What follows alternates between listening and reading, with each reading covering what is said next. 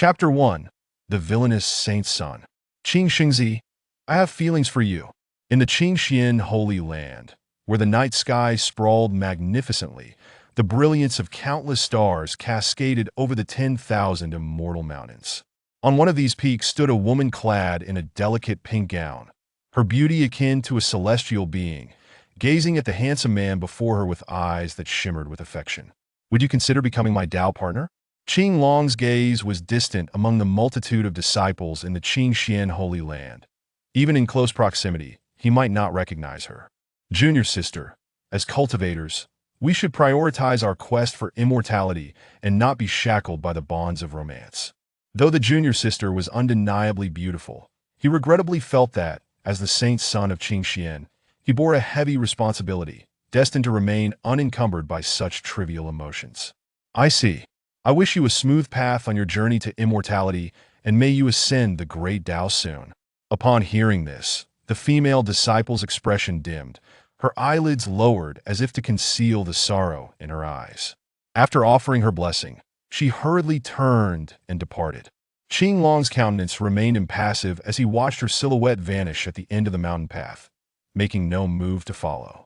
It was not until he heard a teasing sound that he turned to see a tall figure approaching him. TSK, TSK, TSK, yet another junior sister's budding affection has been ruthlessly extinguished by you. Lu Qing adjusted. After 23 years of cultivation, the heart of the saint's son is indeed as unyielding as the tide stone of the Blue Sea Pavilion. Qing Long regarded him coolly and replied, engaging in romantic entanglements will only hinder the pace of cultivation. As the saint's son, you ought to lead by example. Having said that, he dropped the subject and turned to Lu Qinghe. Where is the item I requested? It's right here. Lu Qing's brow brightened as a golden orb of light emerged from within, drifting towards Qing Long. The latter raised his hand to receive it. This was the insight into swordsmanship he sought, a means to break through his current bottleneck and grasp the true essence of the sword. Having obtained what he desired, Qing Long prepared to leave when Lu Qinghe, with a mischievous grin, leaned closer. Did you truly not take a liking to her? In response, Qing Long generously bestowed upon him a glare that conveyed his annoyance. If this fellow were not his childhood companion, he would have already charged him with disrespecting the saint's son based solely on his earlier remarks. Watching Qing Long's elegant retreat, Lu Qinghe couldn't help but murmur to himself, there must be something amiss with your outcome. A mechanical voice devoid of emotion echoed in his mind, coldly replying, in the calculations regarding Qing Long, only the allure of a woman can provoke a significant change in his temperament, leading him down the path of a destined villain. Lu Qinghe retorted without hesitation, what do you mean? What type of woman have I not pursued? Do you see him stirred? Focusing solely on the outcome without offering suggestions is futile. After a brief silence, the voice in his mind responded, the system's calculations are never wrong. Please strive harder and seek alternative methods. With that, the voice fell silent, as though it had never existed. Lu Qinghe rolled his eyes in exasperation. This so-called system had appeared in his mind after he had a moment of enlightenment, intending to defy fate. Recalling the visions that had flooded his mind during that epiphany, akin to a fleeting dream, he pondered how his future self had managed to transform Qing Long from a fervent cultivator into a cruel and malevolent villain. However, he did not wish for Qing Long to become that way. His reluctance stemmed from the fact that this world was fictitious, with everyone's fates predetermined. On the day of his enlightenment, he had glimpsed the essence of the world and witnessed Qing Long as a despicable supervillain among the new generation. Meanwhile, he was relegated to the role of the so-called second-in-command villain, committing all manner of nefarious deeds.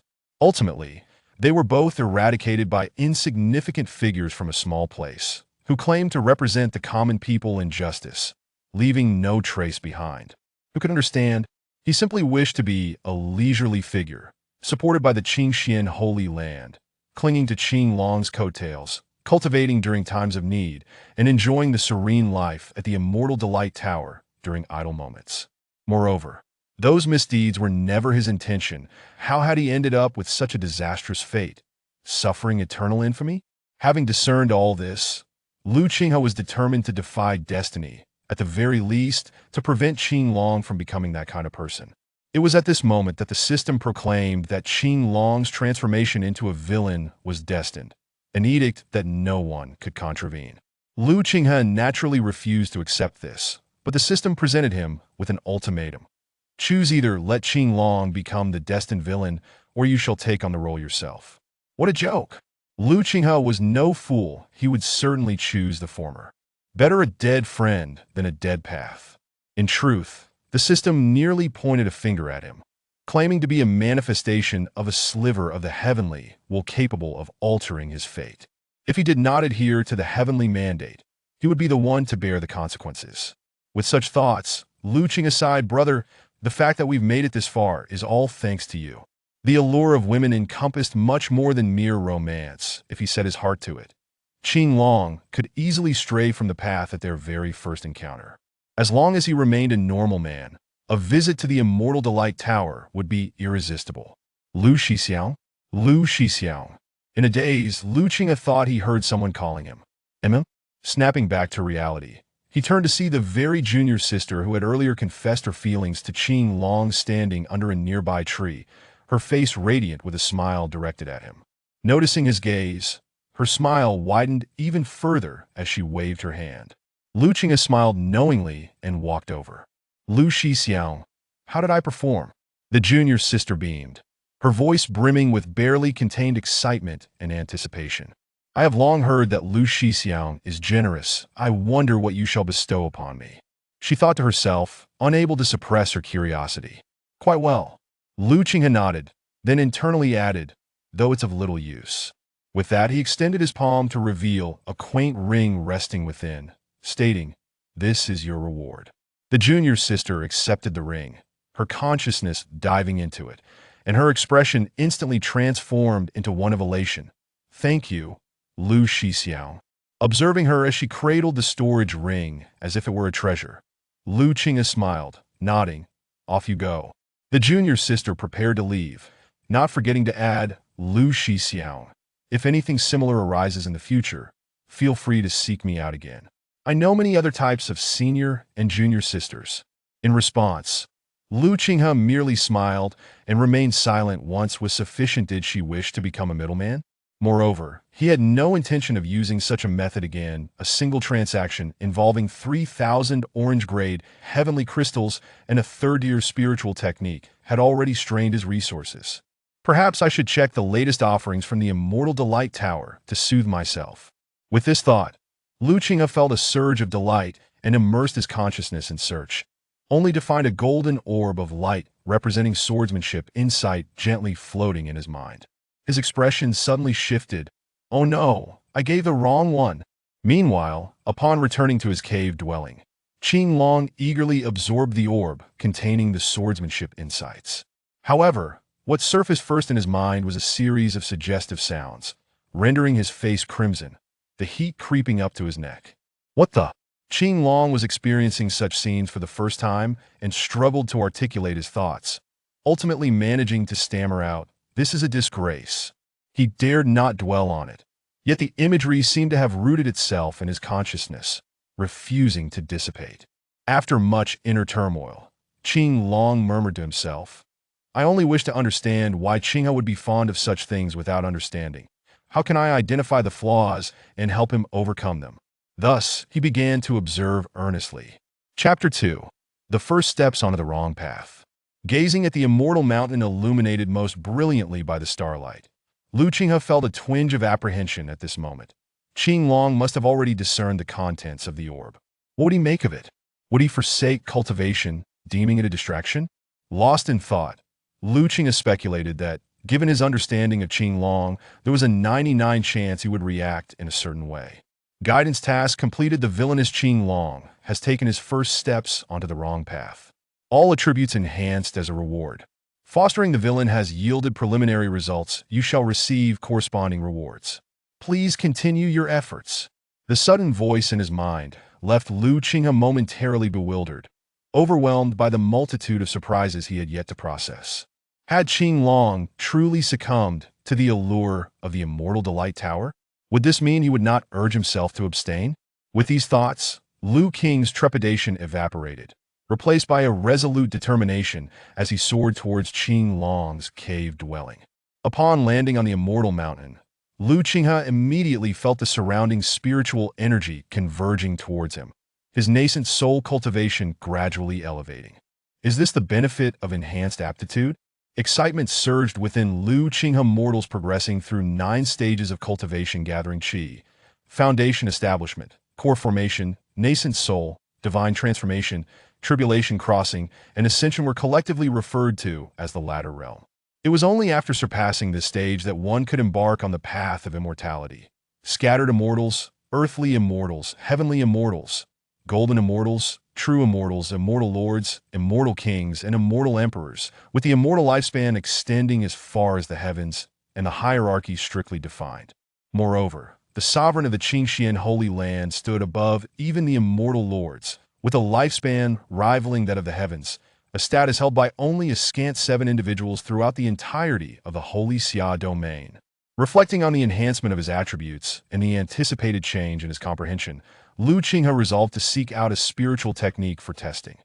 That being said, it is indeed fitting that the esteemed Qingxian sacred land boasts the foremost celestial mountain. The concentration of spiritual energy here is incomparable to that of my own abode.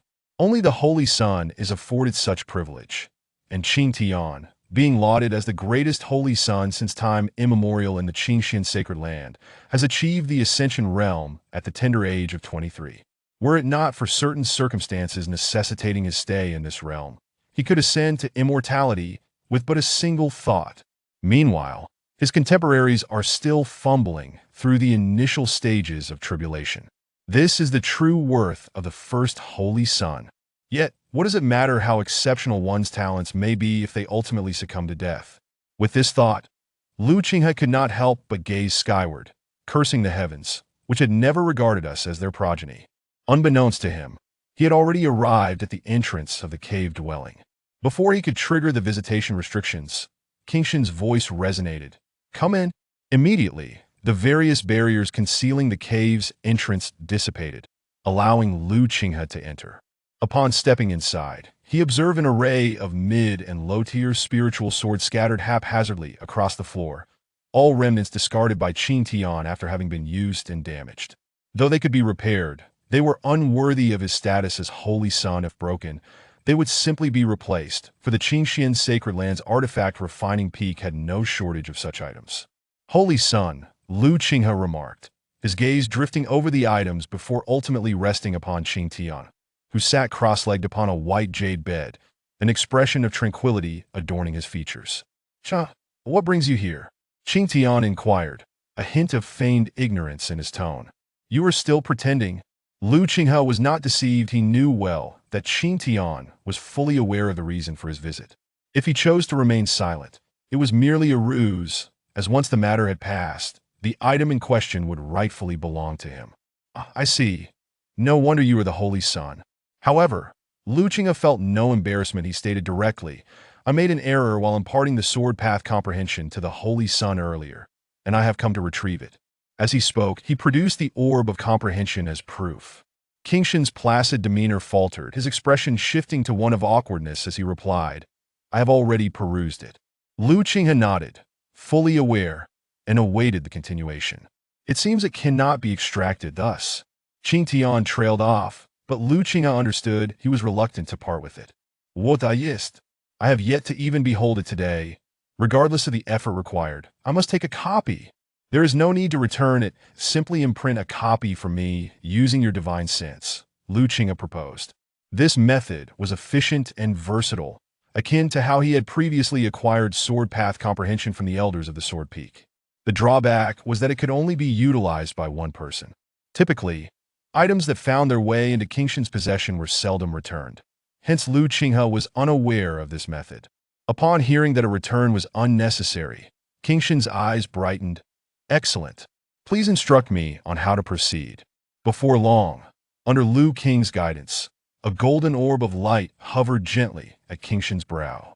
His complexion paled slightly, a sign of excessive divine sense expenditure, but it was of no concern. "From where did you acquire this item?" Qing Tian, captivated by the alluring images within his sea of consciousness, was curious about their origin. This sensation intruded upon his otherwise mundane cultivation life, becoming somewhat addictive. Lu Qinghe stored the orb and cast a teasing glance at him.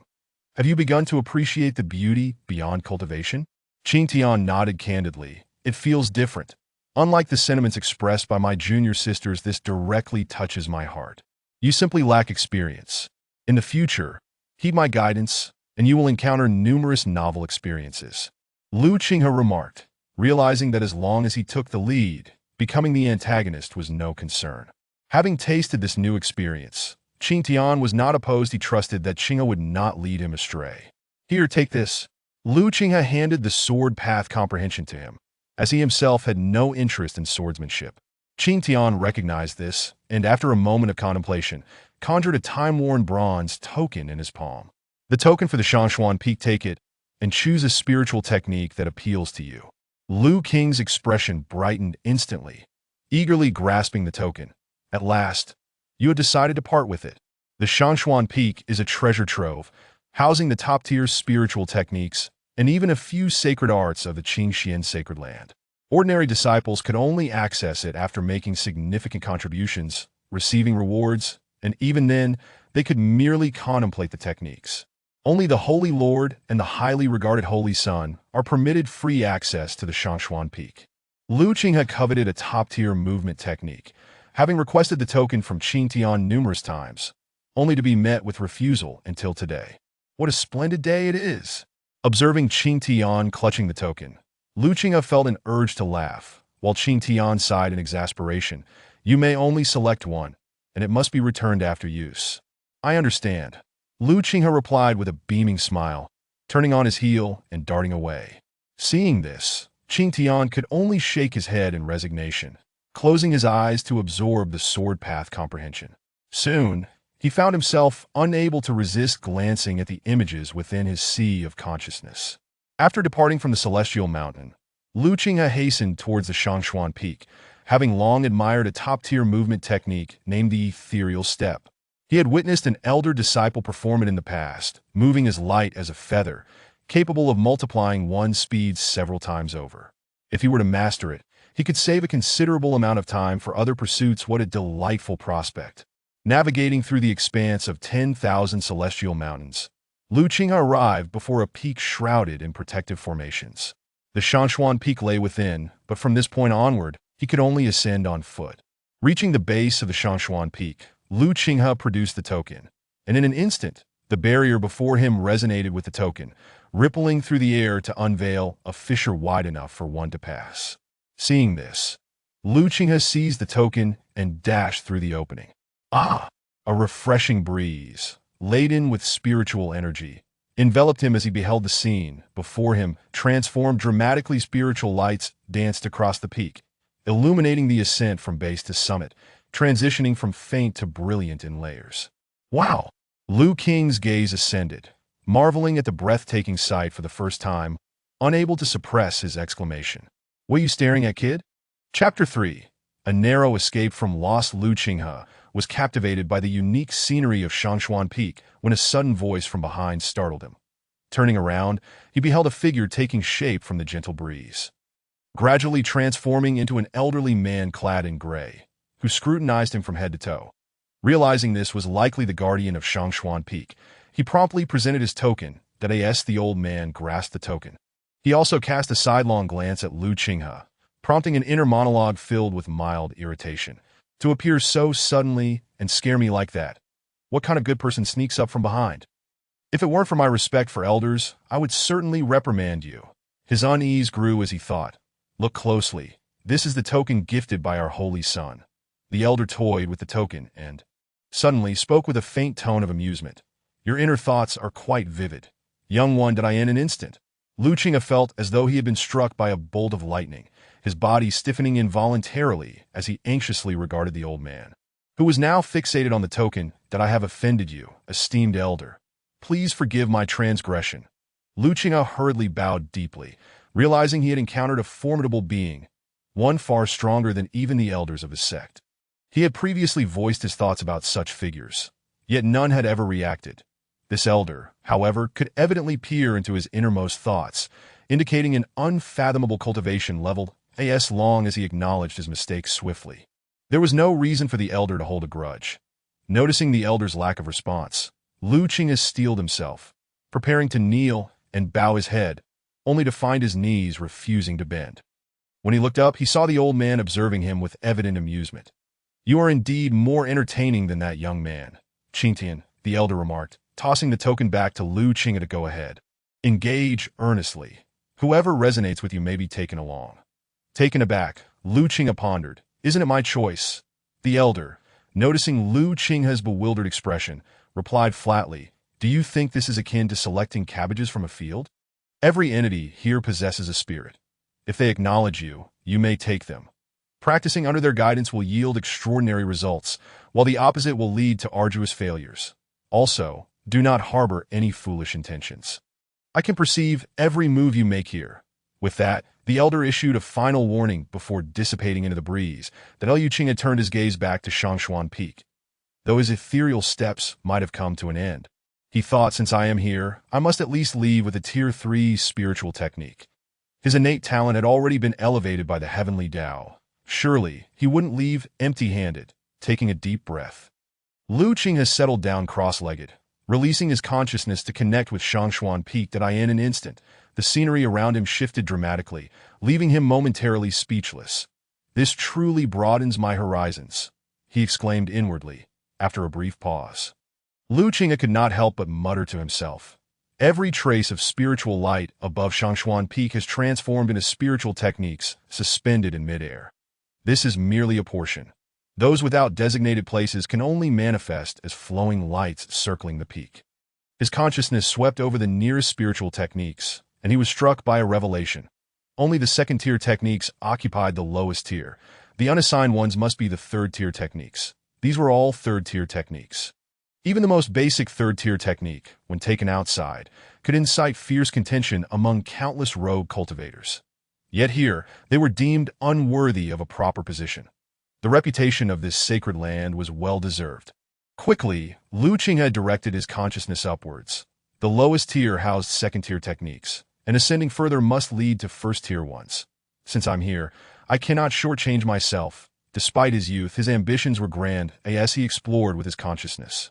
A familiar voice echoed in his mind, laced with subtle derision. Liu Qinghe paid it no heed, assuming it was merely a reaction to his leap from second tier to first tier without pause. However, being new to this realm, he remained unaware that selecting spiritual techniques at Shangshuan Peak required both resonance and adequate qualifications. Each elevation in tier came with restrictions. Should one lack the requisite qualifications, they would be met with overwhelming force upon touching them, flung back to their original position. From the elder's perspective, Lu Qinghe's cultivation was barely adequate, allowing him to reach the status of a true disciple, but he would be repelled upon reaching first tier. After all, even Qingtian had faced this limitation on his first visit, though he had managed to withstand the overwhelming force and barely gained recognition from the celestial arts. After his lighthearted mockery, the elder had ceased paying further attention to Lu Qinghe.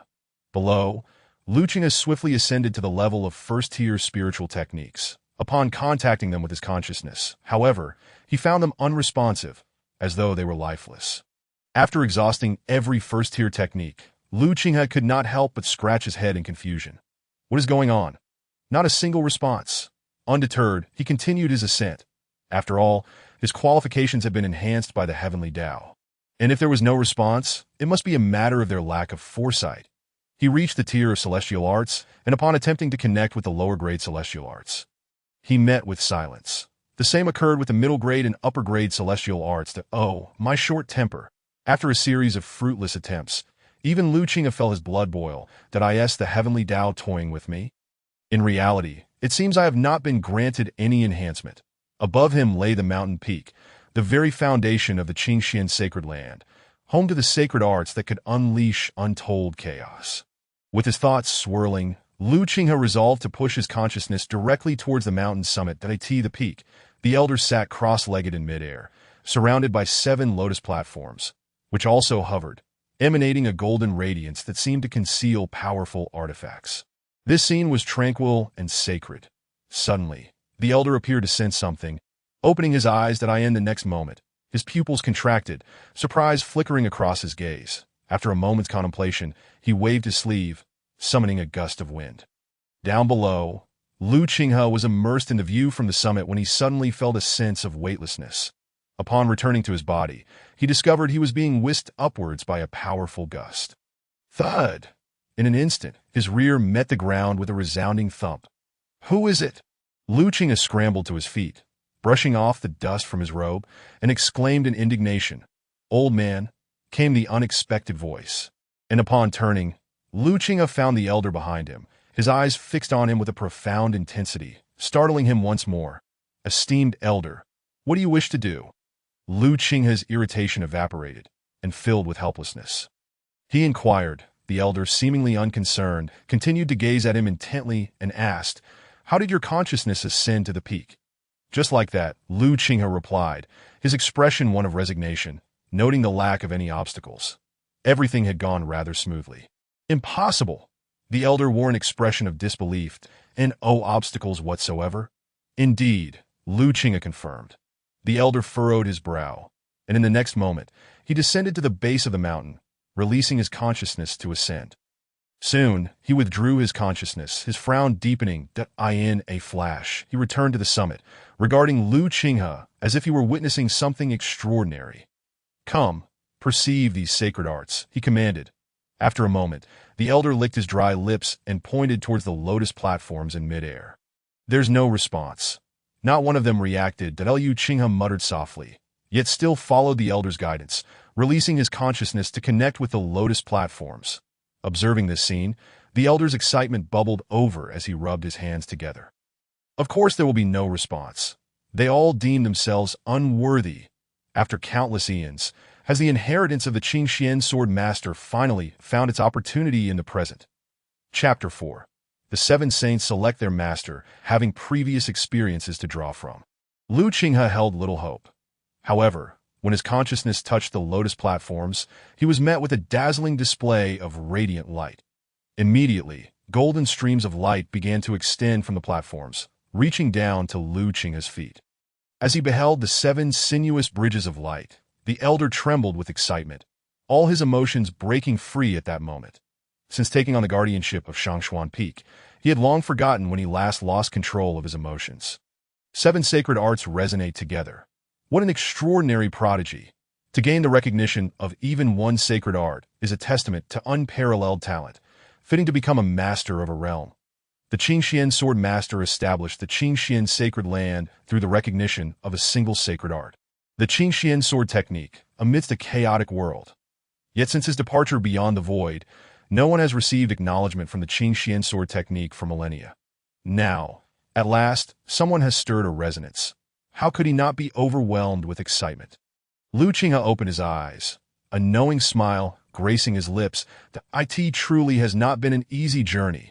He had been harboring a sense of frustration, as none of the spiritual techniques or celestial arts had yielded any response, which had left him feeling disheartened. Now, with the acknowledgement of the seven sacred arts, he finally exhaled the pent-up frustration within him. It was now his turn to select a sacred art. Indeed, receiving the recognition of a sacred art marked his selection, while gaining the acknowledgement of all sacred arts would grant him the opportunity to choose. Which one shall I select? Lu Qinghe murmured, feeling a mix of enthusiasm and trepidation. That I'll choose the Qingxian Sword Technique. Perhaps out of selfishness, the elder quietly reminded Lu Qinghe from the side. Upon hearing this, Lu Qinghe raised his hand to stroke his chin, pondering the Qingxian Sword Technique, a sacred art that resonated with him. And he also gleaned the fundamental information regarding the seven sacred arts. The Qingxian Sword Technique belonged to the founding ancestor, the Qingxian Sword Master, and its significance was self-evident. However, as he was not inclined towards the sword path and held little interest in swords, he decided to dismiss in comparison. The star-treading step beside him resonated more with his heart. This was indeed a sacred art of body technique. Mastering it would allow one to traverse vast distances in a single thought, aligning more closely with his original intentions. The elder, seeing that this youth was utterly disregarding his words, raised an eyebrow in resignation. Then, in a fit of pique, he leapt into the air, returning to his previous position to sit cross-legged with closed eyes. adopting an air of indifference towards the youth that Liu Qinghe, however, was oblivious to him and was eagerly preparing to embrace the star-treading step. Communicating with the flowing light, his consciousness instantly immersed itself into a realm of countless stars. He curiously surveyed this space, and as he gazed into the distance, his eyes suddenly focused. There, at the edge of his sight, he beheld a figure embodying the essence of the stars, leisurely striding towards him.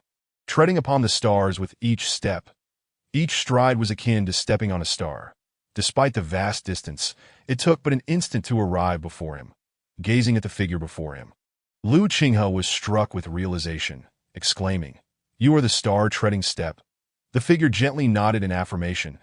Liu Qinghe clicked his tongue in wonder, remarking on the prestige of the sacred art. Truly high-end. The star-treading step emitted a stream of information, which Liu Qinghe received and confirmed. "Indeed, I am certain." The star-treading step nodded once more, and then its form exploded into countless radiant points of light that shimmered brilliantly against the starry sky. These points of light, as if guided by an unseen force, all surged into Liu Qinghe's body. Just as he was absorbing the star-treading step, fierce changes were unfolding in the outside world. The elder looked on in horror at this scene, unable to comprehend how the six sacred arts suddenly erupted. Aside from the lotus platform of the star-treading step, the other 6 lotus platforms erupted with towering beams of light. Piercing into the starry sky, simultaneously, 6 terrifying forces radiated from the Shangxian Peak, swiftly engulfing the entire Qingxian sacred ground. Under the influence of this power, birds fell from the sky, beasts cowered, and disciples trembled in an instant. The sacred ground was shrouded in inexplicable panic, with everyone feeling a sense of dread. Meanwhile, this force continued to ripple outward on the celestial mountain where Qing Long resided. He remained oblivious to the external turmoil, engrossed in the realm of consciousness, shielded from the incoming force by the intertwining black and white streams of light that enveloped his body. Atop Shangxian Peak, the resplendent Qingxian sacred master, clad in a purple-gold robe, appeared, astonished by the spectacle before him. He exclaimed, "Master Wu Tu, what on earth has transpired?" In response, the elder retracted his gaze, casting a meaningful glance at him. Remaining silent, the implication was clear: "Do not ask, for I am as eager to know as you are." Suddenly, a lotus platform erupted violently, and the sacred art within broke free, swirling chaotically in the void. "Not good," the Wuji sword array. Master Wu Tu's pupils constricted as he recognized the sacred art, preparing to suppress it.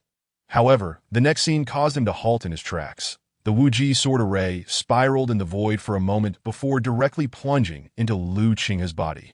Even after living for tens of thousands of years, Master Wu Tu had never witnessed such a spectacle that as he momentarily lost his focus. The remaining 5 lotus platforms subsequently erupted, much like the Wuji sword array, ultimately merging into Liu Qinghe's form.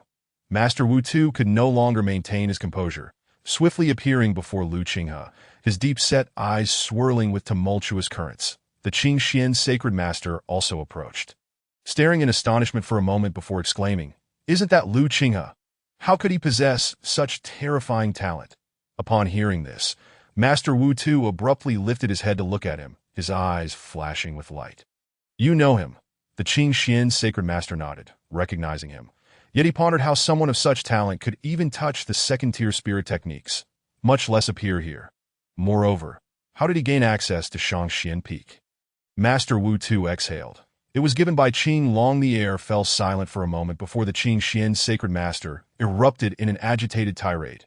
"This brat. I had repeatedly admonished him not to hand over the Shangxian Peak token to others. Did he treat my words as mere whispers in the wind? He truly deserves a reprimand." Master Wu Tu furrowed his brow. "Enough. Dealing with him can wait until later." But he then turned his attention back to Liu Qinghe on the ground. The pressing matter at hand is that this youth is being hastily recognized as the master by the 7 sacred arts, that my original intention was to eliminate him and reclaim the sacred arts. He sighed deeply. "However, since you recognize him, he must be trustworthy. To act otherwise would undermine the prestige of our sacred ground." He was indeed conflicted, while he was reluctant to let the 7 sacred arts be bestowed upon a single individual. This was, after all, one of their own. The Qingxian sacred master furrowed his brow. murmuring in confusion. What could a Yuanying stage disciple possibly have to merit this? Yuanying. Master Wu Tu was taken aback. He is at the transformation stage. Has he been hiding his cultivation from you all? The Qing Xian sacred master replied. In truth, I am not very familiar with him either. Master Wu Tu's expression grew grave as he scrutinized Lu Qinghe for a moment before speaking through clenched teeth. Very well, discussing this further is pointless, then let's wait until he has completed absorbing the sacred arts. Then we shall interrogate him about his intentions. Should he harbor ulterior motives within the Qing Xian sacred ground? We shall strike him down on the spot. As he spoke the final words, his murderous intent became palpable, causing the Qing Xian sacred master to adopt a serious demeanor. But he then inquired, but what if he does not? A flicker of excitement crossed Master Wu Tu's face, still retaining an edge of murderous intent. Then we shall cultivate him with all our strength. If another prodigy emerges alongside Qing Long, is that not a blessing for Qing Xian? Chapter 5. The fusion of sacred arts. Lu Qinghe remained oblivious to the happenings outside. At this moment, he stood in the starry realm, staring in bewilderment at the 6 sacred arts before him. What you mean is, you all wish to follow me. After just completing the inheritance of the star-treading step, he was truly dumbfounded at the sight of the other 6 sacred arts before him. To resonate with the 7 sacred arts signified the heavens were taking action. Yet, it was astonishing that these sacred arts were willing to follow him at all costs. One could only say that heaven truly favored him. While he felt elated, Lu Qinghe maintained his composure, suppressing the excitement within, but he shook his head. No, you are all the foundation of the sacred ground, he considered it, but he was certain that should he proceed with such a course of action, he would certainly not survive to leave Shangxian Peak today. Upon hearing this, one of the sacred arts released a thought that left Lu Qinghe dumbfounded. This is a formation left behind by a saint, known as the Wu Ji Sword Array, which possesses the power to slay saints. The implication was simple. Anyone who dared to voice dissent would be struck down by a single sword. Subsequently, the Qing Xian sword technique echoed the same sentiment. Whoever it recognized would become the future master of the Qing Xian sacred ground, and anyone who dared to oppose would be eradicated. Lu Qinghe grinned, as if envisioning a certain scene. This is quite exhilarating. Ahem, since you all say so, it would be rather pretentious of me to refuse. Regaining his composure, he cleared his throat and declared solemnly, Then let it be. Upon hearing this, the 6 sacred arts were instantly filled with joy, transforming into streams of light that dove into Lu Qinghe's body. Initially taken aback, he soon became alarmed. Wait, not all at once. The magnitude of the sacred arts was incalculable, and with 6 of them converging, the immense volume nearly threatened to burst Lu Qinghe's consciousness sea.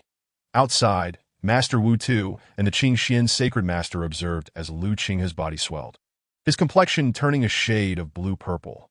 Enough, let us channel spiritual energy to him.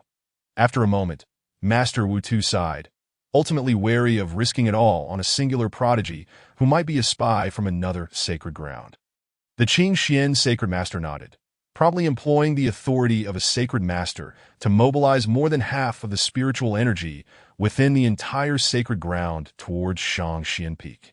With a vast amount of spiritual energy pouring in, Lu Qinghe's body began to absorb it fervently, and his complexion gradually returned to normal.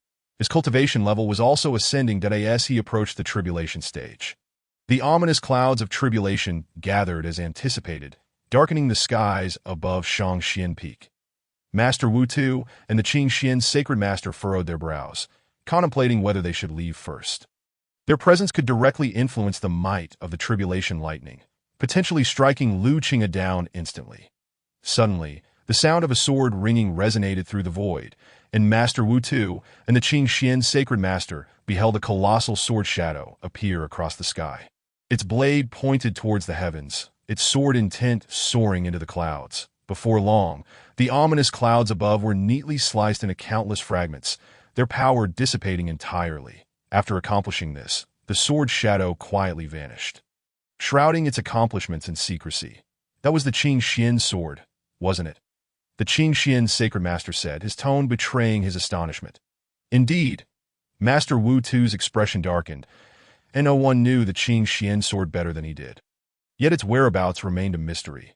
Perhaps this young lad before him held the key to its location. This thought. He fixed his penetrating gaze on Lu Qinghe. This moment. Lu Qinghe was entirely unaware of the external circumstances. The sudden influx of 7 sacred arts placed immense pressure upon him, and he was pouring all of his mental energy into the task at hand. Time flowed swiftly, and half a month passed by quietly. For Master Wu Tu, this was less than a period of seclusion, yet his excitement exceeded even the exhilaration of a breakthrough in cultivation. Finally, Lu Qinghe's body, which had remained silent for half a month, showed signs of response. The moment Lu Qinghe opened his eyes, he was startled to find Master Wu Tu gazing intently at him, causing him to jump back. Senior, that he hurriedly rose to pay his respects.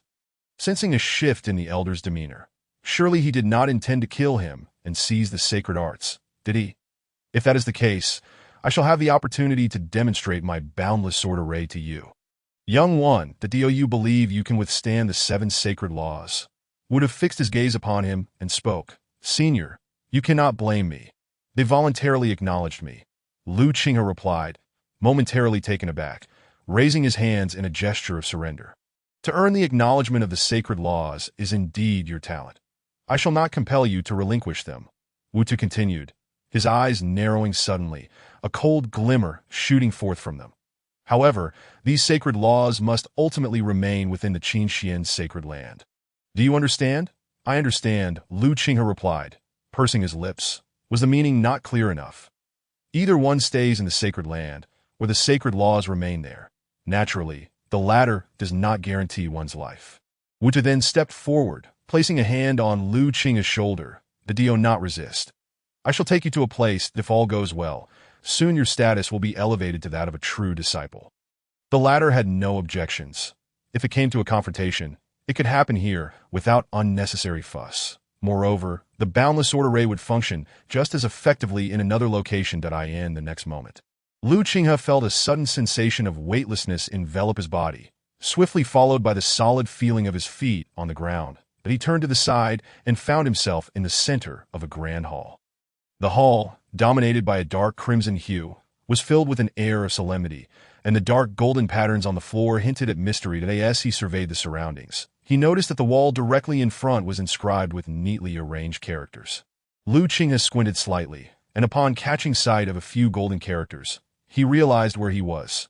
The Qingxian Sacred Lands Regulations. Is this the Regulation Peak? Not a single disciple of Qingxian was unaware of the formidable reputation of the Regulation Peak, a place that instilled fear in many disciples. This was Lu Qinghe's first visit here in all these years, and it felt somewhat peculiar since he had not committed any offenses. Wu Tu did not respond, but instead sent out a message.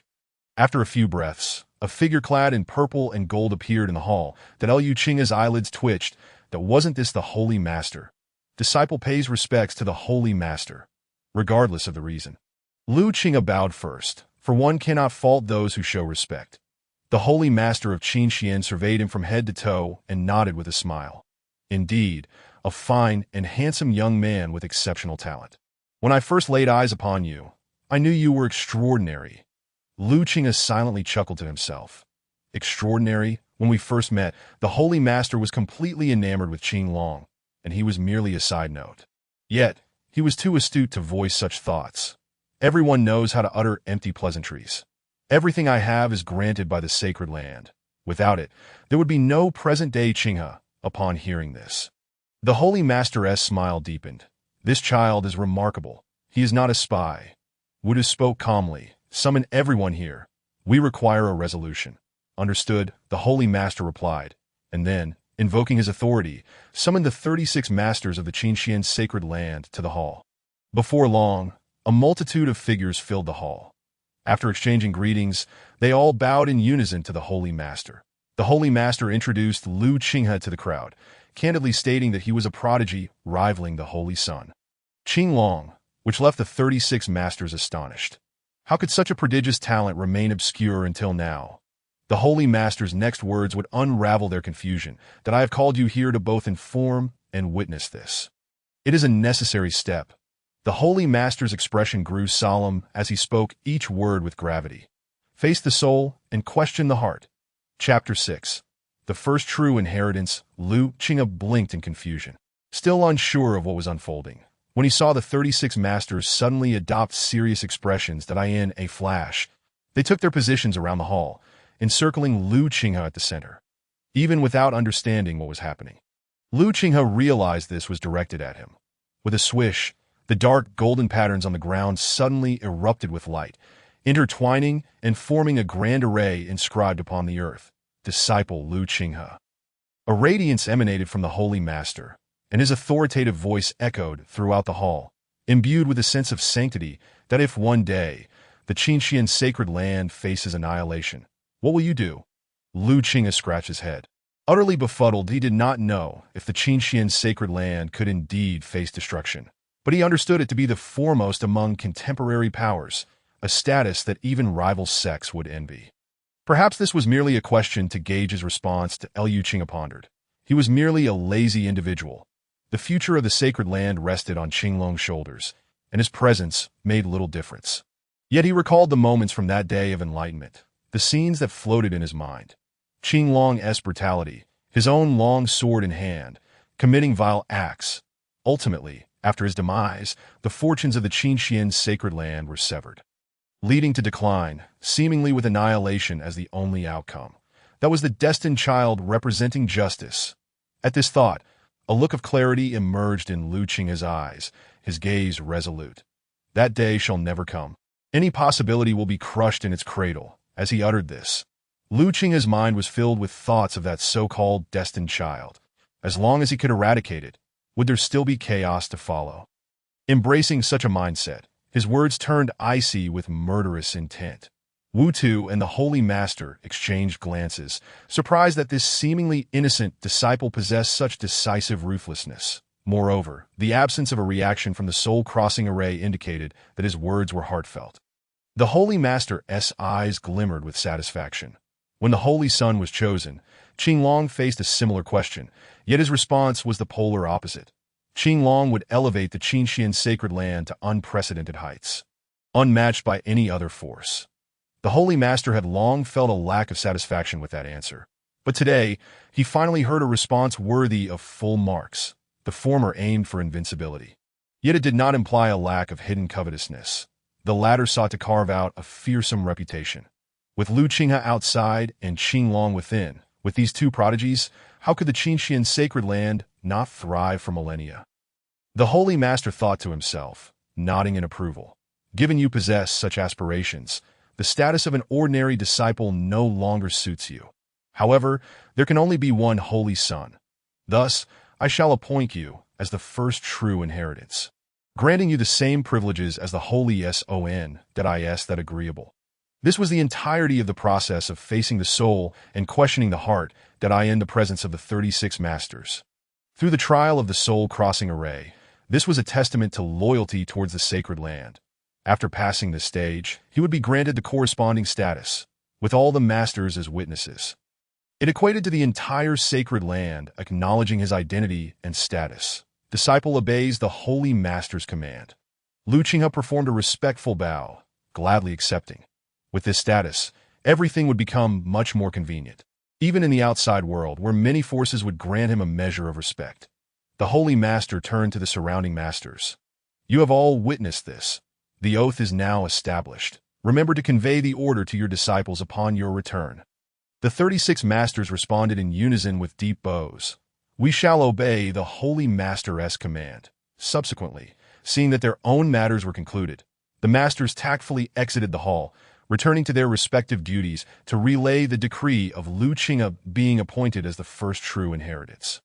Most of the disciples who received this news wore expressions of bewilderment. Who is Lu Qinghe? Of course, there were those who recognized him, and some were even familiar with him. Upon learning that he had become the first true inheritance disciple, they experienced not only confusion but also shock and skepticism. They were somewhat aware of what kind of person Lu Qinghe was. How could he suddenly transform into the first true inheritance, surpassing the 36 true disciples? Wait, what qualifies him for this? All of this quietly circulated and fermented among the disciples. As for Lu Qinghe, the person in question, he remained blissfully unaware, still in the grand hall of the Regulation Peak. His eyes widening in disbelief. I am to participate in the Seven Saints Grand Competition? The great tides of the world ebb and flow. This so-called Seven Saints Grand Competition is a united challenge from the worldly powers directed at the seven major sacred lands. A loss would mean a fall from their position within the sacred land. Liu Qinghe truly did not expect that, having just been appointed as the first true inheritance disciple, this matter would land upon his shoulders. If they were to lose, he would become a sinner of the entire sacred land. Not long after the 36 masters departed, Wudu exchanged a few pleasantries before returning to the Upper Xian Peak, leaving only the Holy Master and Liu Qinghe behind. Unable to endure the Holy Master's beaming gaze any longer, Liu Qinghe mustered his courage and asked, "Does the Holy Master have any further matters?" And thus, it turned into this that it was not that the disciple was unwilling. Rather, those who participated in the competition were all at the level of holy sons and holy daughters, entrenched in the tribulation stage for many years. Liu Qinghe wore a bitter expression that I have just entered the tribulation stage. Is this appropriate? Appropriate. It is exceedingly appropriate. The Holy Master replied with an air of certainty. Possessing the seven sacred laws, you should be invincible at the same level, if not surpassing it. Moreover, Qinglong would be participating as well. With him backing you up, what is there to fear? Go all out. Even if the heavens were to collapse, this Holy Master can support you. With that, the Holy Master patted Liu Qinghe on the shoulder, his figure transforming into a gust of fresh wind and vanishing, leaving Liu Qinghe's expression gradually turning peculiar. So, I not only have the Holy Sun as my support, but also the Holy Master as a colossal figure behind me? Liu Qinghe's eyes gleamed with excitement. Haha, does this not allow for some freedom to act? As he contemplated certain matters, the gloom within Liu Qinghe regarding the upcoming Seven Saints Grand Competition dissipated significantly, and he hummed a little tune as he left the hall. Liu Qinghe.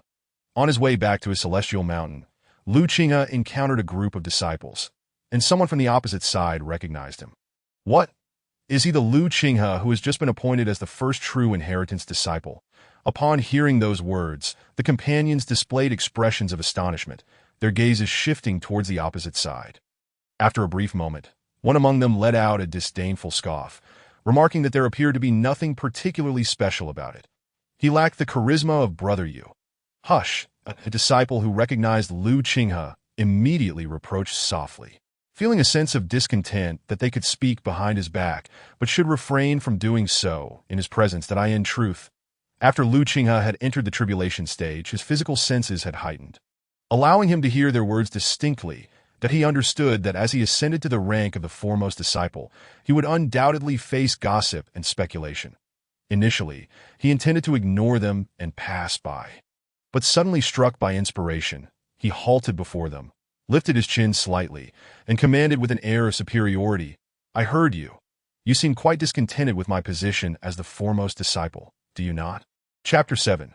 You and you, Brother Liu. That is not the case. Slap. The disciple who recognized Liu Qinghe attempted to explain, but a crisp slap silenced his remaining words. The other accompanying disciples, witnessing this scene, were instantly filled with rage and prepared to retaliate, only to be restrained. The disciple, slightly tilting his face, revealed a vivid red imprint from the slap, which stood out starkly. Despite this, he still raised his hand to hold back the agitated disciples behind him. Liu Qinghe, now the foremost disciple, held a status that was anything but ordinary. Any act of aggression would inevitably lead to severe consequences. That a shadow flickered in his eyes as he turned away, his smile returning. Brother Liu, truly, there is nothing of the sort. With a cold snort, Liu Qinghe retorted, "Just because you say it isn't so, does that make it true? I declare it is so." With that, he reached out to gently pat the disciple's cheek, stating, "I am now the foremost disciple, my status surpassing that of the 36 true disciples, second only to the Holy Sun. Before you speak ill of me, you ought to inquire about my relationship with the Holy Sun."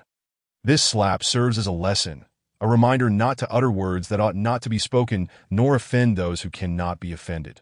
Retracting his hand, Liu Qinghe added languidly, "Consider this an education in the ways of the world." Upon hearing this, the disciple who had been struck clenched his fists, feeling the absurdity of being beaten only to be forced to express gratitude. However, given the current circumstances, he had no choice but to comply. Resigning himself to the situation, gritting his teeth, "Thank you, Brother Liu." Liu Qinghe laughed heartily. "Well said. With that, he swaggered away, his boisterous laughter echoing in the ears of the disciples, grating on their nerves. However, once Lu Qinghe had completely departed, the disciples dared to engage in a spirited discussion, while also expressing concern for the one who had been struck. In response to their inquiries, the disciple touched the side of his face that had been slapped. His eyes cold. "I'll go find brother Yu, an ordinary disciple." No one would care if he was beaten, especially since the assailant was now the newly appointed foremost disciple. At this juncture, his only recourse was to seek out the true disciples of the Discipline Peak, namely Yuhenyu. Meanwhile, Lu Qinghe mentally berated himself for his earlier behavior, realizing he had indeed come across as a tyrannical villain. Although that was not his true intention, he needed to cultivate an image of arrogance and excess for the forthcoming arrangements. Moreover, he planned to tarnish the reputation of Qing Tianlong naturally. The disciples of the Qing Tian Holy Land had already formed a deeply entrenched view of Qing Tianlong, and altering that perception would not be an overnight endeavor. Next, it would be interesting to observe the reactions of the Discipline Peak disciples. Lu Qinghe stretched lazily, feeling quite busy. He calculated the time and decided it was time for a new offering at the Immortal Delight Pavilion. He made up his mind to head there and bring a portion for his good brother as well. Resolute in his decision, he turned and exited the Qing Tian Holy Land. Little did he know, ever since he left the Discipline Peak, a pair of eyes had been silently watching him. In the starry sky, radiant clouds stretched across the horizon as the Qing Tian Holy Master slowly opened his eyes. A smile gracing his features. He intends to establish his authority right after becoming the foremost disciple. Does he? The Holy Master observed everything Lu Qinghe had done concerning the Discipline Peak disciples, discerning deeper intentions behind his actions. The swiftest way to establish authority was to set an example, and it appeared that the Discipline Peak was to be the unfortunate victim this time. As for the destination Lu Qinghe had in mind, the Holy Master was well aware. After all, prior to the soul-searching inquiry, he had thoroughly investigated Lu Qinghe, leaving no stone unturned. He was also aware of Lu Qinghe's penchant for visiting the Immortal Delight Pavilion. The Holy Master regarded this as a trivial matter. No one is perfect, and it was natural for a young man to harbor worldly desires, as long as he did not lead Qing Tianlong astray. Atop a resplendent celestial mountain illuminated by starlight, a beam of light cascaded down, pouring into the cave dwelling that had been carved out. You mean to say, upon returning from your mission, you encountered Lu Qinghe, who has just been appointed the foremost disciple, and he overheard your discussions? Inside the cave, a youth clad in a black robe sat leisurely at a stone table, brewing tea. His every movement exuded an air of composure, as if nothing could disturb his tranquility. At the entrance of the cave, the disciple who had been struck by Lu Qinghe stood with his head bowed, exhibiting utmost respect. "Yes, that is why I received a slap," he replied in a low voice, the imprint on his face appearing freshly made. Upon hearing this, Yuhenyu raised his gaze, scanning the disciple's face before returning his attention to the teapot. That slap may not have caused significant harm, but the humiliation is profound. Otherwise, you would not have sought me out. Remove that mark. I have seen it. The disciple fell silent, silently channeling spiritual energy, causing the slap mark on his face to swiftly vanish. Yuhenyu continued, "You seek my assistance. As a true disciple of the Discipline Peak and your senior brother, I ought to restore justice for you. Yet, it is Lu Qinghe who has done this." Sighing, he acknowledged that as a true disciple, he naturally garnered special attention from the Lord of the Discipline Peak. While conveying the news of Lu Qinghe's advancement to the other disciples, Yuhenyu had also received another warning. Unless absolutely necessary, do not engage with Lu Qinghe. This child is currently favored by the Holy Master. These were the exact words of the Lord of the Discipline Peak. Thus, at this moment, Yuhenyu truly did not wish to confront Lu Qinghe. The disciple, feeling anxious, implored Brother Yu. If Yuhenyu did not advocate on his behalf, then what recourse did he have? Had he endured that slap in vain? After all, he was not the one making the remarks. It was utterly unjust to receive such a blow. Very well. Should an opportunity arise, I will speak on your behalf and see if I can secure some form of compensation. Yuhenyu closed his eyes, adding, "As for the rest, do not dwell on it." Seeing his resolute attitude, the disciple refrained from further protest, letting out a resigned sigh as he clasped his fists. "Thank you, Brother Yu." With that, he turned to exit the cave. Once the disciple departed, Yuhenyu poured himself a cup of tea, took a delicate sip, then frowned and set it down. There lingered a trace of murderous intent that it was indeed unwise to meet with others at this moment. At this time, Yuan Yu's demeanor was starkly different from before, his icy words now laced with a chilling intent. Crack! As his words fell, the teacup in his hand shattered, tea spilling forth and soaking his palm and sleeve. This scene rendered Yuan Yu's expression exceedingly somber, as dark flames erupted unexpectedly from his hand. The teacup disintegrated into dust in the flames, unable to withstand even a moment. The water was naturally evaporated. But along with it, a portion of his sleeve was consumed. Heh! Yuan Yu let out a cryptic chuckle, the black flames surging wildly, enveloping him entirely, while he erupted into a gradually unrestrained and maniacal laughter. Chapter 8. Unseen Lu Qinghe hummed a cheerful tune as he descended upon Qing Tianlong's celestial mountain, clearly in high spirits. That visit to the Immortal Delight Pavilion had not only yielded the latest offerings, but it also allowed him to experiment with the star-treading technique. A testament to the holy law. While his cultivation did not enable him to traverse as effortlessly as depicted in the teachings, he nonetheless moved with remarkable speed, leaving ordinary, celestial vessels trailing behind in his wake. It did not take long for him to traverse the distance between the Holy Land and the pavilion. Sensing Lu Qinghe's arrival, Qing Tianlong exited his cave, curiosity evident on his face. What have you been up to for the past half-month? You have transformed from an ordinary disciple into the foremost disciple. The regulations of the Holy Land were strict, with a significant emphasis on status. Ordinary disciples and true disciples existed in entirely different realms. They recognized my exceptional talent, and in light of your standing, they made an exception to elevate my status. Lu Qinghe grinned, not intending to divulge the matters concerning the holy law to Qing Tianlong, as it entailed too much complexity and no good could come from it. Qing Tianlong scrutinized him closely, remaining silent. His gaze was unmistakably clear. Having grown up together, he understood Lu Qinghe well enough. If he chose not to speak, so be it. Lu Qinghe, unperturbed, maintained his smile. You need to believe me. The Holy Master has invited us to participate together in the Seven Saints Grand Competition. Qing Tianlong was genuinely skeptical. If Lu Qinghe could indeed participate, why would he suppress his cultivation? The Seven Saints Grand Competition only permitted the Holy Sun to participate by default, while others required rigorous selection to join. How could he possibly gain entry through mere words? Not long ago, ordinary disciples had signed up for the selection of the Seven Saints Grand Competition, and this individual showed not the slightest interest. If I can participate directly, what then? Lu Qinghe challenged. What do you intend to do? Qing Tianlong retorted coolly that if I am granted direct participation during the Seven Saints Grand Competition, you will heed my commands. And if I tell you to go east, you must not go west. How does that sound? Lu Qinghe articulated his demands as if he had long planned this. Qing Tianlong smiled knowingly, all right, upon concluding his statement. He paused momentarily and added, let me remind you, in due course, the Sacred Land will select 7 individuals from the 36 true disciples to participate in the Seven Saints Grand Competition at that time. We shall see if you are among them. Lu Qinghe understood. It appeared that after the selection of ordinary disciples, true disciples would also undergo a process of elimination. However, this bore little relevance to him, given that the choice of the Saint Lord was already determined.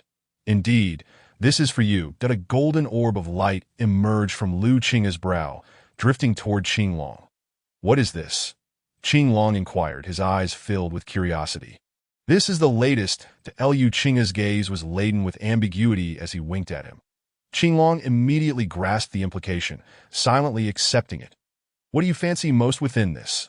After pondering for a moment, Lu Qinghe could not suppress his curiosity and leaned closer to inquire. Qinglong blinked, remaining silent. Upon further inspection, he noticed that his points of interest were somewhat peculiar, yet felt embarrassed to articulate them. Noticing his reticence, Lu Qinghe began to guess. Is it looks? Qinglong did not respond. The Azure Xian Sacred Land housed numerous breathtaking female cultivators, many of whom Lu Qinghe had previously employed, that if there were any feelings, they should have emerged by now. What about attire or dance? Lu Qinghe continued with 2 more guesses, but Qinglong remained unresponsive. Reflecting on what remained within that content, Lu Qinghe's eyes lit up, a smirk dancing upon his lips. Could it be feet? This time, A flicker of change crossed Qinglong's expression. However slight, it was nonetheless perceptible. Oh, Lu Qinghe wore a mischievous grin. Do not feel embarrassed. I share the same inclination. Qinglong could no longer maintain his composure. A hint of embarrassment coloring his features. I cannot quite fathom why, but after the initial few times, my gaze would invariably be drawn to Lu Qinghe patted his shoulder. It is perfectly normal. Everyone possesses their distinct aesthetic preferences. And there is no need for surprise. We are alike in this regard. Seeing Qinglong still in that state, Lu Qinghe had no choice but to shift the topic, producing the token from the upper Xian Peak and handing it to him.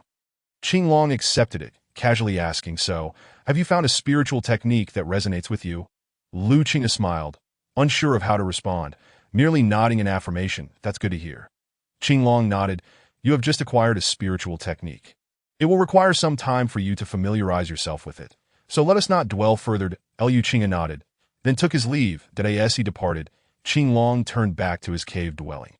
The following day, Lu Qinghe sat cross-legged in mid-air, with a few spirit fruits placed simply upon a stone table. This was his cave, stripped down to the essentials. The cave dwellings of ordinary disciples bore little distinction.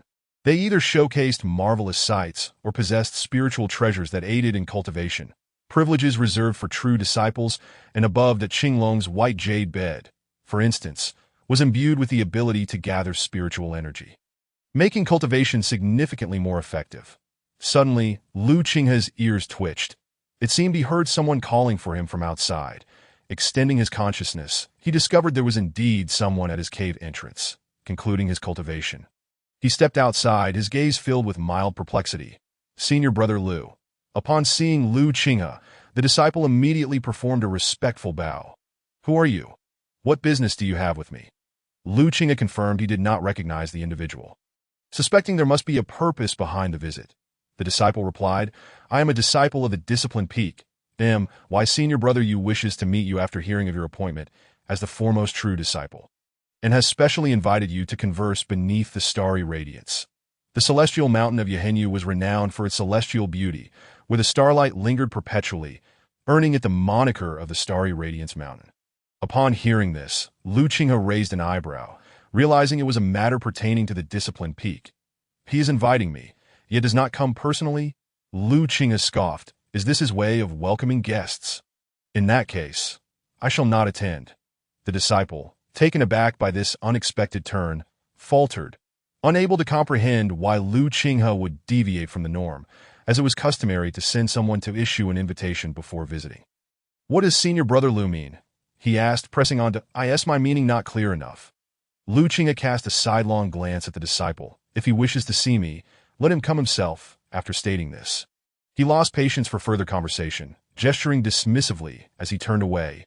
"Now go back and convey my words to your senior brother Yu." As the restrictions of the cave reasserted themselves, the disciple sighed in resignation, turning to return to his true disciple. This first true disciple is unlike the others. In Yuhenyu's cave, the disciple who had delivered the message stood respectfully by, while Yuhenyu continued to steep tea. His black robe now swapped for a gray one. Did he say that? Yuhenyu's tone was ambiguous as he spoke, a faint crack emerging on the teapot before him, a subtle fracture running vertically through its body.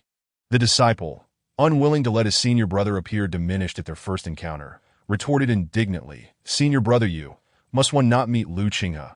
He has only just become the foremost true disciple, yet presents himself in such a manner. Even Shengzi Qinglong never behaved this way."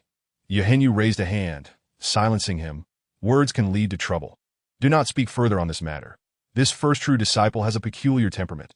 If he does not wish to attend, so be it. Tomorrow, there will be a gathering among the true disciples. I shall have a proper conversation with him then." Chapter 9. Teaching you the ropes. Lu Qinghe practiced diligently for an entire day without another visitor, leading him to believe there would be no further interruptions, which he found somewhat disappointing. Until the next day, when a message from the elder of Tianqing Peak prompted him to exit his cave with a disgruntled expression.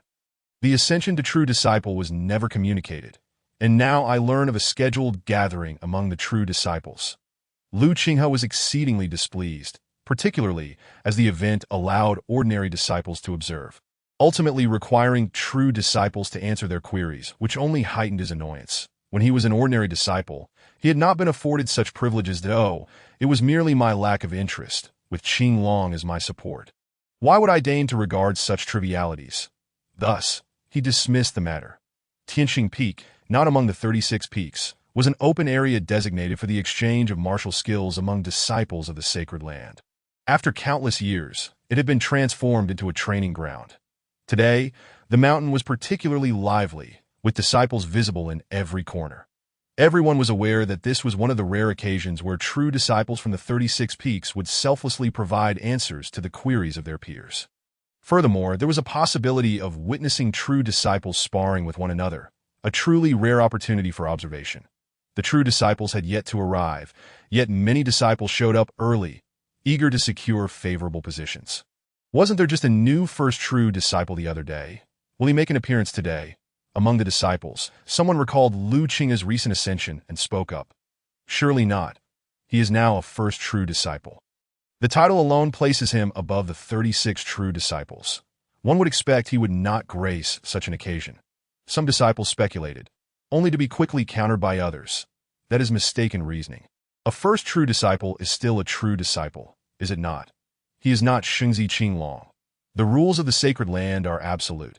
He will surely attend today, though we ought to see for ourselves what kind of divine being can leap past the 36 true disciples without making a name for himself.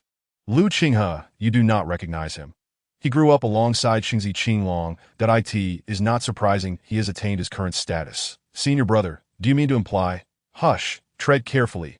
We cannot discuss Shengzi Qinglong so openly. It suffices to keep such thoughts to ourselves that as they waited, the conversation among the disciples gradually gravitated toward Lu Qinghe. Those familiar with him began to educate those who were not, and in a short span, Lu Qinghe's renowned soared, with nearly every disciple present becoming aware of him. Yet his reputation seemed somewhat tarnished, as many believed he was merely riding on the coattails of his association with Qinglong. Benefiting from their shared upbringing, it was not until the first true disciple descended gracefully that the chatter subsided, eliciting gasps of awe from the surrounding disciples. The newcomer landed directly within the training ground, his robes billowing, exuding an air of elegant refinement, appearing to be in his early 20s, strikingly handsome. Greetings, Brother Chu, a disciple from the Sword Peak, immediately bowed in reverence, his voice resonating through the air. Chu Xiao, upon hearing the greeting, let a smile grace his lips, responding with a courteous gesture directed toward the source of the voice. Upon witnessing the response from their esteemed true disciple, the followers of the Sword Peak instantly transformed into fervent admirers, erupting into wild cheers. This spectacle elicited disdainful expressions from the disciples of the neighboring peaks, who would certainly not have behaved in such a manner. Soon after, the second true disciple, Ning Luo from the Symbolic Peak, arrived. Her endearing and playful demeanor prompted a chorus of excited howls from the male disciples of Symbolic Peak, some of whom had previously displayed their disapproval. As time passed, more true disciples made their entrance, culminating in the appearance of the elder from the Skywalking Peak.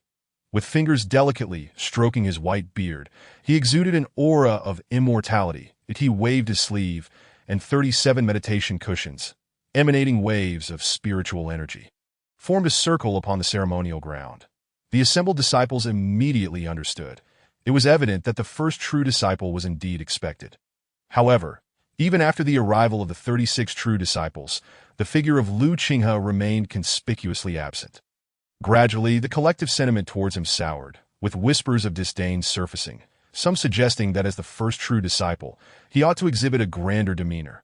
The elder from Skywalking Peak, feeling the tension, found it increasingly difficult to contain his frustration. He had not anticipated such an egotistical temperament from Lu Qinghe, who was now delaying the proceedings. With everyone's time being precious, it was evidently unreasonable to keep the assembly waiting for a single individual.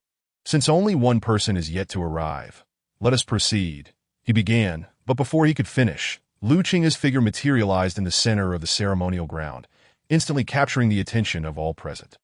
Shall we begin? Lu Qinghe inquired, surveying the peculiar atmosphere. Indeed, we are about to commence. Please take your seat, the elder from Skywalking Peak replied, inwardly thinking how timely his arrival was. Lu Qinghe looked around. He noticed only one cushion remained unoccupied and boldly stepped over to sit down. No sooner had he settled than a voice laced with sarcasm reached his ears that as expected of the first true disciple. While we all made an effort to arrive early, the first true disciple chose to do the opposite, keeping us all waiting. Liu Qinghe raised an eyebrow and followed the sound, spotting a figure in a gray robe sitting cross-legged directly across from him. Their gaze unwavering and a faint, enigmatic smile playing at their lips. "And you are?" Liu Qinghe asked, certain he did not recognize this individual. With a smile, the figure responded, "I am Yu Hinyu from the Disciplinary Peak." Upon hearing this, Liu Qinghe's expression shifted to one of realization that, you are the one who sought to meet me yesterday, but sent a junior disciple to relay your message. And oh wonder you speak with such sarcasm. It is quite understandable. Yet do not presume that I am so easily manipulated. Did I not inform you that if you wish to see me, you should come directly? Did your junior not convey that to you? Yu Hinyu paused, taken aback.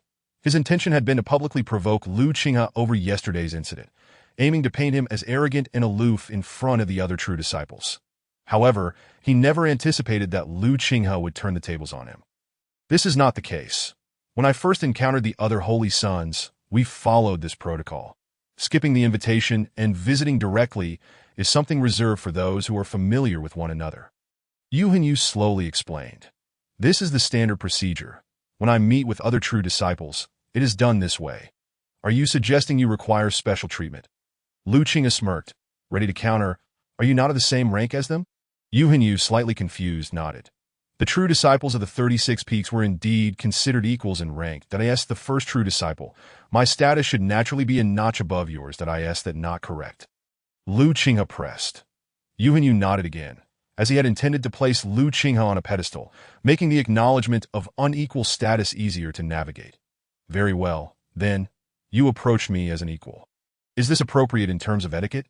Liu Qinghe continued. However, I do not hold it against you. Rather, I will inform you that you should have come directly. Yesterday, I waited an entire day in my cave for you.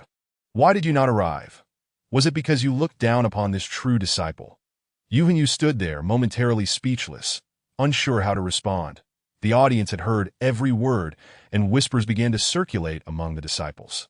At first, I thought Yu Hinyu was in the right, but now it seems he indeed acted improperly. Liu Qinghe has shifted the narrative, while Yu Hinyu merely intended to discuss the established protocol. Are they not equals? By titles alone, it does not appear so. Then it stands to reason that the protocol Yu Hinyu referenced is meant for peers. Indeed, Yu Hinyu is at fault this time. Liu Qinghe continued, in the practice of cultivating immortality, one should be open-minded. Yet to meet face-to-face, there are these outdated formalities. How utterly antiquated. Yu Hinyu, I am teaching you how to conduct yourself. Seeing Yu Hinyu frozen in place, the elder from Skywalking Peak realized that he could not allow Liu Qinghe to continue, for this young disciple, unaccustomed to such confrontations, might waver in his resolve. One could only wonder what the Lord was thinking, insisting that this individual attend. Yes, Liu Qinghe's presence was a specific request from the Lord. Otherwise, the elder would not have bothered to extend an invitation to the first true disciple. Now that everyone is present, let us commence. The elder's voice broke the tension, prompting Liu Qinghe to relent, though his gaze remained fixed on Yu Hinyu, as if to signal that this was far from over. Today, through the true disciple of the Disciplinary Peak, he would firmly establish his presence. Chapter 10. Tolerance. The first phase of the exchange assembly involved true disciples engaging in philosophical discussions, highlighting one another's shortcomings and cultivation insights, which also served as a learning opportunity for the surrounding disciples. However, there were exceptions. Liu Qinghe found himself utterly disinterested, as their discussions did not resonate with him. Moreover, his ascension during the tribulation had been rather inexplicable. Throughout the entire process, Yu Hinyu spoke very little, leading many to assume he was merely rattled by the earlier exchange, thus not drawing too much attention. Yet if one paid close attention, they would notice that Yu Hinyu's focus was entirely elsewhere. Perhaps only the leader of the Disciplinary Peak could discern that he was actively suppressing a surging tide of murderous intent. As the first phase drew to a close, harmony prevailed, with no instances of differing opinions leading to physical confrontations among the true disciples. Thus, without incident, they could proceed to the final stage, where the 36 true disciples would address the questions of the attending disciples regarding their cultivation. Yet, Unexpectedly, the anticipated disruption occurred that as the elder from Skywalking Peak prepared to announce the next procedure. Yuhan suddenly interjected, drawing the attention of all present. Standing tall, he first saluted the elder from Skywalking Peak and then addressed him directly. "Elder, I have some inquiries I wish to pose to Lu Qinghe." The elder raised an eyebrow and asked, "Do they pertain to cultivation?" Yuhan shook his head. "No, they do not." "Then that will not do," the elder replied without hesitation. "This assembly is specifically for cultivation discussions. Diverting to other matters would disrupt the order." "Please," Yuhan insisted earnestly, "this is of utmost importance. If I do not ask, I fear my heart will shatter." His words sent a ripple of shock through the assembly. Was it truly that severe? Was it merely a few retorts exchanged that could lead to such a fragile state of mind? Upon hearing this, the elder hesitated, realizing that a true disciple's wavering heart was no trivial matter, especially under his stewardship at Skywalking Peak. With all factors in his favor, even if the cause was unrelated to him, he might still be held accountable. Countless thoughts raced through his mind as he regarded Yuhan. "Must you ask?" "Indeed, I must," Yuhan affirmed resolutely. Sighing, the elder turned to the other true disciples. "What are your thoughts?" "It is but a single question. It shall not consume much time," remarked the true disciple from the Jingyi Peak. Long Hu, his face devoid of concern, agreed. "If it can solidify a wavering heart, then it is certainly worth the time." Chu Shao added with a nod that I have no objections. "Neither do I, that I am fine with it." Seeing the unanimous agreement among the true disciples, the elder turned to Lu Qinghe to gauge his stance. "Very well." Lu Qinghe replied with a slight nod. He had been contemplating how to seize the opportunity for confrontation, and this was fortuitously presented to him. With the involved party showing no resistance, the elder from Skywalking Peak signaled to Yuhan. Exhaling deeply, Yuhan understood that posing his question here was far from ideal. Yet it was imperative. Otherwise, he risked succumbing to his murderous intent, losing his rationality, and committing irreversible acts. All his efforts to control his murderous impulses would unravel. "May I ask, Lu Qinghe, did you consider the profound impact your actions would have on the disciples of the disciplinary peak when you struck out at one of them simply due to a comment made about you?" Yuhan's gaze bore into Lu Qinghe. "If not for that disciple bringing the matter to me, I might never have known of your abrupt transformation since ascending to the rank of true disciple. Do you not possess the capacity for tolerance as a true disciple?" As his words echoed, the disciples present erupted into a frenzy of discussion. None had anticipated that Lu Qinghe would display such behavior so soon after attaining the title of true disciple. Goodness, I initially thought his character would remain unchanged after his ascension. How mistaken I was! The facade he wore before was merely a guise. His true nature has now been revealed. Regret fills my heart for having crossed paths with him. How shameful it is to be associated with such a person. Had I not known him from the outset, I would have presumed that one who could ascend to such heights through connections would possess commendable character. Alas, am I the only one who perceives no issue? I could not restrain my tongue from voicing my opinions, which, regrettably, fell within his hearing. It is only natural for him to retaliate with a lesson or two. Have you not heard the tales of the illustrious Yu Jin? He has boldly sought out those who wronged him, evidently feeling aggrieved, in search of someone to champion his cause. How could one lack even this minimal capacity for tolerance? You all are audacious enough to gamble with your lives.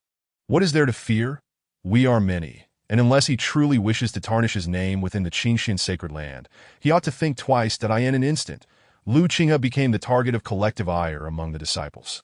Even those who believed he had acted justly were drowned in the tidal wave of public opinion. Yet, at the vortex of this storm, Lu Qinghe remained undeterred, a subtle smile gracing his lips. Indeed, the more ruthless, the better. After all, what reputation could a villain hope to uphold? Lu Qinghe paid no heed to the vitriol surrounding him. Rising to his feet, he locked gazes with Yuhan, a smirk playing on his lips. "Is this all you have to inquire?" He taunted. "That I believe I've articulated my stance quite clearly. Just as I instructed you in your tasks, I am merely guiding him in his. Should one choose to indulge in gossip, they may find themselves entangled with those they cannot afford to confront. It would be far more perilous than my mere reprimand. Whether one can survive to see you again is an entirely different matter." With that, Lu Qinghe stepped forward, advancing toward Yuhan. "You claim I lack tolerance. Are you aware of what such a deficiency truly looks like?" As he finished speaking, he stood directly before Yu Hanyu. The proximity made Yu Hanyu instinctively uncomfortable, and in the next moment his pupils dilated, his form retreating involuntarily.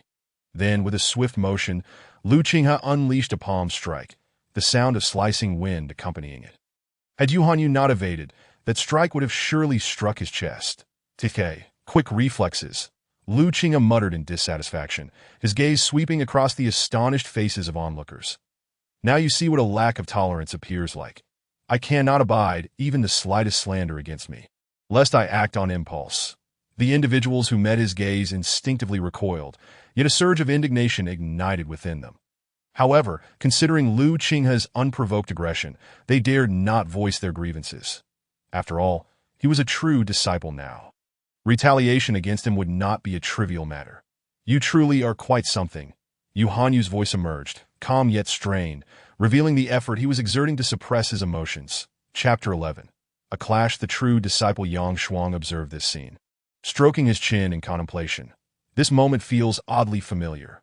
Years have passed, and I thought the situation had already resolved itself. "What do you mean?" Ning Luo asked, curiosity piqued by his words. "You are newly initiated as a true disciple, so it is understandable that you do not know," Yang Shuang replied. The Yu Hanyu of old was nothing like the one you see now. He was akin to a madman. Nearby, Zhang Xiang from Wanjian Peak raised an eyebrow. Comparing him to a madman is an insult to the madman. At least they can still engage in conversation, that he would lash out at anyone in sight. Ning Luo felt as though she had stumbled upon hidden secrets. A wave of gossip washing over her. What brought about this transformation? She pressed. Yang Shuang exchanged glances with Zhang Xiang, then lowered his voice. "Because he is from the Disciplined Peak. The Disciplined Peak currently oversees the Sacred Land's punishments. But in the past, they wielded the power of life and death, an authority of great magnitude. Those who wreaked havoc or were exceptionally malevolent would be targeted by the Disciplined Peak, which would then issue internal missions to hone the disciple skills." Ning Luo, somewhat confused, queried, "Isn't that a good thing?" Yang Shuang shrugged that it was. Until Yu Hanyu appeared, he single-handedly took on half of the Disciplined Peak's missions, that a veritable model disciple. Yet it seems that the excessive killings gradually consumed him, transforming him into a man who knew only how to wield his sword and slay. Eventually, the head of the Disciplined Peak intervened to suppress him and sought a resolution that I witnessed his madness back at Medicine Mountain. He resembled what you see now, devoid of rationality. And have you noticed the black flames emanating from him? Yang Shuang gestured toward Yu Hanyu. Ning Luo turned to look and indeed saw tendrils of black fire swirling around him, dissipating into the air. That is a manifestation of pure murderous intent, possessing incredible power. Touching it would be akin to scraping one's bones. Ning Luo shuddered involuntarily. "Oh, I must be cautious in my future encounters. I dare not provoke him." Yang Shuang chuckled. "Rest assured, the head of the Disciplined Peak has issued a decree forbidding Yu Hanyu from striking unless he first reigns in that murderous intent. However, it appears today may be an exception." As Yang Shuang spoke, he observed the increasingly volatile black flames enveloping Yu Hanyu, indicating a loss of control. Indeed, as Yang Shuang had surmised, the last couple of days had been fraught with discontent for Yu Hanyu. His emotional fluctuations escalated, rendering the murderous intent within him increasingly difficult to contain. Especially today, Lu Qinghe's retort had rendered him speechless, and that earlier palm strike had ignited a fierce yearning for release within him. Glaring at Lu Qinghe, Yu Hanyu's eyes turned icy. Even if he faced punishment today, he would accept it. With that thought, he relinquished his hold on the murderous intent, allowing the flames to erupt from his being, engulfing him entirely. Lu Qinghe. He roared from within the black flames. The elder from Tianqing Peak swiftly interjected, "Retreat at once." He understood that in this state, Yu Hanyu could only be forcibly subdued, and among those present, he was the only one with the strength to do so. Lu Qinghe frowned. This true disciple was clearly in distress, and it did not bode well for him, considering his already tarnished reputation. He felt it unnecessary to prolong the confrontation, that he contemplated leaving, but Yu Hanyu had no intention of allowing him to escape. Raising his hand, he unleashed a burst of black flames that blocked Lu Qinghe's path. "Not so fast." Yu Hanyu's voice was grave. Lu Qinghe's eyes widened in surprise as he watched the ground beneath him suddenly scorched into a crater. Where do you think you're going? Yu Hanyu intoned, his tone low and threatening. Just as he prepared to strike again, an overwhelming celestial pressure descended, pinning him down with unyielding force. With a thud, Yu Hanyu dropped to one knee, producing a dull thump. Yet his spirit remained unbroken. He would not bow to such trivial pressure. Elder, this is my only opportunity. However, the elder from Tianqing Peak remained resolute, stating firmly, your rationality has been compromised by murderous intent. It cannot be allowed to fester. I will escort you to the Martial Peak Master to determine your fate. After issuing this command, the elder turned to Lu Qinghe, who was attempting to slip away. This matter concerns you as well. You shall accompany us. What? Lu Qinghe exclaimed, only to find himself unable to resist. He could only watch helplessly as he and Yu Hanyu were seized by their collars and led toward the Discipline Peak. Much like a pair of chickens being carried away, the disciples of Tianqing Peak exchanged bewildered glances. What has happened to Brother Yu? He looks truly fearsome. I do not know. I have never seen such a thing. It is all Lu Qinghe's fault. Had he not struck first, Brother Yu would not have been driven to this state. When faced with uncertainty, they quickly shifted the blame onto Lu Qinghe, now that the focal point was absent.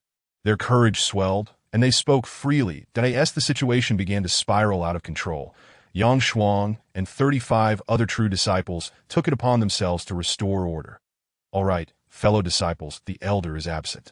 But we can still proceed. If there are questions regarding our cultivation, at the Discipline Peak, gazing upon the familiar Grand Hall, Lu Qinghe chuckled awkwardly. I'm back. I asked the Martial Peak Master present. The elder from Tianqing Peak bellowed, his voice echoing through the hall. After a brief pause, a weary voice responded. The Peak Master was deep in meditation and was interrupted by your shout. Unfazed, the elder from Tianqing Peak raised Yu Hanyu, stating, I have brought back your disciple, whose murderous intent has spiraled out of control. Moments later, a figure appeared in the hall, a middle-aged man whose upright features gave him a somewhat simple appearance. Were it not for the dark golden robes he wore and the fact that they were in the hall of the Discipline Peak, one might mistake him for an ordinary middle-aged man. Seeing his demeanor, the elder from Tianqing Peak raised an eyebrow. Are you beginning to revert to your original state? Wu Qishan nodded, joking. Had it not been for your shout, I would have completed my transformation and ascended to the status of a mortal sovereign by now. Nonsense. The elder from Tianqing Peak chided with a laugh. The Qingxian Sacred Land is about to welcome another immortal sovereign. This is a cause for genuine celebration. Could you perhaps set me down first? Lu Qinghe interjected, raising his hand. This treatment is rather embarrassing. His words drew the attention of both elders, who turned their focus to him. Wu Qishan glanced between his disciple and Lu Qinghe. What has transpired? An altercation, it appears, came the nonchalant reply. The elder of Tianqing Peak seemed to recount a trivial matter, placing the two little fellows in his hands down. Although Yu Hanyu remained engulfed in flames, he stood up straight and respectfully bowed to Wu Qishan, acknowledging his master. Upon witnessing his disciple's composed demeanor and fluent speech, Wu Qishan raised an eyebrow in surprise, inquiring, Have you succeeded? But Yu Hanyu shook his head, replying, The disciple is unaware, yet presently, a single thought occupies my mind. What thought? Wu Qishan indicated that as long as the thought was clear, anything was permissible. Today is indeed a splendid day, a double joy for the Discipline Peak. The disciple wishes to give him a beating. Yu Hanyu pointed at Lu Qinghe, enunciating each word with precision. Lu Qinghe. Chapter 12. The arena of discussion. Wu Qishan hesitated. Everything else was manageable, but this particular matter was troubling. Why, after giving instructions, could he still confront Lu Qinghe? He did not wish to interfere, yet could not turn a blind eye, lest the Discipline Peak become a mere spectacle, a chicken used as a warning to others. Let us choose another option.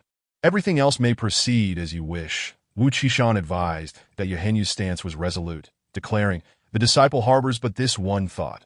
Should it remain unfulfilled, it will become an obsession on the path of cultivation. Wu Qishan found himself in a bind. His disciple was stubborn and had chosen the one option that was not to be chosen. Observing his dilemma, Elder Tang Xingjian spoke up. Today, many disciples witnessed the emergence of conflict between them. Even if we quell it here, the news will inevitably spread. Better to let it flow than to block it. I suggest they engage in a match, and it must not lack an audience. Let the entire sacred ground bear witness. Not only will this resolve their conflict, but it will also allow Yojin to clarify his thoughts. Upon hearing this, Wu Qishan shot the old fellow a fierce glare. This old man relished the spectacle. However, gazing at his obstinate disciple, it seemed there was truly no better alternative. Henyu, what do you think? Wu Qishan inquired. Did I end the arena? Once the match begins, one must hold back. Can you control yourself? Henyu, assessing his own condition, affirmed, I can. Just as the elder had said, better to let it flow. Perhaps the initial approach had been misguided. This time, the pursuit of clarity might yield unexpected gains that Wu Qishan pondered briefly before nodding in agreement. Very well, that he then turned to Elder Tang Xingjian. Let this matter take place on Tianqing Peak. The latter nodded, affirming the intention. As the three of them engaged in lively discussion, the opinions of the primary party went unnoticed. Does no one care about my thoughts in this matter? Lu Qinghe lamented that I haven't even agreed, yet that Wu Qishan replied nonchalantly, that's of little consequence. Elder Tang Xingjian stroked his beard with a light chuckle. This matter arose because of you, so it shall be resolved by you. Hey, I thought we were to enjoy equal treatment as the Holy Son. I see none of that here. Aren't you afraid I might seriously injure him? Lu Qinghe grumbled, aware that he possessed 7 sacred techniques, and even a hint of them was beyond what a mere tribulation could withstand. Yet the three before him seemed oblivious to this fact. Henyu regarded him coldly. If you can manage it, then feel free to try. In his mind, as a seasoned true disciple, he would not be outmatched by a newcomer, were it not for the need to hold back. He would undoubtedly leave Lu Qinghe incapacitated. After years of cultivating self-discipline, he found that the moment he released his pent-up killing intent, he could indeed control it, but he was surprised, unaware of the impact that years of tranquil contemplation had had on him. The recent provocations had proven far more fruitful. That Wu Qishan and the other elder dismissed his words lightly. Becoming the foremost true disciple likely came with some fortuitous circumstances, earning the favor of the Holy Master. Their inherent strength was surely inferior to that of Henyu. Seeing the disbelief etched on their faces, Lu Qinghe scoffed. When will the match take place? He did not feel the need to prove anything. No explanation could rival the reality that would unfold when Henyu was defeated. In no rush. Gathering the necessary arrangements will take some time. You shall be notified when the moment arrives, Elder Tang Xingjian stated. Lu Qinghe turned on his heel. Call for me when it begins. Observing him depart, Elder Tang Xingjian added, I shall return to prepare. After all, orchestrating an event for the entire sacred ground is no small task. Henyu clasped his hands, expressing gratitude. Thank you, Elder.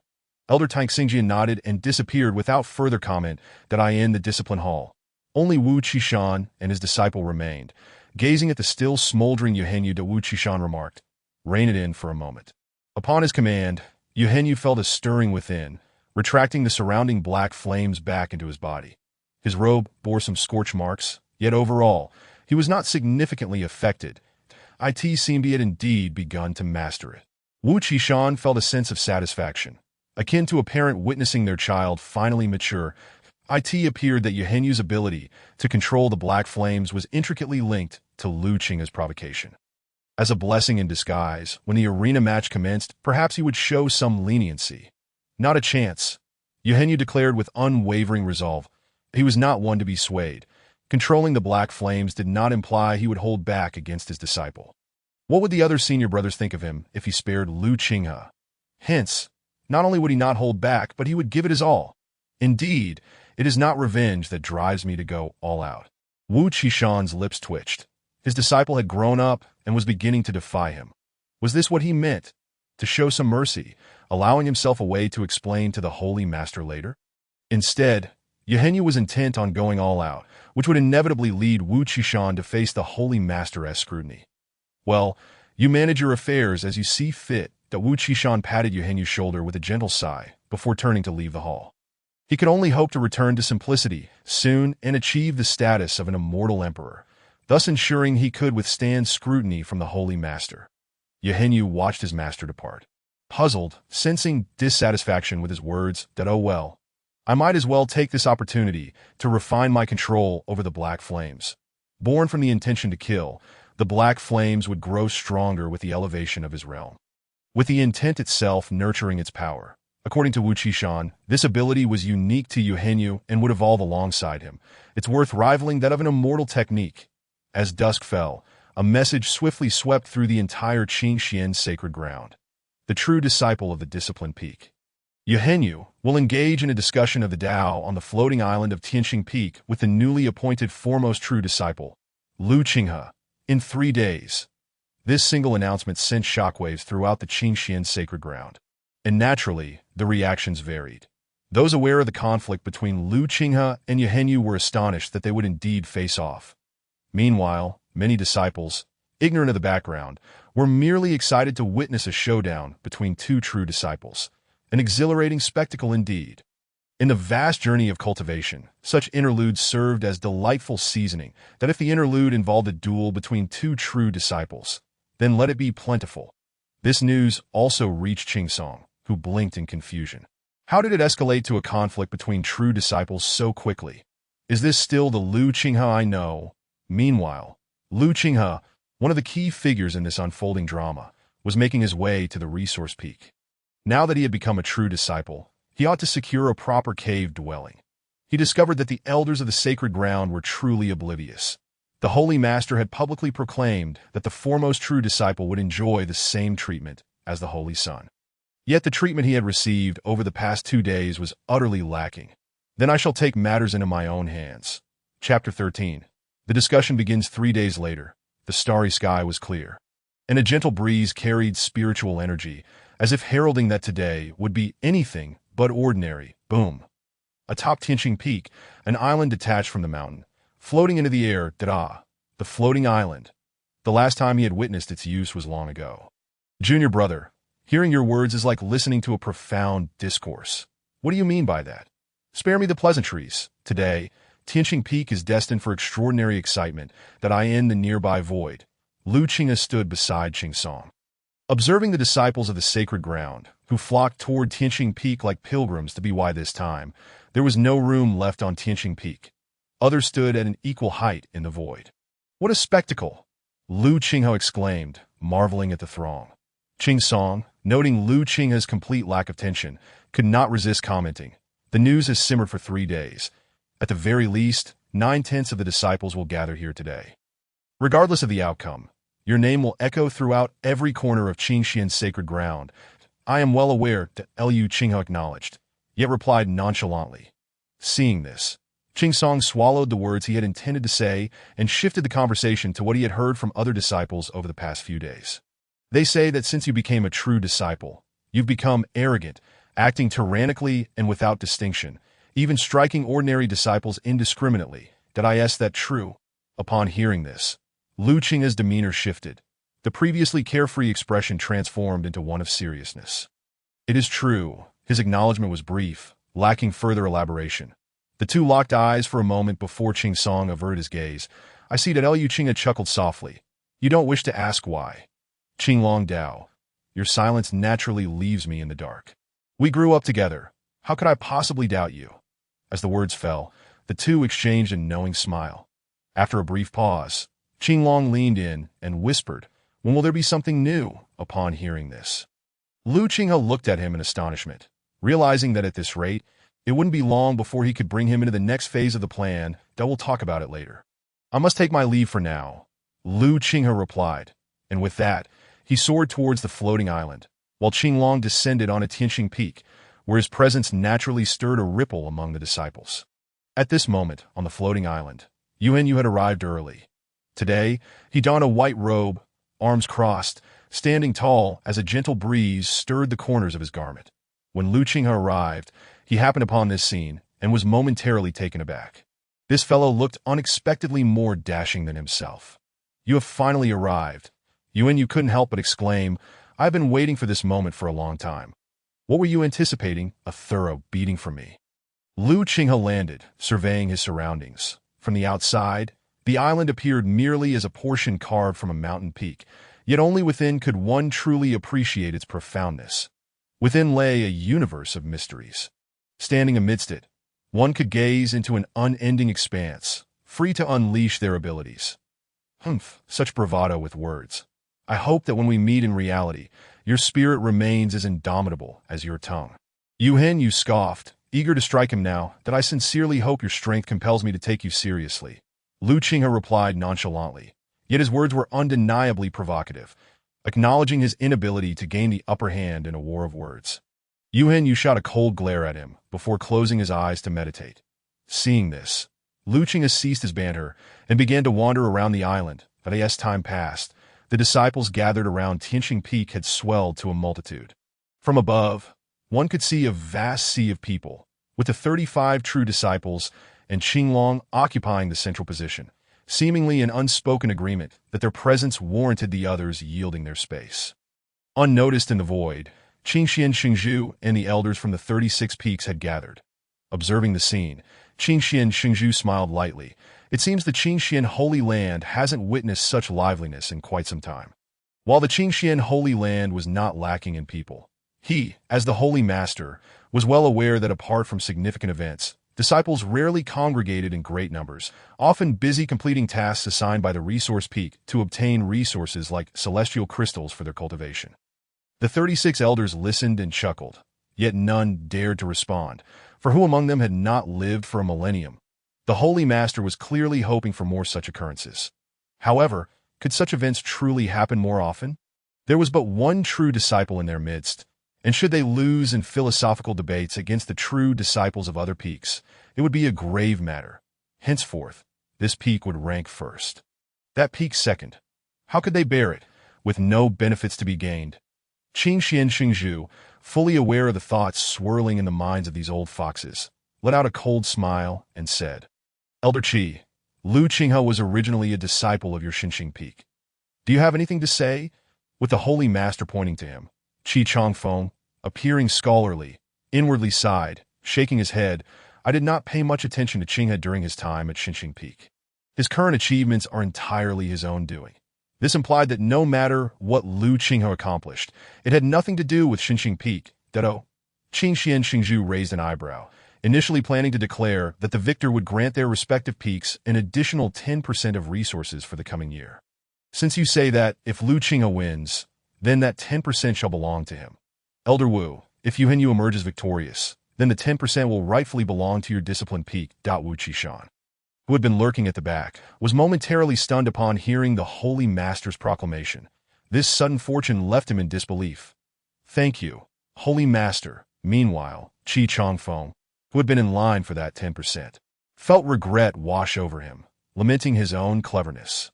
Other peak elders also felt envy over the resources, but they took greater pleasure in the misfortune of Xinqing Peak. After the Seven Saints Grand Competition, such events would occur more frequently, with rewards being the resources of the losing side, and the Holy Land would contribute a portion. Qingxian Xingzhu suddenly remarked, the Holy Land needs a bit more vitality. Upon hearing this, the 36 peak elders all straightened their expressions, bowing in unison. We shall obey the Holy Master's command. As their conversation concluded, the debate on the arena was finally set to commence. The elder from Tianqing Peak stood before the floating island, gazing at the two ready combatants as he began to form seals with his hands. The floating island glimmered with radiant light, and starlight cascaded from the heavens, resonating with the spectacle. Soon after, the spatial fabric above the floating island rippled and twisted, and when it settled, a scene unfolded in the void, eliciting a wave of astonishment. The image displayed in the void was none other than the scene on the floating island, where Lu Qinghe and Yu were gathering their spiritual energy, poised for battle. The elder from Tianqing Peak slowly raised his right hand, then suddenly slashed it down, his voice echoing through the heavens. Begin! Chapter 14. The outcome is determined. Boom. In an instant, a fierce aura erupted, the spiritual energy soaring into the sky with the might of a tribulation stage cultivator. Yu clenched his fist, and with a crackling sound, black flames ignited, launching forth a punch that transformed the flames into a serpentine blaze, winding through the air. Yet, Lu Qinghe merely stepped forward, effortlessly evading the attack. Too slow. Such speed cannot hope to strike me. You are too cocky for your own good. Yu retorted coldly, his mind directing the black fire serpent to curve towards him. Simultaneously, he formed seals with both hands, summoning a colossal spear of spiritual energy that radiated a fierce aura, its sharpness permeating the space. The spear's edge, seemingly capable of slicing through the void itself, surged towards Lu Qinghe with an unparalleled force and speed. With the spear in front and the black fire behind, Lu Qinghe found himself firmly locked into a corner. He had no choice but to respond. However, he was unperturbed, extending his hand to grasp a broken branch from the nearby foliage, its gnarled form resembling a sword. In the blink of an eye, the spear was upon him, and Liu Qinghe calmly swung the branch, and an array of sword energies materialized around him, forming an impenetrable barrier. Not only that, he boldly met the spear head-on with the branch. Such a show for attention, Yuanyu sneered, believing that a mere broken branch could not withstand the spear forged from spiritual techniques, that he anticipated the moment of contact, eagerly waiting for the branch to shatter upon impact. Yet, in Lu Qinghe's hand, the branch transformed into a genuine 3-foot sword, its sword energy swirling around it. At the moment of collision, it cleaved through the air with countless strikes, bang, to the disbelief of onlookers. Lu Qinghe not only intercepted the spear, but also executed a mysterious sword technique that sent it flying, the spear plunging straight into the ground nearby. After accomplishing this, Lu Qinghe stood with the branch on his shoulder, only to suddenly feel his mind sway, a surge of agitation rising within him, that he glanced down, noticing that the corner of his robe had inexplicably caught the black fire, which was now raging upward. With a decisive motion, Lu Qinghe commanded the sword energy to sever the burning fabric, watching as it turned to ash, the peculiar emotion dissipating from his heart. This flame can affect emotions, Lu Qinghe mused, his gaze darkening as he concluded that this element was not to be trifled with, and oh wonder you have become a true disciple. Your methods are indeed unique. Yuanyu, regaining his composure, regarded Lu Qinghe with newfound respect. The ability to intercept a spiritual technique with a branch and send it flying was something no other true disciple had achieved before. That Liu Qinghe flipped his wrist, the broken branch whistling through the air. Don't think that just because I say this, I will take it easy on you. However, your abilities are somewhat extraordinary. Had it been anyone else, they would have surely fallen victim. Unfortunately for you, you are up against me. While he belittled Yuanyu verbally, he held a tactical respect for him. Yuanyu remained silent. Today marked the first true utilization of the black fire. He felt uncertain of its full potential. Let us continue, Yuanyu declared, reaching into the void, a soft chime resonating, as 4 swords flew from his sleeves, circling around him. Sword mastery. With a resounding clang, the swords revealed their edges. An overwhelming wave of sword energy erupted, forming an ocean of blade-like currents. Yuanyu brought his fingers together, forming a sword gesture, his left hand resting behind him, his white robe billowing as if a celestial swordsman had descended. Liu Qinghe tightened his grip on the branch, feeling the sword energy climb the branch, extending gradually. Have you ever witnessed such 100-foot sword energy before the flying swords could reach him? The 100-foot sword energy crashed down, effortlessly cleaving through the ocean of sword energy and confronting Yuanyu directly. Buzz! Yuanyu's eyes glinted with cold determination. He remained unflinching, calmly maneuvering the flying swords into a shield formation, directly blocking the incoming sword energy. That a hint of bewilderment flashed in his eyes as he regarded Lu Qinghe. This was the first time he had encountered such a technique. 1 inch longer, 1 inch stronger. When you reach my level, you will understand. Noticing the emotions reflected in Yuanyu's gaze, Lu Qinghe grinned, offering a light explanation. Before his expression turned serious, be cautious. Caught off guard by the words, Yuanyu momentarily hesitated, struggling to comprehend the implications of the other party's statement. Suddenly, he felt the pressure from the flying sword dissipate entirely, causing his body to instinctively alert him. Without hesitation, he summoned another flying sword to block his chest. Bang! The resonant sound of metal echoed through the void. His instincts, honed through countless brushes with death, urged Yuanyu to retreat without a second thought. As anticipated, mere moments later, the flying sword shattered into fragments. In front of the scattered remnants, Lu Qinghe stood with his hands clasped behind his back, poised with an air of ethereal elegance as his robe billowed gently in the breeze. Internally, Lu Qinghe reveled in his triumph, observing the broken sword with satisfaction. Yuanyu felt a pang of regret at the sight of the shattered blade. With a flicker of thought, black flames erupted from his body, enveloping the remaining 3 swords, and he propelled himself upward with determined resolve. Witnessing this, Lu Qinghe followed suit, diving into the void, their collision intensifying as their speeds accelerated, quickly rendering their forms indistinct. Only through the exchanges could one discern their positions. The crowd of disciples, who had been mere spectators, had already erupted in astonishment countless times, while they were aware of the disparity between themselves and the true disciples. They had not anticipated such a vast chasm to in the midst of their duel. Either of the two would likely prevail against them in mere moments. Perhaps even that was an overestimation. After all, there existed a difference in realms. If the intent was not to engage in philosophical discourse or sparring, the beginning might as well be the end. The true disciples offered their assessments, most notably expressing astonishment at Lu Qinghe's displayed prowess. I heard Lu Qinghe used to be a slacker. Has it truly come to this level of slacking off? Said Su Ran from Lingjin Peak, unable to contain his thoughts, though not particularly skilled in combat. He possessed the insight to discern the situation. There was no need to elaborate on Yu Hanyu's capabilities. Being from the discipline peak, he had the most practical experience, undoubtedly a standout among the true disciples. Yet, the fact that Lu Qinghe could hold his ground, often emerging in a position of advantage after several exchanges, was remarkable. That it was no wonder he could claim the title of the foremost true disciple. Such merit was indisputable. One may indeed be a true slacker, but one cannot be genuinely weak. Qin Yi from Hengdafeng chuckled, his arms crossed, eyes sparkling with combat spirit as he gazed at the heavens. Lu Bai from Daozord Peak, cradling his long sword, uttered a single statement that rendered the 34 individuals present speechless. In this upcoming Seven Saints Grand Competition, we shall gain a formidable opponent. Indeed, that was an additional consideration. Initially, the odds of 36 vying for 7 were slim, and now with the inclusion of Lu Qinghe, the chances of securing a spot had diminished even further. They were all eagerly anticipating the opportunity to make their names known at the Seven Saints Grand Competition.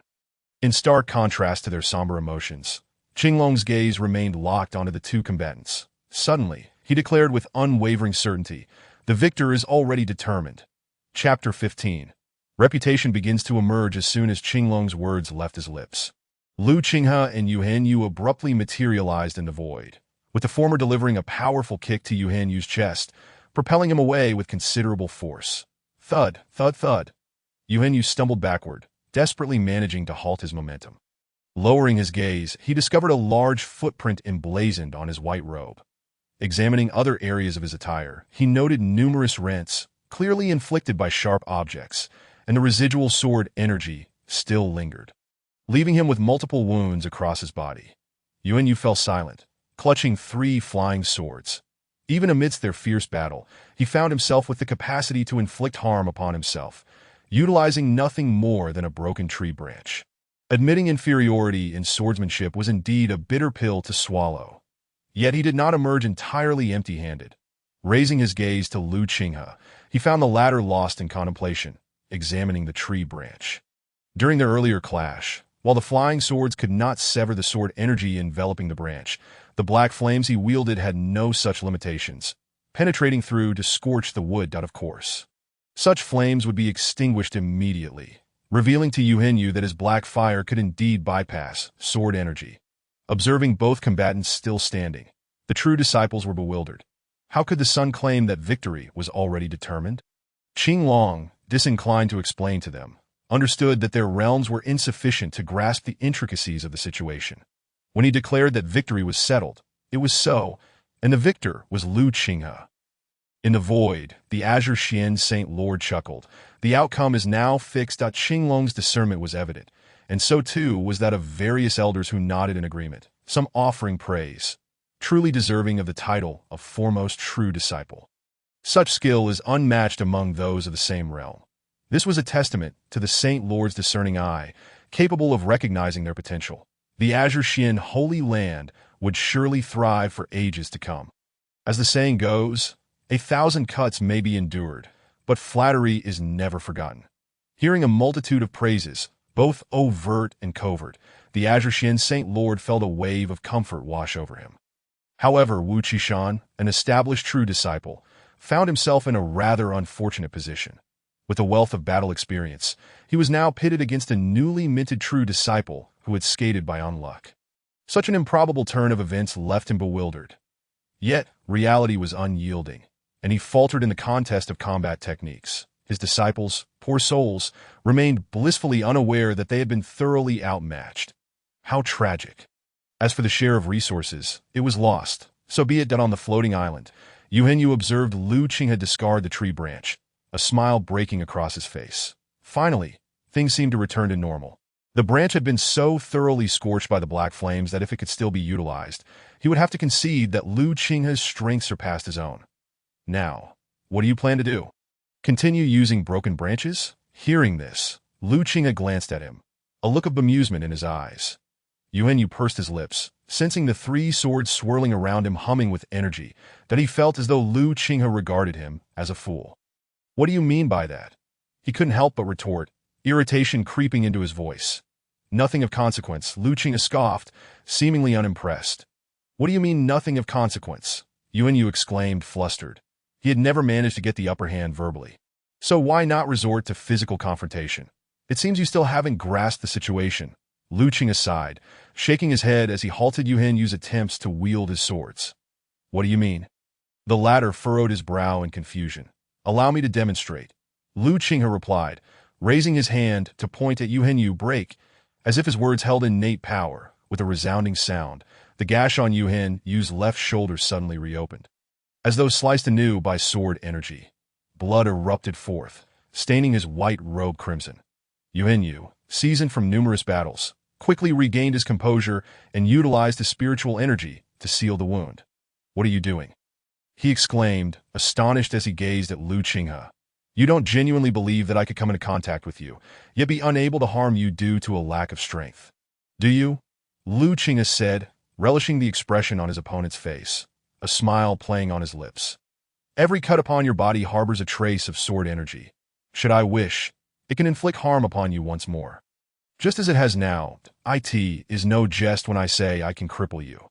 Yuhenyu fell silent, channeling his spiritual energy throughout his body in an attempt to expel the sword energy.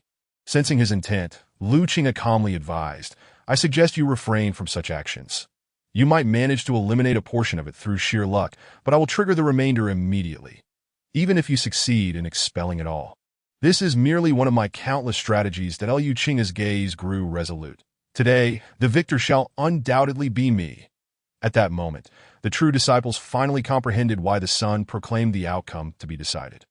Each was left in silence, realizing their limited perspective had prevented them from perceiving the nuances. Now, Yuhenyu was left with but two choices: concede outright, or be severely injured and then concede. While the latter outcome was undeniably disheartening, Yuhenyu could accept it, for he had faced life-and-death situations before, where no opportunity for surrender was afforded. Thus, after a brief silence, he declared decisively, I concede. Upon witnessing this, the elder from Tianxing Peak descended immediately. He had long deduced the outcome, but could not intervene without an official concession. The victor is determined. Lu Qinghe wins. The resonant declaration echoed across the heavens, heralding the conclusion of the contest and affirming Lu Qinghe's status as the foremost true disciple among the multitudes of the Holy Land. His strength was undeniable. Though recognized, the acclaim was not entirely favorable. Just 3 days prior, the events at the assembly had been widely circulated among the disciples, and any negative comments about himself were unpalatable. Thus, he had retaliated immediately, a reaction deemed somewhat petty. However, some disciples considered it inconsequential. Possessing such strength, they might even surpass him in arrogance. Regardless, Lu Qinghe's reputation began to spread throughout the Azure Xian Holy Land. Yuhenyu graciously cupped his fist toward Lu Qinghe, acknowledging the lesson learned. Lu Qinghe waved his hand, and the sword energy surrounding Yuhenyu dissipated as long as you understand. Noticing the day was still young, he intended to escort Qinglong to the Xianyue Tower, just to observe. Nothing more, he added. Unbeknownst to Yuhenyu, who harbored no awareness of Lu Qinghe's true intentions, he turned to the elder from Tianxing Peak and earnestly stated, Elder, I wish to engage in another match. The elder, initially preparing to conclude the event, looked at him with surprise. That it is permissible, but who do you wish to challenge? At this, Yuhenyu exclaimed, Zhang Xiang, come forth and give it a try. His voice was enveloped by ethereal energy, resonating throughout the surroundings. That on the summit of Tianxing Peak, Zhang Xiang heard his name called and smiled, leaping into the air and soaring towards the floating island. summoning his spirit sword from his storage artifact. He exclaimed, "You truly understand me." The ethereal jade, Yuhan, responded with a light laugh, though he yearned to explore the deeper capabilities of the black fire. Zhang Xiang's strength was comparable, making him an excellent testing stone. Below, the disciples, initially intending to disperse, halted upon realizing there would be a second match, their gazes filled with eager anticipation as they looked skyward. "Did I end the void?" The master of Wanjian Peak silently observed Wu Qishan. The latter, noticing his demeanor, retorted with irritation. "With those thick brows and prominent eyes, your intentions seem far from innocent. Speak your mind." Li Changlin chuckled, proposing that Wanjian Peak and Jilv Peak each contribute a portion of resources as a reward for the winning side. Wu Qishan readily agreed. The two peak masters exchanged words, placing a wager of resources on behalf of their disciples. Liu Qinghe descended from Tianqing Peak and, after observing Qing Tian for a moment, quietly beckoned him to slip away. Chapter 16. The Fairy S. Delight Pavilion. A distinguished guest. Please, ascend to the private chambers above. Amidst the bustling crowd and boisterous calls, Qing Tian could not help but cover his face with his hand. As the lavishly adorned pavilion before him, with its bright red decor, appeared rather disreputable. "Qinghe, is it appropriate for us to be here?" He had never imagined that the destination chosen for him would be this, Xianyue Lu, a notorious den of indulgence in the sacred Xiaoyu domain. He had heard tales of it, but this was his first visit, and he was curious about the establishment's background that allowed it to thrive among the 7 sacred lands. Lu Qing had draped his arm over Qing Tian's shoulder, whispering in his ear, "Don't you enjoy gazing at legs? I brought you here to witness it firsthand. Fear not, we shall do nothing. We will return before sunset. Besides, this could serve as a means of tempering your heart amidst the mundane, benefiting your mindset." Upon hearing this, Qing Tian's eyes flickered with intrigue, and before he realized it, they were already ushered into the private chamber. "Let us proceed as we have in the past," Lu Qinghe instructed. Before long, celestial maidens entered, bearing spirit fruits and spirit tea, gliding gracefully with their lotus-like steps. After serving, they did not depart but remained nearby, poised to attend to the guests. Soon, the sound of a zither filled the air, akin to celestial melodies that soothed the heart and mind. That a procession of maidens in pink skirts entered in succession. Qing Tian's eyes widened, not merely captivated by their attire, but rather by the sudden radiance that illuminated from behind a screen, casting hints of form through the delicate fabric of their skirts, long and slender. A true delight. Lu Qinghe sipped his spirit tea, catching sight of Qing Tian's rapt gaze, a smirk creeping onto his lips, reveling in his triumph. They reveled in the dance until dusk, rising to leave, and the maidens hurriedly bid them farewell. Relieved that the esteemed guests had departed, the dancers, who had performed tirelessly, exhaled a sigh of relief.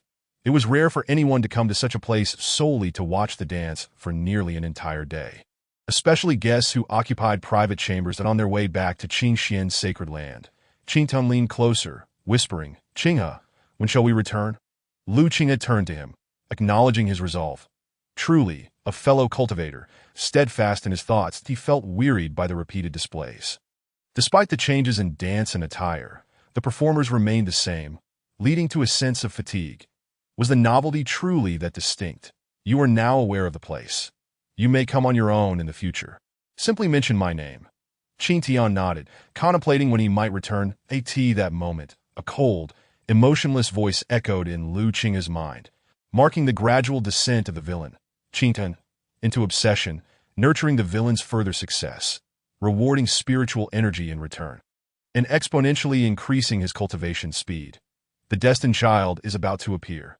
Please guide him to ensure the villain emerges swiftly. Upon hearing this, Lu Qinghe's smile deepened. Indeed, this voice in his head seemed only to resonate with Qing Tian's path, requiring only a slight deviation from his former self to create a shift. This visit to Xianyue Lu had filled Qing Tian's thoughts. He likely yearned to find an opportunity to return. This diversion from Qing Tian's original focus on cultivation could be subtly steered with a little encouragement. Now, Lu Qinghe stood as the strategist, determining what kind of transformation Qing Tian would undergo based on his actions. As the two returned to Qingxian's sacred land, Lu Qinghe received a message from the Sacred Lord, summoning him to Tianqing Peak without delay. Though uncertain of the reason, He informed Qing Tian and headed toward Tianqing Peak, the peak summit. The sacred lord of Qingxian stood with his hands clasped behind his back. As the commotion subsided, the area fell into an unusual silence. Upon his arrival, Lu Qinghe clasped his fists in greeting. Hearing his approach, the sacred lord turned, his gaze calm yet piercing. "Where did you take Qing Tian?" Lu Qinghe's heart sank. He realized he was about to face a reprimand. Returning to the sacred lord, "We merely went out for a stroll, did nothing of note." Indeed, they had only enjoyed the dances and admired the performers. Nothing more, or else they would not have returned before sunset. Nothing of note? The sacred lord chuckled lightly, his tone laden with meaning. "You took him to Xianyuelu, of all places." His voice suddenly rose in intensity. "What kind of establishment is Xianyuelu? You know better than I. That is a place of debauchery, and you dare bring my pure-hearted disciple there." The sacred lord's frustration was palpable. Liu Qinghe buried his head. Feeling like a quail, knowing there was little he could do to escape the impending chastisement. Fortunately, the sacred lord merely scolded him without resorting to physical punishment. "You should consider yourself fortunate. You only visited without engaging in anything further." After his reprimand, the sacred lord regarded Lu Qinghe with a cold gaze, stating, "Otherwise, I would not let you off so easily. Such incidents must not occur again. Do not lead my disciple astray." Lu Qinghe nodded fervently, assuring, "I promise I will not take the sacred son to such places again, nor will I take him outside the sacred land." Although he would refrain from taking Qing Tian, he could not control where Qing Tian chose to go on his own. Upon hearing this, the sacred lord's expression softened considerably. "Well, that is a relief." With that, he turned his hand, producing a bag-like storage artifact which he tossed to Lu Qing. Liu Qinghe caught it eagerly and glanced inside before looking back at the sacred lord. "This is a reward for initiating a promising beginning," the sacred lord casually explained. "After you left, the match between Yuhan and Zhang Xiang was not over. Several more matches followed, raising the excitement. Simultaneously, some rejoiced while others despaired. As the peak masters each contributed resources for wagers on the duels between true disciples. Naturally, some peak masters gained resources, while others faced losses, leading to their discontent. This matter had not been disclosed to the disciples within the peaks, meaning those who lost had to dip into their own pockets to compensate. That it would likely be addressed during the 7 Sacred Great competition, at which point it could be resolved. Regarding the true disciples, 7 would ultimately be selected to participate in the 7 Sacred Great competition. You could have bypassed this process. The sacred lord continued. However, after today's match, I suspect many true disciples will take an interest in you. Some peak masters specifically asked me to inquire whether you would participate, as there are rewards. Without hesitation, Lu Qinghe shook his head, declining, "I'd rather not. It would be too unfair for me to join. After all, we are all from the same faction, and I cannot exert my full strength, which would feel quite stifling." Moreover, he had a wager with Qing Tian, making it impossible for him to enter the arena. Hearing this, the sacred lord empathized. Lu Qinghe's possession of the 7 sacred laws was indeed astounding, which was why he had not informed the peak masters. "Then it shall be so, that I will announce that you will accompany the sacred son, and there will be no need for selection," the sacred lord declared. "However, I must remind you that to quell any murmurs, you must accept the challenges posed by the true disciples," Liu Qinghe replied. "If that is the case, it would be better to simply participate from the outset." Chapter 17. The selection begins in the realm of cultivation. Time becomes an elusive concept, and seasons change without our notice.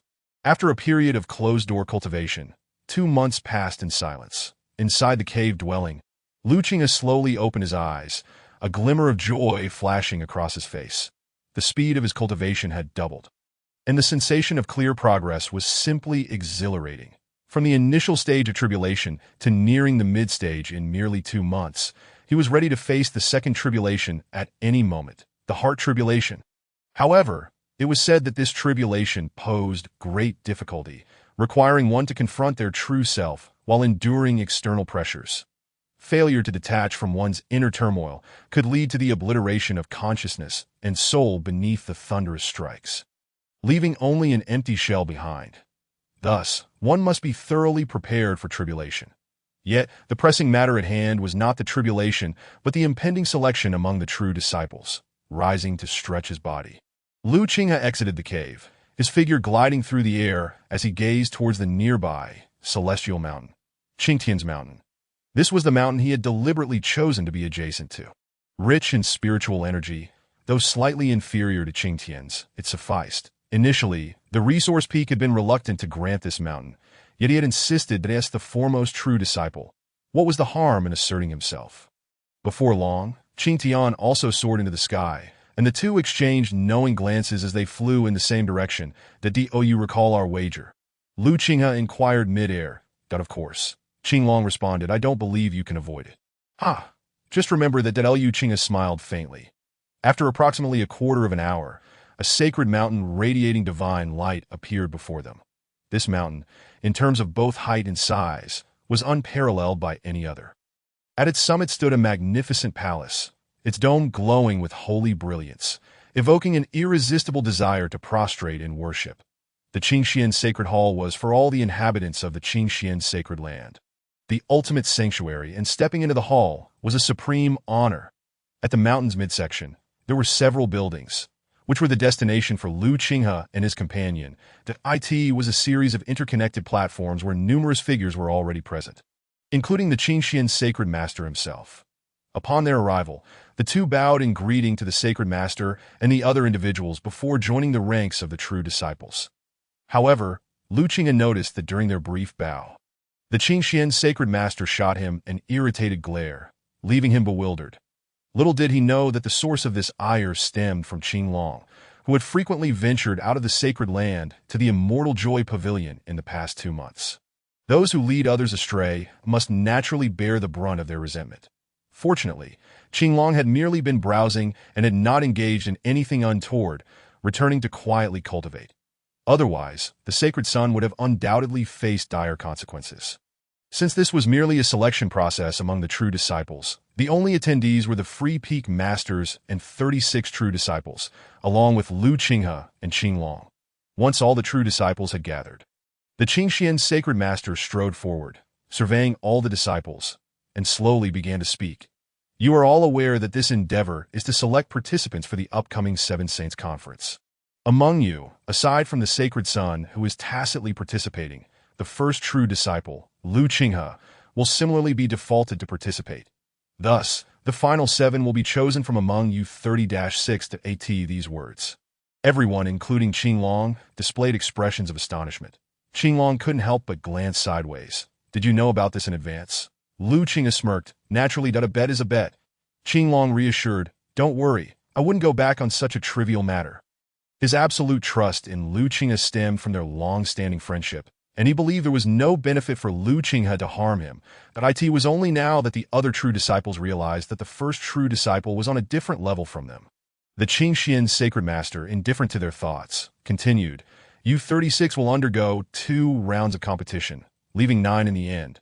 The final 7 will be drawn by lot, but do not be disheartened if you remain with 2. Each person will have 2 opportunities to choose their opponent. If you win, you take the position, and if you lose, you return to wait." After speaking, the Qingxian Sacred Master surveyed the crowd again. "Is this understood?" "Sacred Master, I have a question." Upon hearing this, Su Ran immediately asked, "Are those 2 opportunities fixed to choose from among the 7? The Qingxian Sacred Master glanced at him. "Good lad, you get straight to the point." "Of course not. If you have confidence in your abilities, the Sacred Son can also be challenged. If any of you were to win, I would relieve the Sacred Son of his title and let you take his place."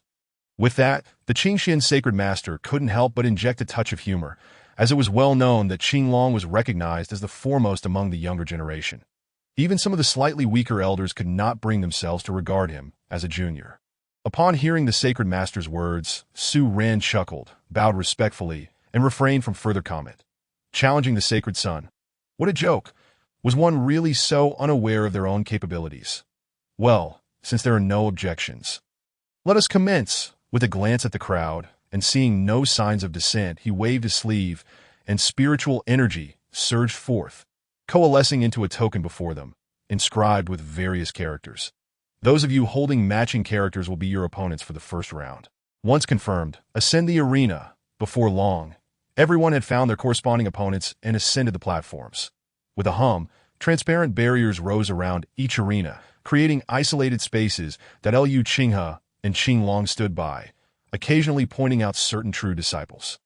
That one with the wooden hairpin and simple robe must be from Jingyi Peak, Lu Qinghe remarked, glancing towards the Qingxian sacred master's direction to confirm that the Jingyi Peak master was absent. I say, it would be a waste for Qinglong to be at Jingyi Peak. With the Red Sun physique, they should be cultivating something else instead of Dao cultivation. Qinglong cast him a sidelong glance, but chose not to engage. The Red Sun physique naturally counters malevolent entities, and Dao cultivators face such foes. Why not maximize one's inherent strengths? Moreover, if the Jingyi Peak master were to overhear this, it wouldn't matter what title of first true disciple one held. He would pursue them relentlessly, declaring he wouldn't rest until he had given them a beating to keep his own Dao heart intact. Having completed his commentary, Lu Qing had turned his gaze to another area. Oh, Tianji Peak isn't too shabby either. They managed to hold their own against the senior brother. Though, it was merely a matter of time before they would lose. The Tianji Peak he referred to was a singular lineage. And Xiang Wentian, despite practicing divination techniques, was still a cultivator, while the senior brother was naturally the true disciple of the Shenheng Peak, Su Sun. Lu Qinghe had previously been a disciple of Shenheng Peak. The first match concluded rapidly, but curiously, all those Lu Qinghe had deemed unlikely to succeed were eliminated in the first round. This outcome even prompted the Qingxian sacred master to cast a sidelong glance. This lad, an oracle. After a brief intermission, the second round commenced. Chapter 18. A new challenge. The second round also concluded without incident. The 9 remaining, naturally, were all exceptional true disciples, yet one individual's presence was quite unexpected to Lu Qinghe. Li Yuan, the true disciple from the refining peak. Typically, cultivators focused on auxiliary skills tend to be weaker in combat. Peaks like Yaoshan or Tianji Peak had already been eliminated in the first round. Thus, Li Yuan, being a refiner, managing to reach this stage was indeed surprising. His methods could only be described as ruthless. What others coveted in spiritual tools, he treated as mere refuse, relying on brute force and self-detonation of the tools. It left opponents with no opportunity to counter. Now, the remaining 9 faced the final selection. The Qingxian sacred master condensed spiritual energy into lots, which flew chaotically in the air. Select your spiritual lots and secure them. Upon hearing this, the 9 soared into the air, inevitably eyeing the same spiritual lot, leading to a bit of contention. After some time, all 9 spiritual lots were claimed, with a flick of his fingers. The Qingxian sacred master revealed that 2 of the lots emitted a red glow. Clearly, the holders of the red lots were regrettably eliminated. Yu Hinyu, holding one of the red lots, fell into contemplation, wondering if he should have contended for the lot in the first place. Indeed, he and another had set their sights on the same lot, and though he had managed to win it, perhaps it was not worth it. However, he thought there would still be opportunities ahead. With this in mind, Yu Hinyu's eyes sparked with fierce determination, among the true disciples representing the sacred land in battle. He must be one of them. The other holder of a red lot was Qin Yi from Hengdao Peak, that he glanced at his red lot with a nonchalant smile, discarding it casually as he surveyed the others. One of you lucky fellows will be chosen by me. Who will it be? The other 7, witnessing the red lot holders being these 2 formidable individuals, felt their earlier joy at having secured green lots significantly diminished. With their prowess, if they were in the same group, victory was all but assured. The Qingxian sacred master paid no mind to their internal musings, waving his sleeve. Choose your opponents that if you win, you will take their place. Upon hearing this, Yu Hinyu's gaze swept across the crowd, ultimately landing on Lu Qinghe. You wish to challenge me? Lu Qinghe's expression turned peculiar. Of course, but under the current circumstances, you're not the safest option. I won't choose you now, but I do wish to discuss Dao with you again once I secure my position. Lu Qinghe crossed his arms and scoffed. No thanks, there's no benefit in it for me. Yu Hinyu was taken aback. Why not? Shouldn't you show some resolve in a challenge? Lu Qinghe gestured dismissively, indicating that he expected something in return. The others, witnessing this interaction, couldn't help but scoff internally. It was one thing to decline a normal invitation to spar, but to demand compensation. How brazen! Yu Hinyu was left dumbfounded. As a mere true disciple, how could he possibly have the authority to negotiate with the rules of the... Never mind. Seemingly recognizing his predicament, the Qingxian sacred master interjected, I can arbitrate. Let it be that a portion of your future cultivation resources will be wagered. The winner will claim the other's portion. Agreed, upon hearing the sacred master's terms. Yu Hanyu accepted. It was merely a portion of resources after all, and he could manage that. Qin grinned. Now that sounds tempting. However, he added nonchalantly, but I'm not interested. If it's not my preference, then so be it. The discourse stirred the thoughts of the other disciples, awakening their curiosity about such a method to acquire additional resources. Why not seize the opportunity? Subsequently, Qin selected Su Sun, while Yu Hanyu faced Mu Qingxian from Qingluan Peak. With both sides commencing simultaneously, the contest was imminent. Qin Yi's bold and sweeping swordplay swiftly rendered Su Sun's pride in his speed futile, forcing him into a corner where he reluctantly conceded defeat. Meanwhile, Yu Hanyu and Mu Qingxian engaged in a prolonged struggle. The latter, true to her name, possessed an ethereal beauty reminiscent of a celestial being, each of her movements exuding grace. Every strike she executed seemed to carry the potential of soaring like a rock. Agile and swift, often rendering Yu Hanyu's black flames ineffectual. This was largely due to the unique cultivation techniques of Qingluan Peak, which exclusively accepted female disciples. That it was said that upon mastering their methods to the highest realm, one could transform into the divine beast Qingluan, rendering them invincible among peers. Naturally, Mu Qingxian's status as a true disciple indicated her cultivation had reached a significant level. However, Yu Hanyu was not without his own tactics. He advanced his sword control technique further, summoning 5 swords that emanated a spiritual aura, imbued with black flames, cutting through the void as they engaged Mu Qingxian in combat. Faced with the black flames, Mu Qingxian found herself at a disadvantage, striving to avoid contact, which rendered her defenses reactive and disjointed. The tide of battle was evident, and defeat became merely a matter of time. In the end, both Qin Yi and Yu Hanyu emerged victorious in their challenges and exchanged positions. Thus, the representatives from the 36 peaks for the Seven Saints Grand Competition were determined. From Sword Peak, Chu Xiao; from Discipline Peak, Yu Hanyu; from Spirit Array Peak, Su Ran; from 10,000 Swords Peak, Zhang Xiang; from Artifact Refining Peak, Li Yuan; from Horizontal Blade Peak, Qin Yi; and from Symbolic Peak, Ning Luo. The Holy Son Qinglong, the foremost true disciple Lu Qinghe, along with 7 ordinary disciples, totaling 16 individuals, were announced by the Holy Master of Qingxian to embark on their journey to the desolate land in 6 months to participate in the Seven Saints Grand Competition. This was an unparalleled honor for those involved. Should they achieve glory and remarkable accomplishments, they would be generously rewarded.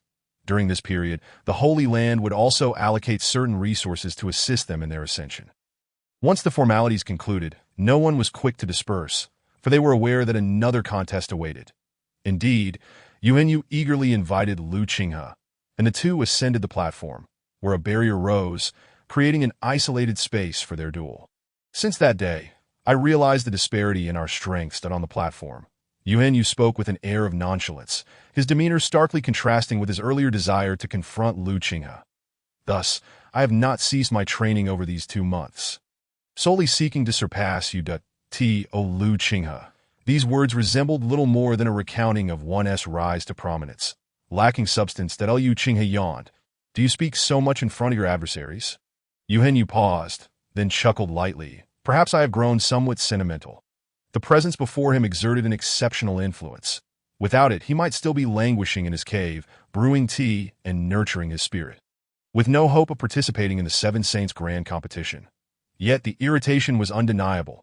Yu Hanyu exhaled slowly, his gaze intense. Let us commence. Chapter 19. Wasted efforts allow me to showcase my newly devised technique.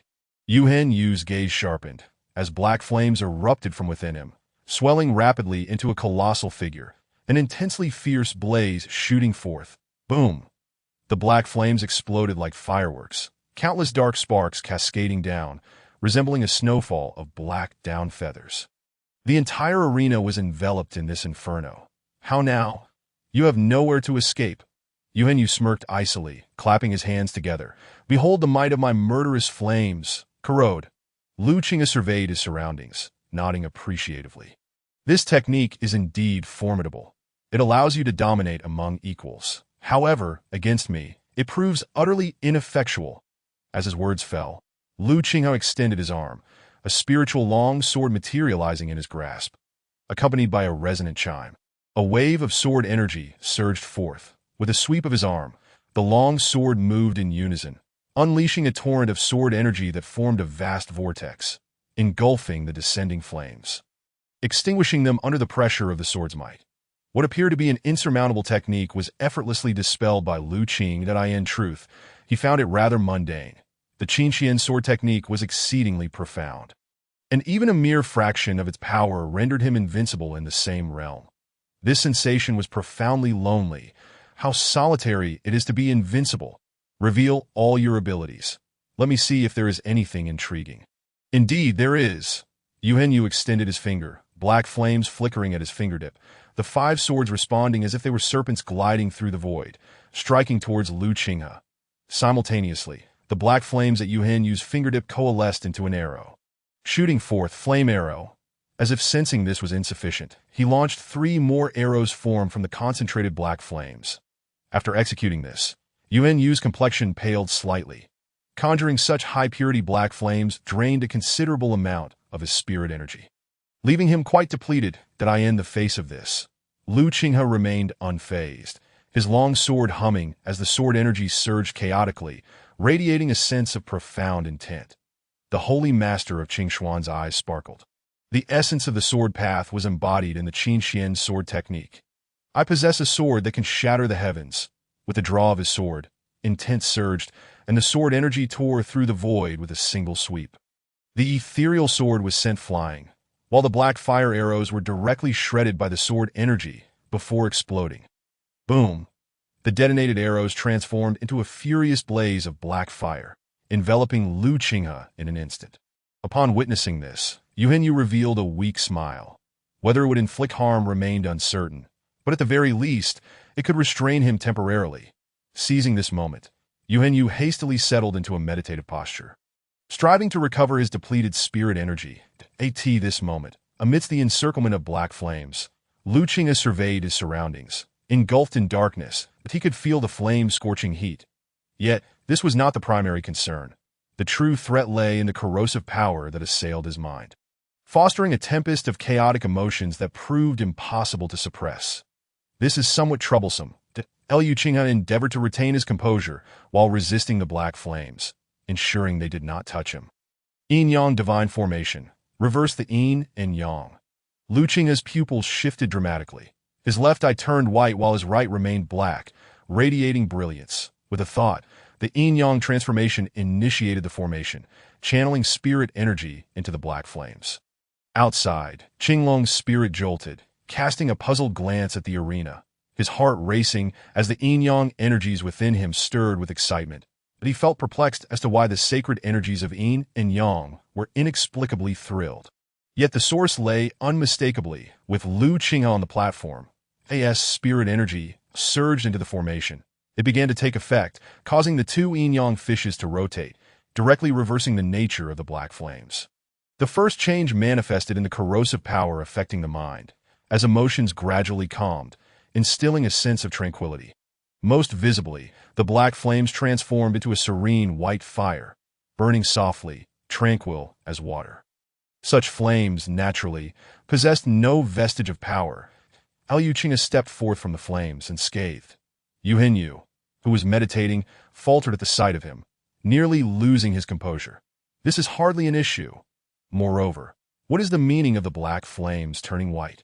This formidable technique, had it not been for my coincidental counter, escaping would not have been so effortless. Lu Qinghe regarded him sincerely. Yuhenyu, you possess remarkable abilities. Yuhenyu managed a bitter smile, not out of disappointment with the black flames, but rather due to Lu Qinghe's unparalleled mastery over them.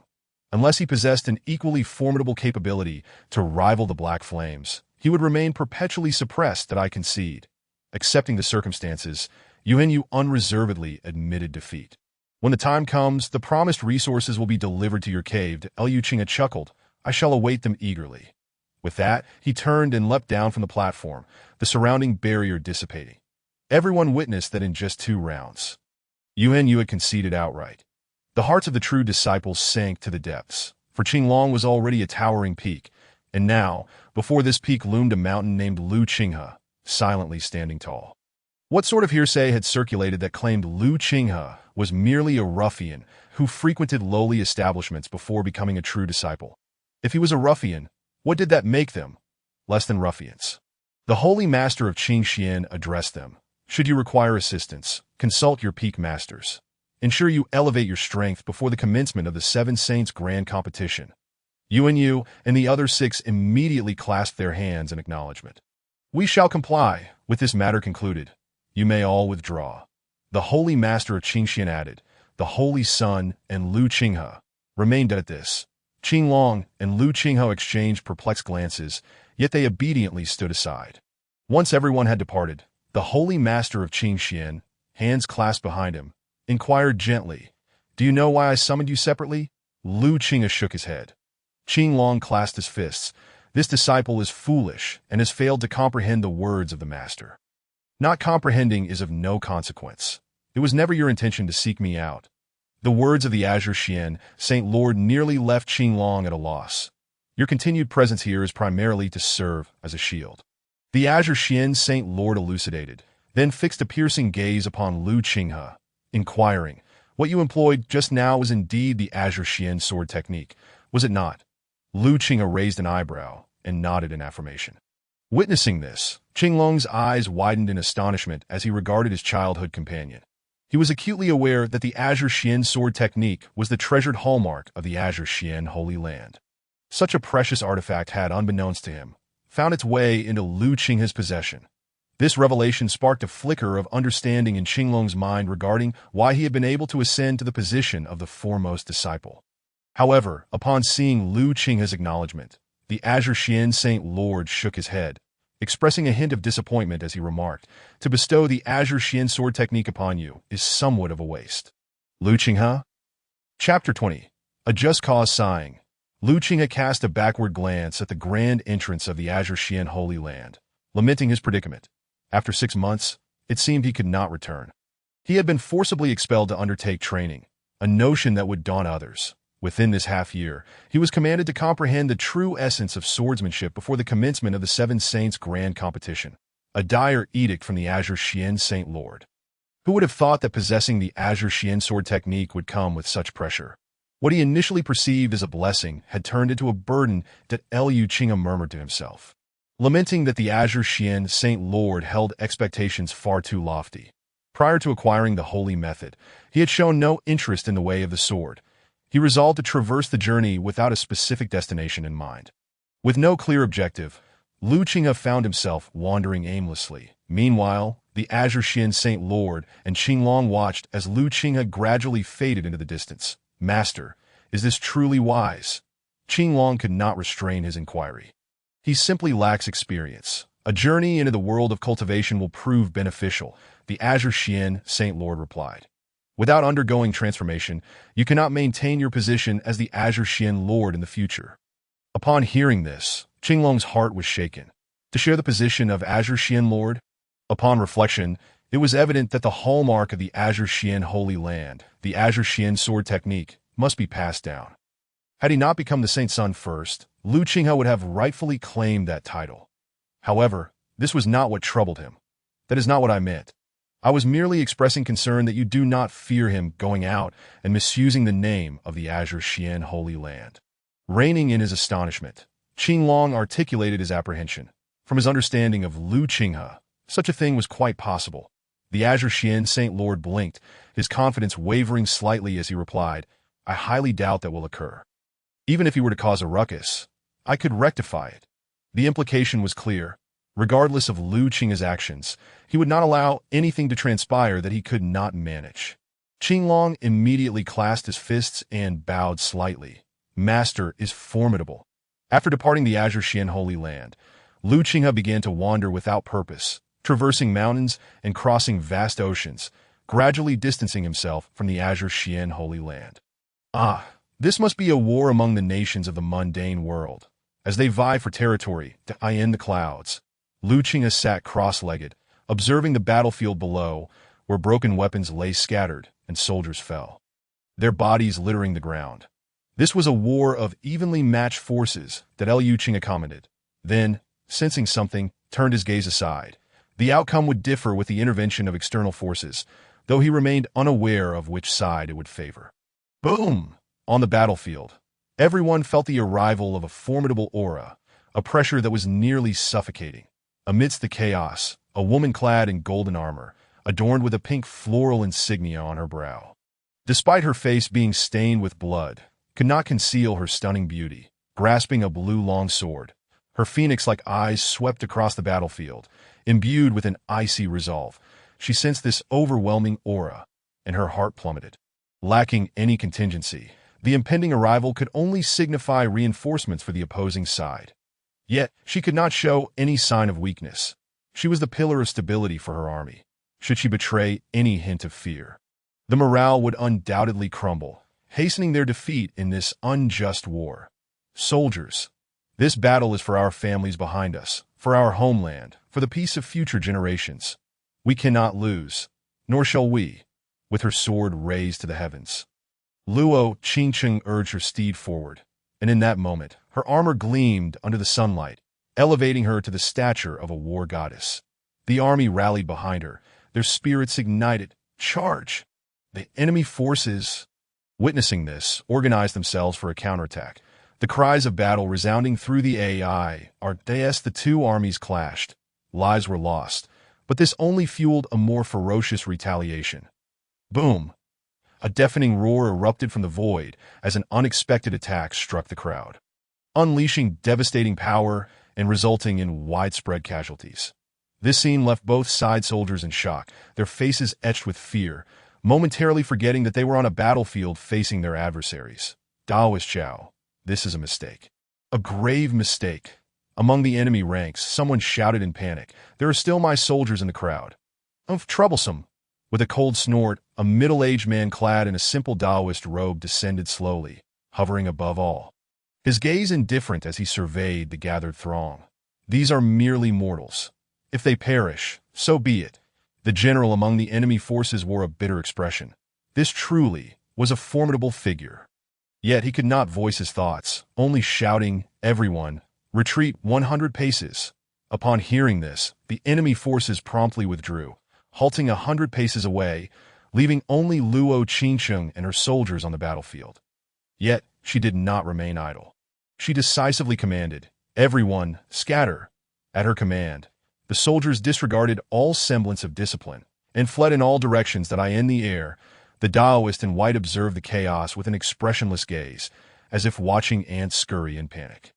In the eyes of a cultivator, mortals were as inconsequential as weeds, their lives and deaths akin to mere insects. Thus, in the eyes of the Daoist, their escape was futile, no matter how they fled. They could not escape his grasp. Raising his hand to form a seal, another attack descended, obliterating yet another group of soldiers that in the skies. Lu Qinghe observed this scene, his heart unmoved. In the presence of the strong, there is no place for the weak. The same held true among cultivators, where mortals were treated as mere chaff, their lives as insignificant as insects.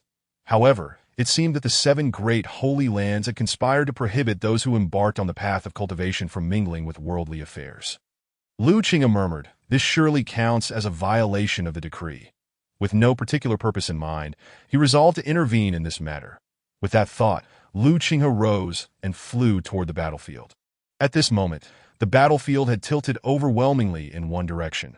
To the eyes of mortals, cultivators appeared as insurmountable mountains, utterly disheartening any thought of resistance.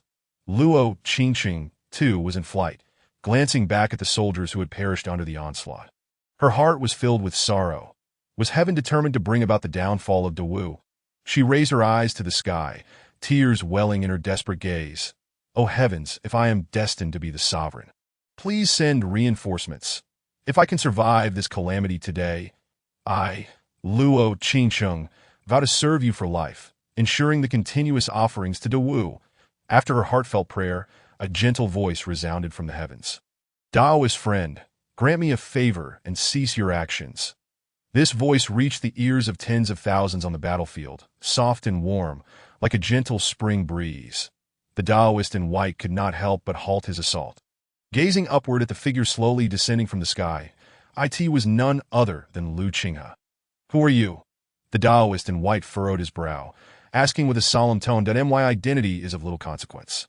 What matters is that I implore you to cease your actions and refrain from further bloodshed. Liu Qinghe replied with a smile, omitting any mention of the decree, simply urging him to stop. Confident that the Taoist would not relent, thus, he would have a justified reason to act. Chapter 21. A swift annihilation. Nameless and without title, a mere child believes he can command me to cease. The Taoist in white regarded him with cold indifference, a derisive expression upon his face. It was utterly laughable. Then he glanced down at the seemingly dazed Empress, a moment of clarity flashing through his mind.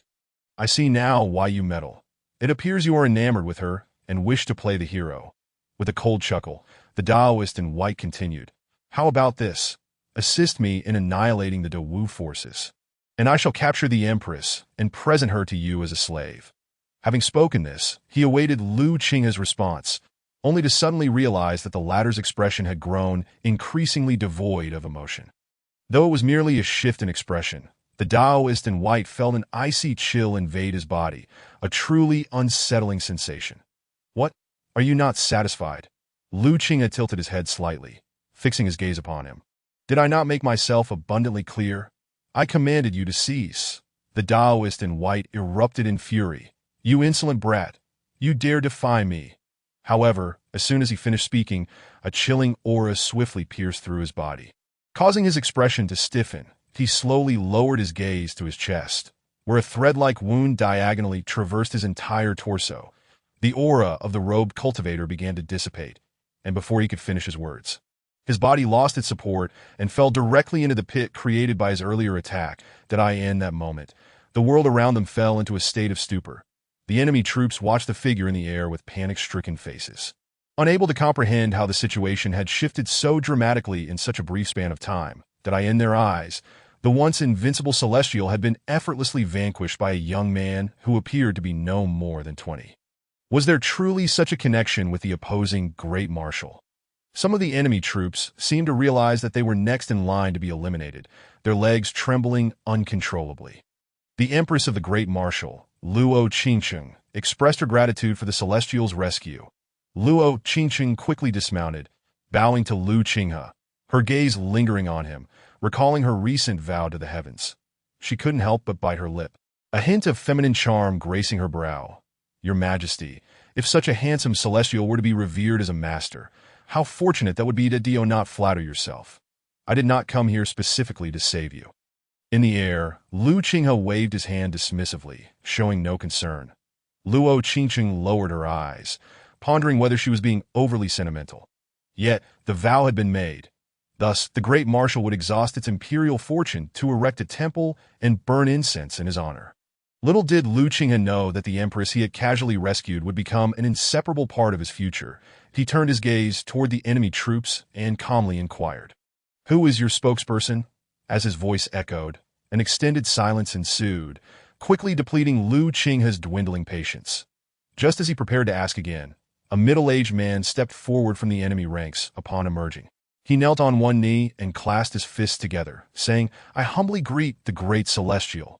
Liu Qinghe regarded the man in plain clothing with an arched brow. Are you their leader? The middle-aged man did not dare to raise his head and answered obediently. I am Su Kong, the Grand Marshal of the Great Marshal. However, I have already removed my armor and hope that the great Celestial will show mercy, exchanging my life for the lives of countless soldiers behind me. Liu Qinghe chuckled. When did I say I wanted your lives? At his words, Su Kong immediately lifted his head, his gaze intense, wanting to say something, but Liu Qinghe waved his hand to stop him. I have no interest in the lives of mortals. Answer what you can. Do you understand? Understood. I understand. Su Kong nodded fervently. From where did you summon these cultivators? Liu Qinghe asked that Su Kong pondered for a moment before responding earnestly. They were invited by officials from the court that it is said they belonged to a distant southern sect known as the Jingsha sect. Jingsha sect, Liu Qinghe murmured, finally concluding that it was merely a small sect he had never heard of. If you request the cultivators to take action, what price have you promised? He inquired again. This time, Su Kong shook his head. I am unaware that I only heard the court officials mention that within the Great Marshal there are two veins of, or that no Celestial could refuse. The promise was that if the Celestial could assist us in conquering the Great Marshal, both veins would be given to him. The ore veins were likely celestial crystals, the one thing that all cultivators found impossible to resist. That Liu Qinghe nodded. Looking at him, "Do you know I have not acted against you?" Su Kong stared back, bewildered. Because in the world of cultivators, there exists an absolute taboo that cannot be breached. That Liu Qinghe spoke slowly, almost as if educating him. That is, cultivators must never strike against mortals. Violators shall meet their demise. As he finished speaking, he raised his hand and unleashed a sword chi that pierced into the pit. Immediately, a wail erupted, and everyone beheld a diminutive figure, no larger than a palm, slowly ascending from the pit. It was a miniature version of the robed cultivator. Liu Qinghe looked at it and chuckled. "Did you hear what I just said?" The robed cultivator's nascent soul cried out. "They are merely mortals. Let them die.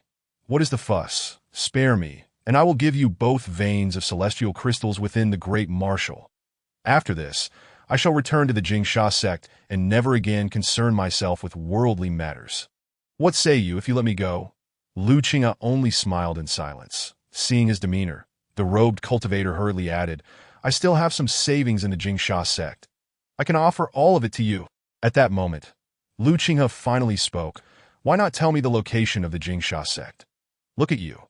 Now you are left with only your nascent soul. That it will surely be difficult for you to return. So I could escort you back to retrieve it." Upon hearing this, the robed cultivator was instantly elated and quickly divulged the location of the Jingsha sect. However, after speaking, he felt something was amiss. For Liu Qinghe's expression had changed. "You are deceiving me."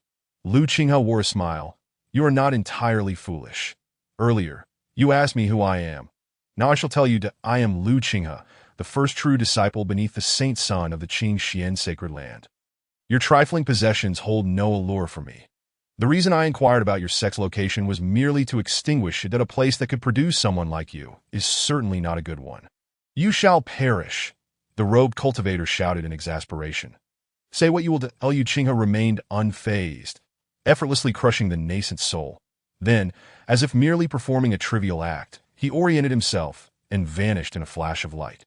Below, Luo Qingchun gazed in the direction Liu Qinghe had disappeared, unable to regain her senses for a long time. That Liu Qinghe, "I shall remember you." On the enemy's side, Su Kang's aide helped him to his feet, calling for a soldier to bring his armor, and asked, "Marshal, shall we continue fighting? Now that the Great Marshal has suffered heavy losses, it is a prime opportunity." As Su Kang donned his armor, he replied, "No more fighting. The Great Marshal possesses 2 veins of, or that even the Celestials are interested in. Who knows if the Celestial will return to claim them? If we provoke the Celestial, we will all bear the consequences." The aide understood, considering the terrifying methods of the Celestial. Rules were only for those who followed them, and whether a Celestial adhered to them depended on their whims. Forget it to go back and tell those pedants that the Great Marshal also has Celestial protection. And it is even stronger." Su Kang continued, "I have no desire to return to the Great Marshal. Gather the brothers. We withdraw." Chapter 22. A sword to annihilate a sect. Gazing at the numerous mountain peaks that comprised the sect before him, Liu Qinghe displayed a hint of disdain. Such desolation and squalor can still be called a sect for cultivation. If anyone were present to hear his words, they would undoubtedly roll their eyes in disbelief. The cultivation world is rife with droughts and floods. If conditions permitted, no one would willingly choose to establish a sect in such a place with thin spiritual energy. Yet it mattered not. Let this be the first step in my rise to fame. With this thought, Liu Qinghe raised his right hand, palm open, as a long sword materialized in his grasp, surging with sword chi that shot skyward.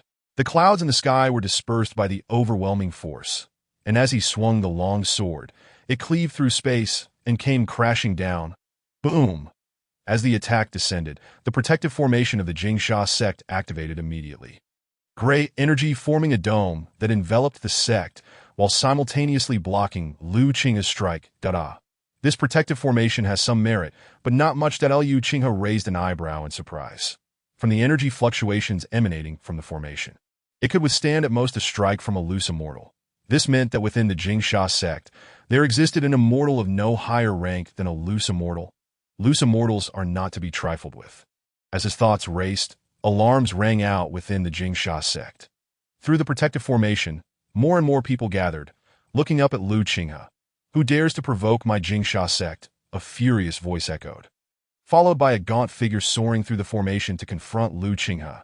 Gazing at the familiar robed figure, Lu Qinghe addressed him. "Are you the leader of this Jingsha sect?" "Indeed, I am Zhou Taiyan." Zhou Taiyan's gaze was fierce, his eyes locked onto Lu Qinghe. "You, a mere boy, dare to strike at my sect without cause. Surely there must be a reason. Otherwise, I will have no choice but to capture you and interrogate you slowly back at the sect." Lu Qinghe was unfazed, declaring, "Let me make it clear. I am Lu Qinghe, the first true disciple beneath the saint sun of the Qingxian sacred land. Remember this. The one who will kill you and annihilate your sect is Lu Qinghe from the Qingxian sacred land." The last statement was infused with spiritual energy, resonating throughout the heavens and the earth. Arrogance. Upon hearing that Lu Qinghe hailed from the Qingxian sacred land, Zhou Taiyan's expression shifted to one of grave concern. Clearly, he had heard of the Qingxian sacred land's reputation and did not doubt Lu Qinghe's words.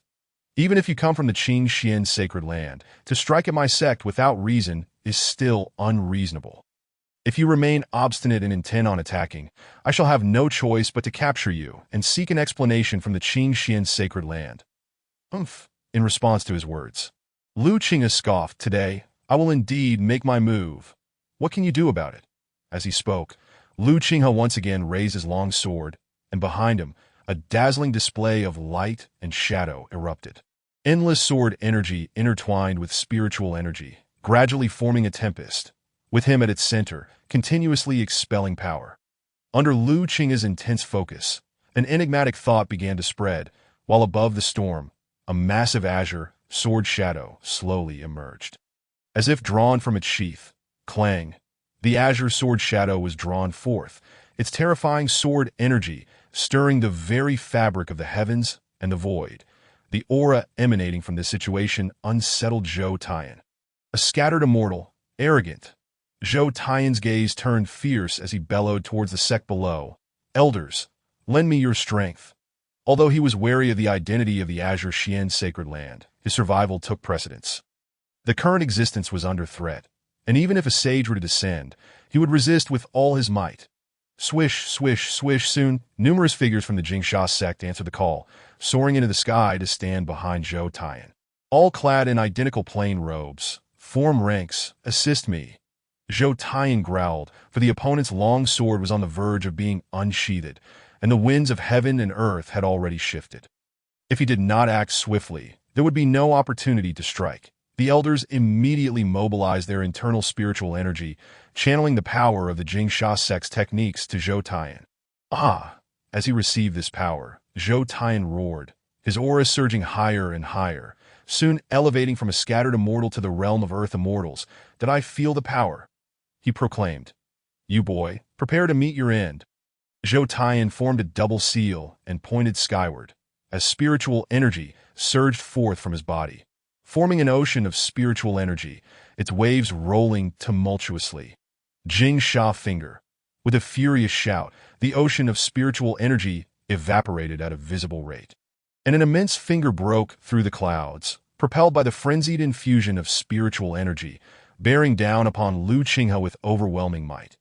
This was the foundational technique of the Jingsha sect, the only celestial art they possessed.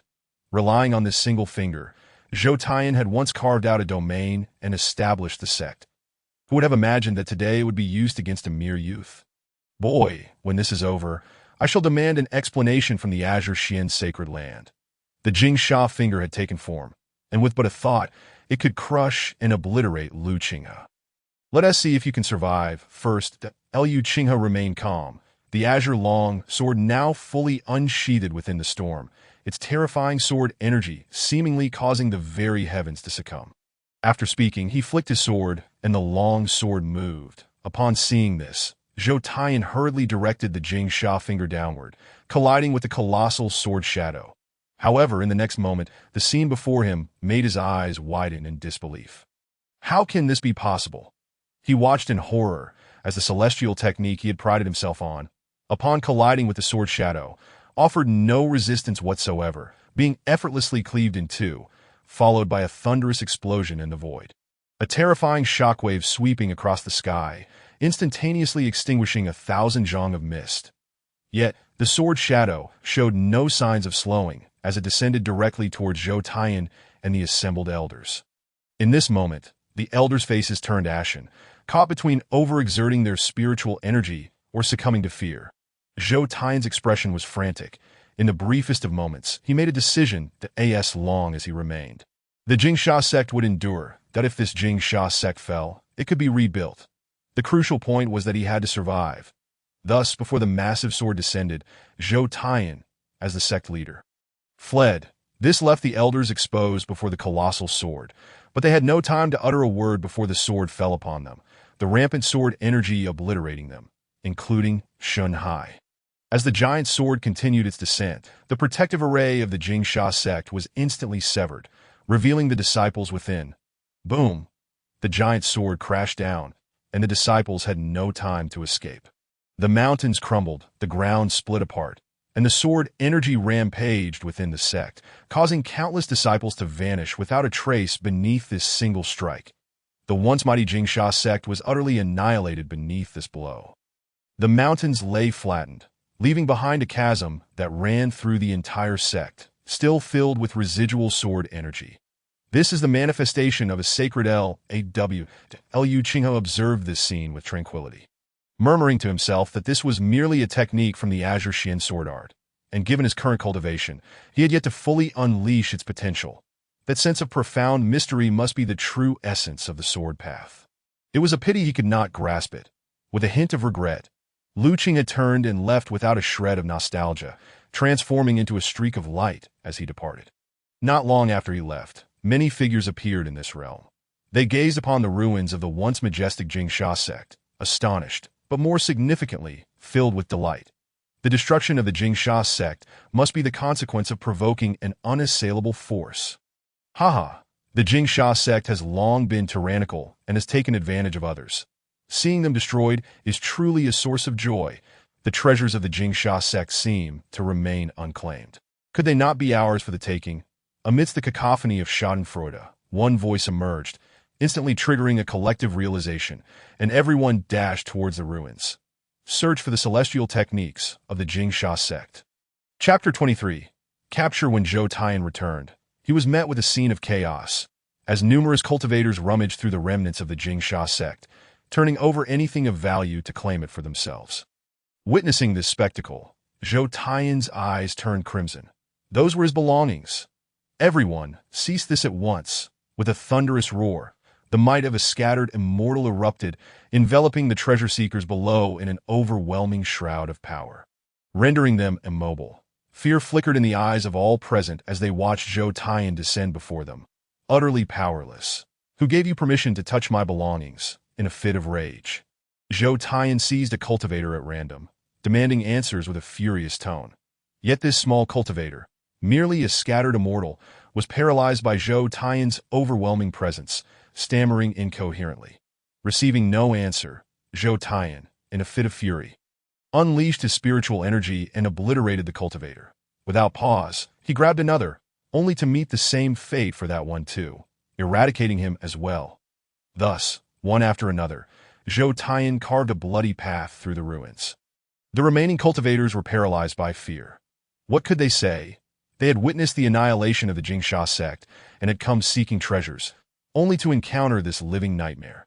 Their fates were no different from those who had nothing to say. Suddenly, a hearty laugh rang out, capturing Zhou Taiyan's attention. It came from a middle-aged cultivator, whose calm demeanor under such pressure stood in stark contrast to the surrounding chaos. What are you laughing at? Zhou Taiyan's eyes blazed as he approached him swiftly. Ha! I laugh at how the once mighty master of the Jingsha sect has now been reduced to a solitary figure, when you and your disciples were tyrannical. Did you ever imagine you would meet such an end? Clearly, this was a middle-aged cultivator who had suffered at the hands of the Jingsha sect in the past, yet Zhou Taiyan did not recognize him. His suspicious gaze scrutinized the man. Seeing Zhou Taiyan's reaction, the middle-aged cultivator chuckled darkly. I suppose you wouldn't remember who I am, would you? After all, individuals like you, who are loathed by all, are bound to forget. But I remember quite clearly, and so I find great joy in your sect's downfall. true, heartfelt joy. Ha! At this moment, rather than becoming enraged, Zhou Taiyan adopted a semblance of serious contemplation, genuinely trying to recall when suddenly a fragment of memory flashed before him, bringing with it a flood of related recollections. His expression shifted to one of realization that, oh, now I know who you are. It's you, your sister. She was quite delectable. Shut your mouth. Silence. The mention of the word sister struck a nerve with the middle-aged cultivator, causing him to scream in a fit of hysteria. Yet the more he reacted, the more Zhou Taiyan reveled in his glee. I enjoy watching you in such a state of rage, utterly powerless. After all, your weakness is your original sin. Ha ha. In response, the middle-aged cultivator regained his composure, a chilling smile crossing his lips. Indeed, I loathe my own uselessness and weakness. However, the Jingsha sect's downfall is merely the consequence of provoking an unassailable force. The others of the Jingsha sect are dead, and you shall not be far behind. Zhou Taiyan. Just wait for your neck to be cleanly prepared, swoosh. Yet before his words could fully escape his lips, Zhou Taiyan's face turned cold, his hand striking down decisively. Watching the head roll to his feet, Zhou Taiyan stepped upon it, declaring, whether I will die is something you shall never witness, but you certainly will die by my hand. Erasing the middle-aged cultivators, Zhou Taiyan did not pause for a moment. He acted directly, coldly annihilating them. Before long, the ruins of the Jingsha sect were stained crimson with blood, leaving only Zhou Taiyan standing alone. He meticulously gathered all valuable items, transforming himself into a person of unimaginable wealth. Yet, the massacre of his sect loomed over him like a dark cloud, casting a shadow upon his heart. Did I end the Qing Xian sacred land? Lu Qing had declared, if I do not kill you, I cannot release the hatred within my heart. The distance to the Qing Xian sacred land was too great for him to seek justice. Yet Lu Qinghe remained nearby, providing an opportunity. And no matter how superior one's abilities, even a disciple of the sacred land would find it troublesome if targeted by wolves lurking in the shadows. Would they not? Zhou Taiyan chuckled darkly, having already decided whom to approach. Those who only recognized wealth, indifferent to individuals, could only be the group from the Yin sect, hiding away in darkness. Calling upon them would be ideal. The realm of transcending tribulations, the price of a scattered celestial, they would surely be eager to accept. However, before that, he needed the world to know of Lu Qinghe, a figure capable of indiscriminately annihilating a weak sect. Resolute in his determination, Zhou Taiyan discerned the direction and soared into the sky, vanishing into the horizon. Meanwhile, Lu Qinghe was oblivious to the fact that Zhou Taiyan was preparing to pay a hefty price for revenge against him. Even if he were aware, he would not be overly concerned. Rather, he would find it somewhat exhilarating, adding a touch of amusement to his currently tedious journey. Did I in the dead of night? Lu Qinghe practiced within a dilapidated temple, reminiscing about the profound essence of swordsmanship. However, no matter how he responded to his insights, he could not grasp them, as if they belonged to another entirely. Suddenly, a chill invaded his body. He immediately exited his meditative state. Fingers forming a sword, swiftly turning to face the source, unleashing a surge of sword energy. Bang. Yet, only the wooden door of the temple was shattered. The already decrepit temple now bore additional signs of wear. Seeing his strike miss, Lu Qinghe exclaimed in surprise. Despite sensing an approach from behind, upon turning, he found nothing there. Turning back with suspicion, he released his divine sense, confirming that he was indeed alone in the crumbling temple. Curious, he muttered to himself. During the past half-month since leaving the Jingsha sect, he had traversed the secular world, encountering many experiences he had never faced before, realizing that society nurtures a multitude of personalities, thieves, bandits, and shameless rascals. That, of course, the rascal referred to men with a penchant for Dragon Yang, who had taken a liking to Lu Qinghe. These individuals, without exception, had been eradicated. What purpose would such people serve? Now, he prepared to detach himself from the mundane and venture into the realm of cultivation. After a while, the chill returned, yet nothing materialized that on the third occurrence. He chose to ignore it. The fourth time.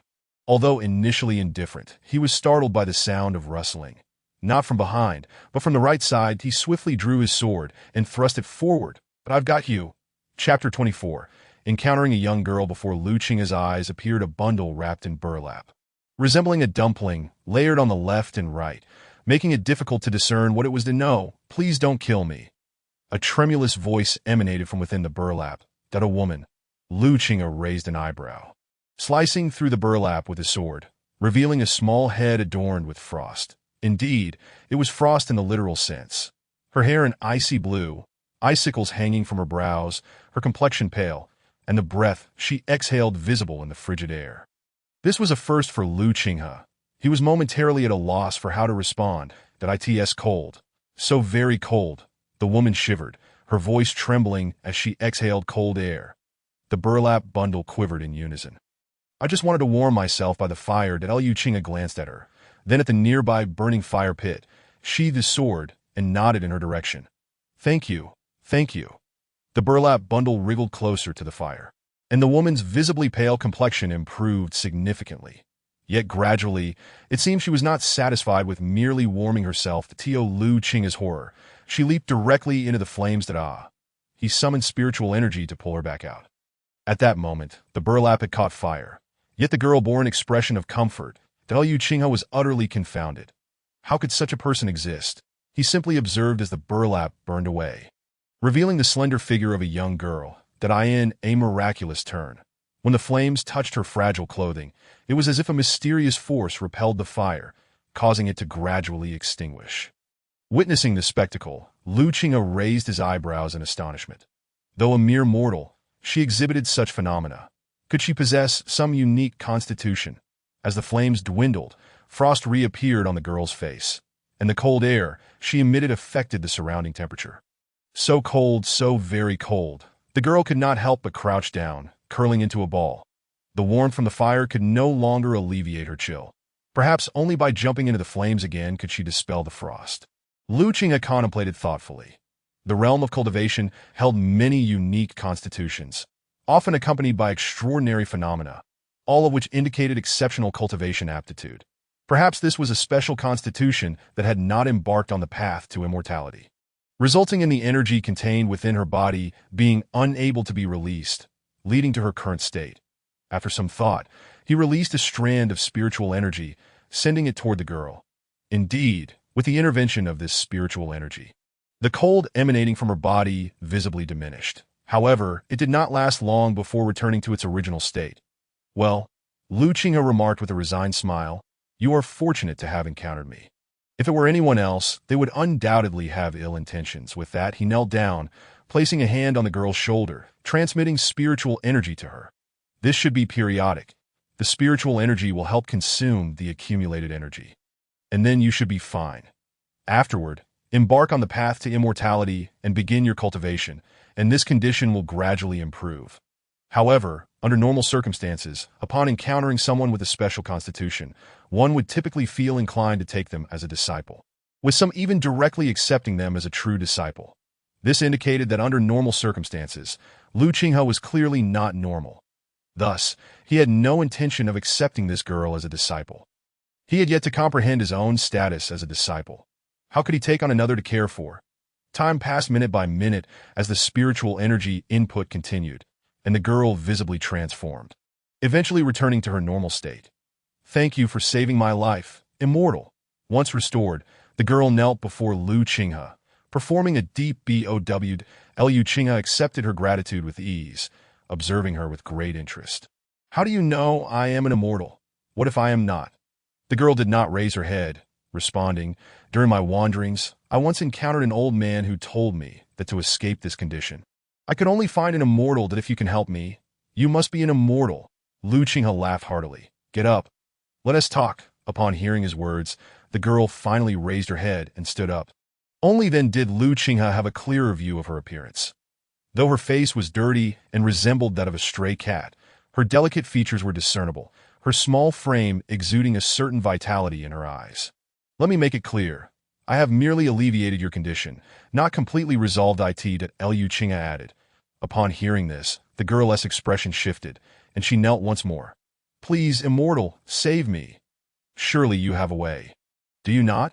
I understand that seeking the help of an immortal requires a price, yet I possess nothing.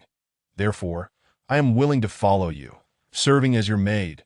All I ask is to return to the appearance of a normal person. Lu Qinghe scratched his head in difficulty. That MY requirements are quite high. You may not be able to meet them. The girl lifted her head, her eyes seemingly shimmering with light. I can accept anything. Let me make it clear. If you ever falter in your duties, I will abandon you without hesitation. Do you understand? Lu Qinghe adopted a serious demeanor, not intending to frighten the girl, but he would eventually take on a notorious role. And having a girl by his side would undoubtedly pose numerous inconveniences. Moreover, given her unique constitution, it was likely that some sect would take an interest in her and wish to accept her as a true disciple. Currently, among the 7 great sacred lands, there was one that specialized in ice and snow spiritual energy, the Wind and Snow Sacred Land, which would align perfectly with this girl. That I understand. The girl, upon hearing this, did not feel disheartened. Instead, she expressed her gratitude with several deep bows. That I can serve you tea and water. I can do anything. All right, stand up that I will impart a technique to you, guiding you and circulating your energy. Remember the pathways through which the spiritual energy will flow. Lu Qinghe instructed. Then you must cultivate and comprehend the spiritual energy, guiding it through the pathways. As long as you practice slowly, the cold energy invading your body will gradually dissipate. The girl stood up and nodded earnestly. Yes. Subsequently, Lu Qinghe gently pressed his finger against the girl's brow, intertwining his spiritual energy with his consciousness, directly imprinting the technique into her very soul. This was a foundational method from the Qingxian sacred land, accessible to all, and its dissemination would pose no issue. However, one could only wonder if the Holy Master would be displeased to learn that such a trivial technique was being taught to a prodigy with a unique constitution. Lu Qinghe mused with a hint of mischief. Having guided the girl on her cultivation path, he allowed her to proceed independently, eager to observe the true potential of a gifted individual. The first step in cultivating immortality is to grasp the sensation of qi. This step, though seemingly simple, is quite intricate, heavily reliant on innate talent. Consequently, it serves as a sieve, filtering out countless individuals with the potential for cultivation but lacking the requisite aptitude. Approximately a quarter of an hour passed before the girl opened her eyes, her face alight with joy as she exclaimed to Lu Qinghe, "Immortal! I have grasped the sensation of qi." Lu Qinghe was taken aback. It had scarcely been a moment. How long had it taken him? His own aptitude had been rather mediocre, requiring an hour as for Qinglong. It had only taken him a quarter of an hour, but now it seemed trivial. Indeed, there remains a distinction between individuals. Chapter 25. 2 blockheads. Lu Qinghe learned that the girl bore no name. Due to her peculiar constitution at birth, she was deemed ominous and abandoned by her parents, wandering for 18 years. Her stature resembling that of a 15 or 16-year-old Dada, lacking a name makes it rather inconvenient for address. Lu Qinghe remarked, gazing at her. "Let me bestow upon you a name. Your original surname is Li, so I shall call you Lizi. What do you think?" Lu Qinghe admitted to being rather inept at naming. Yet the name Lizi appeared wondrously in his mind as he looked upon the youthful figure. "Thank you, immortal." Lizi's eyes sparkled with delight. She finally had a name. She cared not for its nature. Having heard all manner of unpleasant names during her years of wandering, in contrast, this name felt quite favorable. "Do not call me immortal any longer," Lu Qinghe instructed. "From now on, refer to me as young master." He realized he was not much older than Lizi, and the term immortal felt rather aged. "All right." Lizi nodded vigorously. "Young master." Lu Qinghe smiled, finding the title much more agreeable.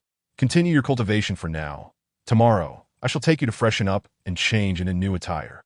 "Yes." Lizi nodded earnestly, closing her eyes once more to guide the qi throughout her body.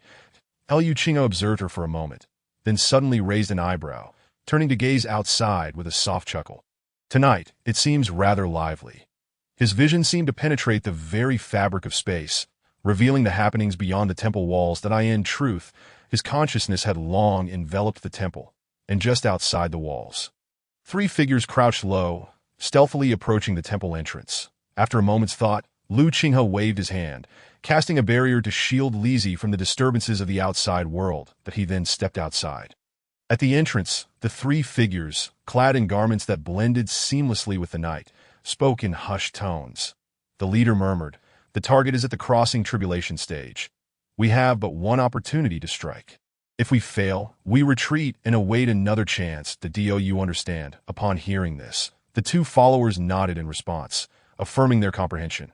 The leader sighed inwardly at the naivety of these rookies, fearing they might bring about their own demise. "Three of you, does it not tire you to converse in such a manner? Why not step out and speak?" The sudden voice startled all three, and the leader turned to find Lu Qinghe standing at the entrance. Regarding them with a teasing smile, "ITSM, attack." Momentarily stunned, the leader quickly regained composure, recognizing Lu Qinghe as the target of their mission, and bellowed as he drew his spiritual weapon, preparing to strike. The other two followed suit, yet they soon found themselves frozen in terror, their eyes widening in horror, for they discovered that the surrounding space was already saturated with a menacing sword aura. Sharp and overwhelming that in such a circumstance would they dare to move? They dared not. Members of the Yin sect? Lu Qinghe inquired, observing them intently. "How did you know?" The second figure gasped, eyes wide with fear. "Alas, it seems my life is forfeit." The leader lamented inwardly, realizing that on his first mission with newcomers, he would meet his demise at the hands of these two blockheads that I merely guessed. Lu Qinghe chuckled lightly. Their furtive demeanor was unmistakable, indicative of an assassination attempt against him that in the realm of cultivation. Such acts were notoriously associated with the Yin sect. "Having guessed correctly, I suppose you concede to being captured." The leader, understanding the fate that awaited him, offered no resistance to Lu Qinghe. Observing the leader's resignation, smiled and said, "Do not be so despondent. Cooperate, and perhaps I may yet spare you really." The third one asked earnestly.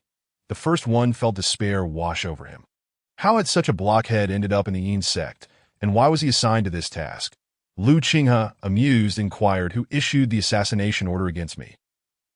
"We have our principles," the first one retorted defiantly. "It was the master of the Jingsha sect."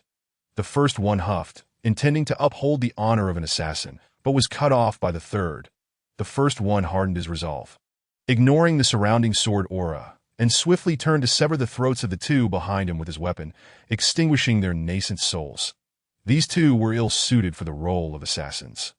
Yet they had made their choice and now bore the consequences. Gazing at the fallen bodies, Lu Qinghe raised an eyebrow in surprise. "You truly are decisive. Since death is inevitable, one might as well die at the hands of one's own." The assassin spoke with a cold detachment, turning to face Lu Qinghe calmly. "Come then, it is my turn now."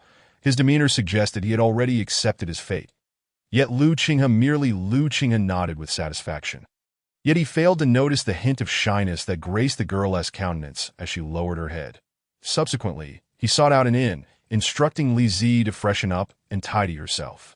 Finally, with a moment to spare, Lu Qinghe gazed up at the sky, reflecting on the preparations of these past days, contemplating his imminent trial against the second tribulation. Moreover, he was eager to test the true capabilities of the sacred art of Honghua divine thunder.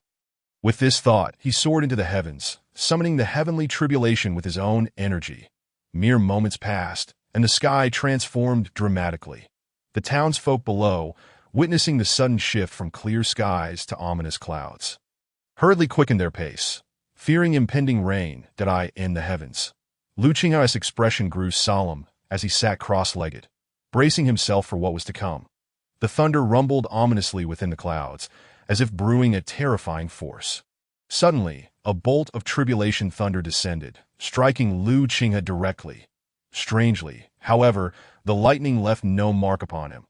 Had there been an observer nearby, they would have seen that at the moment the tribulation thunder struck, Lu Qinghe's eyes lost their luster, his expression blank, as if he were merely a shell of flesh. That moment, Lu Qinghe felt his soul adrift, wandering through a void, and when he regained his senses, he beheld a figure before him, identical to himself. Yet this mirrored Lu Qinghe bore a cold demeanor, his brows and eyes filled with an aura of brutality. "You have finally arrived," he intoned icily. Lu Qinghe paused in surprise. "You have been waiting for me?" The other Lu Qinghe nodded. "I have awaited you for a long time. Since you resolved to defy fate, I have manifested, biding my time for this moment." After a moment of silence, Lu Qinghe inquired, "Do you have something to convey to me?" "Indeed, I do," the other Lu Qinghe replied, a hint of amusement in his tone. "I have come to inform you that destiny is immutable. Even if you control the changes of the Azure Dragon, the heavenly Tao will still exert its influence in your absence. You, as I will ultimately find yourself in infamy as your final fate. No matter how hard you strive, the outcome is preordained. To surrender, Liu Qinghe remained silent, seemingly affected by these words. Observing this, the other Liu Qinghe's lips curled into a sinister smile as he took a step closer. Embrace your destiny. It is our ultimate fate. Come, let us merge once more. Your notion of accepting destiny equates to annihilation, leading to an end devoid of salvation. Liu Qinghe retorted with a cold laugh. You are merely the embodiment of my deepest fears. Do you think you can sway me? Taken aback, the other Liu Qinghe's expression darkened. This is the truth. The heavenly Tao reigns supreme in this realm, governing the fates of all, yourself, me, and the Azure Dragon, all mere stepping stones for the children of destiny. Any effort is futile. Why not choose to accept it, to go with the flow? Is that not your nature? Going with the flow leads to death. Liu Qinghe roared. What is wrong with wanting to live? As the two Liu kings argued in that void, the townsfolk below began to notice that the lightning continued to strike the same spot. And curiously, although it thundered, no rain fell.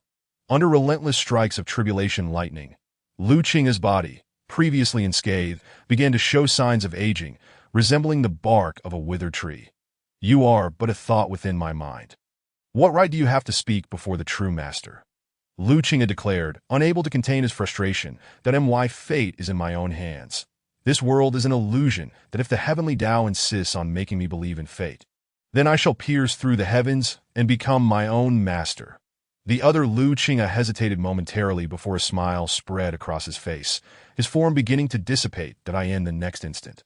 Liu Qinghe's soul felt a tremendous pull, and he returned to his body. The half-fallen tribulation lightning above abruptly vanished, and the oppressive clouds began to disperse. Gazing at his parched and withered skin, Liu Qinghe let out a light chuckle, though his voice was hoarse. Is this the power of the heart's tribulation? Had I failed to overcome the argument with my inner self, this lightning alone could have drained my life force. He mused inwardly, while simultaneously channeling spiritual energy through his body. Gradually, his skin rejuvenated, becoming taut and supple as if spring had returned to withered wood. Feeling the ceaseless surge of power within him, Liu Qinghe rose to his full height, readying himself for the impending third tribulation, the Ascension Tribulation, and, of course, the Honghua Divine Thunder.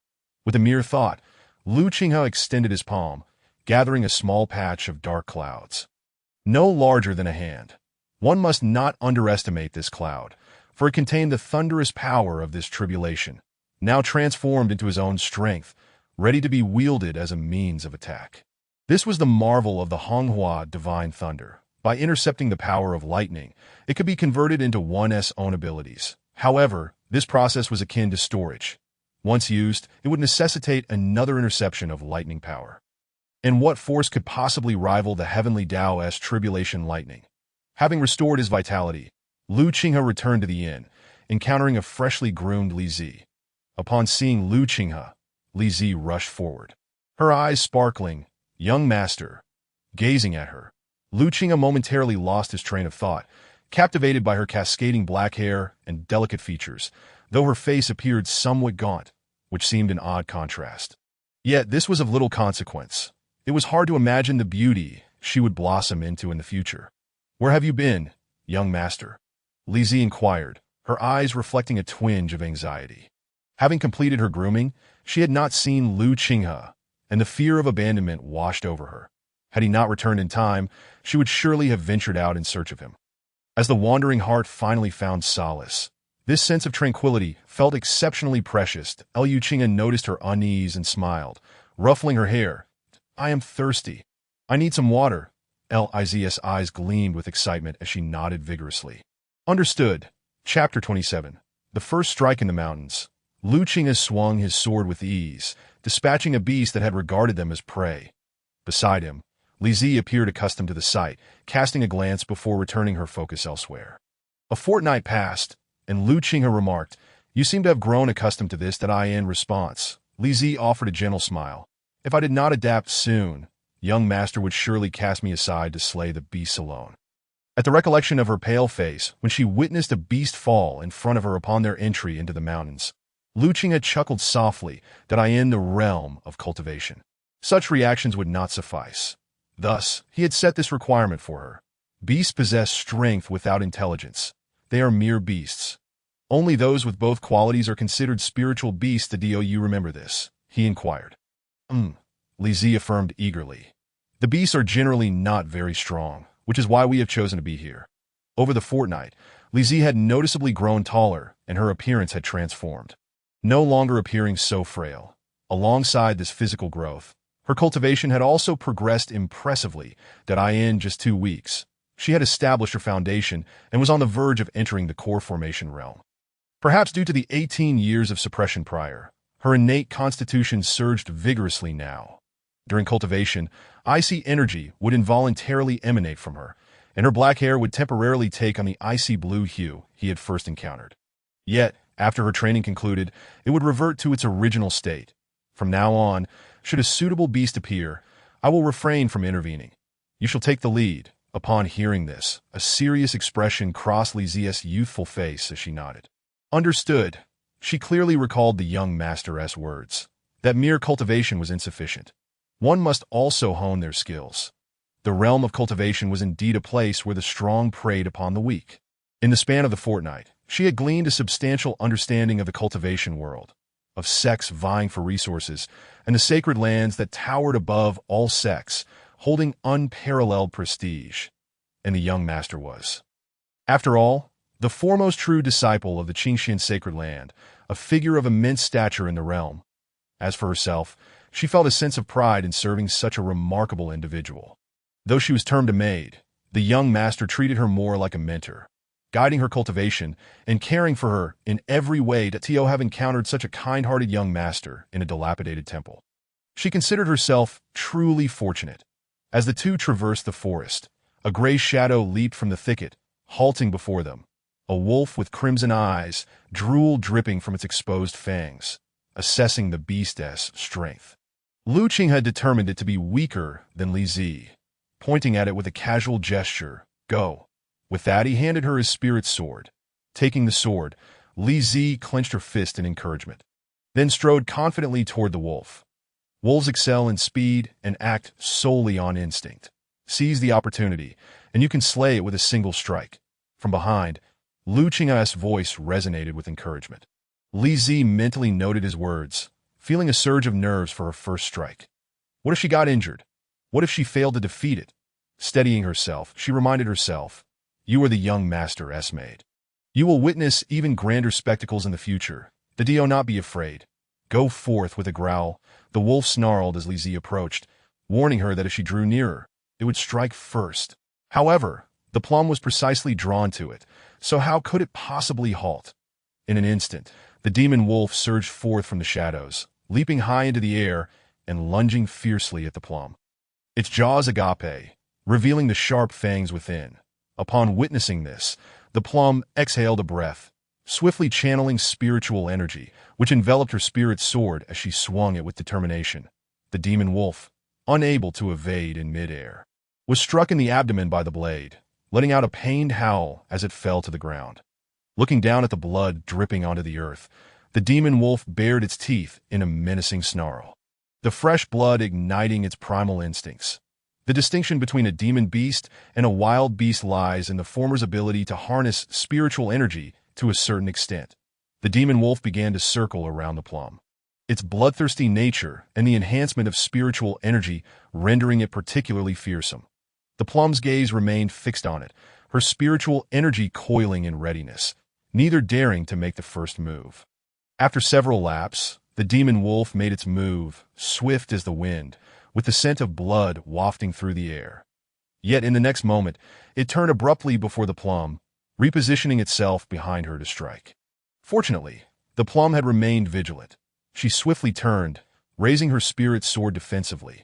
With a sharp snap, the demon wolf clamped its jaws around the sword, its sharpness causing 2 of its fangs to shatter, leaving a smear of blood in its wake. Letting out a pained howl, the demon wolf released its grip, retreating a few steps while keeping a wary eye on the plum, no longer daring to show its teeth. Suddenly, it howled at the moon. The plum was bewildered by its actions, but Lu Qinghe understood. Shortly after the wolf's howl echoed, Rustling sounds began to arise from the surrounding forest that Liu Qinghe scanned the area. And to his astonishment, dozens of demon wolves had encircled them. Eventually, his gaze settled on a particular demon wolf among the pack, one adorned with scars on its face and forelimbs, its size significantly larger than the others. Surely, this must be the Wolf King. Young master, the plum said with concern. Looking at Liu Qinghe, isn't this too many? Focus on dealing with it. Do not worry about anything else, Liu Qinghe instructed, conjuring a barrier of spiritual energy that enveloped both the plum and the demon wolf, isolating them from the rest. Sensing the source of the barrier, the Wolf King fixed its gaze on Liu Qinghe, a glimmer of light flickering within its dark eyes that Liu Qinghe met its stare. Indifferent to whether the Wolf King could comprehend him, believing that they ought to resolve their own matters. Should you wish to interfere, then I shall be compelled to deal with you. The Wolf King seemed to understand, growling at the wolf confronting the plum, prompting the other demon wolves to step back in unison. Liu Qinghe couldn't help but take a second glance at the Wolf King. There was something distinctly different about it. Within the barrier, the plum withdrew her gaze from the spirit's sword and murmured to herself, "Fortunately, it didn't break. This belongs to the young master.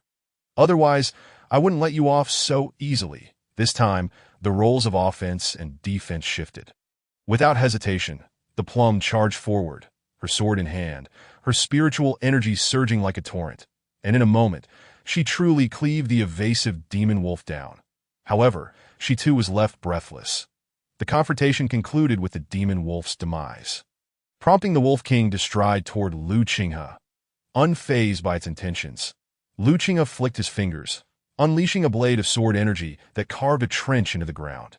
The Wolf King was taken aback, staring at the marks on the earth for some time before issuing a command to one of the nearby demon wolves, which promptly stepped forward to retrieve the fallen demon wolf's body. The Wolf King cast one last lingering gaze at Liu Qinghe, let out a howl, and led the pack away. "Young master," the plum exclaimed, bounding over with a face illuminated by joy, "that I did it." Chapter 28. Bullying the weak, your performance was acceptable. Observing the plum's eager expression for praise, Liu Qinghe ultimately refrained from delivering harsh words. However, he did not shy away from pointing out her shortcomings. The lack of strategy in your first battle is understandable, but depleting all of your spiritual energy in one go is a critical flaw. What if there were more adversaries? Wound tea that place you in peril. In combat, spiritual energy is of utmost importance and must be meticulously managed. Perhaps with more experience, you will come to understand. That night, the two journeyed to a mountain peak, preparing to spend the night there. "Young master, what is that?" The plum, gazing at the stars, pointed to a luminous vessel in the sky. Her expression filled with curiosity. Liu Qinghe glanced up casually and replied, "It's merely a cloud boat. Such a small vessel is hardly noteworthy. When we return to the Qingxian sacred land and witness a large-scale deployment, you will see what a true cloud boat looks like. To ordinary people, a vessel soaring through the sky was already a marvel, a colossal entity. Yet, to Liu Qinghe, it seemed like a mere trinket from a small, insignificant family. The plum softly acknowledged, her eyes sparkling with wonder. What must it feel like to fly in the sky? She noted that it appeared to be a fleet of vessels. As they drew closer, Liu Qinghe discerned that it was indeed a fleet composed of 3 cloud boats, navigating the night sky. Had they discovered a hidden realm? This reminded Liu Qinghe of the last time a fleet from the Qingxian sacred land had embarked, which led to the discovery of a secret domain. Hastily summoning disciples of a certain cultivation level to board the cloud boats, that time. He was not yet a true disciple and preferred to avoid the spotlight, sneaking off to the Immortal Delight Pavilion instead. By the time he returned, 3 months had passed, and he had heard tales of substantial rewards. This situation bears striking similarities. Let us go take a look. If it suits us, we might as well join in the excitement. Liu Qinghe mused, then turned to the plum with a smile. "Do you wish to experience the feeling of flying?" "Ah." The plum turned, her eyes wide with anticipation. "Then I shall take you for a flight." Having kept the plum by his side for so long, he had yet to showcase the most evident distinction between cultivators and mortals. With a thought, Liu Qinghe summoned his spirit sword, which circled in the air before lying flat on the ground, suddenly expanding in size. "Come, step aboard." Liu Qinghe stepped onto the sword and beckoned the plum to join him. While cultivators could fly, it was only after reaching the nascent soul stage that one could truly master it. This method of sword flight was inspired by the Yuheng Jade's ability to control the sword, allowing for a more carefree experience than merely flying. Young master, I am ready. The plum stepped onto the sword, gripping Lu Qinghe's robes tightly, as if in fear of falling off once they took flight. Then, let us ascend. With a wave of his hand, the spirit sword, now enlarged, effortlessly lifted the two of them into the air. On the cloud boat, those controlling its power and direction seemed to sense something. They turned to see two figures standing on a sword, keeping pace with the vessel. Enemy attack! A cry rang out, and alarms blared aboard the cloud boat, the sound of hurried footsteps echoing across the deck. Soon, the vessel was teeming with people that Liu Qinghe scanned the crowd, noting that most were at the core formation stage, with only a few at the nascent soul stage, likely the leaders of this expedition. May I ask why you are following our Golden Cloud Sect's cloud boat? One nascent soul cultivator stepped forward, clasping his fists in inquiry. Upon seeing your fleet, I wondered if you had discovered a hidden realm, so I came to inquire. If it is suitable, I would like to join in the excitement. Lu Qinghe replied. The nascent soul cultivator stiffened. Was such a rationale even plausible? You are not acquainted with us, so why would we bring you along? With a cold smile, the cultivator regarded Lu Qinghe, who appeared youthful, capable of flight, but ultimately just a peer at most. There was no need to ingratiate themselves. As long as they did not provoke hostility, that would suffice.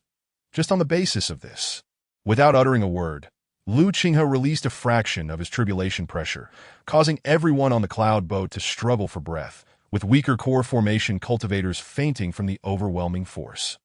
Senior, please forgive my rudeness. The nascent soul cultivator's expression changed dramatically as he hurriedly apologized. There was not a single person in their group whose cultivation exceeded the nascent soul stage that if a conflict were to arise, they would be utterly outmatched. The DOUC? This is the cultivation world. As long as you are powerful enough, everyone will yield to you. Liu Qinghe conveyed this to the plum, who listened with a hint of confusion. Yet it seemed a seed had been planted in her heart, awaiting the right moment to bloom. As long as it is what the young master says, it must be correct. The nascent soul cultivator's signal. A space was cleared on the deck, allowing Lu Qinghe and the plum to board the cloud boat. Senior, could you please ease your pressure? The nascent soul cultivator smiled ingratiatingly, requesting Lu Qinghe to withdraw his might. The purpose of this expedition was to temper the disciples, yet they had not even arrived before one had succumbed to the pressure. Very well, Liu Qinghe agreed, dissipating the tribulation pressure and turning to them. Now, can you tell me what hidden realm you have discovered? The nascent soul cultivator sighed internally. Truthfully, it was just an ordinary hidden realm with restrictions on cultivation, allowing only those at the core formation stage and below to enter. Upon hearing this, Lu Qinghe lost interest, and they would naturally depart. A hidden realm that only permits those at the core formation stage and below to enter. How intriguing! The nascent soul cultivator's surprise. Lu Qinghe did not seem disinterested at all. Rather, he appeared even more intrigued. The cultivator was at a loss for words, wondering why the elder would be interested in such a trivial hidden realm that one couldn't even enter. Plum, you should also take a look at this hidden realm. Liu Qinghe glanced at Li Zi, who was leaning over the railing, admiring the scenery below, and remarked, I shall heed the young master's words. Li Zi also turned her attention this way, noting that the so-called secret realm had restrictions. Naturally, the young master could not enter, leaving only herself to gain access. This fortuitously corroborated the young master's assertion that her combat skills required honing. The newly appointed maid, having only embarked on her cultivation journey for a little over half a month, possessed mere potential. This secret realm would serve as an excellent opportunity for her to test her abilities. Upon hearing this, the transformation god hesitated. Senior, it is not that I am unwilling to allow your maid to enter, but rather that all three sects participating in this secret realm have signed a life-and-death agreement. Inside the realm, life and death are at the mercy of fate. How opportune! Let her witness the true visage of the immortal cultivation world. Lu Qinghe replied dismissively. Otherwise, with my status, it would be too effortless for her to surpass over 90% of the participants. The transformation god felt inexplicably at a loss for words, sensing a hint of ostentation, and felt overwhelmingly powerless. Moreover, should this individual enter, she would be a little matriarch. Would you dare to engage her? If she were to fight inside, The one outside would surely suppress them. To fight or not to fight, to kill or not to kill, yet still requiring the experience to be meaningful. What to do?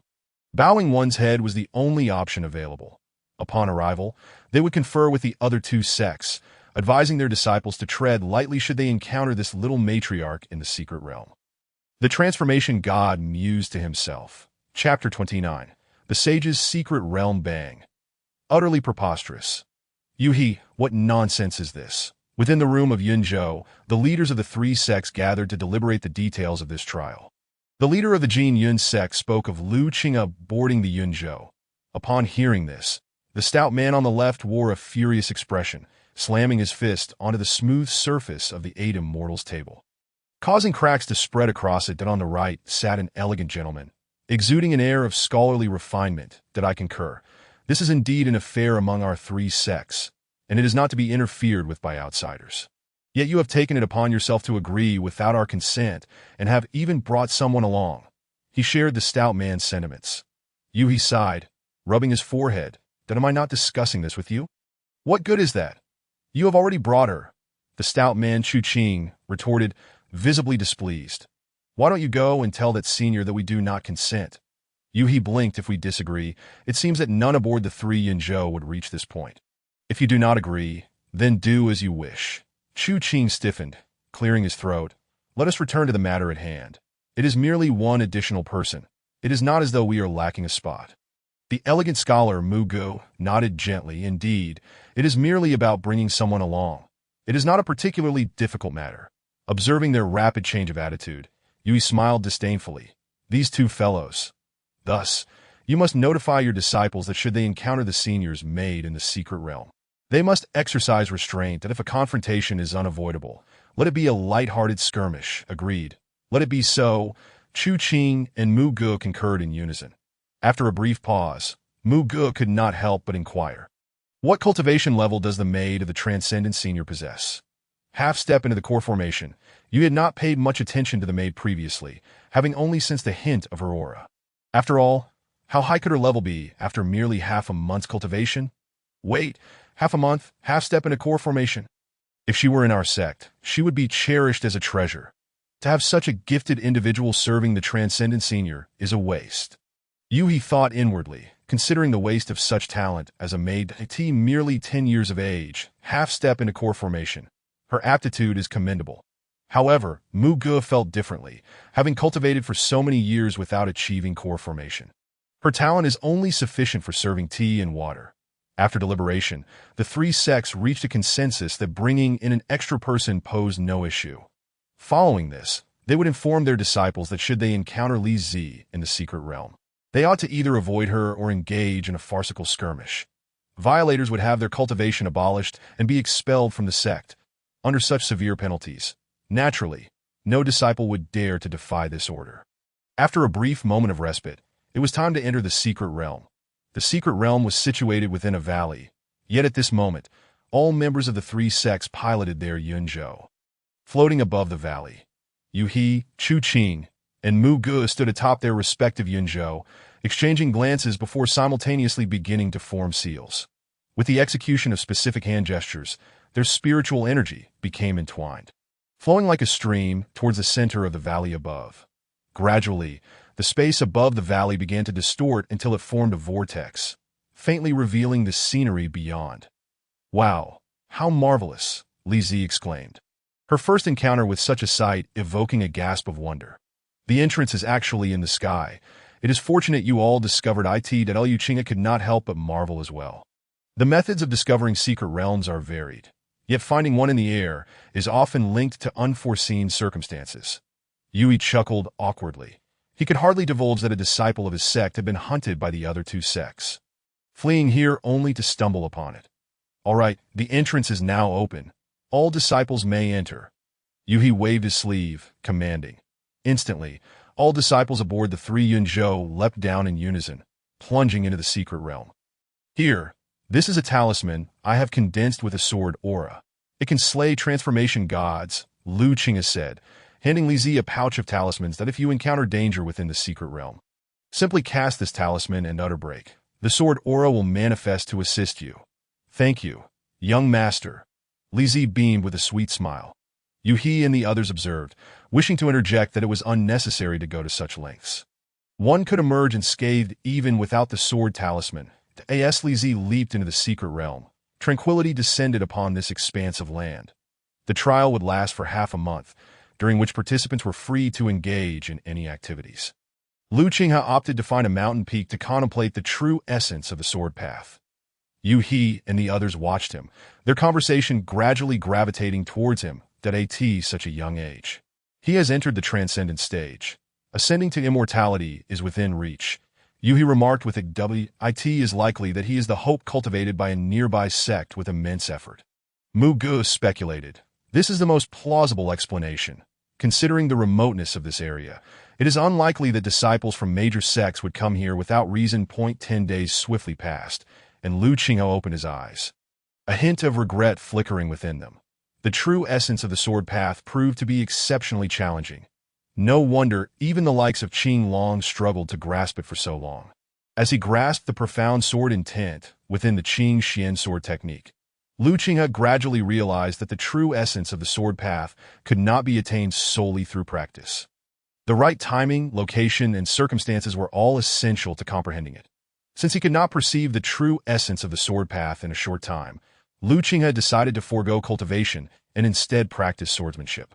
Stripping away the formidable power of the Qing Xian sword technique, he executed each sword move in the most unadorned manner, gradually feeling his spirit become clear and undistracted, his heart and mind immersing themselves in the practice. Buzzing sounds of the sword echoed, drawing the attention of those within the cabins of the Yunzhou, who emerged to witness the spectacle, their expressions filled with astonishment at the enigmatic swordplay that eluded their understanding. This sword technique, even if we combined our strengths, would not suffice to withstand a single strike. After observing for a while, Mu Ge could not help but speak. The intricacies of this sword technique far exceed our imagination. His comprehension and talent are inadequate, leaving him no choice but to concede. However, at that moment, the void trembled as the spiritual energy within the valley began to surge uncontrollably. Unexpectedly, a torrent of spiritual energy manifested, expanding in all directions. What is happening? Is this the secret realm? Yu He exclaimed in disbelief that no, a new secret realm has emerged. Mu Ge said gravely, this magnitude of spiritual energy cannot possibly belong to the original small secret realm. Then why has it remained undiscovered for so many years? Chu Qing scanned the surroundings, searching for the entrance to the new secret realm that likely has something to do with the sword. Mu Ge observed, directing his gaze towards Lu Qinghe. The unusual sounds began after he commenced his swordplay. The arrangements of the predecessors coincided with the fortuitous opportunities of later generations. Had this sword technique not surfaced, the secret realm might have remained dormant for millennia, unnoticed. That Lu Qinghe, too, had noticed this and shared the same speculation. Thus he did not cease his swordplay, even deliberately infusing it with a hint of sword aura. Buzzing, the void vibrated, and the previously dispersing spiritual energy suddenly grew even more immense, expanding outward while also sweeping upward into the sky. Such a commotion could be felt even from 1,000 miles away. But this was not the end. Beneath the original secret realm, closer to the valley, the space visibly began to warp, and a beam of light erupted from within, shooting towards the heavens with a staggering intensity. One that could not be compared to the earlier surge of spiritual energy. Simultaneously, within the 7 grand sanctuaries, the 7 supreme leaders simultaneously opened their eyes, gazing up at the sky. Holy light illuminated the heavens, and celestial bodies misaligned. A saint-level secret realm had emerged.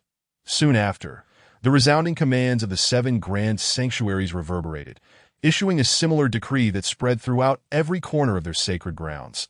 Disciples of the transformation God and above, all elders gather before the Holy Hall. Chapter 30. The arrival of the Qingxian sacred land. 3 days passed in the blink of an eye. During this brief span, the newly emerged secret realm not only radiated brilliance towards the heavens, but also emanated a rich aura of spiritual energy. These 3 days had utterly transformed the surrounding area into a treasure trove of opportunity. Throughout this time, Lu Qinghe attempted to approach the entrance, but was met with a formidable resistance that thwarted his advance as he neared within 10 zhang. Ultimately, it could only be attributed to the fact that the entrance to the secret realm had yet to fully open. This secret realm had drawn in individuals from all nearby sects. Yui gripped the railing tightly, his voice grave. Initially, the three sects could have divided the secret realm among themselves, but alas, the commotion was too great, perceptible even to the surrounding sections. Those who could arrive within 3 days were already present. And it was clear that more were still en route. Their presence here was merely a matter of seizing the opportune moment. That as the crowd grew, the competition for positions would inevitably ensue. Considering this, Yui could not help but glance at Lu Qinghe, who was much closer to the entrance. It seemed that the secret realm had responded to his presence, allowing him to approach far more closely than the others. Even if a scramble for positions occurred, it would not affect him for the time being. Just as Yui had surmised, before the crowd swelled, some could no longer contain their eagerness for a more advantageous position. However, their sights were set upon Lu Qinghe, that a figure leaped from a cloud ship, soaring over several others to land not far from Lu Qinghe. With a flick of his wrist, he rested his blade upon his shoulder and declared with bravado, "Kid, this spot is mine now. Make way for me." Upon hearing such audacious words, Lu Qinghe momentarily withdrew from his cultivation, curious to see who dared to speak so insolently. The onlookers aboard the cloud ships quickly recognized the blade-wielding individual and watched intently, knowing that should a precedent be set, the situation would shift dramatically. Let this brash one pave the way for us, was the shared thought among the majority present. The man from the Blade sect, known for his audacity, was at the tribulation stage. It was uncertain who would prove superior in a true confrontation. An utter fool. Muge chuckled softly, that Lu Qinghe cast a fleeting glance before dismissing him with indifference. Offering a terse critique, his voice was not loud, yet the brash one, close enough, caught every word. His expression darkened, his grip on the large blade tightening. Since entering the tribulation stage, few dared to address him in such a manner. "Kid, you have some nerve," the brash one bellowed, swinging his massive blade downwards, unleashing a fierce blade aura directed at Lu Qinghe, leaving a trail of white in its wake. Lu Qinghe glanced askance, raising his hand to unleash a stream of sword energy. Through his recent training, he had mastered the ability to wield sword energy without a sword in hand. Perhaps with further enlightenment of sword intent, he could even conjure it with a mere flick of his fingers. Boom! The clash of sword and blade energy erupted in the void, sending shockwaves rippling outward. This young man is formidable. Observers aboard the cloud ships gasped in astonishment. The brash one was not weak at the tribulation stage. Yet, in the blink of an eye, his attack was neutralized, indicating that Lu Qinghe's strength was at least equal, if not superior.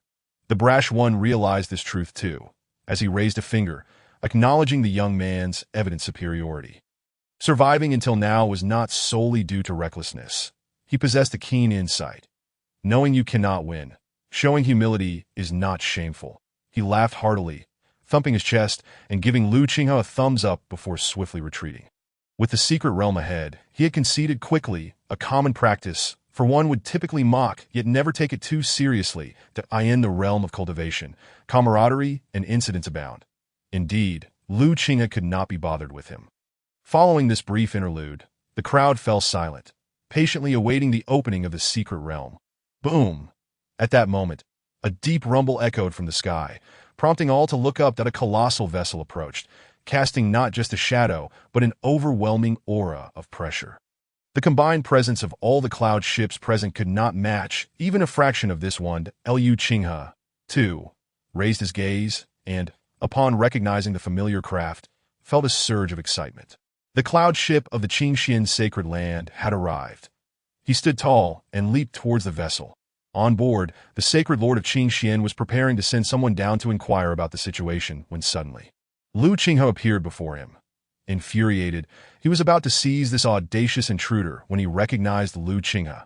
Disciple pays respects to the sacred lord. Lu Qinghe bowed. How did you come to be here?" The sacred lord of Qingxian expressed surprise, not having anticipated encountering Lu Qinghe in this place.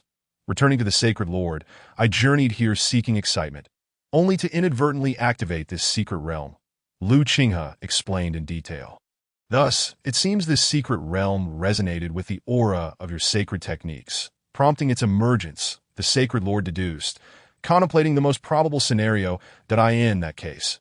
Once we enter the secret realm, if there are significant opportunities, you might attempt to employ the Qing Xian sword technique again. It may yield extraordinary results that Liu Qing clasped his fists in acknowledgement. Disciple shall remember this. Having spoken, he glanced around, recognizing several familiar faces, though not the one he sought most. Sensing his thoughts, the Sacred Lord remarked, the Sacred Sun did not come. Other sacred lands will also descend to prevent any encounters before the 7 sacred competition. All those eligible to participate are remaining in their respective sacred lands for cultivation. Liu Qinghe understood, suddenly taken aback. Other sacred lands will also be present? Observing his astonishment, the Sacred Lord revealed, indeed, all 7 sacred lands are expected to gather for this occasion, that Liu Qinghe could not help but gasp. Realizing this was no ordinary gathering, the presence of 7 sacred lands was unprecedented. His gaze shifted to the secret realm's entrance, recognizing its significance. The Sacred Lord had yet to disclose that this was a secret realm resulting from a fallen sage, containing treasures capable of establishing a force equivalent to a sacred land. Initially, he intended to have an elder lead the charge, with disciples vying for opportunities. However, with Liu Qinghe's presence, he reconsidered. Perhaps it would be best for Liu Qinghe to lead a group of disciples into the secret realm in search of the sage's legacy. The 7 sacred techniques were diverse and formidable, and he need not fear revealing their foundations. The Sacred Lord contemplated this, while Liu Qinghe pondered the timing of the secret realm's opening. If it coincided with the conclusion of the Li Zi secret realm, he would request assistance from the Sacred Lands members. If not, he would simply ask them to remain vigilant. With so many cloud ships, including those of the 7 sacred lands, their presence would undoubtedly astonish many. Chapter 31. Entering the secret realm, the gathering of all 7 sacred lands was a sight to behold. Before the lesser sects, they appeared as monumental behemoths, rendering the smaller factions akin to insignificant ants. When these minor sects learned that these towering presences hailed from the apex of the cultivation world, their astonishment rendered them speechless. And no matter how they racked their brains, they could not fathom how a humble corner of the realm could give rise to a secret that attracted all 7 sacred lands. Ha ha! I knew you wouldn't miss this. The last to arrive, the Sacred Lord of the Burning Heaven Sacred Land, donned a fiery red robe adorned with golden accents and appeared at the bow of his cloud ship, laughing heartily at the other 6 sacred lords. Since we are all here, let us join forces to open the secret realm, suggested the Thunder Sacred Lord, hands tucked within his robe to do not act recklessly.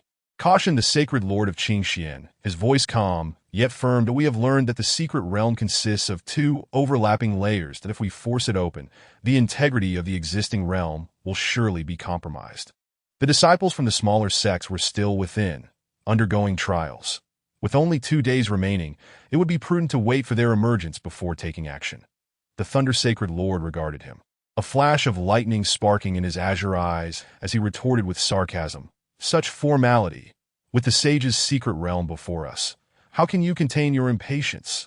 Soon, the Lord of the boundless sacred land joined in. 2 days is hardly an inconvenience. I can wait. However, we must expel those lesser sects, he continued. With all 7 sacred lands gathered, what business do they have here? Ensuring the safe exit of their disciples is already a generous act. Well said. The Lord of the illusory ruins gestured to the elders nearby, signaling them to clear the area. After all, the 7 sacred lands represented the pinnacle of the Xinxia realm. The elders surrounding him received their orders and immediately descended, engaging in cordial exchanges with the various sects, urging them to vacate the sacred ground. Despite their myriad reluctances, they had no choice but to comply. Soon, 2 days passed without the disciples from the secret realm emerging. Yet the entrance to the saint's secret domain stood wide open. The eyes of the 7 saint lords gleamed with intensity as they commanded their disciples, "Now, enter." With a flurry, 7 cloud boats descended like a meteor shower, streams of light cascading into the secret realm. Witnessing this spectacle, Liu Qing had turned to the Azure Xian Saint Lord, who understood his intent and nodded slightly, saying, "Go ahead. This Saint Lord will keep an eye out for the one named Li Zi." Upon hearing this, Liu Qing solemnly performed a gesture of respect towards the Azure Xian Saint Lord, then turned and leapt off the cloud boat, plunging into the saint's secret realm that a peculiar wave swept over his body. And as the scenery shifted, he found himself enveloped in a sea of mist, where all those who had entered previously now stood. However, most had scattered in search of information about this secret realm. Eager to seize any advantage at this moment, only a handful of disciples from the Azure Xian Holy Land, along with those assigned to Lu Qinghe, remained, awaiting his arrival, that he glanced at Yang Shuang, who was grinning at him, and raised an eyebrow in confusion. "Why aren't you staying at the Medicine Mountain? What brings you to the secret realm?" At his words, Yang Shuang's smile instantly vanished. "What do you mean, as a disciple of the Medicine Mountain? My presence in this secret realm can be immensely beneficial. Do you not understand?" He had anticipated a fruitful collaboration upon their first encounter, but it seemed that would not be the case. Lu Qinghe chuckled nonchalantly that I had no such expectations. "However, you are assigned to me by the Saint Lord, so I must accept it. Just don't be a hindrance during our exploration." Upon hearing this, the expressions of Yang Shuang and the 5 other disciples darkened. Despite being cultivators above the spirit transformation realm, they felt reduced to mere liabilities in Lu Qinghe's eyes. The remaining disciples from the Azure Xian Holy Land hesitated before dispersing, hoping to explore the secret realm alongside Lu Qinghe, for with the absence of the 7 Holy Land heirs, he was undoubtedly the foremost among them. However, Lu Qinghe's earlier remarks had stung their pride. Seeing them depart, Lu Qinghe chose a direction and swiftly moved forward. As he emerged from the mist, the scenery transformed dramatically. A gray corridor appeared before them, but it ended in a dead end. With several stone doors standing against the walls, it seemed they had to choose one to enter. Lu Qinghe turned to Yang Shuang and the others, declaring, "As the captain, I shall make the decision." Yang Shuang inwardly scoffed at the question, deeming it utterly unnecessary, as they had no intention of engaging with him after the earlier exchange. Noticing their indifference, Lu Qinghe shrugged and casually approached a door. Pushing it open, with a heavy sound, the scene before them shifted once more. The 6 of them could not help but gasp in awe, for an astonishing mountain range unfolded before their eyes, bathed in the hues of twilight as the sun slowly descended. What a miraculous phenomenon! The world of the saint is truly beyond comprehension, Yang Shuang murmured in astonishment. Saints do not reveal their prowess lightly. Witnessing such divine abilities is truly awe-inspiring. Let us venture forth and explore the wonders of this saint's creation.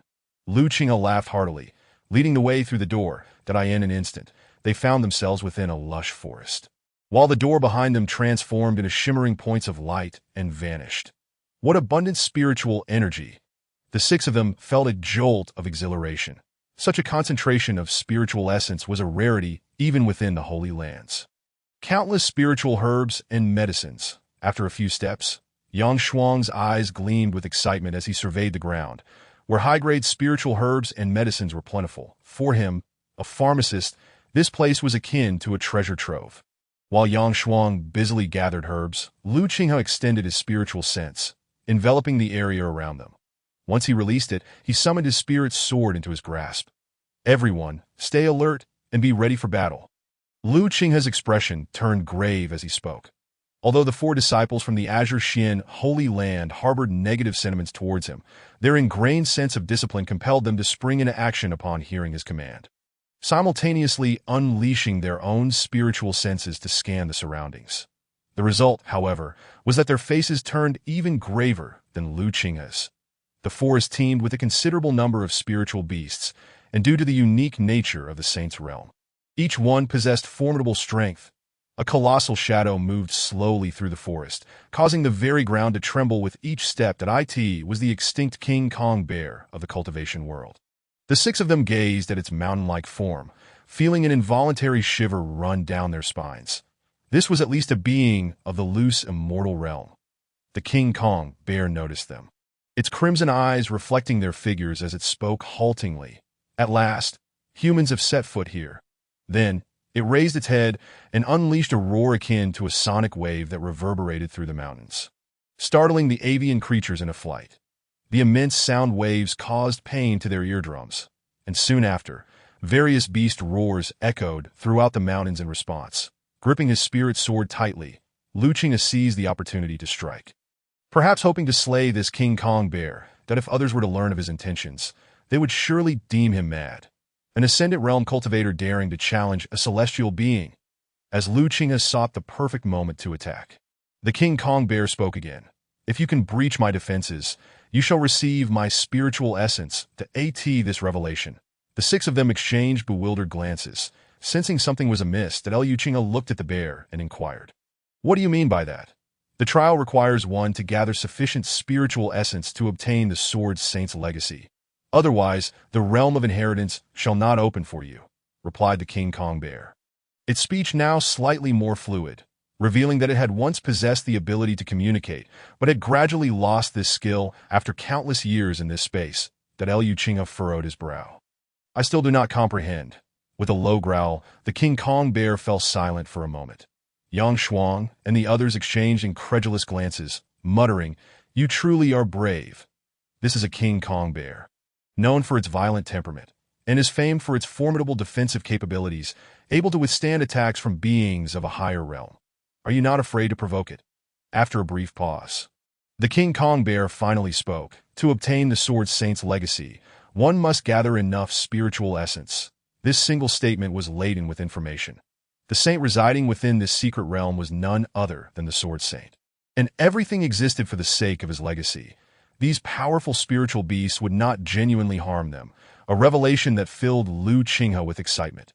"Then can we commence now?" he asked eagerly. Eyeing the King Kong bear, "Indeed. Let us begin." "Very well. Allow me to test just how formidable your defenses are." Lu Qinghe slowly raised his sword, and the spiritual energy around them surged like a tidal wave. Coalescing before him, as he stepped into the gathering energy, he vanished from sight, only to reappear behind the King Kong bear, raising his spirit sword high for a decisive strike. As he brought the sword down, the very fabric of space seemed to leave a faint imprint, and the gathered spiritual energy roared forth. In response to this assault, the King Kong bear displayed little reaction, its fur shimmering as if it had become even more polished. Clang boom! The spirit sword struck down, causing the ground beneath the bear to shatter. The clash of attacks against its terrifying defenses forced the King Kong bear's massive form to slowly sink into the earth. How powerful! Yang Shuang and the others stared in astonishment. Was this truly the Lu Qinghe they knew? It appeared that his previous skirmishes were mere trifles, insufficient to compel him to reveal his true strength. Feeling empowered, Lu Qinghe thought to himself, "If I possessed such power, I would hardly deign to regard others that a disciple." Astonished, murmured to himself, his words resonating with others. The tribulation stage possessed the power to challenge those who had just reached the scattered immortal realm. With such strength, their arrogance knew no bounds.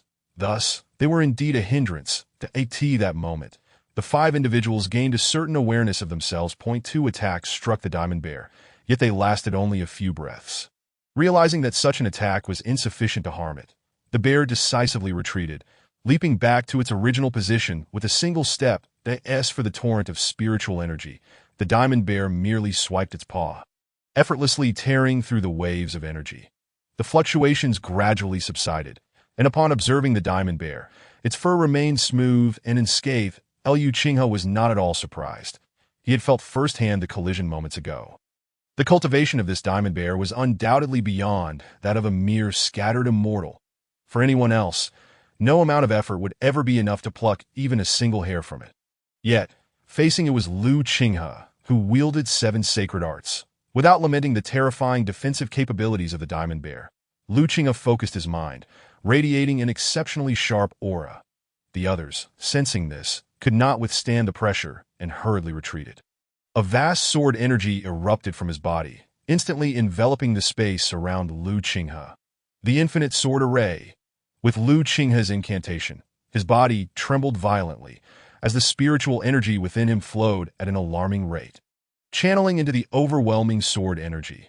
The buzzing of the sword energy created waves that shook the very void, the space rippling visibly, before a mysterious force surged in, restoring tranquility. One noticed these occurrences. All captivated by the astonishing sword energy. Go! Lu Qinghe commanded. The terrifying sword energy surged forth towards the diamond bear, surrounding it entirely, each strand of sword energy intertwining with a hidden opportunity. the Diamond Bear. Sensing the threat from all sides, unleashed its spiritual energy in an attempt to shield itself. That Liu Qinghe's gaze sharpened. How could he allow that to happen? Infinite Sword Array locked. Pointing his spiritual sword, the already formed Infinite Sword Array morphed into several strands of sword energy, transforming into chains that ensnared the Diamond Bear's limbs and body. The spiritual energy seemed hindered, utterly incapable of surpassing the chains and failing to envelop its entire form. The next strike may sting a bit, but can you endure it? A chilling gleam traveled from the sword's tip along the blade, and Liu Qinghe stepped forward, directly appearing before the Diamond Bear, his spiritual sword brimming with force, piercing forth with all his might. The vast sword array responded in kind, exuding a fierce aura, transforming into countless long swords. Half of them joined the spiritual sword in targeting the same spot, while the other half surrounded the bear. Launching a relentless assault, boom!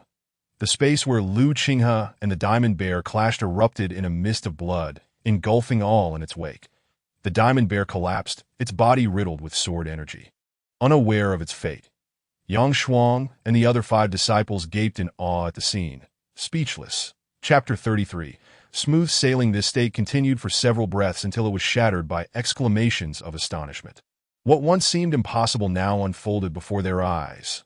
Heavens, what power! I wonder how it compares to the Son of Heaven. Such a comparison is impractical. The Son holds the advantage of realm, and he has not fought in ages. I have a feeling that the inheritance of this secret realm will ultimately fall into our hands. That I share that sentiment. Listening to the hushed whispers around him and the astonished gazes directed at the figure amidst the blood mist, Yang Shuang did not hold back his admiration for Liu Qinghe. Even though they were captivated by Liu Qinghe's displayed prowess, they refrained from expressing it outwardly, still harboring feelings of discontent towards him. As the blood mist gradually dissipated, it revealed Liu Qinghe standing gracefully with his sword, the immense body of the Diamond Bear lying before him. Its chest bore a patch of bear fur. The sword energy swirling around the wound, incessantly cutting at it. After a moment of silence, the Diamond Bear slowly rose from the ground, nonchalantly brushing off the dust from his body. With a swipe of its paw, it wove the spiritual energy to staunch the bleeding and began to heal. Upon witnessing this, Liu Qinghe smirked. It was fortunate the bear did not wish to continue the fight. Otherwise, could it truly withstand such an assault? You still have much to learn. The Diamond Bear reflected on the moment it had breached its defenses, speaking in a tone devoid of urgency. After finishing its words, it released 6 streams of light from its body, which entered the bodies of the 6 individuals. That Liu Qinghe then felt a strange sensation at his wrist. Raising his right hand, he saw the character for 10 slowly materializing at his wrist. This is your spiritual value. Gather as much as possible. Besides inheritance, spiritual value has numerous applications. The Diamond Bear stated before turning to depart, its footsteps fading into the distance. That Liu Qinghe turned to Yang Shuang and the others, now aware of their objective, to collect spiritual value as much as they could. Based on their current observations, it appeared that the spiritual beasts within this mountainous forest all had methods to acquire spiritual value. The theory held true. The 6-member team, once avoiding the spiritual beasts detected by their consciousness, now sought out the locations where these beasts lay in wait. That in reality, this aligned with their theoretical understanding. Bestowing spiritual value was the shared mission of all the spiritual beasts here. They would not take the initiative to attack humans. Instead, humans needed to approach them, fulfilling requests or tasks to obtain this spiritual value. As Liu Qinghe and his companions searched for spiritual beasts to acquire spiritual value, on the other side of the mountain, a Diamond Bear ambled along. Boom, boom. Upon passing a cave, it halted, gazing into the darkness within. Roar! In the pitch-black cave, a pair of crimson eyes suddenly emerged, floating in the air like 2 glowing orbs. The Diamond Bear addressed it. You might want to brush up on human speech. Otherwise, you may find yourself at a loss for words later. Very well, came the response from within the cave, followed by, what of humans? They possess strength that transcends their own realm. The trials left by the Master are highly likely to be completed, the Diamond Bear replied. Then that is good news. The voice from within the cave brimmed with envy. I truly envy you. You are about to seek out the Master. Upon hearing this, the Diamond Bear's mood lifted. Indeed, but you shall not be far behind. Guarding the only exit of this realm, eventually they will come to find you. I still have to wait that the diamond bear turned to gaze towards the other end of the mountain, its eyes seemingly transcending barriers in space. Landing upon Lu Qinghe and his companions. Soon that I shall go ahead and wait for you at the master's side. With that, it stepped forward towards the edge of this space, where nothingness lay ahead. Yet it boldly ventured forth. The terrifying spatial turbulence instantaneously breached its defenses, blood spraying forth in a heart-wrenching display. Yet it continued steadfastly onward. Though its body teetered on the brink of collapse, it used its spiritual energy to reconstruct itself. Enduring excruciating pain without uttering a single sound, IT traversed the void, passing numerous broken bones, casting nostalgic glances at each one. Those were once comrades. Yet this was not the end. The diamond bear knew it must press onward. After an indeterminate distance, the diamond bear's body was battered and bruised, but its eyes sparkled with determination, for it had spotted a figure seated in the void, floating amidst the chaos. Master. The diamond bear's voice trembled, imbued with a profound longing. Perhaps the enduring yearning had solidified into something tangible. The figure radiated white light, drifting closer until it coalesced before the diamond bear, clad in white robes, with youthful features and silvery hair. The gentle smile of the figure gazed upon the diamond bear, rendering it momentarily dumbstruck. The figure raised a hand, and the diamond bear instinctively turned, slowly lowering itself before the figure, allowing its hand to caress its head. Master. The white-robed figure nodded gently, still wearing that warm smile, yet it did not linger for long before dissolving into specks of light. This time, the diamond bear did not rise again, forever succumbing to slumber in that very place. In the forest, Lu Qinghe and his companions continued to gather spiritual value, employing various methods to engage with the diverse spiritual beasts, each encounter proving remarkably effortless. In contrast, the diamond bear's experience had been somewhat challenging. Their success left them questioning its authenticity. Once the spiritual value was surrendered, the spiritual beast departed. The sun within the secret realm rose and set 5 times, and ultimately, Lu Qinghe and his companions stood before the cave. As the flashing scale viper had mentioned, this cave served as the exit of this space, yet a formidable spiritual beast stood guard.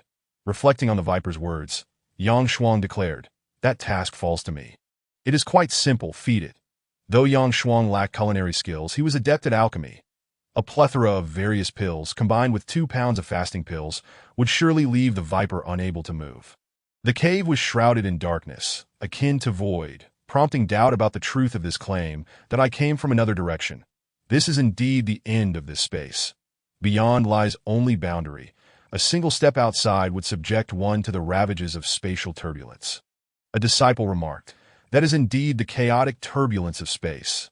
Even immortals would meet their demise upon encountering it. Whether it is true or false, we shall ascertain by venturing inside." With that, Lu Qinghe spoke up, striding boldly into the unknown. Contrary to his expectations of encroaching darkness, he was instead greeted by a radiant cave, its walls adorned with unknown crystals that emitted a soft glow at the far end. A closed portal was visible, unmistakably the exit. Yet was it not said that a formidable spirit beast stood guard? Once all 6 had entered, a black dragon, its coloration melding seamlessly with the shadows, suddenly opened its eyes behind them. Its voice resonating with solemn authority. "Humans, we have awaited you for a long time." Chapter 34. The unraveling. A surge of primal energy flooded the cave, rendering Lu Qinghe and his companions momentarily rigid. Caught in the liminal space between life and death, the overwhelming force that swept over them felt akin to having already faced death, followed by the exhilarating gasp for breath of one who has narrowly escaped drowning. Lu Qinghe whirled around to behold the majestic black dragon coiled upon the stone wall, its shimmering scales radiating an enigmatic luminescence. "That a dragon?" he gasped, his throat tightening. This was a legendary creature of the immortal realm. While the diamond bear might have existed once, but now lay extinct, the dragon was a true embodiment of myth, a being whose existence remained shrouded in uncertainty and whose presence had never been substantiated in ancient texts. Yet, its visage felt ingrained in his very blood. Even without prior sight, one could recognize it upon its appearance. "The final guardian spirit beast is, indeed, a dragon," exclaimed Yang Shuang, his voice trembling.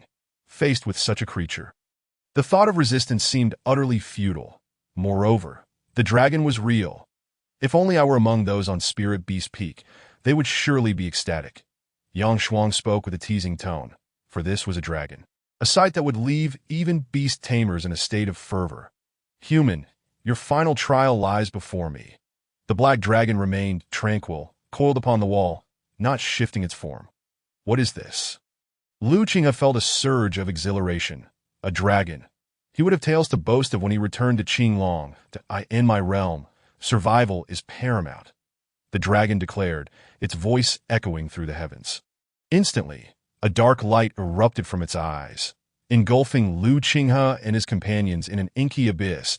Lu Qinghe felt a moment of disorientation, and when clarity returned, he found himself amidst a mountain range. This landscape bore a striking resemblance to that of the secret realm, yet it was not quite the same. In my world, the skies are forbidden.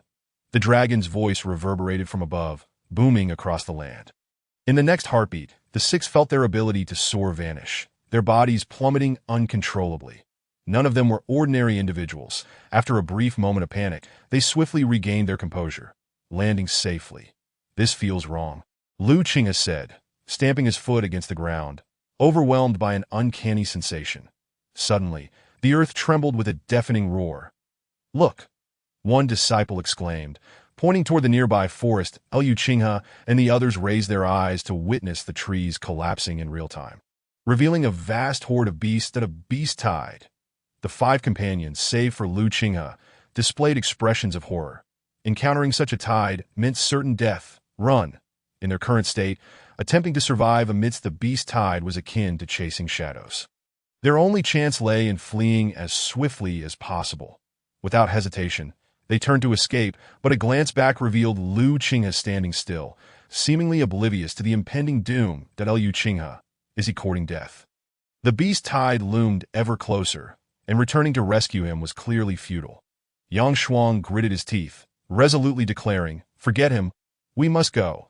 If they hesitated to leave Lu Qinghe behind, all would perish in the oncoming tide. Lu Qinghe was not present. He was merely the sole true disciple among them, and it was essential to bear the responsibility. Having come together, they must ensure the safety of their fellow disciples. As for Lu Qinghe, within the confines of his mind, he was engulfed by the beast tide, his consciousness unable to grasp even a remnant of his surroundings. Within the cave, the black dragon's gaze flickered with an unexpected hint of humanity. Astonished that they had so swiftly shattered its illusion, that it turned its attention to the six on the ground, just as Lu Qinghe's body shifted slightly, rising to sit up. Wow, that felt so real, he remarked, inspecting his hands. The sensation of being trampled by the horde had been alarmingly vivid. Yet the falsehood remained a mere illusion, an experience to be relished. Human, how did you unravel my illusion? The black dragon inquired, its voice laced with incredulity. Quite simply, by believing in oneself, Lu Qinghe replied, gazing up at the dragon with a charming smile. Rising to his feet, he brushed the dust from his clothes confidently, continuing, trust in your feelings, in your thoughts, and in the belief that all you see and hear is but a fabrication. Then the illusion is dispelled. Impossible, the dragon exclaimed in disbelief. How could it be so trivial? My illusions were once unrivaled. Even an immortal emperor trapped within would remain oblivious to their predicament. All right, I confess, it is indeed not as simple as mere self-belief. Lu Qinghe shrugged. That I possess a sacred technique known as the Eye of the Void. Under its gaze, any illusion or trickery will collapse without resistance. The dragon fixed its penetrating gaze upon him, pondering for a long moment before finally stating, the power of belief is truly remarkable. Lu Qinghe was momentarily speechless. He would rather embrace the notion of such an ethereal concept than acknowledge his mastery of a sacred technique. That I practice this sacred technique, which is indeed tangible. Among the 7 sacred techniques, one is dedicated solely to countering all illusions and tricks, aptly named Eye of the Void, just as I demonstrate now. With that, Lu Qinghe's right eye shimmered with intricate patterns, exuding an aura of mystery. In that moment, everything before his eyes appeared as mere mirages. Every guise was laid bare. The black dragon's expression froze, and upon meeting Lu Qinghe's gaze, it felt as though every secret had been exposed. Even its very soul laid bare. Oh, how intriguing. Lu Qinghe reveled in the spectacle. You deceived them all, didn't you? What are you saying? The black dragon stammered, its composure faltering as it unleashed a wave of terrifying primal energy, as if ready to crush Lu Qinghe at a mere thought. Yet, Lu Qinghe remained unperturbed, a playful smile gracing his features as he addressed the dragon. Am I not correct, dreaming mongoose, with that declaration? The black dragon's aura surged violently, an overwhelming force compressing the space around them. Lu Qinghe could genuinely feel the pressure mounting from all directions. Yet as the eye of the void activated, the weight dissipated into nothingness. To manipulate all through illusion is indeed a remarkable skill. But alas, you have encountered me. Lu Qinghe remarked nonchalantly that if I were mistaken, why not descend from the wall and crush me?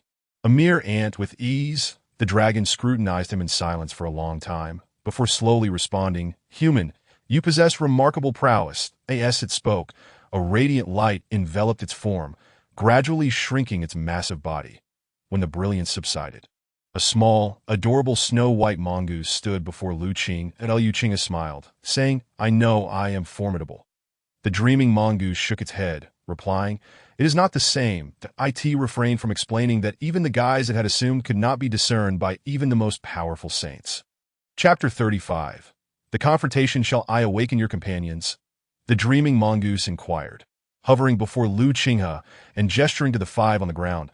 Lu Qinghe turned to glance at them. Hurry. We must move. It is coming. What a ferocious beast tide. I am not ready to die. Please no. Though ensnared within the illusion, they exhibited some awareness of their physical state, revealing their torment within the dreamscape as their bodies twitched sporadically. Not just yet, Lu Qinghe mused with a mischievous glint. After all, they were merely within an illusion, and the fatigue was mental. Staying a bit longer mattered little. Very well, the dreaming mongoose replied, unfazed as the final guardian spirit beast. You must possess considerable knowledge, correct? Lu Qinghe queried. Indeed, in this realm, there is nothing I do not know, the dreaming mongoose proclaimed proudly, hands on its hips. And what of the master of this secret realm? How much do you know?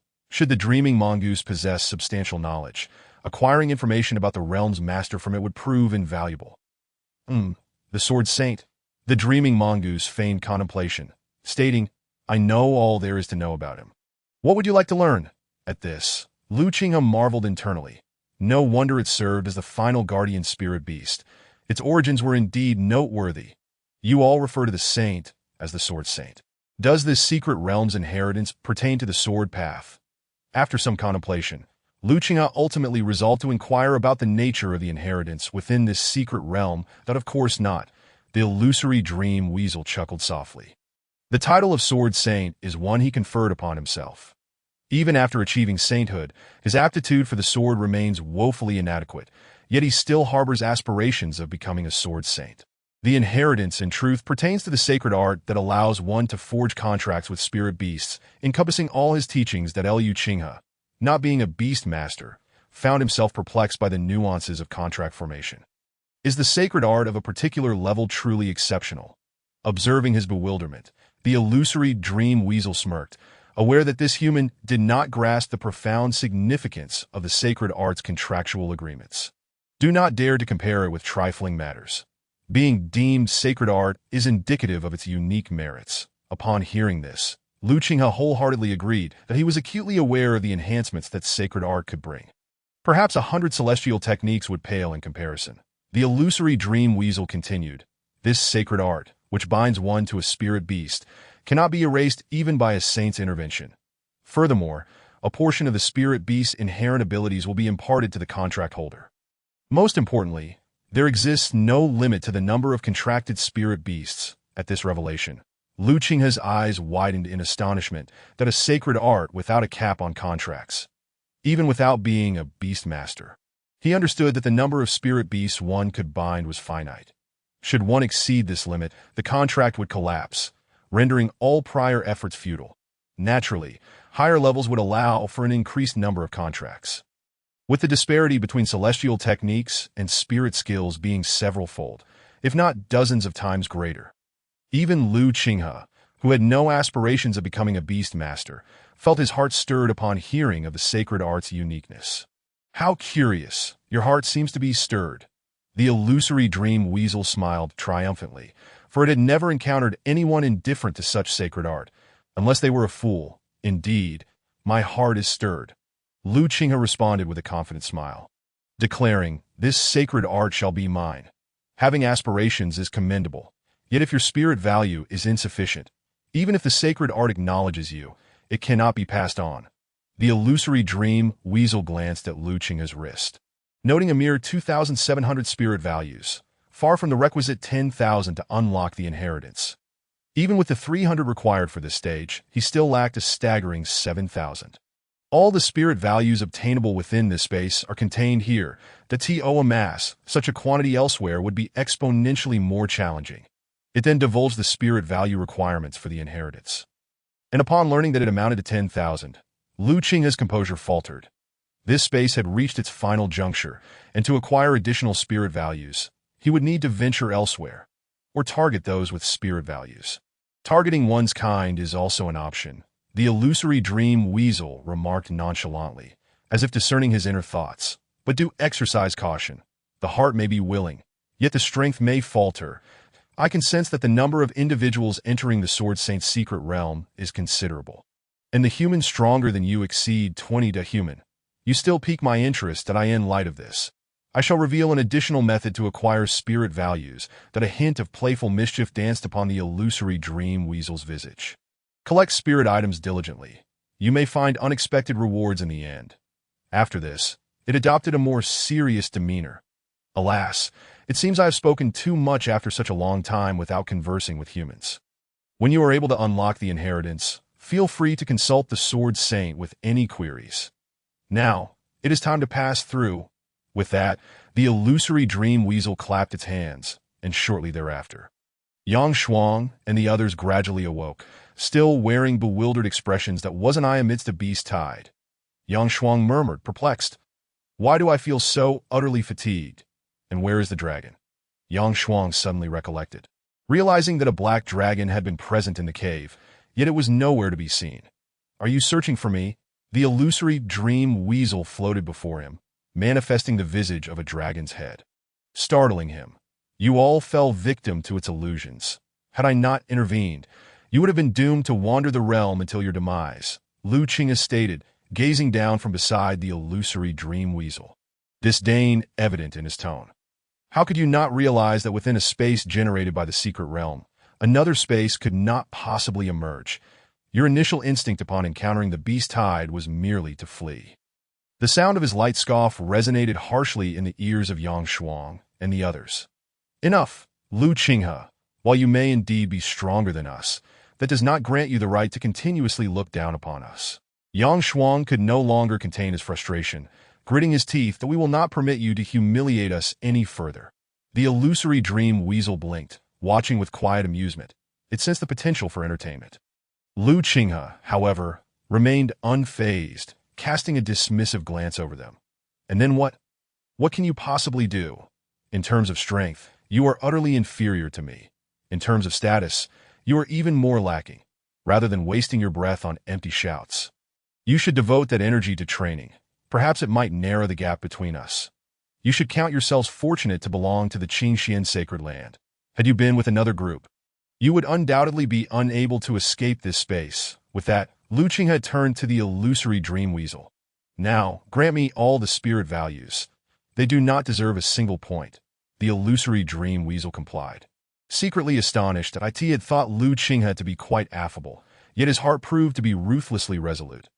Nonetheless, only through such measures could one safeguard that precious treasure. After acquiring the points, Lu Qinghe did not linger. Exchanging a knowing glance with the illusory dream weasel, he resolutely strode toward the exit. You all may leave as well, observing that Yang Shuang and the others remained seated on the ground. The illusory dream weasel began to usher them away, waving its hand. Several invisible forces hoisted them up and flung them out through the stone door. Thus, the space fell into silence. The illusory dream weasel blinked, mirroring Lu Qinghe's decisive demeanor as it transformed into a streak of light and soared out of the cave. Master, Xiao Bai has arrived. Chapter 36. Plunder across the vast plains, several figures darted past, appearing somewhat frantic, as if they were fleeing. Quickly, that fellow is closing in. Members of the Wujia sacred land urged as they glanced back, witnessing the increasingly closer silhouette. They simply could not fathom how. While merely gathering spirit items, they had drawn the attention of a Qingxian sacred land individual who now sought to rob them of their spirit values. How could they endure such an affront? They immediately retaliated, only to discover they were outmatched. Thus, the scene unfolded. They fled while their pursuer gave chase, unable to escape even if they sprouted wings. The accompanying elders would only intervene in life-threatening situations.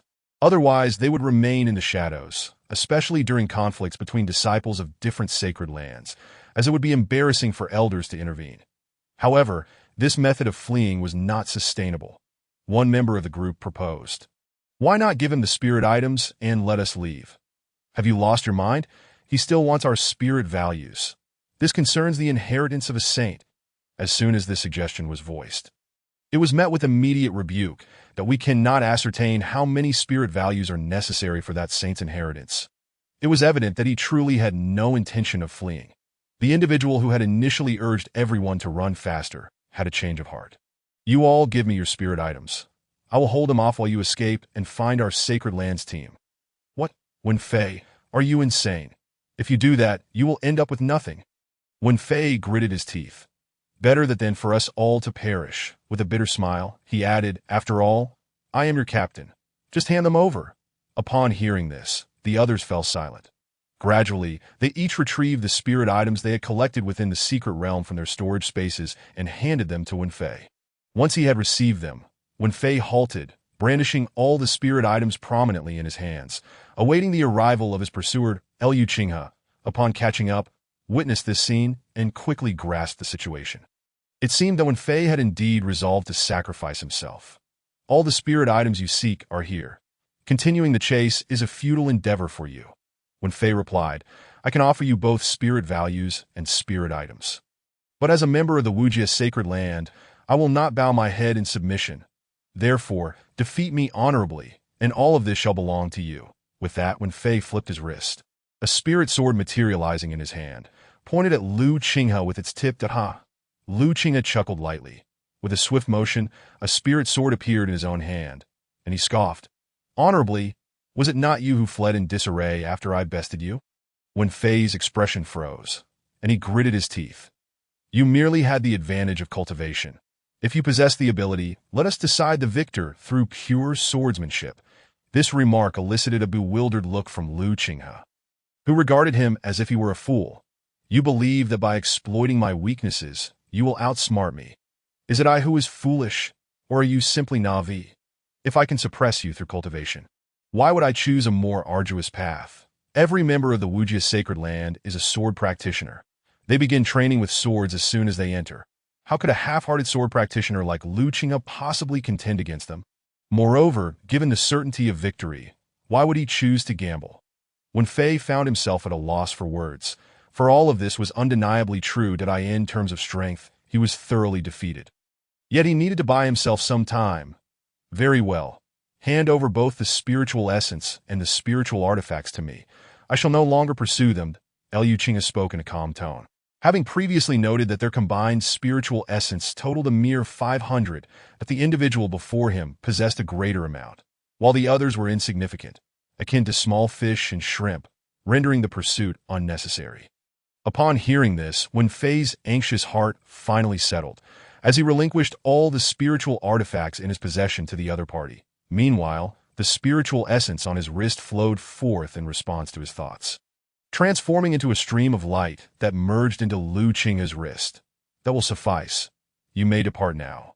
With his objective achieved, Liu Qinghe sheathed his spiritual sword and waved his hand dismissively.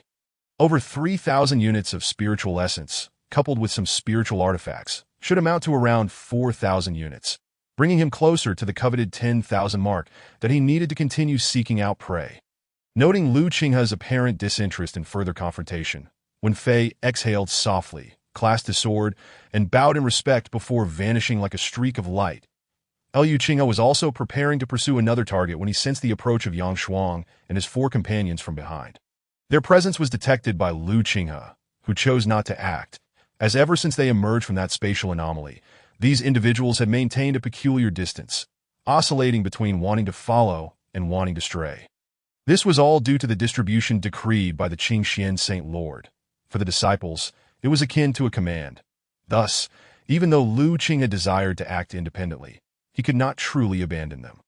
As Yang Shuang and his companions closed in, they halted, opting to maintain their distance, that Liu Qinghe cast a sidelong glance at them, preparing to depart when suddenly, the air vibrated with a low hum, capturing everyone's attention. Turning to look, they beheld a pillar of white light ascending from the ground, soaring straight into the heavens like a colossal support beam. This phenomenon was noticeable to all within the expansive plain. After a brief moment of astonishment, Liu Qinghe wasted no time in making his way toward the source of the light, for its significance was secondary to the fact that unusual occurrences attracted people. More people meant more opportunities for spiritual essence and artifacts. Observing this, Yang Shuang and his companions hurried to keep pace. Why does it feel like ever since we emerged, we have either been on the move or en route? One disciple murmured softly. This sentiment resonated with the others. After their emergence, they had no clear purpose and had merely been trailing the footsteps of Liu Qinghe.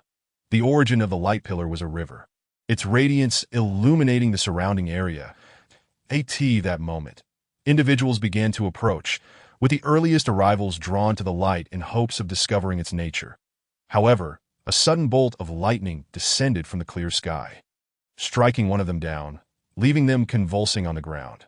Witnessing this, the later arrivals wisely maintained their distance from the light pillar. By the time Liu Qinghe arrived, the 7 major sect's disciples had already established their positions, each claiming a corner of the area.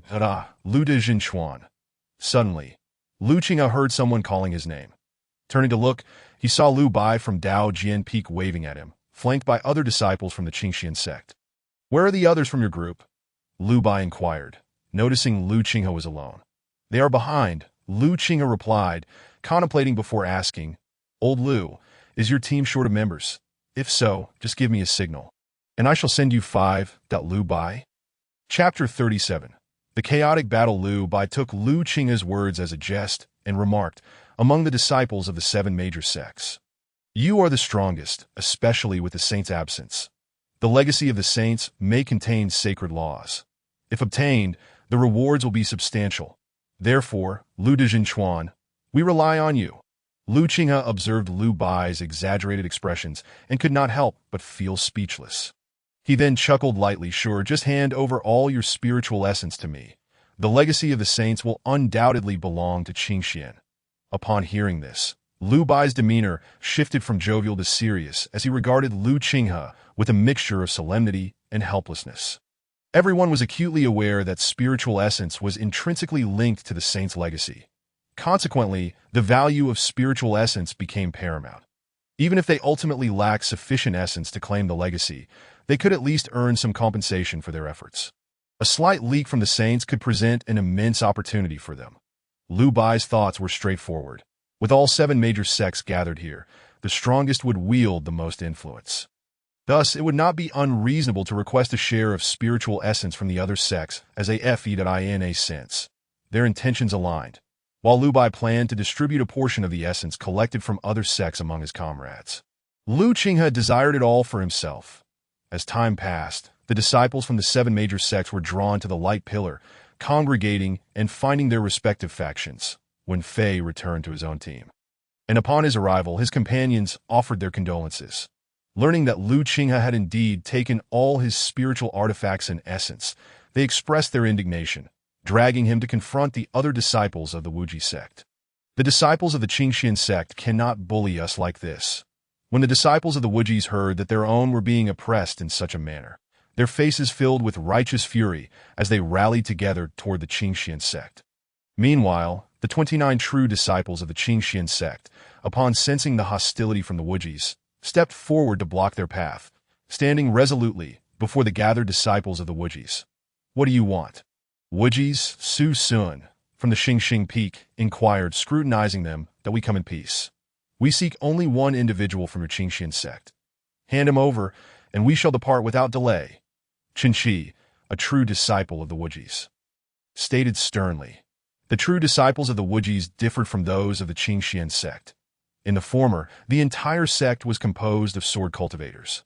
Once one's cultivation reached a certain level, as an elder, one could take on a disciple to nurture as a true disciple. Thus, the status of true disciples within the Wujis was determined by their master's strength. This scenario was common among the 7 major sects. The Qingxian sect, however, was unique, as only those strong enough to independently lead a peak would be able to recruit true disciples. Others would merely be inner disciples. This led to a situation where the true disciples of the Qingxian sect were not as numerous as those of other sects. But in terms of quality, they surpassed the rest as Su Sun frowned slightly at the Wujis' aggressive demeanor, disapproving of their confrontational approach. However, considering the relationship between the 2 major sects, he suppressed his displeasure and asked, "Who are you looking for?" Qin Shi stepped forward, bringing Wen Fei into view for identification. The latter quickly spotted Lu Qinghe among the crowd, as he had not made any effort to conceal himself, standing prominently behind a group of true disciples. "That one," Qin Shi declared, pointing at Lu Qinghe with a cold voice, as Su Sun and the others immediately turned their gaze toward the indicated direction, their expressions turning somewhat perplexed as they questioned what Lu Qinghe had done this time. Lu Qinghe shifted his gaze from the other sects back to Wen Fei, chuckling softly. "I had no intention of seeking you out. Yet you have come to find me." Qin Shi, maintaining a stern expression, commanded, "Step forward and speak." Taking spiritual artifacts and seizing spiritual essence, do you think you can bully the Wujis without consequence? Return what you have taken. Offer a public apology, and we shall consider this matter resolved. Otherwise, prepare to witness the unity of the Wujis. As if to validate his words, the crowd of Wujis' disciples immediately exuded an imposing air, drawing the attention of the other 5 sections. This is unacceptable. Su Sun, unwilling to let the Wujis act brazenly, joined forces with the other true disciples to stand in a line, releasing their imposing presence to counter the Wujis' pressure. With the disciples of the Qingxian sect following suit, in that moment, the 2 major sects stood at an impasse, ready to clash. The instigator, Lu Qinghe, remained unfazed by the heavy atmosphere emanating from the 2 factions. He stepped past a row of true disciples and approached the forefront on the Wujis' side. Qin Shi and his companions exchanged glances, revealing triumphant smiles, regardless of whether they truly feared him. If Lu Qinghe were to apologize in front of such a large audience, it would diminish the Qingxian sect's standing, both now and in the future. This victory would prove far more valuable than mere spiritual artifacts or essence. "Apologize?" Lu Qinghe replied, nonchalantly placing one hand behind his back, unaffected by the situation, his robes fluttering gracefully. "You believe you are worthy?" As his words fell, the formidable aura of his mid-transcendence cultivation and sword intent erupted simultaneously, its intensity comparable to that of an entire sect. "It seems you prefer to drink the bitter wine rather than the sweet," Qin Shi bellowed, rallying his fellow disciples of the Wujis. "Drink!" The disciples of the Wujis roared in unison, their voices resonating powerfully. In response, Yang Shuang bellowed, "Brothers and sisters, stand firm." At that moment, every disciple of the Qingxian sect displayed remarkable solidarity. Yang Shuang put aside his previous grievances with Lu Qinghe, rallying all disciples of the Qingxian sect to stand against the Wujis. Internal discord could remain a private matter, but with outsiders involved, previous grievances could no longer serve as barriers to unity. It appeared that a battle was imminent. Su Sun sneered, already in a foul mood. He was determined to keep a close watch on the opposing Qin Shi and deliver a thorough beating. Lu Qinghe brandished his sword, directing it at all the members of the Wujishi. His expression one of disdain, that if you lose, surrender the spiritual artifacts and values you obtained in the secret realm. In Qin Shi's hand appeared a massive sword, which he swung with a whoosh, coldly declaring, "That is precisely my intention."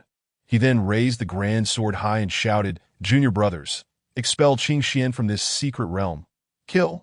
The gathered disciples surged with fighting spirit, summoning their spiritual swords and unleashing their sword techniques towards the Qing Xian Holy Land. Naturally, the Qing Xian Holy Land would not cower.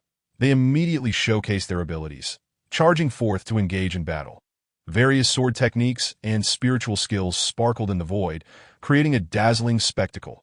Thus, a chaotic battle unfolded. and the other 5 holy lands observed silently, retreating to allow space for the conflict. As competitors, they were more than happy to see the 2 holy lands weaken each other, thus increasing their own opportunities. Chapter 38. Sweeping the unrivaled boom, clang. The clash between the 2 holy lands was fierce, as the lowest level of combat involved those who had reached the divine transformation stage, capable of exerting a preliminary influence on the forces of heaven and earth. The sounds of various spiritual skills and the clanging of metal were thunderous. The other 5 holy lands continued to retreat, unwilling to be caught in the fray. Meanwhile, Lu Qinghe stood at the very center of the chaos. Both sides' true disciples targeting each other. As Lu Qinghe had only recently become a true disciple, and Wujishi had not received any news about him. They naturally assumed he was merely an ordinary disciple. "Let your actions commence," he declared as his words fell. He slashed his sword, releasing a wave of sword energy with no specific target, solely directed at the disciples of Wujishi. The unfortunate disciple, seemingly seasoned in battle, felt the ferocity of the incoming sword energy even amidst his struggle, immediately enveloping himself in spiritual energy for protection. Yet, that sword energy was relentless and domineering. It merely paused for a moment upon striking the protective layer before breaking through and landing upon his body. Puff! The disciple was sent flying, leaving a long trail in the void. The Qingxian disciple he had been battling was momentarily taken aback, and, upon realizing it was Lu Qinghe who had struck, quickly turned to assist his comrades. What an ambush! The Wujishi disciple gritted his teeth as he rose, gazing at the wound inflicted by the sword energy, a gash torn through his robes, but he sealed the wound with spiritual energy and glared darkly at Lu Qinghe, exclaiming, as sword cultivators, "How can we allow such despicable individuals to exist?" Despite his injuries, he still had the strength to speak that Lu Qinghe, standing firm with his sword, projected an aura of superiority, demanding, "Surrender your spiritual values, or I shall compel you to do so." What a delusion! The other party scoffed coldly, believing that the one who had successfully ambushed him would dare to claim his spiritual values, vowing, "Today, I shall take yours." Clearly, the sword strike he had deliberately held back had not made the other recognize the reality of the situation. Yes, Lu Qinghe's words echoed. He suddenly appeared before the Wujishi disciple, raising his sword to strike. The flash of the sword illuminated the space, with sword energies crisscrossing as if numerous long swords were poised in the air, exuding an unmistakable sharpness. The life-threatening aura loomed before the Wujishi disciple, causing his hair to stand on end and his pupils to tremble violently. "No!" He emitted a shrill cry, swish. The sword energy descended. His gaze sharpened, and he noticed the tip of the spiritual sword halted merely 3 inches from his brow, poised to slice through his defenses and effortlessly claim his life. The Wujishi disciple felt a chill sweep over his body. Upon introspection, he realized he was trembling uncontrollably. "That I offer you one last chance. Surrender your spiritual values, or I shall force you." That Lu Qinghe pointed his spiritual sword at him, suggesting that should the disciple remain obstinate, his sword would strike down without mercy. But would he really do that? Certainly not. The elders of Wujishi were lurking in the shadows, observing closely. They would tolerate his actions as long as he maintained a certain restraint, but the moment he crossed the line, they would unleash their fury. I will give," the Wujishi disciple uttered weakly, feeling the overwhelming power emanating from Lu Qinghe's sword. As he concentrated his thoughts, his spiritual values transferred to Lu Qinghe. Seeing this, Lu Qinghe sheathed his sword and remarked, "Now, about the spiritual artifacts." The Wujishi disciple's emotions surged, yet he said nothing, obediently handing over the spiritual artifacts he had collected in the secret realm. "Excellent," Lu Qinghe nodded in satisfaction. "You may now depart. Or you may stay and witness your fellow disciples meet the same fate as you." At his words, the Wujishi disciple stared at him in shock, rendered speechless. That I end battles between sword cultivators. Sometimes a single strike could reveal the disparity between them. He could sense Lu Qinghe's strength. He was at least not weaker than the true disciples. His presence among ordinary disciples was akin to an overwhelming assault, utterly unmatched. Seemingly perceiving his thoughts, Lu Qinghe was in a good mood and added, "At the beginning, I pondered which holy land to commence with. Little did I expect you, Wujishi, to come forward voluntarily. Rest assured, it will not only be Wujishi. None shall escape." Were anyone else to utter such words, they would surely seem arrogant. Yet spoken by Lu Qinghe, they appeared strangely natural. That he then moved towards the other disciples, maintaining his two-sword approach, for no one could compel him to draw a third. The initial Wajishi disciples watched as Lu Qinghe swept through the crowd with ease. In that moment, it seemed an invisible string snapped, and he collapsed into the void, gazing up at the sky of this space, his heart heavy with despair. Who could possibly stop him? Unbeknownst to him, the elders of Wajishi were on the brink of madness. At this rate, will Wajishi face total annihilation? Yet, they were halted by the elders of Qingxian Holy Land, some merely watching the spectacle while others attempted to intervene. This was the Holy Land's intention to train their disciples. The sages' inheritance was merely a garnish. Their interference would disrupt established norms. Despite the situation, Lu Qinghe alone was crushing his opponents. Who allowed this disciple to enter? An elder from Wajishi bellowed in sharp anger, disrupting the balance, allowing unfettered play. But at this moment, Lu Qinghe was already wreaking havoc within Wajishi. His unmatched prowess compelling a disciple to relinquish all he had obtained in the secret realm with just 2 strikes. Gradually, the number of disciples from Wajishi dwindled. The true disciples engaged in battle sensed something was amiss. Where are our fellow disciples? Their gazes locked onto Lu Qinghe as he maneuvered through the crowd, witnessing the scene of him defeating a disciple with 2 strikes, prompting their eyes to widen in alarm. Stop! Chen Qi, witnessing this, nearly lost control, roaring in fury, unable to fathom that merely one Lu Qinghe could incite such a significant upheaval. Without a moment's hesitation, he abandoned his current opponent and turned to confront Lu Qinghe. However, Su Sun swiftly interposed himself, smiling gently. Your opponent is me. Su Sun was in a good mood, pleased with Lu Qinghe's adeptness at dispatching Wajishi, as expected of the foremost true disciple, that if only his disposition were a touch more amiable. Provocation comes at a cost, he remarked to Chen Qi. Chen Qi erupted in a furious roar, his surrounding sword energy surging violently, sharp and unyielding as he ruthlessly swung his sword, the surrounding sword energy responding in kind. All directed at Su Sun. Observing the incoming sword energy, Su Sun's lips twitched. This was dire. There was hardly any space to evade, a true test of agility. Buzz! Just then, a massive sword energy surged through the air, colliding with the oncoming attack, the sword energies rampaging as if ensnaring the air, yet gradually dissipating into the void. Witnessing this, Su Sun laughed heartily, proclaiming, "Thank you, true disciple Lu." Chapter 39, An Imbalance of Power. True disciple? Chen Qi's teeth ground together audibly. He is also a true disciple. Su Sun feigned surprise as he gazed at him. You didn't know? He is our foremost true disciple, second only to the Holy Sun in strength. Didn't he expect such caliber of combatants to be present in the secret realm? Damn. Chen Qi's emotions churned, a torrent of unspoken feelings welling up within him.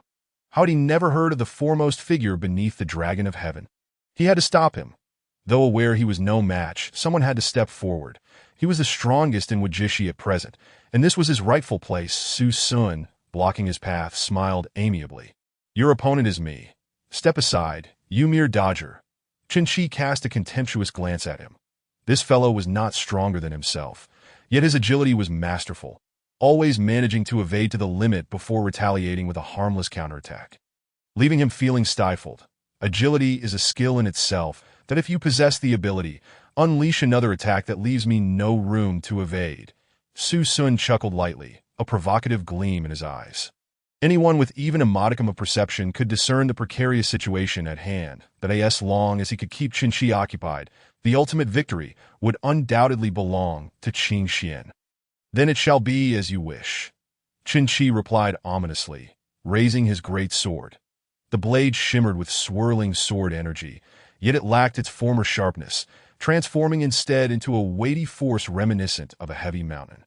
In an instant, the great sword became infused with an overwhelming sense of mass, as though an entire mountain had been poured into it. With a thundering motion, Chen Qi wielded the great sword. And even before the sword energy was unleashed, the space around them was instantly filled with a heavy pressure. Su Sun felt this acutely, as if an immense mountain were pressing down upon him, rendering his movements sluggish. The agility he once prided himself on was now of no use. This sword, with my cultivation, allows me but a single strike, yet it embodies the strength of 100 mountains. Enveloping this entire area, Chen Qi declared as he unleashed the sword. He felt a significant drain in his own power, his momentum instantly waning. Concealing his efforts to recuperate, he looked at Su Sun with a triumphant glint. "Aren't you the one who can run? Come, let us see you make another escape." That Su Sun scoffed lightly. "Is that truly necessary?" Chen Qi, anticipating some hidden trick, was taken aback by what unfolded next. Su Sun bellowed, "Lu Jinchuan." In response, the air resonated with the sound of a sword piercing through space, another wave of sword energy colliding with the weighty force of Chen Qi's attack. The clash sent shockwaves through the vicinity, and for a fleeting moment, the mountain-like sword energy suppressed the incoming force. Moments later, Lu Qinghe appeared, observing the mountain sword energy with interest. "This sword energy possesses a certain intrigue," he remarked before effortlessly pushing Su Sun aside. "You assist the others. I shall handle this." With a gentle shove, Su Sun felt his body lighten, and he bowed to Lu Qinghe before darting towards the direction of the other true disciples. With his presence, the long-stalemated disciples of the true lineage experienced a dramatic shift in momentum. "That Lu Jinchuan, I must admit, I underestimated you," Chen Qi remarked, his gaze fixed on Lu Qinghe. "You have yet to fathom the depths of my underestimation." Lu Qinghe replied, "Your sword energy indeed possesses some merit, yet it seems you cannot unleash a second strike in the near future. Even so, that does not guarantee your success." Chen Qi grinned, buoyed by his prior strike. Pondering that perhaps Lu Qinghe's strength was not as formidable as presumed, "It appears my casual strike has led you to some misconceptions." With that, he swung his sword once more, and a glimmering arc of energy erupted from the blade, colliding with the weighty sword energy, yet still failing to breach it. "This too is futile," Chen Qi began to taunt, only to suddenly realize, exclaiming, "You remain unaffected by the sword energy." The unique attribute of the mountain sword energy lay in its ability to emit a force akin to a gravitational field, effectively restricting movement. Witnessing Lu Qinghe's complete immunity to its effects left Chen Qi astounded. "What impact do you expect from such a feeble sword energy?" Lu Qinghe replied, a serious expression crossing his face. Though he had taken a moment longer to initiate, he decisively commanded, "Break!" The spirit sword, accompanied by a surge of energy, cleaved through the mountain sword energy, shattering it into a myriad of luminous fragments. "There is no need for me to exert myself further. Your strength is simply too lacking." The words, delivered with an air of casual certainty, pierced Chen Qi's pride. Staggering, he clutched his chest, the sting of humiliation evident on his face. He was, after all, a true disciple. Yet he found himself being belittled by this individual. "That I shall afford you one more opportunity. Will you surrender your spiritual essence and artifacts now, or shall I compel you to do so after I thoroughly subdue you?" Lu Qinghe presented him with the same two options he had offered to others, who had almost universally opted for the latter, as sword cultivators often held themselves in high regard and refused to bow. Chen Qi hesitated, casting his gaze around. The disciples of the Wuji sacred land had dwindled in numbers, and the orchestrator of this calamity stood before him. Had it not been for him, Qing Xian and Wuji would have been evenly matched. Yet, without him, the Wuji sacred land might never have clashed with Qing Xian. The cause of this turmoil lay squarely with the man before him, who had both overestimated and underestimated the situation. The conclusion was already foreordained. Continuing the fight held no significance. "Wuji's sacred land, heed my call," Chen Qi shouted, his voice enveloped in spiritual energy, resonating in every ear. Though still loud, it lacked the initial sharpness. "Cease hostilities and surrender your spiritual essence and artifacts." With that, he led by example, relinquishing all his spiritual essence and artifacts to Lu Qinghe. The other disciples, observing his actions, hesitated momentarily before following suit. It was evident to all that the tide of the Wuji sacred land had turned, and defeat was merely a matter of time. However, as sword cultivators, they were loath to concede easily, for their blades embodied a spirit of unwavering integrity. Thus, Chen Qi's decision brought him inner turmoil that they could comprehend but never truly experience. And so, the chaotic clash between the two great sacred lands concluded in this manner. Chen Qi clasped his hands in salute to the void, a sorrowful expression gracing his features, and proclaimed, "Elders above, I, disciple Qinshi, represent the brethren of the sacred land in announcing our withdrawal from this secret realm. He was conveying a message to the accompanying elders. They were retreating. Without spiritual essence, they could not aspire to the inheritance of the sages, and remaining any longer would merely squander time. They could indeed attempt to seize the spiritual essence of other sacred lands. But could they truly contend with Lu Qinghe? In this contest for the secret realm, Lu Qinghe was the very flaw that disrupted the balance. Chapter 40. 1 against 5. The surrounding 5 great sacred lands observed with astonishment as the elders of the Wuji sacred land led all their disciples from the secret realm. No one had anticipated that the conclusion would unfold in such a manner. The withdrawal of the Wuji sacred land implied an increased probability of inheritance falling into their hands. Xue Jinlin, a true disciple of the Thunder sacred land clad in a deep blue robe, stood with hands clasped behind his back. However, Brother Xue, it seems that Lu Qinghe is casting his gaze our way, remarked a younger disciple beside him, pointing towards Lu Qinghe's direction in own need for concern. Let us not become the next target. Fortunately, Lu Qinghe's gaze merely brushed past the members of the Thunder Sacred Land before shifting elsewhere. Do not fret. The current plight of the Wuji sacred land is of their own making, Xue Jinlin replied evenly. The wrath of the masses is formidable. Even if Lu Qinghe is strong, he would be foolish to act against other sacred lands after witnessing the consequences faced by others. Unless, of course, Qing Xian wishes to become a common target. This was the inevitable trend. Regardless of which sacred land Lu Qinghe chose to target next, the outcome would invariably lead to a united resistance from the 5 great sacred lands. As the adage goes, to unite those with differing intentions, the most direct method is to establish a common enemy. Listen well, 5 great sacred lands. Surrender your spiritual essence and artifacts, where you shall meet the same fate as the Wuji sacred land. Lu Qinghe's sweeping gaze encompassed the 5 great sacred lands, and his proclamation sent shockwaves through all 6 sacred lands. Xue Jinlin was taken aback. Brother, you truly possess audacity, but are you out of your mind?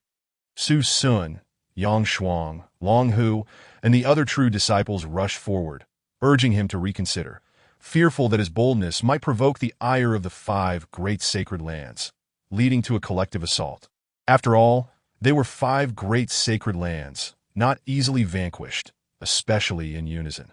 Qing Xian could hardly withstand such an onslaught that Lu Qinghe cast a sidelong glance at them. If you are afraid, retreat with your men. I shall face them alone. No, you fail to grasp the situation, Su Sun pleaded earnestly. The combined might of the 5 great sacred lands is beyond what we, as Qing Xian, can withstand. It would be prudent to safeguard our current spiritual essence. The chances of obtaining the inheritance would be considerably higher. Lu Qinghe surveyed their wrists, noting the meager amounts of spiritual essence they possessed. 3,000 for 1,000. What could that accomplish? He himself had merely 8,000. Yet he needed 2,000 more to secure the inheritance. Where would these remaining 2,000 come from? The wool comes from the sheep, he mused, fully aware that the 5 great sacred lands were a blatant target. Understanding that targeting a single sacred land would inevitably trigger their collective defensiveness, he opted for a more straightforward approach, directly challenging all 5 great sacred lands in that moment. All present believed him to be mad.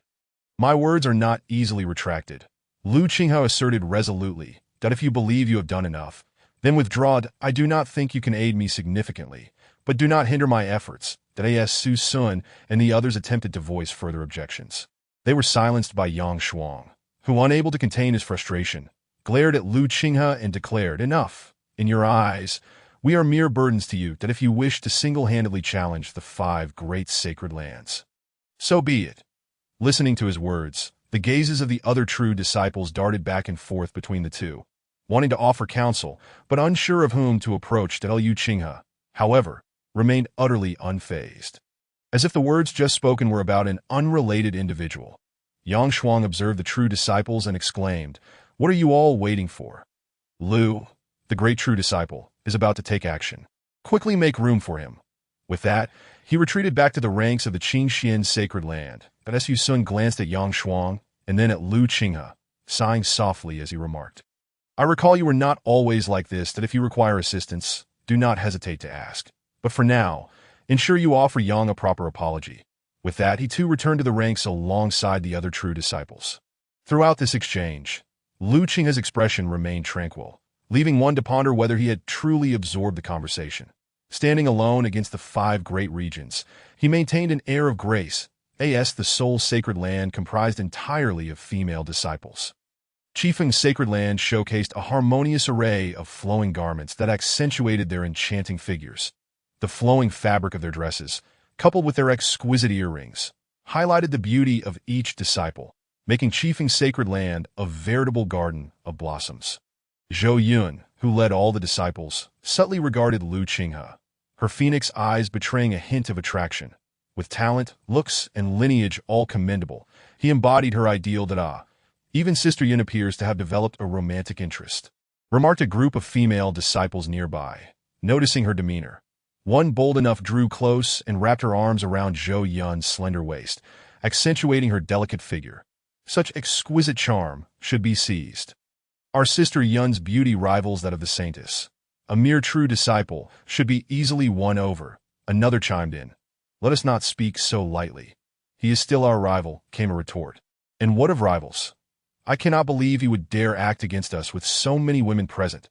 If he cannot act, then he is no true man. That the voices from Qifeng's sacred land grew louder and bolder. Some faces among the surrounding 4 sacred lands darkened. Despite Qifeng's allure, everyone understood the nature of this sacred land. Qifeng's sacred land was renowned for 2 primary reasons. It consisted solely of women, and it practiced a dual cultivation technique. Each female disciple would only seek one partner throughout her life, which would allow their dual cultivation methods to flourish. Theoretically, such a setup should make Qifeng's sacred land quite popular. Yet to become their partner, one must become a son-in-law to the sacred land, in other words, regardless of one's origins.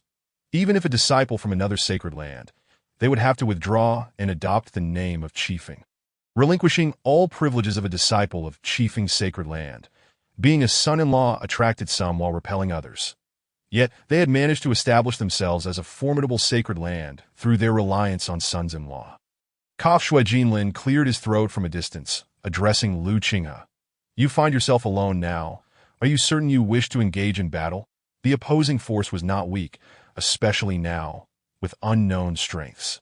If a confrontation ensued, the side with numerical superiority would prevail. But if the opposing side was stronger, it could adversely affect many disciples. From a broader perspective, Shui Jinlin was reluctant to initiate conflict. Are you afraid?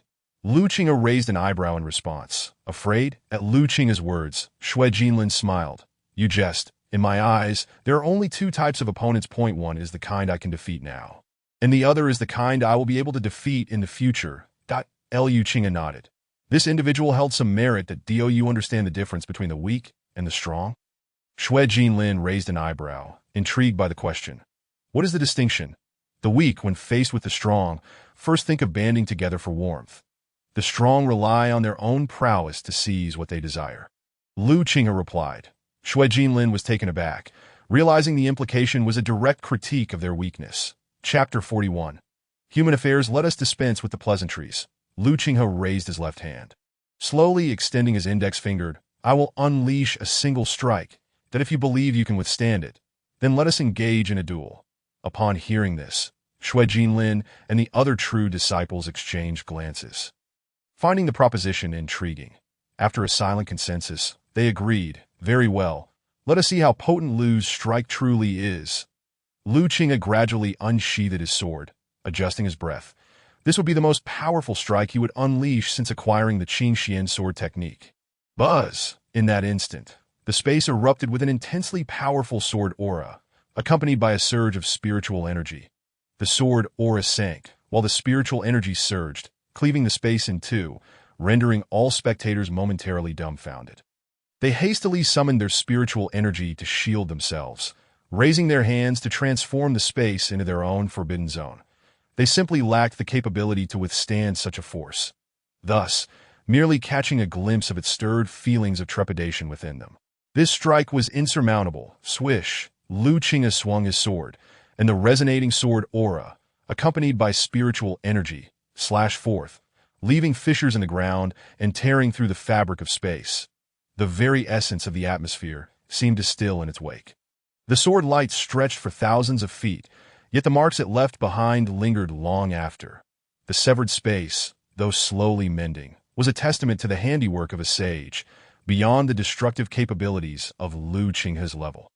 The arena fell into an utter silence, all eyes fixated on the aftermath of a single strike. This was merely one strike, as the inhabitants of the 5 great sacred lands regained their senses. Their gazes toward Lu Qinghe were laden with profound wariness. Each person inwardly questioned whether they could withstand such a strike. The answer was a resounding no. Previously, there may have been a shared belief that no matter how strong one could be, without ascending, they remained mortal. United, the 5 great sacred lands would surely be able to suppress him. But now it became evident they had been naively mistaken. Their strengths were not on the same plane as Lu Qinghe's. Akin to the disparity between them and their own sacred son. Observing the dead silence around him, Lu Qinghe's expression remained as serene as water, subtly surveying the effects of his strike. This was merely the beginning. His sword would grow even stronger. Now, if anyone believed they could withstand this strike, step forward. His tone was calm, yet it instilled fear in the hearts of the 5 great sacred lands, who dared not respond. Let alone step forward, that Lu Qinghe's sword had proven his strength and solidified his status within this secret realm. With formidable power came absolute authority. After a moment of silence, seeing their lack of response, Lu Qinghe declared, "If none shall step forward, then the spiritual items and values in your possession shall belong to me."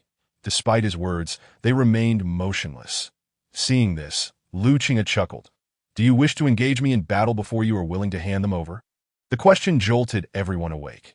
The choice was clear: surrender their spiritual items and values now, or endure a beating before doing so.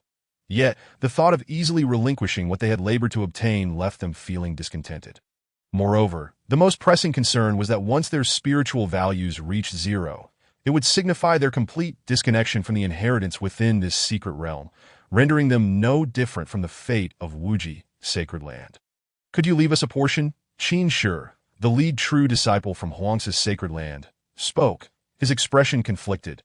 The vertical line on his forehead resembled a third eye, marking him as a member of Huangzi's sacred land.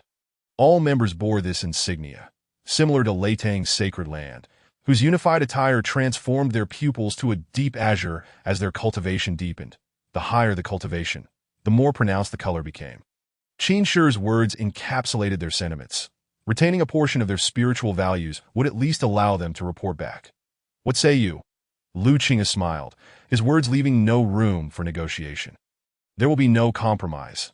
I demand all of your spiritual values, not a single one less." In the shadows, an elder from Huangzi's sacred land wore a furious expression.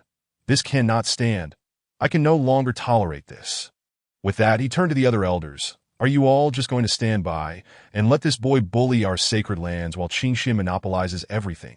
The other elders exchanged glances, unsure of how to respond. They were unwilling, of course, but the unwritten rules dictated that every generation had its own grievances. As elders, intervening in the disputes of younger disciples was hardly appropriate. Even if Lu Qinghe were to decisively defeat all the disciples of their sacred lands today, they could only watch helplessly. However, while they could do nothing about the younger generation, there were fewer restrictions regarding their peers. Thus, their gazes subtly shifted toward the elders of Qin Shi's sacred land, who were doing their utmost to minimize their presence. The elders felt a chill run down their spines. Their disciples were too exceptional, attracting unwarranted attention and rendering them increasingly uneasy. As more individuals contemplated the possibility of targeting the elders, hostile glances were directed toward the group from Qin Shi. If mere looks could inflict harm, the elders of Qin Shi would undoubtedly be bruised and battered. "Perhaps we should step in and advise him to temper his approach." One elder, unable to bear the oppressive atmosphere, cleared his throat and proposed, agreed. That is indeed the intention. Once the elders reached a consensus, the one who had initially proposed the idea turned to the crowd, clasping his fists. "Dear friends, I shall go and counsel this disciple to temper his actions." The crowd silently observed him, their expressions urging him to hurry along. Lu Qinghe demanded that the representatives of the 5 great sacred lands form an orderly queue to surrender their spiritual values and spiritual items. As he observed the numbers on his wrist steadily climbing towards the significant threshold of 10,000, a hand suddenly reached out and grasped his wrist. This hand, akin to an iron clamp, held fast and would not be shaken off. Liu Qinghe's expression soured as he turned to see the elder from his own sacred land regarding him with a complex look. "Elder, what is the meaning of this?"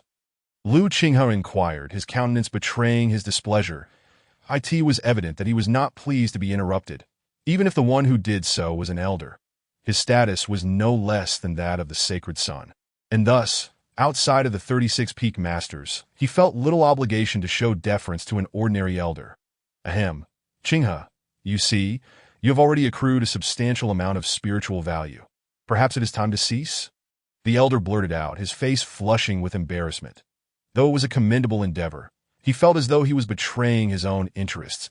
Yet all this was to avoid incurring wrath, that Liu Qinghe gazed at him with an expression devoid of reproach. "You are an elder of the Qingxian sacred land. Do not tell me you are contemplating defection to another sacred land." Ahem, Qinghe, your actions have already stirred discontent among many. Upon witnessing Liu Qinghe's expression, the elder felt increasingly uncomfortable and offered an explanation. Was there an elder more subservient than he? "Ah, your disciple is lacking in strength, and the elder cannot stand idly by. Hence I implore you to restrain me." Liu Qinghe let out a cold laugh. Is there any logic in that? Regardless of whether this is intended as a trial for disciples, it fundamentally operates on the principle of the survival of the fittest. My superiority over them speaks volumes. If they are dissatisfied, let them approach me directly, that if they possess the audacity to do so. The elder felt a profound sense of despair. This foremost disciple dared to speak as he pleased, and he could only imagine the expressions of those who would hear such words. While it was true that the weak must be subjugated, the world of cultivation was not merely a realm of brute strength. It also encompassed social nuances. The elder glanced around before leaning in to whisper, "Primarily, we cannot withstand the combined forces of the 5 sacred lands elders." Liu Qinghe. Chapter 42. The Cause of the Fall in the End. Liu Qinghe did not seize all the spiritual values. He had no choice but to ensure the elders avoided punishment. Therefore, each disciple only surrendered half of their spiritual values while relinquishing all spiritual items. For them, the value of spiritual items paled in comparison to that of spiritual values, making their compliance seem far more agreeable. During this time, as the spiritual value on Liu Qinghe's wrist surpassed 10,000, a white light pillar erupted from the river, creating an extraordinary phenomenon. The pillar trembled, sending ripples that gradually extended into the distance.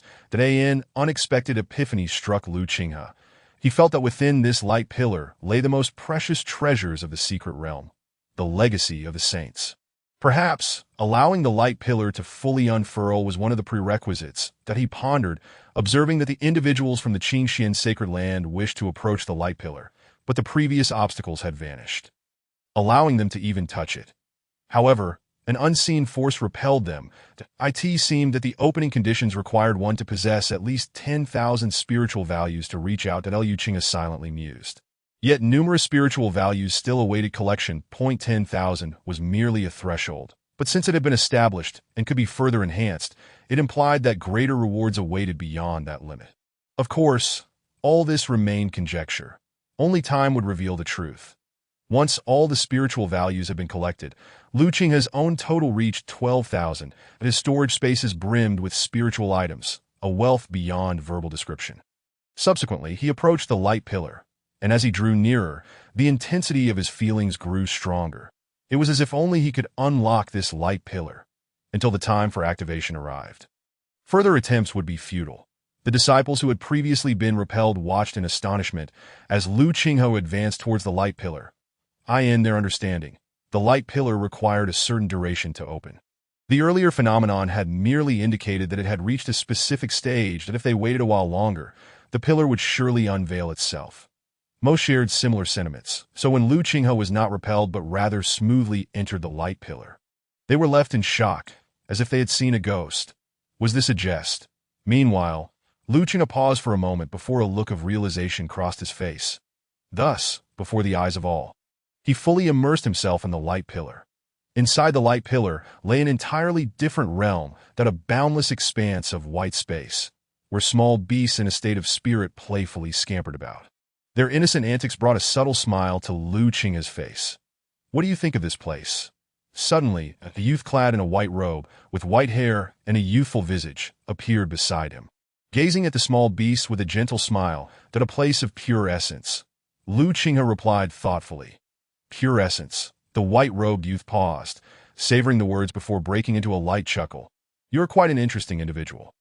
"That description is indeed remarkably apartment," he continued. "This is the true spirit space, where each of my contracted spirit beasts has a fragment of their true spirit residing. That it can be said that possessing these true spirits makes it possible to resurrect those spirit beasts.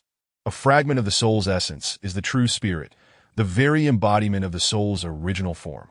Provided there is a suitable vessel, they can be nurtured back to life. Once reborn, the spirit beasts will possess no recollection of their previous lives. Akin to a fresh start, Lu Qinghe nodded, seemingly unfazed by the notion of resurrection. The white-robed youth turned to scrutinize him for a moment, noting the absence of desire in his eyes, which piqued his curiosity. "I am practically offering them to you. Do you not wish for them? Many cherish their spirit beasts, and some are even extinct. To say one is not moved by such a prospect would be disingenuous." Lu Qinghe replied, "Yet these are your spirit beasts. They are loyal to you. I believe I understand what should and should not be taken. To possess these true spirits would equate to commanding an army of spirit beasts. How could one not be tempted? However, giving in to such temptation could be perilous." The individual beside him was the Sword Saint, and his temperament was unpredictable. One could only proceed with utmost caution, for he was a formidable entity capable of extinguishing this mere mortal with a mere breath. Hearing Lu Qinghe's heartfelt loyalty, punctuated with subtle flattery, the Sword Saint felt a surge of good humor. "Is it any wonder you are an intriguing individual?" Then his expression shifted to seriousness. "From you, I sense the aura of Little White.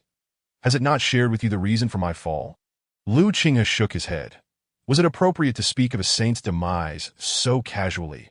A saint stands at the pinnacle of existence, their essence resonating through the heavens and earth. Even the mere mention of a saint's name could evoke awareness. And should one employ their powers, they could discern who dared to speak ill of them from afar, delivering punishment in retribution. Thus arose the adage that a saint must not be insulted.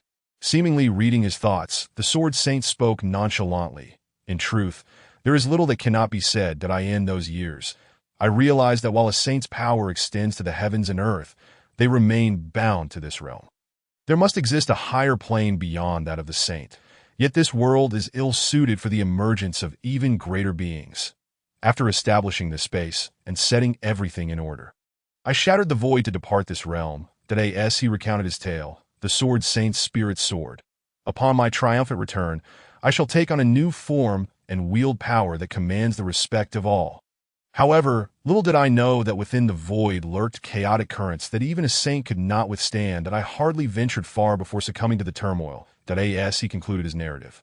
A mixture of regret and unyielding spirit colored the Sword Saint's tone, yet there was no trace of remorse. Here the Tao in the morning is worth dying by evening. This is a path for future generations to contemplate. Lu Qinghe's expression grew solemn as he clasped his fists in respect towards the Sword Saint. The name of the Sword Saint should not be lost to the annals of history. It deserves to be inscribed upon a monument. "Ha ha!" The Sword Saint chuckled, waving his hand dismissively. "There is no need for that. My demise was a shameful affair, and I fear would only invite mockery from posterity." Lu Qinghe smirked slyly. "Rest assured, when the time comes, the narrative shall be embellished, and it will not be apparent." Such words genuinely stirred the Sword Saint's heart. After a moment of contemplation, he nodded. "In that case." "Very well." Lu Qinghe immediately clasped his fists. "After I depart, I shall set about arranging matters." "It seems your status in the outside world is not insignificant," the Sword Saint remarked. Upon hearing this, the Sword Saint replied, "As long as you possess that intention, it suffices." For a long while, silence enveloped the space, and the Sword Saint's lingering regrets filled the air, causing a delay in Lu Qinghe's pursuit of the legacy. Lu Qinghe offered a compliment. "Sword Saint, you jest. Conversing with a saint is a dream that many yearn for." The Sword Saint smiled warmly. "Ah, you young one, who would have thought that after my fall, I could still engage in such a delightful exchange? Alas, I see that you carry the essence of the sword within you. It seems you seek the path of the sword. Thus, I shall impart to you the insights I once sought from the sword sovereign regarding the sword path." Upon hearing this, Lu Qing's heart swelled with joy, though he made every effort to suppress the smile creeping upon his lips as he bowed deeply. "Thank you, Sword Saint. Whoever claims to be left with nothing after flattering has simply not flattered in the right context." Chapter 43. The weak and the qualified. The Sword Saint flicked his fingers, and instantly, a golden orb of light materialized that he gazed at it with lingering affection before tossing it to Lu Qinghe. "You must have heard from Xiao Bai that my innate talent for the sword is remarkably poor." The Sword Saint clicked his tongue, a mix of resignation and self-deprecation in his tone. "In truth, this is hardly a matter of significance. My aptitude in the sword path is, in fact, only marginally better than that of the rarest of extraordinary beings that I in my hands. The sword is no different from a mere firewood stick. Yet, I refuse to succumb to despair, for traversing the world with a sword and becoming a sword immortal is a most alluring aspiration. Even after attaining the status of a saint, I continue to seek methods of improvement. This insight into the sword path is one such method, derived from the foremost swordsman of that era. Initially reluctant to share, I summoned 3,000 true immortal spirit beasts and blocked the sword respect's door for 3 years. Alas, it proved futile for me, and thus, I bestow it upon you." Liu Qing's heart raced with excitement. He had expected a mere ordinary insight into the sword path, yet it turned out to be a gift from a saint. This was akin to receiving 2 portions of a saint's legacy in one fell swoop. A tremendous gain. "Next, we shall delve into my legacy," the Sword Saint continued as his words echoed. Lu Qinghe was astonished to find his hand, which recorded spiritual value, rising uncontrollably. "Oh, you know why my legacy, though merely a sacred technique, imposes a threshold of 10,000 spiritual values." The Sword Saint inquired softly, gesturing towards the spiritual value on Lu Qing's wrist, his brows raising in surprise. "Over 12,000 spiritual values. You exceed my expectations." In truth, the spiritual value attainable was even greater, but due to certain circumstances, what ultimately reached him was limited. The Sword Saint continued.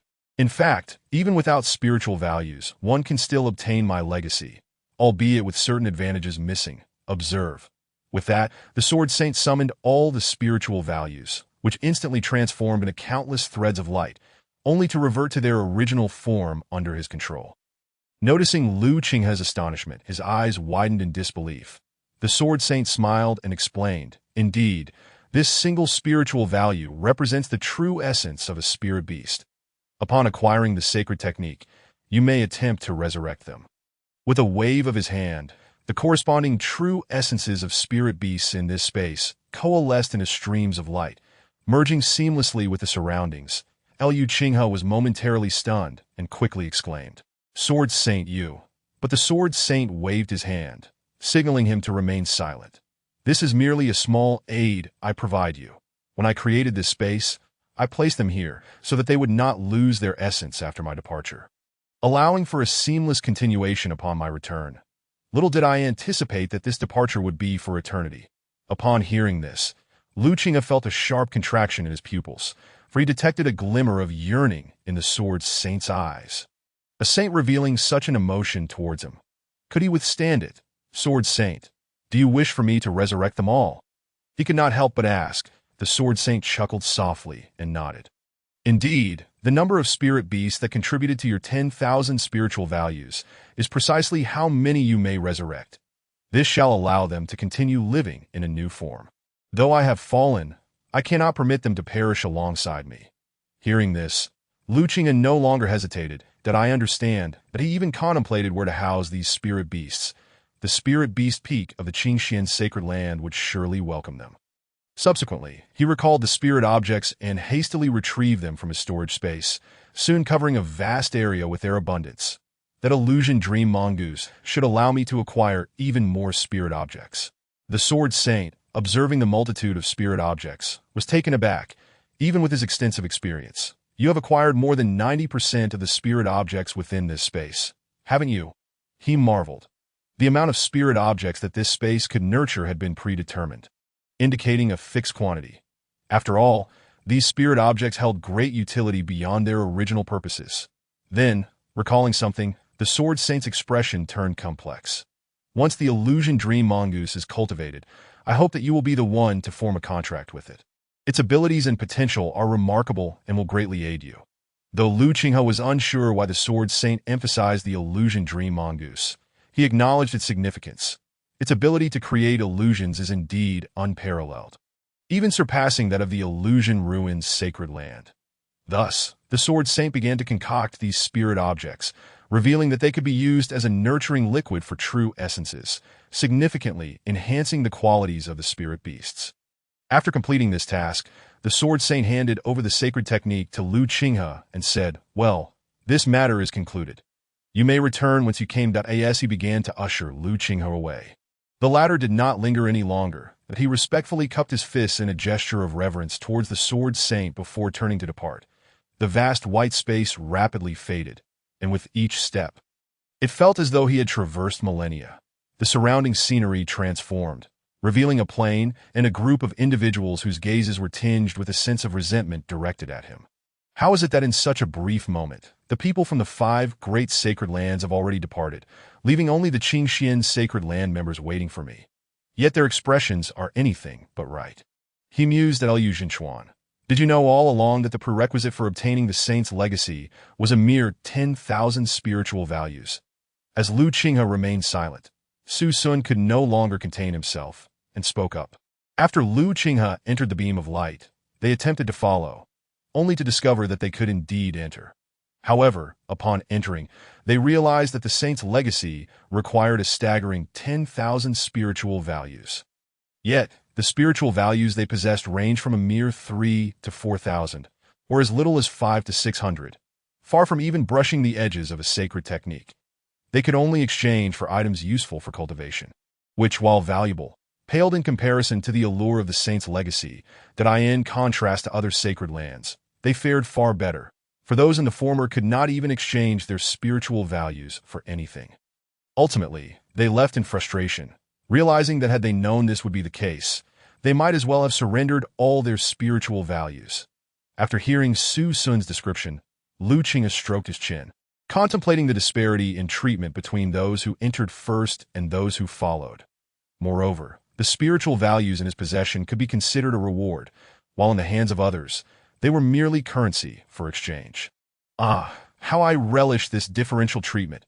I indeed knew the requirements for obtaining the saint's legacy, but why should I share that with you? Lu Qinghe's gaze swept over them as he spoke nonchalantly. To take a step back, even if I told you, what difference would it make? Would you believe me, or would you willingly part with your spiritual values for me? His voice was soft, yet it resonated powerfully in the ears of the Qingxian sacred land members, rendering them speechless. Indeed, why should they believe a single person's words? Before the immense temptation of the saint's legacy, no cultivator could resist, for a sacred technique could grant them prominence before the saint, ensuring their names would be etched in the annals of the sacred land's history. Seeing their silence, Lu Qinghe let out a cold laugh. That I stand by my previous statement. Only the weak seek warmth in numbers, while the strong rely on their own abilities. Thankfully, I did not share this with you. Otherwise, all you would have done is slow me down. That a stone cast into a pond rippled outward, provoking several disciples who could no longer contain their indignation. We are not weak. A transformation stage cultivator, in any context, represented a force to be reckoned with, and could not be deemed weak. That in my eyes, you are indeed weak, for you cannot best me. Liu Qinghe cast a sweeping glance, then turned elegantly, for strength was the essence of all capital. Were it not for this moment, they would not even possess the right to converse with him. That if they were dissatisfied, they could only look forward to a future where they held sufficient strength to engage with him on equal terms. Chapter 44. 1 through 7. Upon exiting the secret realm, the cloud vessels of the 7 great sacred lands now contained only the one belonging to the Qingxian sacred land. Leaping onto the deck of the cloud vessel, Lu Qinghe beheld the Qingxian sacred lord standing there, hands clasped behind his back, reminiscent of his demeanor upon entering the secret realm. However, now a small figure peeked curiously from behind him upon seeing her. A smile graced Lu Qinghe's lips, though the moment was not one for reminiscing. Disciple pays respects to the sacred lord. The Qingxian sacred lord nodded in satisfaction. I have heard of the events that transpired within the secret realm. You performed admirably. Do not worry about those old fogies. They have not yet sunk so low as to contend with a junior like you, recalling the scene of the 6 great Sacred Lands disciples retreating. The Sacred Lord couldn't help but chuckle. None of them emerged with any gains from the secret realm. Moreover, they all clamored to accuse Lu Qinghe, but their efforts were in vain, for their actions only served to inform the Sacred Lord of his existence. They could not bring themselves to demean their status by quarreling with a mere junior. Furthermore, did they think him merely a decorative figure? The expressions of those 6 elderly gentlemen, who initially believed they had misheard, were quite amusing. Had it not been for the exceptional meditation skills of the Qingshan saint, they might have burst into laughter.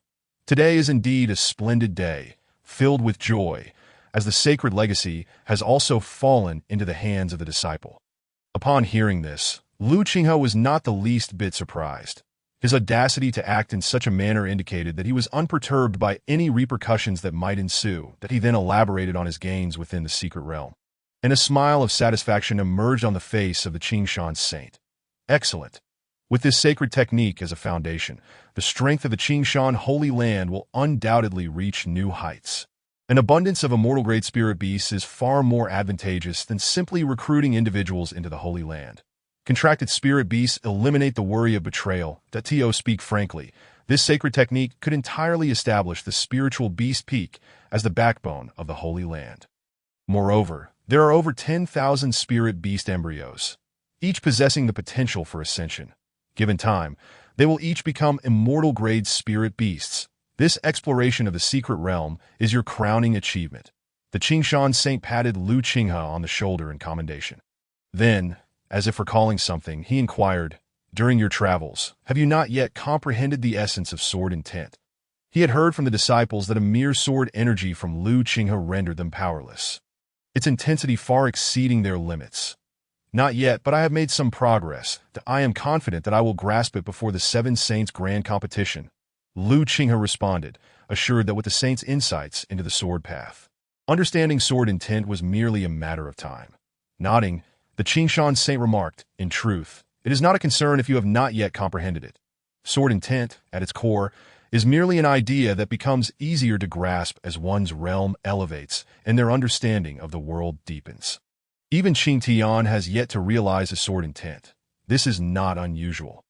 However, the expectations placed upon you are rather high, especially given your aptitude that has garnered the recognition of the sacred technique. Shouldn't comprehending sword intent be as simple as drinking water? Saint, if there is nothing else, I shall take my leave to rest." Noticing the Qingshan saint's silence, Lu Qinghe proactively stated, waving to Li Zi, who stood behind the saint. Liz, upon seeing this, first bowed respectfully to the Qingshan saint. "Grandpa Saint, I shall take my leave now." "Grandpa." Hearing her address, Lu Qinghe couldn't help but twitch his mouth. "If you call him Grandpa, what should I be called? This is quite the familial mess. The saint has permitted her to address me in such a manner. Is there a problem?" The Qingshan saint remarked casually, casting a sidelong glance. "This young man has returned from his journey with a maidservant. Which Holy Land's progeny or true disciples could manage such a feat? Nevertheless, the young girl does possess considerable talent." With that thought, he suddenly recalled something and added, "This little maidservant has a rather peculiar constitution." Lu Qinghe was well aware of this, and looked somewhat astonished. "You can't discern it either," the Qingshan saint shook his head. "I can only ascertain that it is related to ice attributes. That old fool Fengxue has also examined her, and he too could not determine the specifics." Lu Qinghe pouted, remaining silent, that if even the most adept saint of ice and snow could not uncover the truth, then this little Li Zi must indeed be extraordinary. Yet it matters not. Extraordinary is still extraordinary, for she is my maidservant. Observing the duo, one large and one small, entering the cabin, the Qingshan saint reflected on the words of the old man Fengxue. Very special indeed. Possessing the body of mysterious ice alongside the abilities of mysterious jade. The mysterious ice constitution designates her as a chosen one for cultivating ice and snow techniques, akin to the sacred body of the Fengxue Holy Land. Were she merely of the mysterious ice constitution, the Fengxue saint would stop at nothing to claim her. But the presence of the mysterious jade ability complicates matters. This is inexplicable, for the mysterious jade has long been lost to the cultivation world. Its abilities are so unique that they can completely shield one from divine perception, which is enough to garner adoration throughout the entire cultivation realm. Even saints cannot escape this truth. In summary, the mysterious jade within the current cultivation world is either possessed or destroyed. It cannot exist in the wild. Such an exceptional circumstance has left two seasoned saints at a loss, compelling them to have the Fengshui Saint return to examine ancient texts for any clues. Initially, the Fengshui Saint intended to take the girl, but since she is Lu Qinghe's maidservant, that was out of the question. Meanwhile, Li Zi conveyed this matter to Lu Qinghe. After listening, Lu Qinghe expressed his curiosity. Then why don't you go? The Fengshui Holy Land is no weaker than the Qingshan Holy Land, and their techniques may suit you better, making it easier to resolve your physical issues. I would never. Li Zi huffed playfully. I was saved by the young master. Were it not for him, I would still be starving and freezing in some corner. How could I abandon him? Lu Qinghe chuckled softly. Silly girl. Liz remained unfazed. Yes, I am the young master's silly girl, his silly maidservant. What if the Fengshui Holy Land invites you again? Lu Qinghe mused, posing another question. Then I still wouldn't go, Li Zi replied with a huff. What kind of Fengshui Holy Land is that? It sounds so cold. I've had enough of the cold. I never want to be cold again. Lu Qinghe smiled broadly, appreciating her cheerful disposition, yet he still felt the necessity of a visit to the Fengshui Holy Land. He then articulated his thoughts in great detail, knowing that this sensitive girl might misinterpret his intentions if he was not clear. Fearing she might think he no longer wanted her so, the young master means that once I inherit the position of the saint, we will announce a merger. Li Zi grasped his intention, but felt a tinge of sadness at the thought of leaving. I am the young master's maidservant. Whatever the young master decides, I shall follow. Lu Qinghe perceived her inner turmoil and gently ruffled her hair. This is merely a hypothetical situation. Besides, you are you. No one will force you to do what you do not wish to. Meanwhile, disciples and elders of the Qingshan Holy Land returned, their first task being to urgently report to the saint, lodging complaints about Lu Qinghe's actions in the secret realm. After hearing their grievances, the Qingshan saint could not help but twitch his mouth. So you are claiming that he can take on 7 opponents without distinguishing friend from foe? In Lu Qinghe's cave, he sat cross-legged in midair. His eyes, which had been shut for several days, slowly opened as he expelled a breath resembling a sharp sword, illuminating the room. Within his gaze sparkled a brilliant light, and the profound waves emanating from him unequivocally conveyed the fruits of his recent cultivation. It turns out that the essence of intent is the threshold to the path. No wonder he had previously struggled to grasp such a sensation. Controlling the breath he had just expelled, he directed it towards the stone wall of the cave, instantly piercing a small hole the width of a finger. With the insights of the Sword Master's sword path, he finally comprehended the essence of sword intent. And he also understood what sword intent truly entailed. Before acquiring the Qingshan sword technique, he had been just an average individual, lacking interest in the sword path. Even after, his sentiments had not shifted significantly. It was only through the application of the profound powers of the Qingshan sword technique that he transformed from merely a user of swords into a true sword cultivator. It was only when he began to perceive the sword path that he genuinely understood. After dedicating some time to adjusting his mindset, he truly regarded himself as a sword cultivator, progressing from a beginner to wielding swords and finally comprehending sword intent. The stage of tribulation. He developed his own sword intent, surpassing even the likes of the young man Qing Tian. A smile graced Lu Qinghe's face as he contemplated. Speaking of Qing Tian, this fellow had become quite the frequent visitor at the Immortal Delight Pavilion, and the establishment had quickly discerned the preferences of this patron, promptly updating their offerings to cater to his tastes. This only deepened Qing Tian's obsession, furthering his descent, yet this time no system rewards were triggered. According to its explanation, he was merely beginning to stray from his duties, with his nature remaining unchanged. A true villain exhibits capricious behavior, seeking ever more novel thrills, inciting others' disdain, while simultaneously compelling them to bow before his formidable strength. The system's definition of a villain led Lu Qinghe to ponder how this aligned with the nefarious practices of evil cultivators. However, this did provide him with direction and insight for Qing Tian's next phase of development. Villains, after all, are merely those who leave unfavorable impressions upon others, lacking a good reputation. For instance, he himself had become a figure of disdain among most disciples of the Qingshan Holy Land, perceived as a petty tyrant. Such traits were not noticeable before he became a true disciple, but upon achieving that status, all his flaws became evident, leading to public scorn that if this perception were to spread further, he could act with even greater arrogance outside. Invoking the name of the Qingshan Holy Land and Qingtian, positioning himself in opposition to the world. Thus, he would transform into a villain. Good deeds are challenging to accomplish, yet bad deeds can be easily attributed. But what of Li Zi? As he concluded his meditation, Lu Qinghe noticed the absence of the little maidservant, stirring his curiosity. Upon returning to the Qingshan Holy Land, he had granted Li Zi the freedom to enter and exit his cave. And since then, she had visited daily, sometimes bringing spirit fruits and delicacies, other times simply sitting quietly to watch. It never impeded his cultivation, so he had grown accustomed to her presence. Yet today, she had not shown up. Is she still cultivating? He pondered when suddenly, the voice of the Qingshan saint echoed in his mind. Saint? Lu Qinghe was taken aback, his expression growing solemn. The saint would not concern himself with the conclusion of his cultivation without reason. Something must have transpired. Once you have finished, come to the holy mountain. The voice of the celestial lord Qing Xian resounded once more, indicating that something truly dire had occurred. That Lu Qinghe's expression turned grave.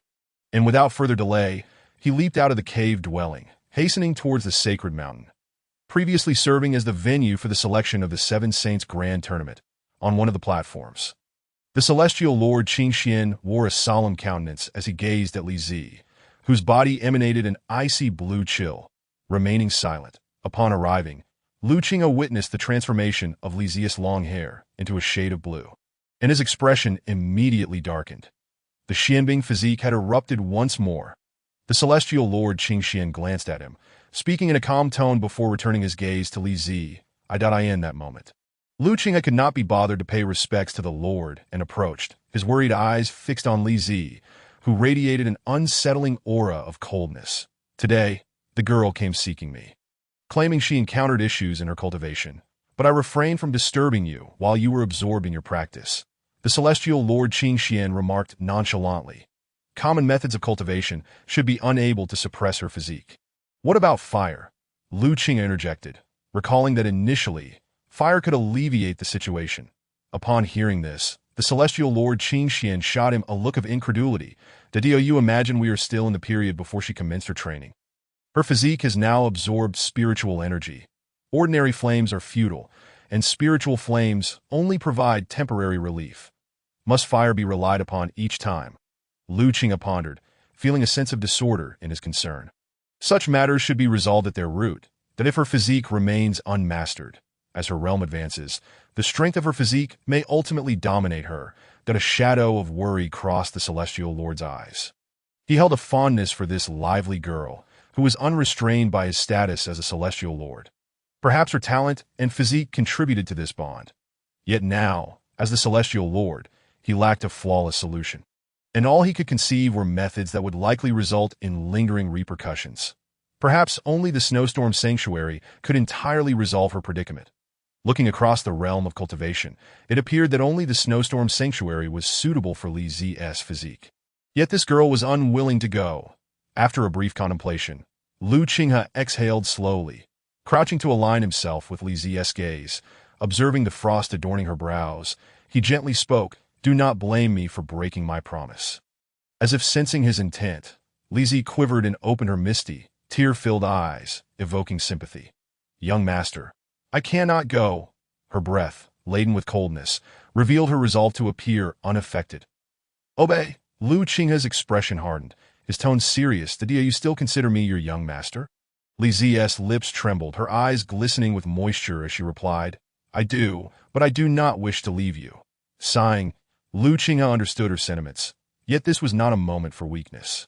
Li Zi, cultivators possess long lives, and the future stretches far ahead. That if you do not resolve your physical issues, you will be unable to continue your cultivation. That I will remain as I am, while you may grow old. And can you still accompany me then? He spoke slowly, appealing to her emotions and reasoning. "Do you remember what I said that day?" Li Zi nodded, recalling, to strive diligently, to surpass the Snowstorm Saintess, and eventually merge the Qingxian sacred land with the Snowstorm Sanctuary. Upon hearing this, the celestial lord Qing Xian's lips twitched, These two young ones certainly had ambitious plans.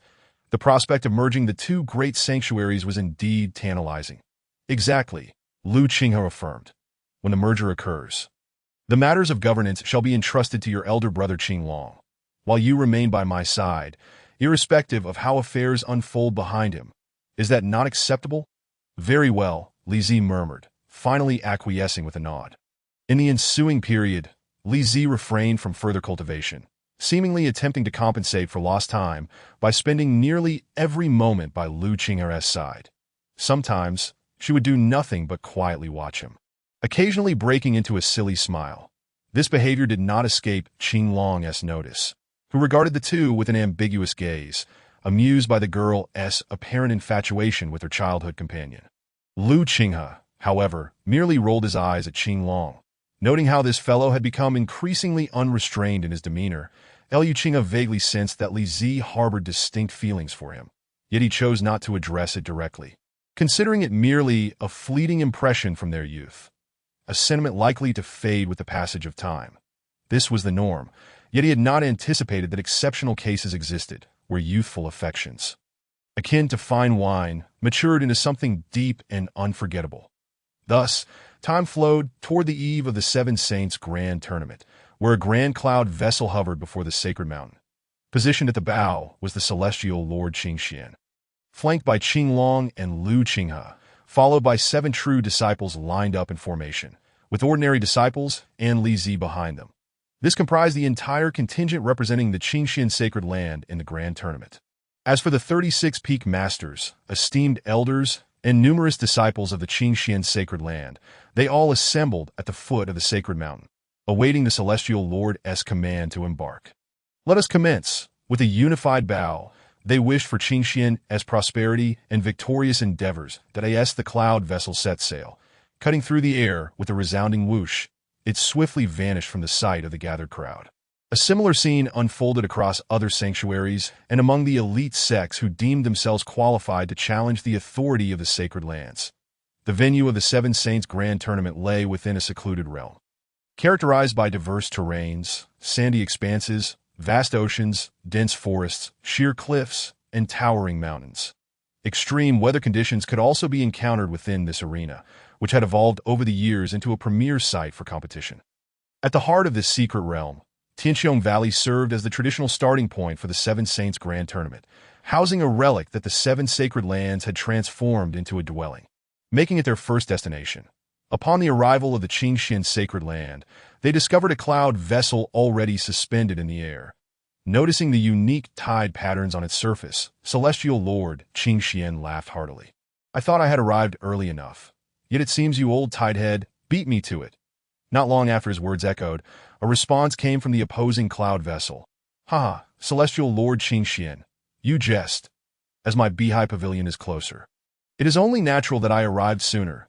As the words settled, a figure surged forth from the Beehive Pavilion's cloud vessel. Halting between the two vessels, an elderly man with black hair and beard donned a blue robe adorned with wave patterns. He was none other than Lan Tao, the current head of Beehive Pavilion. Seeing this, Celestial Lord Qingxian also leapt from his vessel to greet him, smiling as he inquired, "Old Tidehead, how confident are you this time?" In response, Lan Tao chuckled and waved his hand. Beehive Pavilion is merely here for business this time. After the tournament, it is all about participation. You said the same last time, Celestial Lord Qingxian replied skeptically. And yet your Beehive Pavilion nearly became the Beehive Sacred Land. Lan Tao laughed. That was merely a case of selecting the wrong opponent. Had we faced the Wajizi Sacred Land instead, I would now be seated in the position of Celestial Lord. Let us forget that. I feel more secure with the heavenly crystal in hand, he concluded. Celestial Lord Qingxian shot him a disapproving look, thinking to himself how this old merchant had a knack for mischief. On the Qingxian Sacred Land's cloud vessel, Qinglong whispered to Lu Qinghe, during the last Seven Saints Grand Tournament, Beehive Pavilion chose us as opponents, and their strength was formidable. It almost led to the Qingxian Sacred Land becoming the Qingxian sect. Since then, Master has ceased to trust the words of Elder Lan. Yet the relationship between our two factions has grown significantly closer, even resulting in discounts on the purchase of Tideborn stones. As the heir apparent, Qinglong had attended the last tournament as an observer, witnessing firsthand the near downfall of the Qingxian sacred land. This experience solidified his resolve to focus solely on cultivation. Striving to surpass his peers as the sacred son and future celestial lord, revitalizing the sacred land was his undeniable duty. His presence alone instilled confidence in his peers, allowing them to feel assured that the Qingxian sacred land remained a force to be reckoned with. However, changes were afoot. His childhood companion now possessed formidable strength, capable of sharing some of the burdens. Meanwhile, they overheard discussions regarding the Wajizi sacred land. The voice of the Wajizi, celestial lord, tinged with displeasure, reached their ears as the crowd turned. They beheld the Wajizi sacred land as cloud vessel speeding toward them, halting at a close distance. Soon, the Wajizi celestial lord descended from his vessel, confronting them with a frown as he addressed Lan Tao. Is my Wajizi sacred land inferior to celestial lord Qingxian? Unfazed by the inquiry, Lan Tao replied with a smile, "Pray tell, who in the realm of cultivation is unaware that the techniques of Bihai Pavilion are naturally counter to sword cultivators? Had that disciple not been so stubborn, opting to challenge the Qingxian sacred land instead of seizing the soft target of the Wajizi sacred land, you ought to be calling it the Wajizi sect now." The Wajizi celestial lord, infuriated, retorted, "Old tied-head, it seems you require a lesson." "Enough, do not disgrace yourselves before the younger generation," came the admonition. The esteemed Qingxian Saint Master materialized between the two individuals, intervening just as the two seasoned saints, who had lived for countless years, appeared poised to engage in a brawl akin to that of children. Upon hearing this remark, the Wajizi Saint Master let out a cold snort and ceased to speak. As time progressed, an increasing number of factions and sacred lands arrived, and the grand competition among the seven saints finally commenced. The seven sacred lands and various top-tier forces converged at the ruins, intending to deliberate the regulations for this grand contest. However, throughout this period, the Fengshui Saint Master's gaze frequently drifted towards the Qingxian Saint Master, unable to restrain his curiosity. With a hint of hesitation, the Fengshui Saint Master began to speak. The Qingxian Saint Master cleared his throat and, with a touch of exasperation, suggested, "Let us discuss this privately." Noticing the multitude of eyes fixed upon him, the Fengshui Saint Master hesitated momentarily before inquiring, "Oh, does the Fengshui sacred land wish to keep us uninformed? Are they contemplating a union with the Qingxian sacred land?" The Leitang Saint Master raised an eyebrow, speculating, albeit in a jesting manner. "Certainly not." The Fengshui Saint Master waved his hand dismissively, contemplating for a moment before continuing. "Very well, it is of no consequence if you all learn of this." Following this, he turned to the Qingxian Saint Master and asked, "The young lady from earlier, I presume she must be facing some issues now." Upon hearing this, the Qingxian Saint Master narrowed his eyes, fixing his gaze upon him, realizing that he had uncovered something. The Fengshui Saint Master nodded solemnly, stating, according to ancient texts, that young lady possesses the Ice Soul Divine Body, a rare constitution that strengthens alongside its master.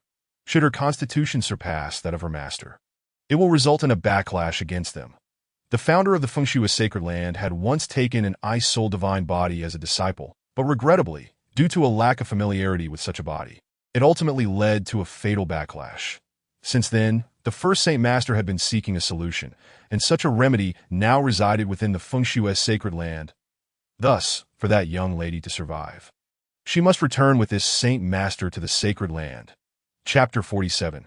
The need for compensation. This is the crux of the matter. I summoned you to seek your counsel. After all, that girl is under your care. The Qingxian Saint Master addressed Lu Qinghe. Once it became clear that Li Zi must indeed go to the Fengshui sacred land for a resolution regarding her constitution and survival, the Qingxian Saint Master promptly conveyed this message to Lu Qinghe. During this time, the regulations for the grand contest among the seven saints had been thoroughly discussed, and the assembly of saints and quasi-saints had yet to disperse, likely eager to witness the outcome of the legendary Ice Soul Divine Body. After succinctly recounting the words of the Fengshui Saint Master, he observed Lu Qinghe with a hint of confusion. Originally, it had been established that Li Zi must go to the Fengshui sacred land. All that was needed was for him to nod, and the matter would be settled. Yet, this young man seemed intent on complicating matters. Refusing to readily acquiesce, Lu Qinghe assumed a contemplative posture and, after a moment, turned to face the Fengshui Saint Master, clasping his hands in respectful greeting. May I inquire about the cultivation aptitude of this ice-souled divine body? Without hesitation, the Feng Shui Saint Master replied, if it is indeed termed a divine body, then naturally, it is exceptional. In truth, it was not merely exceptional. The historical records of the Feng Shui sacred land documented that the ice-souled divine body cultivates at an unprecedented rate, as if favored by the heavens with virtually no cultivation bottlenecks. Should the ice-souled divine body be nurtured within the Feng Shui sacred land, with proper guidance, the younger generation, such as Qing Tianlong, would find themselves unworthy of even gazing upon its back. Thus, the Feng Shui Saint Master harbored ulterior motives. Not wishing others to comprehend the extent of the divine body's extraordinary nature, yet he did not conceal its cultivation potential, for anyone with discernment could see that even the most ordinary techniques would yield extraordinary results in the hands of such a divine body. Lu Qinghe's expression remained unchanged as he slightly nodded. Since it is indeed exceptional, why not allow the Qingxian sacred land to harbor such a talent? The Feng Shui Saint Master, you are aware that this young lady is a maid I chanced upon during my travels. Upon our first encounter, her constitution was undergoing a crisis at that time. I merely assisted her out of convenience. Yet she regarded me as her savior, and to this day, she remains exceedingly reliant upon me. To entrust such an obedient and clever maid to the Feng Shui sacred land weighs heavily on my conscience. Not to mention that she would likely be unwilling to be wise stating all this. Lu Qinghe aimed to convey a message to the Feng Shui Saint Master. The prospect of handing her over was not one he relished. Among the gathered saints, none were fools. They could discern that while he could part with her, he was not inclined to do so without due consideration. It was clear he sought some form of compensation. The Feng Shui Saint Master, too, was not exempt from this understanding, though he concealed it well. Such a strategy was comprehensible, especially considering that the Feng Shui sacred land sought to acquire a divine body. Investing today would yield returns in the future. The Feng Shui Saint Master, contemplating this, soon broke into a smile, stating, I am aware of your sentiments. Yet as the Qingxian Saint Master has explained, the consequences of allowing the divine body to develop freely would ultimately lead to its demise. For the sake of the divine body, it is best to bring it to the Feng Shui sacred land, but of course, you shall not leave empty-handed. I shall offer you 3,000 pieces of heaven and earth spirit crystals as compensation. What say you? Upon hearing this, Lu Qinghe let out a low chuckle. 3,000 pieces of heaven and earth spirit crystals. Who do you think you're dealing with? I appreciate the Feng Shui Saint Master's generosity. But these 3,000 spirit crystals, Lu Qinghe hesitated, his words trailing off. Noticing this, the Feng Shui Saint Master pressed further. Is it insufficient? Then 6,000, such audacity. If you deem it lacking, simply increase the amount. However, Lu Qinghe remained unfazed. Chuckling lightly, Feng Shui Saint Master, you may not yet be aware, but I recently became the foremost direct disciple of the Qingxian sacred land, my status second only to that of the Saint Sun. These mere spirit crystals hold little value in my eyes. The Feng Shui Saint Master was taken aback, so he considered them beneath him. His gaze shifted inquisitively towards the Qingxian Saint Master, the foremost direct disciple. Is such a seemingly grand title truly valid? Not only he, but the other saints and quasi-saints regarded him with similar expressions of inquiry. The title of foremost direct disciple was unheard of. The Qingxian Saint Master nodded silently, affirming the truth of this claim, thereby effectively acknowledging that Lu Qinghe was the second Saint Son of the Qingxian sacred land. This revelation sent ripples through the assembly. For Qing Tianlong's talent was well known, casting a shadow over the younger generation. Now, another disciple of equal potential had emerged from the Qingxian sacred land. Surely, this would herald a resurgence of power. Yet could it truly be so extraordinary? The recent experiences in the secret realm had showcased Lu Qinghe's prowess, and the several saints were aware that he could stand shoulder to shoulder with their own saint sons and daughters. Perhaps the time spent in quiet cultivation had merely sharpened his abilities that I see. It appears I have overstepped, the Feng Shui Saint Master mused, seemingly in self-reflection. Your performance in the secret realm, where you swept through your adversaries with unmatched prowess, has been conveyed to me by my disciples. You are indeed deserving of such a title. Nevertheless, irrespective of the circumstances, for the divine body to survive, the sole path lies with the Feng Shui sacred land. Recognizing that persuasion was falling short, The Feng Shui Saint Master prepared to elaborate on the stakes involved. Liu Qinghe inwardly scoffed. He had come prepared for this very negotiation. The Feng Shui Saint Master had claimed that the Feng Shui sacred land possessed a means to resolve the dangers posed by the divine body. Had he not? With earnestness, Liu Qinghe suggested, why not state your price? If it is reasonable, the Qingxian sacred land shall purchase it. What do you say? Impudent. The Feng Shui Saint Master's expression hardened, unable to suppress his ire. You dare to turn the tables and negotiate with the Feng Shui sacred land? When a saint raised their voice, it carried an undeniable weight. Liu Qinghe felt an immediate sense of danger wash over him. Fortunately, the Saint Master's wrath was not directed at him. Otherwise, his demise would have been all too simple. Mindful of his own safety, Liu Qinghe discreetly moved behind the Qingxian Saint Master, revealing only half of his form. Feng Shui Saint Master, it is rather unseemly to threaten a junior.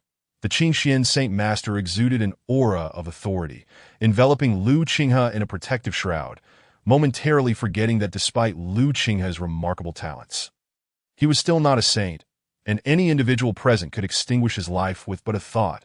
His calm gaze met that of the Feng Shui Saint Master, as if to say they were merely engaged in discussion. Receiving the unspoken message in the other's eyes, the Feng Shui Saint Master snorted coldly. What is there to discuss? My methods are priceless treasures of the Feng Shui sacred land, and I shall not sell them. He remained resolute, determined that this divine body would assuredly join his Feng Shui sacred land. Understanding this, Liu Qinghe stepped forward with a smile, stating, as Li Zi is my maid, I naturally do not wish to see her meet a dreadful fate. However, having accompanied me for a while and attending to my needs meticulously, she has become like family to me, an integral part of the Qingxian sacred land. To part with her so easily is a matter of great reluctance. Yet, for her own welfare, I must ultimately let her go. Thus, it appears we have only one option left. All eyes turned towards him, eager to discern what alternative he had in mind. Liu Qinghe continued. The 6,000 spirit crystals failed to sway me. Perhaps the offer is still insufficient to alter Li Zi's standing in my heart. With this, he cast an expectant gaze towards the Feng Shui Saint Master. Hearing this, the assembly fell into a stunned silence. In essence, he was demanding an increase in payment. Chapter 48. The three principles: 30,000 heaven and earth spirit crystals, several ice-attributed spiritual items, 3 tomes of at least low-grade celestial arts, and the establishment of 3 principles. Are you truly unafraid that the Feng Shui Saint Master might obliterate you for such audacity? On the journey back, the Qingxian Holy Master pondered over Liu Qinghe's audacious demands to the Feng Shui Holy Master, which amounted to selling the girl to the Feng Shui Holy Land at an exorbitant price. The saints present, along with the quasi-saints from various top-tier forces, would likely only perceive this young man as someone who is unprincipled and greedy for personal gain. And then there is Liu Qinghe, unfazed, chuckled lightly and remarked, these matters are mere trifles for saints, insignificant compared to the divine physique. Honestly, I feel I still lack something. The Qingxian Holy Master scoffed, you have more than enough. In the eyes of those old geezers, your actions will only paint you as a miserly avarice. After saying this, he recalled accompanying Qinglong to the Xianyue Tower and added, and you are quite the lecher. If you continue to ask for such outrageous prices, I, the Qingxian Holy Master, will surely be deemed blind by them. The thought of a greedy and lustful individual being called the foremost true disciple by this group of old men for 500 years was something the Qingxian Holy Master dared not imagine. However, your actions must be for the girl, right? Knowing Liu Qinghe's character, the Qingxian Holy Master naturally did not believe he was truly avaricious to a saint's discernment. Liu Qinghe sidestepped and clasped his hands in salute to the Qingxian Holy Master, humorously buttering him up. Spare me this flattery. The Qingxian Holy Master shot him a glare. Speak plainly. What are you scheming? Even I, the Holy Master, am left in the dark. There are no schemes without prior notice.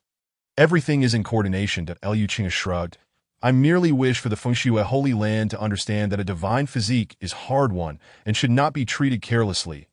To be frank, had it not been for the Qingxian Holy Master's intervention back then, the upper limit would certainly not be the inferior immortal techniques that could be easily obtained and hence not cherished. Soon after, Liu Qinghe noticed the Qingxian Holy Master's gaze becoming increasingly ambiguous. It seems you are particularly concerned about the girl that, of course, she is mine. Why would I not be attentive? Initially, Lu Qinghe had not noticed the Qing Xian Holy Master's expression, but upon realization, he could not help but feel speechless. You've lived many years. How can you still be like this? The Qing Xian Holy Master frowned. What of it? Are you implying that I am old? Lu Qinghe chuckled awkwardly. How could that be? Who would dare say the Holy Master is old?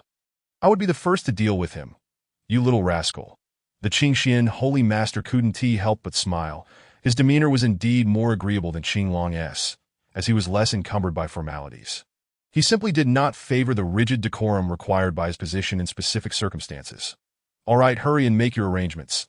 The Seven Saints Grand Competition will commence tomorrow. Although the first phase may not concern you much, your presence is still required. With that, the Qing Xian Holy Master melded into the void, vanishing from sight. As a gentle breeze swept by, Lu Qinghe realized the Holy Master had departed. Exhaling softly, he leapt into motion. Finding Li Zi in his residence and placing the items he had received from the Fengxue Holy Master into a storage ring, tossing it to her. What is this? Li Zi tilted her head. A look of confusion adorning her face. Rare crystals, spiritual treasures, and immortal techniques that Lu Qinghe succinctly described the contents of the storage ring. You will find them useful for your cultivation. Upon hearing about cultivation, Li Zi fell silent for a moment, then, as if piecing everything together, murmured, Young Master, you went out this time to discuss my matters, didn't you? Indeed. Lu Qinghe nodded, looking at her face, and gently said, after the conclusion of the Seven Saints Grand Competition, you will accompany the Fengxue Holy Master to the Fengxue Holy Land, where there are methods to completely resolve your physical issues. But rest assured, I have established 3 rules with the Fengxue Holy Master. You will not be forced into anything you do not wish to do while there, in name. You will merely be an honorary resident of the Fengxue Holy Land, free to come and go as you please. Of course, this is only applicable once you have achieved success in your cultivation. Moreover, should the Fengxue Holy Land require assistance, you may consider helping, but if you are unwilling, you can refer to the previous stipulation. Additionally, your situation in the Fengxue Holy Land must be reported to the Qing Xian Holy Land annually.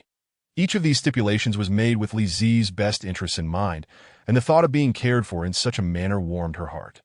Young Master, you consider every detail for me. I cannot be willful, Liz thought to herself. To stay by the young Master's side, I absolutely must go to the Fengxue Holy Land. Once my cultivation is accomplished, I will return to follow the young Master. With this in mind, she couldn't help but softly say, Thank you. Young Master Lu Qinghe was taken aback for a moment, then reached out to ruffle her hair. Smiling, Silly girl, you are mine. Not far away, Qinglong leaned against a pillar, observing the serene and beautiful scene with a faint smile, but soon after, he recalled something, his smile fading as he shot a glare at his childhood friend. Oh dear, I almost forgot I lost that bet to this guy last time. This is the Seven Saints Grand Competition. Let us not make a scene. Lu Qinghe seemed to sense something, turning just in time to catch Qinglong glaring at him. Their mutual understanding in that instant conveyed everything, and he offered a smile rich with meaning. Upon seeing him smile, Qinglong's mood soured further. Meanwhile, upon returning to his residence, the Fengxue Holy Master wore an inexplicably dark expression, rendering it difficult for others to discern his thoughts. After a brief moment, he sent out a message. Soon after, a delicate figure with waist-length hair entered the room, her cool demeanor and pristine white dress making her resemble a spirit emerging from the snow. Master, you called for me. The girl entered and bowed to the Fengxue Holy Master. Shui Yin, how is your control over the extreme winter snow domain? The Fengxue Holy Master inquired softly, replying to Master. I can exhibit a portion of the saintly might. Miao Shui Yin replied respectfully. The Fengxue Holy Master nodded lightly. Even a fraction of the power was sufficient. After all, it was a form of saintly magic. Good, during this competition, you must astound those old geezers. The Fengxue Holy Master snorted coldly, intending to let the Qing Xian Holy Master know that disciples capable of mastering saintly magic were not exclusive to the Qing Xian Holy Land. By the way, are you aware of a Lu Qinghe from the Qing Xian Holy Land? He asked again. Miao Shuiyan nodded gently. She had heard her fellow disciples mention him, recognizing him as a formidable individual known for his domineering ways. The third phase of the Seven Saints Grand Competition involves exchanges and duels among the elite disciples of the Holy Lands. Your target is Lu Qinghe. Do not hold back. Give his holy master a thorough lesson. The thought of that young man daring to haggle with him, offering certain items, only to impose conditions, made the Fengxue holy master clench his teeth. Not to mention attaining sainthood, he had never bowed his head so low. Were it not for his status and the Qingxian holy master's interference, he would have taken it upon himself to teach Lu Qinghe how to be a good junior. Miao Shuiyan appeared somewhat puzzled, but she resolved to act according to the holy master's wishes. Similar occurrences unfolded in other holy lands, as the unprecedented existence of a foremost true disciple combined with Lu Qinghe's previous actions in the secret realm had piqued the interest of several holy masters, leading them to test their strengths. Chapter 49. The thrilling rewards. The Seven Saints Grand Competition is divided into 3 phases. The first phase lasts for 7 days, wherein ordinary disciples from each holy land and sect compete against each other in this vast secret realm, gathering points as they converge towards the center.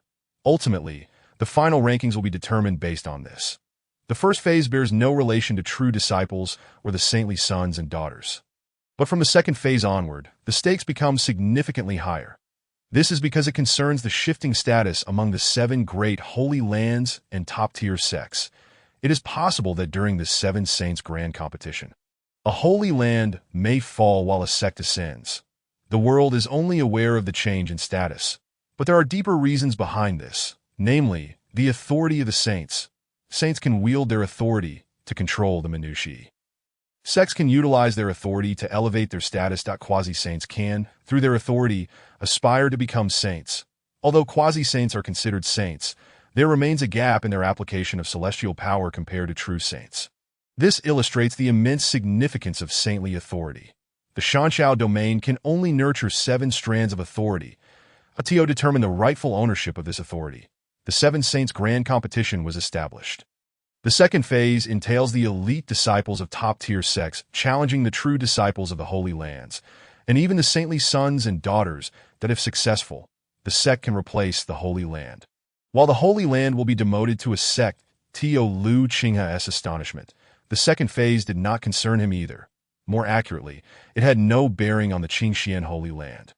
The elite sects present seemed to have reached an unspoken agreement, collectively bypassing the Qingxian Holy Land in their challenges. Even the formidable Wujie Holy Land was called out 3 times, by the end. The Qingxian Holy Master and his disciples were seated comfortably, while those standing were left with numb legs. It was not hard to deduce that the Qingxian Holy Land had Qinglong, whose talents were known far and wide. Were it not for the Seven Saints Grand Competition permitting only those below the Ascension Realm to participate, Qinglong would have likely already stepped into the Ascension Realm and become an immortal. Although there were loopholes to challenge only the true disciples of the Qingxian Holy Land, perhaps they could win and elevate their sect, only to wait for the next grand competition for Qinglong to lead them back in triumph. Without a shred of doubt, Qing Tianlong would once again suppress his cultivation. Among the true disciples, there was also a Lu Qinghe, rumored to possess talents that rivaled Qing Tianlong. What was the point of obtaining a limited-time experience card for the Holy Land? Truly unnecessary, utterly unnecessary. With such thoughts in mind, the leaders of all top sects excluded the Qingxian Holy Land when selecting opponents. However, to everyone's surprise, this time during the Seven Saints competition, there was no change among the 7 Holy Lands.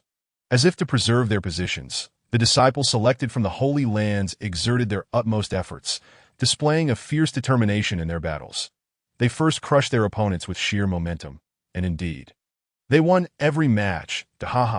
It seems the authority of the saints must be preserved in your hands once more. After the second match concluded, Lan Tao laughed as he spoke to the 7 holy lords beside him. Just as he had stated from the beginning, Bai Hai Pavilion was no longer particularly interested in the position of the Holy Land. Their primary goal was to earn an abundance of heavenly and earthly spirit crystals.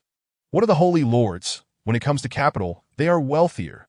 This time, it may be acceptable, but next time, my Luo Tian sect will certainly seize that authority. The Lord of Luo Tian sect spoke with resolute determination, his gaze sweeping past the crowd to the Qingxian Holy Lord seated several positions away, vowing to unseat Qingxian from its Holy Land status next time. The Qingxian Holy Lord, however, was unfazed by the veiled scrutiny directed at him. This time, Qingxian Holy Land had effortlessly retained its authority, which delighted him immensely that Liu Qinghe felt somewhat bored. What was this Seven Saints competition? Was he merely a spectator? He had anticipated some room for maneuver, only to find himself sitting on this cold stone bench. Nearly warmed through, he looked forward to the third match, wondering if anyone would perceive his boredom and challenge him. Liu Qinghe yawned, wishing for someone to come and test him. The third match was a free challenge, serving to enliven the conclusion of the second round. There were fewer rules, allowing even ordinary disciples to ascend the stage and challenge the Holy Sons.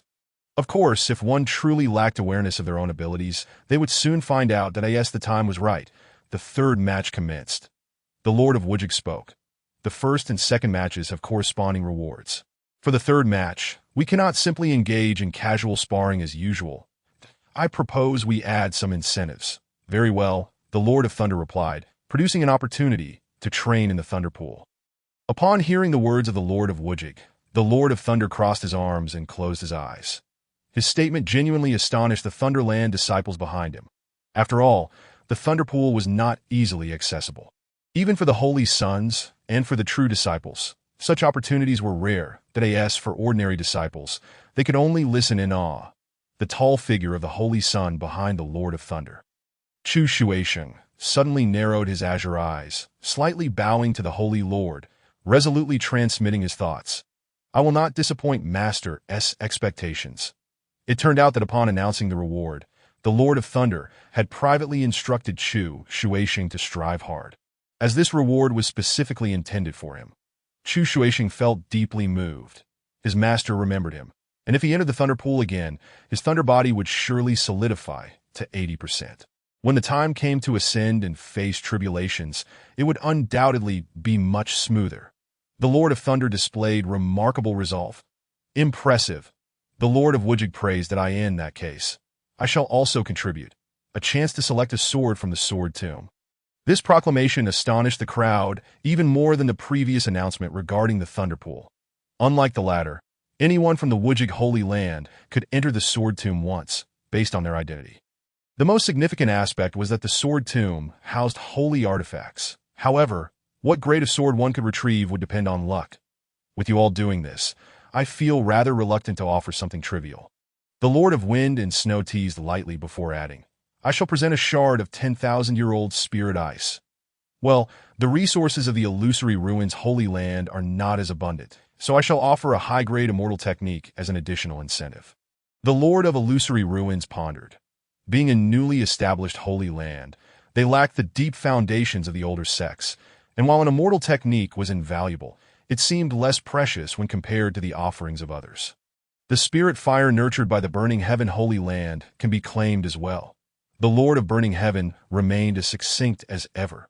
The Chiefing Holy Land is less well endowed. The only asset I can offer is this group of female disciples that if they win and are unwed, feel free to take them. The only female saint among the 7 Holy Lands, the Chiefing Holy Lord spoke. Though her words were somewhat frivolous, and she added with a wink, the Holy Maidens can also be taken. The other Holy Lords were momentarily speechless, feeling that such rewards were hardly worth offering at all. Finally, the Qingxian Holy Lord, after careful consideration, made a stunning declaration, a holy law available for comprehension and practice until thoroughly mastered. Chapter 50. Let us all go together with the guidance of precious jewels. The remaining leaders of the top sects also presented representative rewards, elevating the excitement of this grand competition to unprecedented heights. Among the most unpretentious was Lan Tao of Baihai Pavilion, who directly offered 100,000 spirit crystals, stating at present Baihai Pavilion lacks in other areas, but we do have spirit crystals. Following this, under the indication of the Lord of Thunder, Chu Shuisheng took the lead. Leaping onto the high platform, facing the direction of the Qingxian Holy Land, clasping his fists and declaring loudly, from the Thunderland, I, Chu Shuisheng, wish to learn from the esteemed Lu's profound skills. Before Liu Qinghe could respond, the other Holy Sons and Holy Maidens of the various Holy Lands had already taken to the stage. The Holy Son of the Wujig Holy Land, Ji Yuan, held his sword and bowed to Chu Shuisheng, stating, I too wish to learn from the esteemed Lu's profound skills. I hope Brother Ji will allow me to go first. Ji Yuan, personally brought out by the Lord of Wujik. Donned a simple white robe, his hair tied with a wooden hairpin, exuding an air of scholarly elegance. "Wait, may I go first?" The holy son of burning heaven, Shao Chun, clad in a fiery red robe, sported a handsome face marked by faint, flame-like patterns that added an extra touch of intensity to his appearance. "Apologies, but I must insist on going first. I can weaken some of your strength for all of you." The holy son of the illusory ruins, Luo Bin, interjected, his brow adorned with a deeper mark than the other disciples. "What is the point of all this? Let the ladies have a turn. I am eager to experience the formidable power of the esteemed Lu." The holy maiden of Qifeng, Hua Xiaorong, draped in a delicate pink gauze dress, spoke with an enchanting figure, her gaze inadvertently glancing towards Lu Qinghe. Vixen, beside Lu Qinghe, Li Zi, witnessing the woman's lingering gaze upon her master, could not help but curse inwardly while simultaneously admiring the woman's figure. She glanced down at her own form and felt a pang of discouragement, but she reminded herself that she was still young and would grow. Qin Tianlong cast a glance and then withdrew his gaze. Compared to the Xianyue Tower, this was far inferior. It was merely a pretty face. Was a dignified holy son supposed to be swayed by looks? He appreciated legs. Lu Qinghe similarly understood that in such a formal setting, such antics, while he was not a proper person himself, still required a sense of decorum. The expressions of the holy lords and the various sect leaders reflected their discomfort, clearly believing that in such a serious occasion, allowing such frivolity to occur was inappropriate. However, being from a major holy land, they could only turn a blind eye. The Qifeng holy lord covered her mouth in laughter, offering apologies. "Everyone, please forgive me. Rong is not usually like this. Perhaps it is the esteemed Lu's presence that has stirred her heart, that in reality, the female disciples of the Qifeng Holy Land were not like this at all." However, Hua Xiaorong was somewhat exceptional. She was a disciple sent from the subordinate sect of the Hundred Flowers Tower, a place known for its indulgence in beauty. Having been immersed in such an environment since childhood, she was rather uncertain of how to attract attention, but she was well aware of how to capture a man's gaze. Upon hearing the Qifeng Holy Lord's words, Lu Qinghe felt overwhelmed. The 6 holy sons and holy maidens, including Miao Shuyan, expressed their desire to challenge Lu Qinghe first, unwilling to be outdone. The disciples from the top sects present found it astonishing that such high-ranking figures all chose to simultaneously challenge a true disciple. It made them wonder if the world had turned upside down. Was there no holy son in the Qingxian Holy Land? The expressions of the various sect leaders revealed their amusement, as their status allowed them to discern the interesting dynamics at play. It was evident that this was a concerted effort orchestrated by the holy lords to regain face. All 6 holy lords shifted their focus towards the Qingxian Holy Lord, eager to see how he would choose to respond. Regardless of his choice, it would convey a certain stance towards the remaining 5 that the Qingxian Holy Lord had his own methods of resolution. He turned slightly towards Lu Qinghe and said, "They all wish to challenge you first. What shall we do?" Upon hearing this, Lu Qinghe stepped forward, unfazed. What difficulty is there in that? He then leapt onto the high platform, positioning himself in front of the 6 challengers, raising his hand to gesture towards them. "Come at me all at once." His words echoed. The expressions of the majority varied. 6 figures of the Holy Sun level. Did he really want them to all come at him together? Was he unaware of the limits of his own strength, or had he become overly inflated with confidence? "Ha ha ha!" Only the Qingxian Holy Lord burst into hearty laughter, exclaiming, "This lad, quite impressive indeed." Effortlessly, the conundrum was resolved. Among the 6 sacred lands, should one be selected, the remaining 5 would undoubtedly harbor grievances. All 6 desired to partake. Thus, they would engage together, with no favoritism shown. Upon hearing this, the 6 exchanged glances. A silent understanding reached among them. Since no one could determine who would strike first, they agreed to contend for the privilege of delivering the final blow to Lu Qinghe. In an instant, a formidable aura surged forth as they unleashed their might. After all, the Holy Master had instructed them to exert their full strength. Ji Yuan, wielding his sword, focused his thoughts, and a magnificent sword aura mingled with spiritual energy, soared into the skies, materializing a long sword in the void. The sharp and imposing presence emanating from it caused pain to the eyes of those who dared to gaze upon it. With a decisive slash, Ji Yuan swung his sword, and the ethereal blade responded, executing a seemingly ordinary strike. However, only those well-versed in swordsmanship could truly appreciate the immense power encapsulated within this seemingly simple action. This ordinary strike from the son of the season had transcended expectations. The true disciples within the boundless sacred land could scarcely restrain their comments, recognizing it as a sword technique of celestial caliber. When cultivated to profound depths, the sword aura would coalesce with the blade, allowing a single swing to sever 100,000 mountains and cleave through vast oceans.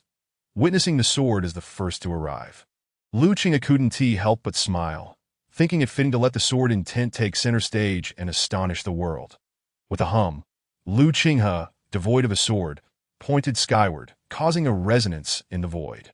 An enigmatic force radiated from him, intangible yet exuding a formidable sharpness.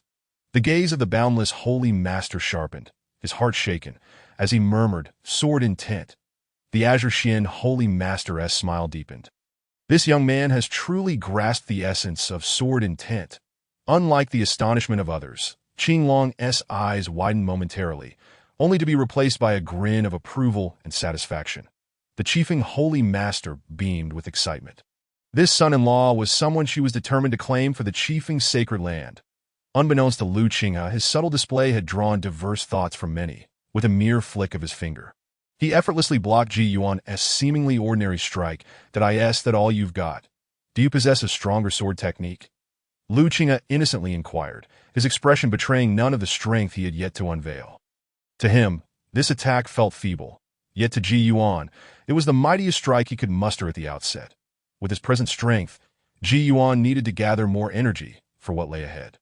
The initial advantage had slipped away, and it was now up to them.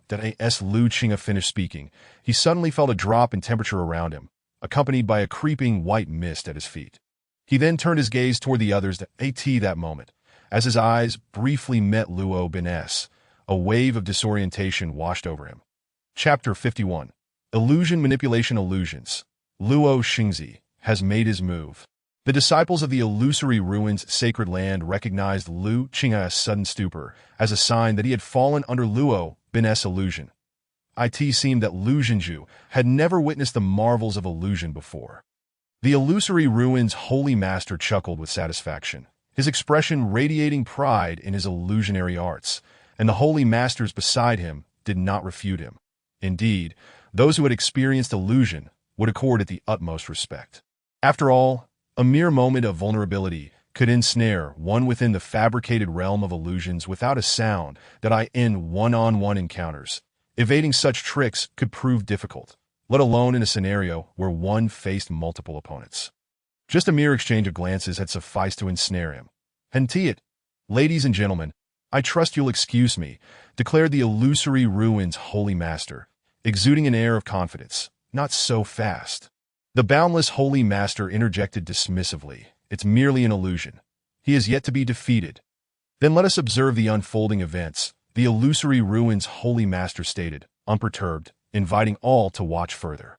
Yet, no one noticed that the Azure Xian holy master maintained an air of tranquility throughout, even as the disciples behind him murmured in response to the illusion. He merely silenced them. The breaking illusion, I was fixated on Lu Qinghe, rendering the illusion akin to a mundane circus, merely a jest. Indeed, upon realizing his moment of distraction, Lu Qinghe awakened within the illusion and employed the breaking illusion to discern its nature. Yet he found himself unable to extricate from it. The initial illusion had ensnared them due to their timing, plunging them into a dreamlike state unbeknownst to them, requiring only a glance to initiate. This inferior illusion was worlds apart from the illusion dream makes. During the time Lu Qinghe lingered in the illusion, it presented an opportunity for the others. The first to act was Miao Shuiyin, unleashing her extreme winter ice domain. Her current cultivation, however, was still insufficient to fully manifest even a fraction of the Holy Law's power. Yet, as the Holy Law summoned white mist, it enveloped the entire arena, instantaneously transforming it into an icy expanse under Miao Shuyin's command. Mists and ice spikes erupted. Miao Shuyin raised her pale hand, and a surge of white mist ascended before Lu Qinghe, glimmering with chilling brilliance. Humph! At that moment, a cold snort echoed, followed by a fiery torrent that surged through the white mist. A series of sizzling sounds erupted as the white mist thinned, rising swiftly until it vanished without a trace. What is the meaning of this, Xiao Xingzi? Miao Xuan's beautiful eyes narrowed in anger as she glared at Xiao Qian. Isn't it obvious? Xiao Qian replied, the crimson, gray, and purple flames swirling around him. His handsome visage tinged with defiance. This opportunity is not one I intend to relinquish to you. With that, the gray flames enveloped him, transforming into a fiery pillar that surged toward Lu Qinghe. Wherever it passed, the icy domain conjured by extreme winter dissolved into mere puddles, evaporating under the intense heat. Miao Xuan's fury ignited, her eyes wide with disbelief, struggling to voice her next words. With a thunderous roar, a blue-gray lightning bolt cleaved through the space, striking the fiery pillar and shattering it into fragments, dissipating the fierce assault in an instant. Now it was Xiao Qian's turn to be incensed. Glaring at Chu Shuisheng. What is your intention, Chu Xingzi? Are you defending the fair maiden? Maintaining his stance, Chu Shuisheng's fingertips crackled with lightning, revealing that the bolt had emanated from him. With an expressionless demeanor, he stated, to borrow your words, I too do not wish to cede this opportunity to you. I say, have you all rejoiced too soon? Luo Bin retorted, exasperated that Lu Qinghe is still under my illusion. Yet, each of you is eager to seize the initiative. Your illusion only holds control. To defeat him, you must rely on your own strength. Do you truly believe you have a chance while we are here? Chu Shuisheng dismissed him, wary of being ensnared by Luo Bin's illusion. Their master had warned them that the illusory ruins' sacred land was treacherous from top to bottom. Indeed, my illusion merely serves to control, Luo Bin acknowledged candidly, spreading his fingers toward Lu Qinghe. But how could you fathom the intricacies of my illusory ruins' sacred land's powers? With a sly smile, he continued, in the past, those ensnared by illusions were simply too weak for such a necessity. Today, let me unveil the true might of illusions. Lu Qinghe, draw your sword. He commanded, the sound of his voice. The previously silent Lu Qinghe felt his body move against his will, a stiffness overtaking him. Perhaps I should just play along for the time being, he mused. With that thought, he aligned his will with his movements, leading to a newfound fluidity in his actions. This startled Luo Bin. Had his illusion advanced further? Yet he did not dwell on it. The stronger the control, the better it would serve to eliminate these contenders by using Lu Qinghe as a vessel. Lu Qinghe, unleash your mightiest strike.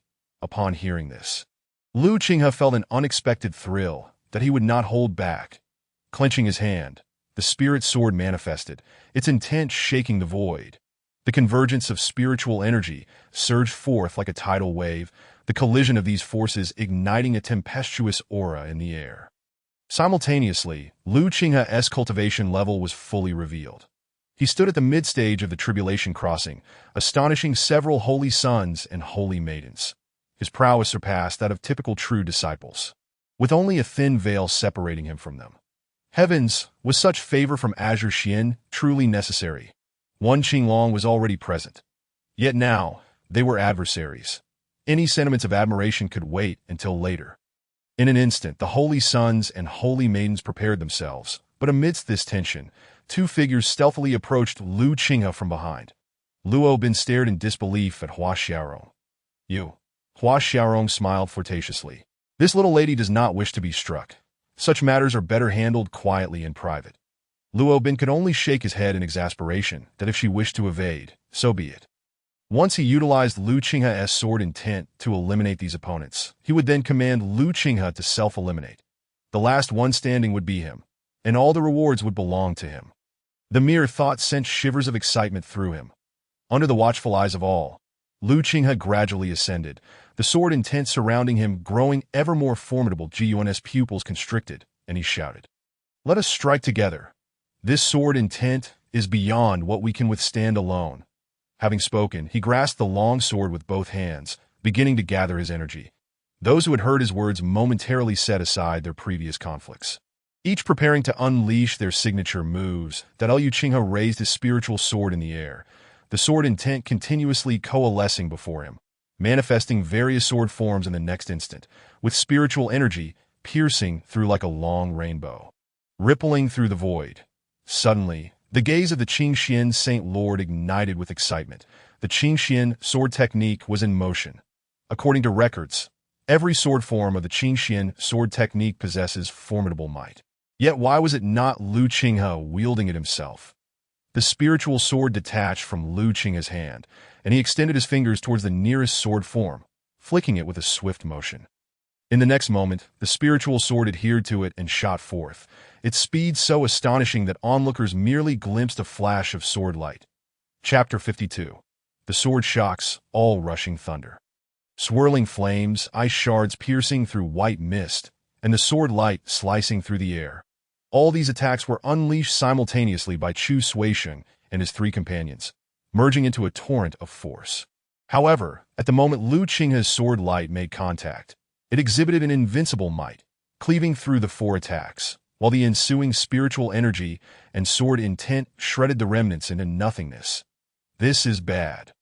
The four, upon witnessing the unwavering might of the sword light advancing towards them, were taken aback, hastily retreating like lightning. Bang! As the sword light descended, it instantly sent a cloud of dust into the air. And when the debris settled, a sword scar, nearly a foot deep, was starkly visible on the high platform. The disciples collectively gasped, astonished that this single strike had carved a breach in the platform.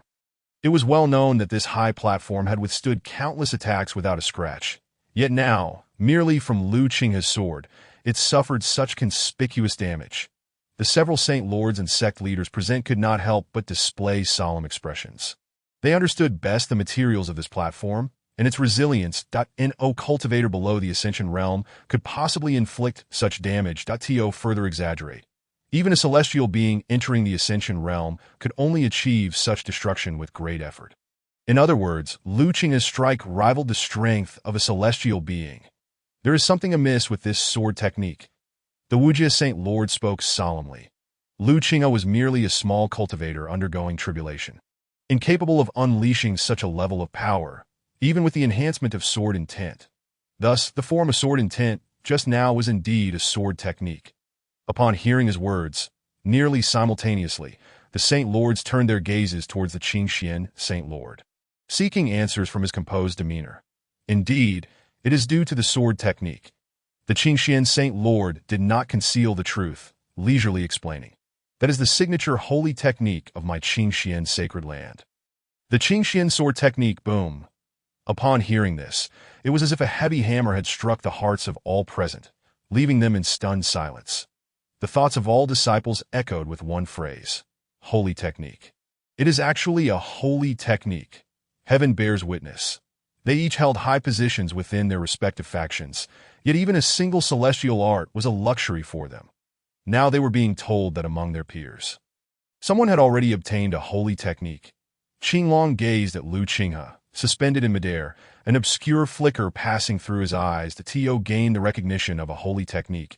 It was implausible that he could be so easily controlled by illusions. Was it, so that is how it is, the Qingxian sword technique? The Wujie Saint Lord's expression turned exuberant. No wonder, it all makes sense. Only a talent acknowledged by holy techniques could comprehend sword intent at this level. Logically, at the saint level, one should not exhibit such intense emotional fluctuations. This involves a long-buried secret from ages past. The first Qingxian Saint Lord, relying solely on the Qingxian sword technique, ascended to the Wujie sacred land, single-handedly defeating its protectors and bringing back the Wujie sword array, the very technique currently embodied by Lu Qinghe. That history, concealed by the Wujie sacred land, is shared during the succession of each Saint Lord. Truly, no matter the time, it seems the heavenly Tao favors the Qingxian sacred land. As the excitement faded, the Wujie Saint Lord could not help but let out a long sigh, echoing the sentiments of several other Saint Lords. How is it that such a disciple does not belong to their sacred land? If Lu Qinghe were to hear this lament, he would undoubtedly scoff, preferring not to receive such favoritism from the antagonistic forces. This fortune should typically be reserved for the destined child of the future. Once he and Qinglong are defeated by that child of destiny, this fortune would then transfer to him. In light of this, let us withdraw and avoid unnecessary harm. The Fengshui Saint Lord proposed. Upon learning that Lu Qinghe had inherited the Qingxian sword technique, he immediately abandoned his prior thoughts, Such a person could only be matched if Myoxuan could exert half the power of the extreme Winter Ice domain. Otherwise, she would be no match for him. Moreover, now that he was under the control of illusions, striking without care would only lead to injury. That it was better to retreat, train diligently, and strive to surpass him in the future. As soon as he finished speaking, he relayed his thoughts to Myoxuan, urging her to concede, while the Wujia Saint Lord and others also signaled their disciples to retreat, except for the Huanshu Saint Lord and the Qifeng Saint Lord. Qifeng Saint Lord, do you truly believe your junior disciple can contend with Lu Qinghe? Seeing Huaxirong had no intention of stepping down, Huanshu Saint Lord chuckled triumphantly. My disciple will not fall prey to your trifling temptations. Controlling Lu Qinghe to act lacks finesse. Qifeng Saint Lord stifled a laugh, asserting, I believe such a prodigy cannot be easily swayed by mere illusions. Qingxian Saint Lord, what say you? Huanshu Saint Lord scoffed. Nonsense. Qifeng Saint Lord, do not deceive yourself. This is evident to any discerning eye. Illusions indeed pose no threat to him. At that moment, the Qingxian Saint Lord interjected. The breaking illusion I is also present within him. Any illusion, mirage, or array is rendered futile before him. Oh, he remains under control. The Wujia Saint Lord exclaimed in disbelief. That it seems he merely wishes to play along, while simultaneously eliminating opponents. The Qingxian Saint Lord continued, affirming the thoughts in everyone's minds. Huanshu Saint Lord. He felt as though a loud slap had struck his face. Qifeng Saint Lord, in high spirits, threw a flirtatious glance at Huanshu Saint Lord. How does it feel? Huanshu, does your face hurt? Umph. Huanshu Saint Lord would not admit to being slapped, coldly snorting. What is there to be pleased about? Ultimately, we will all be eliminated, allowing Lu Qinghe to emerge victorious. Qifeng Saint Lord remained in high spirits. It matters not. The ultimate victor may choose any individual from the Qifeng Sacred Land as a partner. That I have noticed that the Saintess seems quite fond of Lu Zhenchuan. Perhaps our two sacred lands could forge a familial bond. Huanshu Saint Lord. I was careless. This woman is far from innocent. She has been plotting this from the beginning. The Qingxian Saint Lord gazed pensively at Lu Qinghe. Lu Qinghe, do not win. On the platform, Lu Qinghe noticed the voluntary withdrawal of several opponents. Realizing it was the Saint Lords behind them who had spoken, that he then freed himself from the illusions, now needing only to eliminate these two. And the promised rewards from the Saint Lords would all be his, the 100,000 rare crystals from Beehive Pavilion. Wealth awaits. Luo Bin, still lost in his own thoughts, believed victory beckoned him, and without hesitation, pointed at Huaxirong.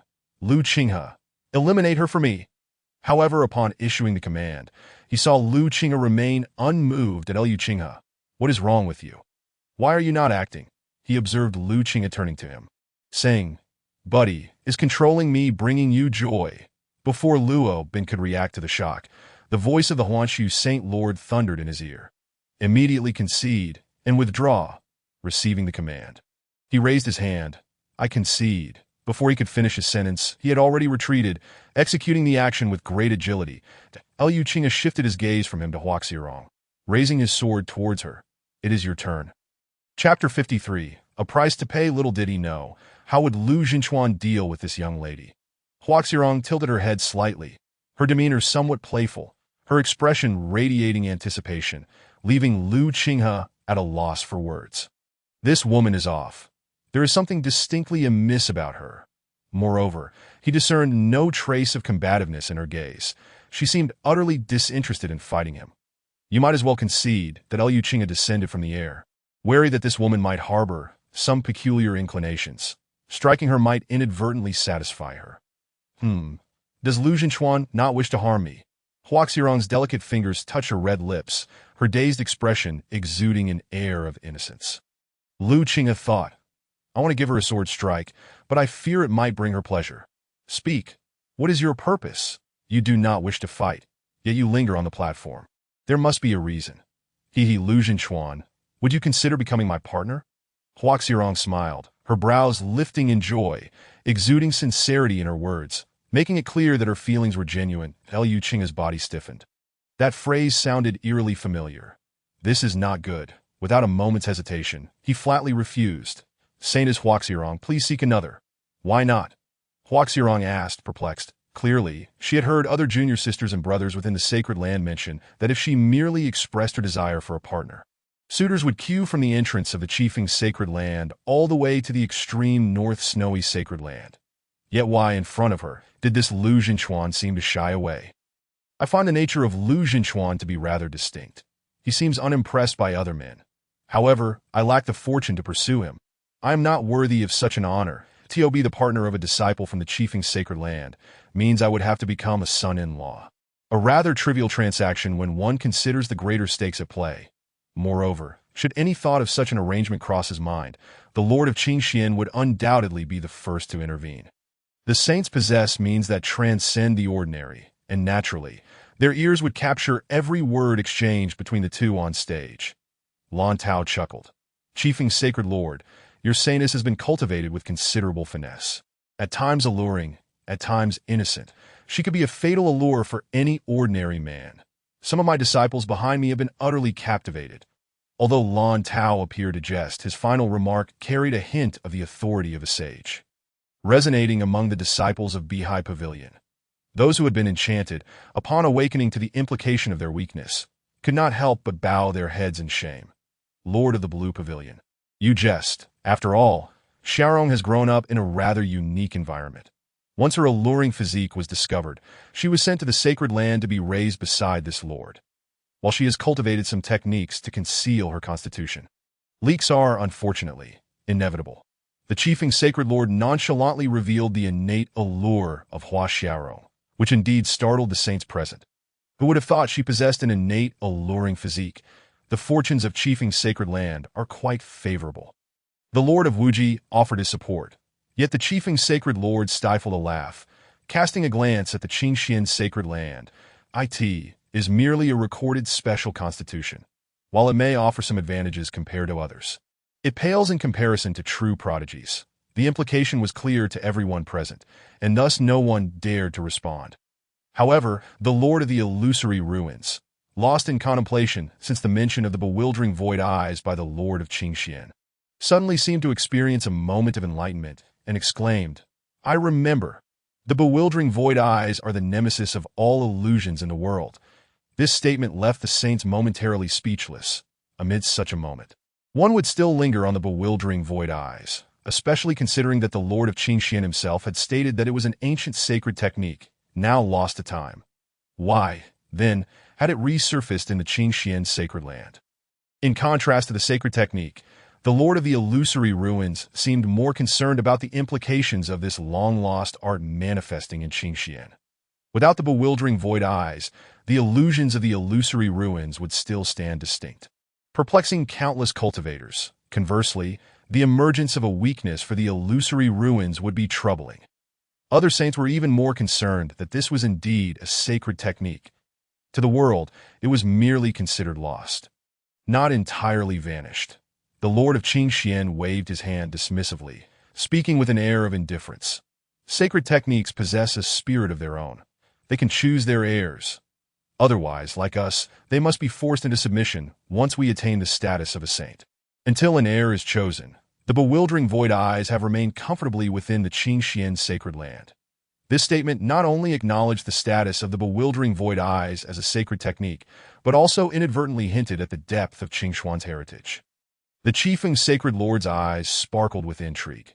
With Lu Qinghe possessing a sacred technique, the future indeed looks promising. With two sacred techniques at his disposal, Lu Qinghe's future is assured that he could rise as a sovereign or retreat as a saint. The future of the sacred realm will undoubtedly be led by Lu Qinghe and Qing Tian. Such a potential ally is someone the Qifeng sacred land must seize, even if it means having the saintess marry him. Upon learning of Lu Qinghe's possession of two sacred techniques, the mindset of the Qifeng sacred lord shifted.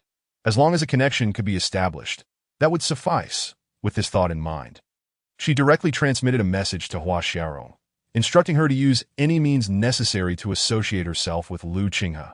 Receiving the transmission, Hua Xiaorong's eyes flickered with contemplation, not quite understanding why her master had suddenly urged her so. But she did not feel averse to it. However, the current dilemma was that Lu Jinchuan seemed completely uninterested in her, even exhibiting a tendency to avoid her presence. Was it due to her identity, as the saintess of the Qifeng sacred land? Lu Jinchuan, if my identity as a saintess bothers you, I can renounce it. Hua Xiaorong's expression was earnest, so sincere that it left no room for doubt regarding her intentions. That Liu Qinghe, perplexed, shook his head and replied, "What is it that you find appealing about me? I can change." Hua Xiaorong blushed, yet this was indeed love at first sight. What a preposterous notion of love at first sight. Liu Qinghe is not so exceptional that one would fall for him at a mere glance. Especially not someone like Hua Xiaorong, who is already endowed with remarkable qualities.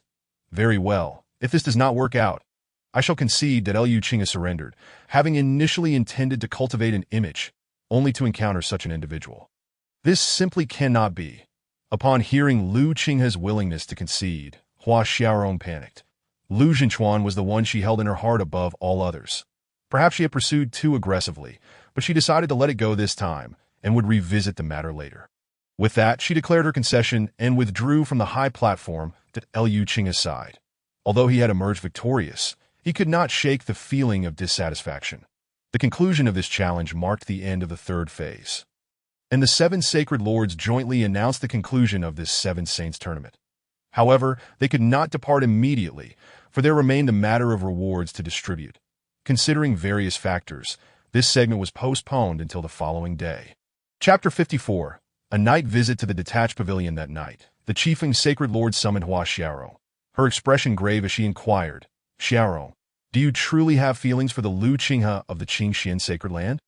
Hua Xiaorong, initially curious about the reason for this summons, felt as if she had been caught in a moment of youthful indiscretion when she heard the question, and she shyly nodded in affirmation. "Master, I have fallen for Lu Jinchuan at first sight." Seeing her sincerity, which did not appear to be feigned, the Qifeng sacred lord nodded slightly. A genuine affection was indeed commendable, although he was not the son of a saint. His status was comparable, and his identity was fitting. However, Hua Xiaorong now bore a troubled expression. It seemed Lu Jinchuan was not particularly fond of her and was rather reticent about her identity as a saintess. But why is this so difficult? The Qifeng sacred lord suddenly rose, stepping closer to Hua Xiaorong, placing a hand on her shoulder. "As disciples of the Qifeng sacred land, we have always dared to love and hate. If you like him, express it. If he does not accept you, pursue him relentlessly. If that fails, employ more persuasive methods. Now I entrust you with a task. Win over Liu Qinghe." Hua Xiaorong was taken aback. "But how should I go about this? Why are you being so dense right now?" The Qifeng sacred lord spoke in a tone of affection, lightly tapping Hua Xiaorong's fair forehead. "His reluctance to accept you is likely due to the customs of our Qifeng sacred land. You merely need to convey to him that you would forsake everything for him, and naturally, there would be no need for you to become a son-in-law." Hua Xiaorong's expression turned even more astonished. "Does that mean I would have to marry into the Qingxian sacred land?" The Qifeng sacred lord smiled knowingly. "Marrying in is acceptable, as long as it binds the Qingxian sacred land to us. Time is of the essence. You must go tonight. I will provide cover for you, so your movements will draw no attention." Hua Xiaorong hesitated momentarily, then lowered her head shyly, with her master stating it so plainly. The implication was abundantly clear. She had not anticipated such rapid progress. "That I will employ all my skills," Hua Xiaorong stated earnestly, as if to bolster her own resolve. The Qifeng sacred lord nodded in satisfaction. "Go. Your constitution is your greatest weapon. Make good use of it." Liu Qinghe resided in a detached pavilion, a place of unique privilege as the foremost true disciple, originally intended for Qingtian's solitary residence. Liu Qinghe seamlessly integrated into this space without causing any dissent. While Liu Qinghe was engrossed in meditation, he suddenly heard a series of knocks at the door. Initially, he had no intention of responding. Yet the persistent sound suggested that it would continue unabated unless he answered. Ultimately, he could bear it no longer and opened the door, exclaiming, "Who is it?" However, the sight before him caused his pent-up frustration to dissipate instantaneously. Not from anger, but from sheer astonishment. Before him stood Hua Xiaorong, draped in a bewitchingly sheer garment. The translucent fabric cascaded over her shoulders, revealing her exquisitely fair arms, and an alluring aura emanated from her. Captivating in both appearance and presence, Liu Qinghe had to admit that, for a fleeting moment, he was truly taken aback.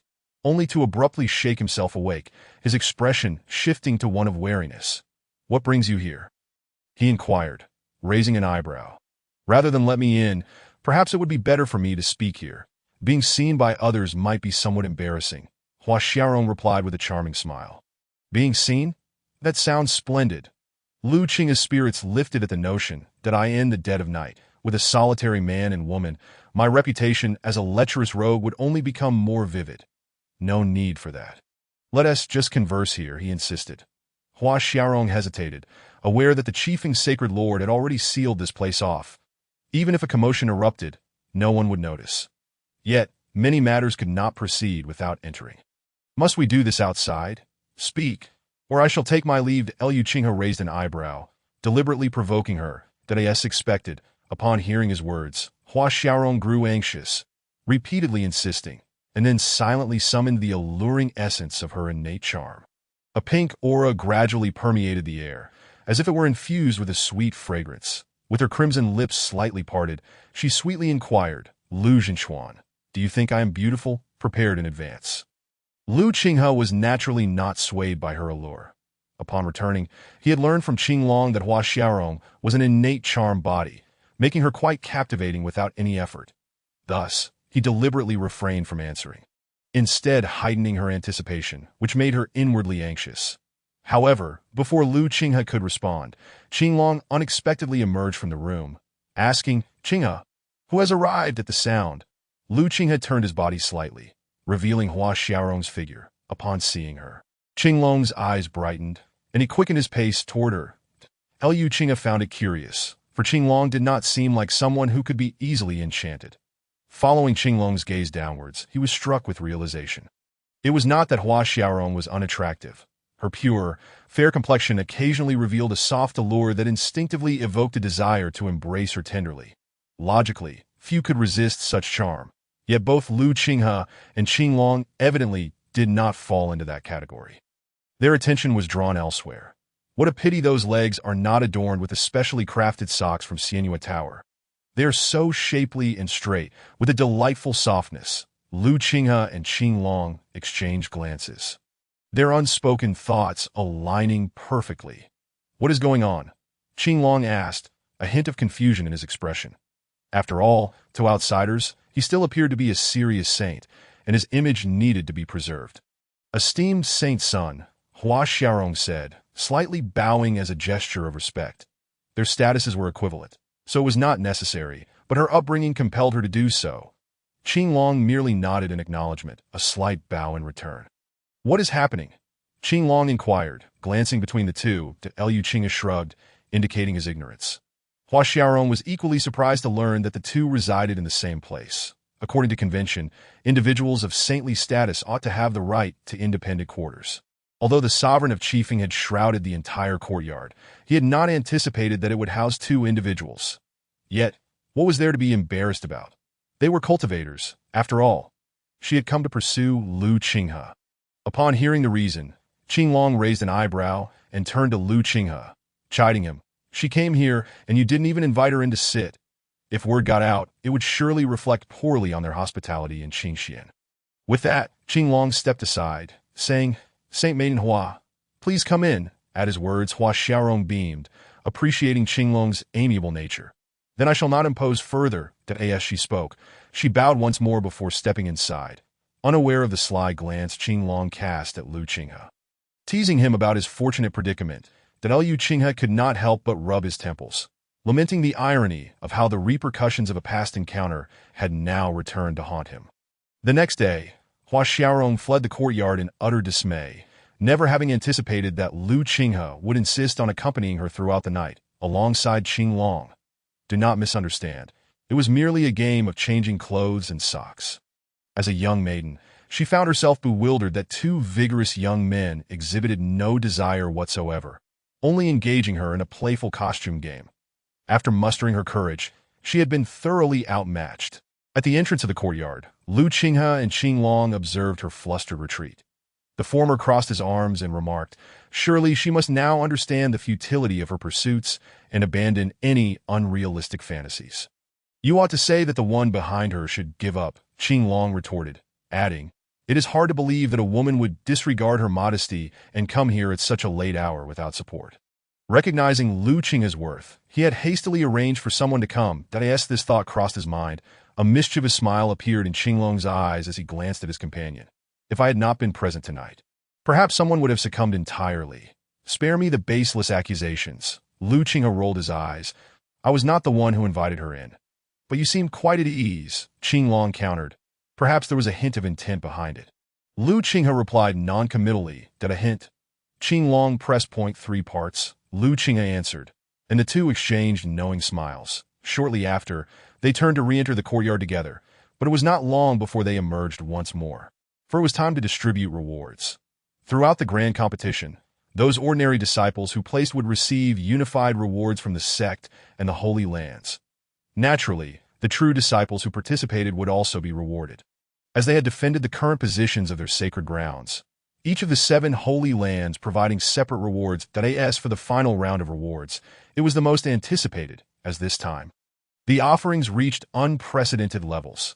The treasures presented by the 7 Holy Lands were all of a caliber reserved for saintly figures, excluding Qifeng Holy Land. Other top-tier sects were not to be underestimated either, as only the most elite disciples could lay claim to such rewards, and all these rewards would be bestowed upon a single individual. Thus, under the watchful gaze of the multitude, Lu Qinghe received these accolades one by one, simultaneously basking in the goodwill expressed by the sovereigns and sect leaders that Lu Qinghe's lineage, talent, and studies were all top-tier, ensuring his future sanctification. This was not to say that other disciples held no promise. But for a considerable time to come, it was inevitable that Lu Qinghe would cast a shadow over those beneath him. Visible, yet insurmountable, in light of the rewards and goodwill, it was hoped that they would not unduly burden the disciples of their sect. When it was Qifeng Holy Land's turn to receive rewards, something quite amusing transpired. The sovereign of Qifeng publicly revealed that Hua Xiaorong had sought out Lu Qinghe in the dead of night, and, moreover, had divulged the details by morning. He spoke with an air of significance, suggesting, "So, you enjoy this sort of arrangement." It was as if he had said something, yet nothing at all. However, it was sufficient to ignite a flurry of speculation among the onlookers. Lu Qinghe was taken aback. He had lost all semblance of dignity. Meanwhile, the face of the sovereign of Qingxian turned pale, realizing this had occurred right beneath his nose without his notice. Now, it seemed to outsiders that a tangled web of connections had formed between their 2 Holy Lands. This woman is certainly no good. It was a bitter pill to swallow, one that he could only choke down. When Lu Qinghe finally approached him, the sovereign of Qingxian shot him a fierce glare. Lu Qinghe could only offer an awkward smile, feeling utterly helpless, unsure of whom to blame. Thus, after receiving his rewards, he returned and shot Qinglong a glare, blaming him for the entire debacle. Qinglong, however, remained unfazed, having not mentioned his name. With that, the 7 Saints competition came to a close. The exit to the secret realm opened a vortex in the void, and the cloud ships of the 7 Holy Lands emerged in unison. Followed by various top-tier sections upon their emergence, they found themselves upon a vast ocean, having traversed a secret realm with diverse terrains, now gazing upon an endless sea, evoking a sense of transcendence, as if they had witnessed the passage of time. As Lu Qinghe gazed towards the south, he knew that beyond this vast ocean lay the beast domain, the realm of countless spiritual beasts. Even from this great distance, beneath the cloud ship, there were innumerable powerful sea spirits. He felt a strong premonition that he would surely set foot in the southern beast domain in the future. As everyone prepared to greet one another and depart, a multitude of water columns suddenly surged from the sea surface, accompanied by a wave of spiritual energy, drawing closer to them. Are the sea spirits hunting? One disciple raised an eyebrow in curiosity. In such a region, where few would dare tread without the secret realm, it was akin to a desolate land. Yet Lu Qinghe wore a grave expression, for after a long absence, the system's voice echoed in his mind. The destined child has appeared. Please find a way to suppress the great antagonist. Be mindful not to directly eliminate the destined child, lest the heavenly Tao intervenes. Lu Qinghe found the situation both amusing and perplexing. Without any justification, he was expected to have Qinglong suppress someone he had just met. Is it truly necessary to be so outrageous? With the keen perception of the sages, they instantly discerned that a lone human was being pursued by a throng of aquatic spirit beasts. Among these beasts were formidable entities at the pinnacle of the transformation stage, while the human merely stood at the initial phase of the same realm, yet managed to evade their relentless pursuit. Initially, the sages could have turned a blind eye, for he was but an inconsequential individual. However, inexplicably, they found themselves pausing to observe as the human fled closer as he drew nearer. They beheld a resolute figure, his countenance unwavering despite the formidable foes at his back. This unwavering demeanor seemed to pique the interest of many, spawning lively discussions among them. Liu Qinghe, overhearing these whispered remarks, could not help but be astonished. Was this the fortune that accompanied the chosen one? Beside him, Qing Long furrowed his brow, muttering to himself, "Strange, though this is my first encounter with him. Why do I feel a sense of unease?" Upon hearing this, Liu Qinghe was even more taken aback. Was this the connection between the villain and the chosen one? Nevertheless, this presented an opportunity.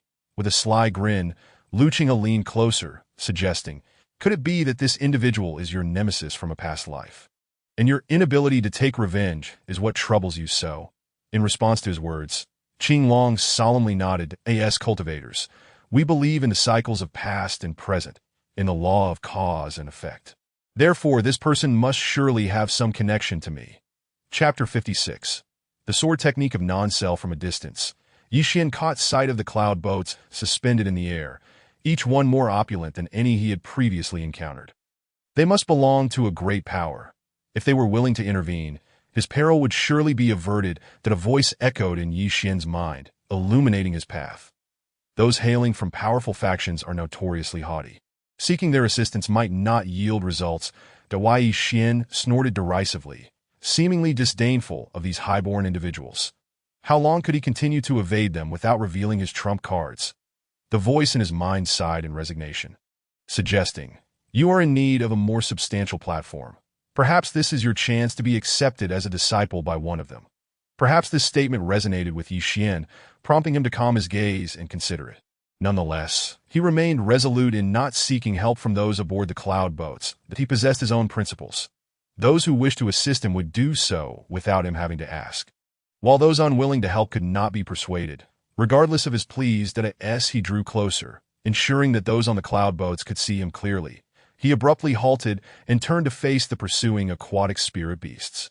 Upon realizing he had ceased fleeing, the spirit beasts assumed he had surrendered and halted as well. One particularly serpentine creature emerged from the depths, its head breaking the surface to reveal a maw lined with sharp teeth. Speaking with human articulation, "Human, surrender the sacred artifact you have pilfered and return with us, or you shall become the sustenance of this sea." The aquatic beasts were larger than ordinary sea creatures, exuding an uncontrollable aura of spiritual energy. Thus, even as the sea eel spoke, a palpable pressure enveloped the vicinity. Yi Xian scoffed, summoning a spiritual sword with a flourish, proclaiming, "If you wish to take it, then come and try." The sea eel screeched, "You ungrateful fool! Lord Barbarian King has offered you mercy. You would be made a servant. Enough with the idle chatter," Yi Xian retorted, his sword energy surging as he charged forward. "You little pests," the sea eel roared, and in an instant, torrents of water erupted, various sea beasts leaping from the depths, launching a combined assault towards Yi Xian from all sides. "Such trivial skills," Yi Xian scoffed. Unimpressed, behind him, Liu Qinghe remarked, "A chaotic medley of seafood." The once edible marine creatures had now grown to monstrous proportions, their appearances somewhat fearsome. Should we lend him a hand? Finally, someone felt a pang of compassion. Yet the comment drew the attention of others. "Are you familiar with him? Why suggest assistance?" The individual, under scrutiny, felt a tightening in his chest and awkwardly replied, "I merely wish to understand what he possesses that has incited such fervent pursuit." "Then don't help." Meanwhile, Yi Xian faced the collective assaults of the spirit beasts, his sword techniques effortlessly dispelling their attacks. The brilliance of his sword drew the interest of the Magician Saint, who raised an eyebrow. This strike from the transformation phase is quite remarkable. Should he progress further, I may be compelled to intervene and take him under my wing. Yet it appeared this was the extent of his capabilities. After nullifying the attacks, Yi Xian felt a surge of alarm and promptly ascended, striking down toward the ocean's surface. The sea eel, witnessing this, laughed heartily. "You have realized your folly too late. Trap him." The sword energy struck the water's surface without causing a ripple.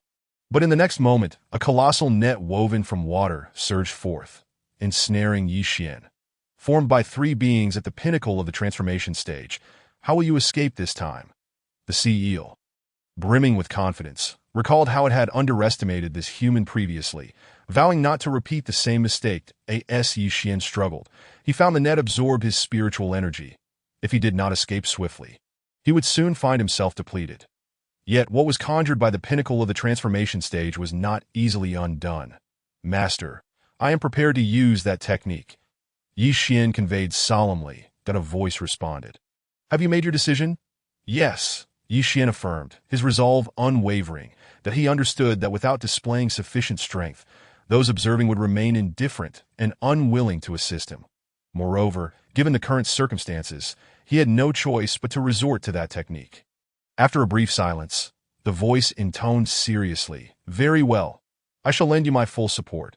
Should you manage to break free and they show no intention of rescuing you, I will aid your escape.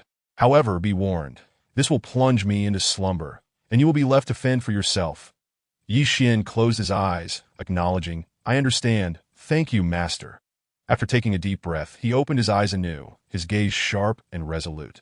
His aura transformed dramatically as he positioned 2 fingers on his sword's blade and pointed skyward, that in an instant, a profound sword intent emanated from Yi Xian, though akin to water without roots.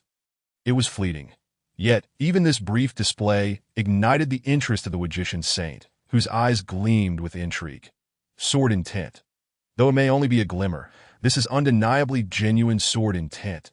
For one at the initial phase of transformation to achieve such a feat suggests his innate talent surpasses even that of Lu Qinghe. With the wind and snow holy land acquiring a divine body, and the phoenix holy land establishing connections with the Qing Xian holy land, which in turn had produced the prodigies Qing Long and Lu Qinghe. The future of the 7 holy lands appeared to hinge upon the influence of these 3 factions that to alter this trajectory. The only course of action was to align himself with them. What Yi Xian exhibited sparked thoughts along these lines. That non-self sword technique. "Unleash!" Yi Xian shouted, and from above, countless swords materialized, encompassing a vast area, even placing himself within the range of their assault. "Fall!" Yi Xian's eyes shone with determination as he unhesitatingly directed his attack toward himself. The cage that confined him, and the surrounding aquatic spirit beasts. The sea eel's expression morphed into one of human-like terror as it cried, "Quick, evade!" Yet it was too late. The might of this technique proved insurmountable for the aquatic beasts at the initial stage of transformation, who were easily pierced by the swords, while those at the pinnacle could only resist with their prowess. Once the swords descended, only the sea eel and 3 other pinnacle spirit beasts remained alive. The others having been cleaved apart, there remained scattered across the water's surface, mingling with various fluids. How could this strike be so terrifying? The sea eel, still reeling from shock, shifted its gaze to Yi Xian, who had shattered his confinement, his own garments tattered, revealing numerous wounds of varying depths. The non-self sword technique was indeed indiscriminate, striking friend and foe alike. "He must be out of strength now. We must capture him," the sea eel declared, leaping from the water to personally intervene. Yet at that moment, a formidable presence descended, enveloping Yi Xian. The Magician Saint spoke calmly. "Halt." Chapter 57. "By what right?" "Who?" The sea eel gasped in astonishment, feeling a pressure from this force more terrifying than that of its own king.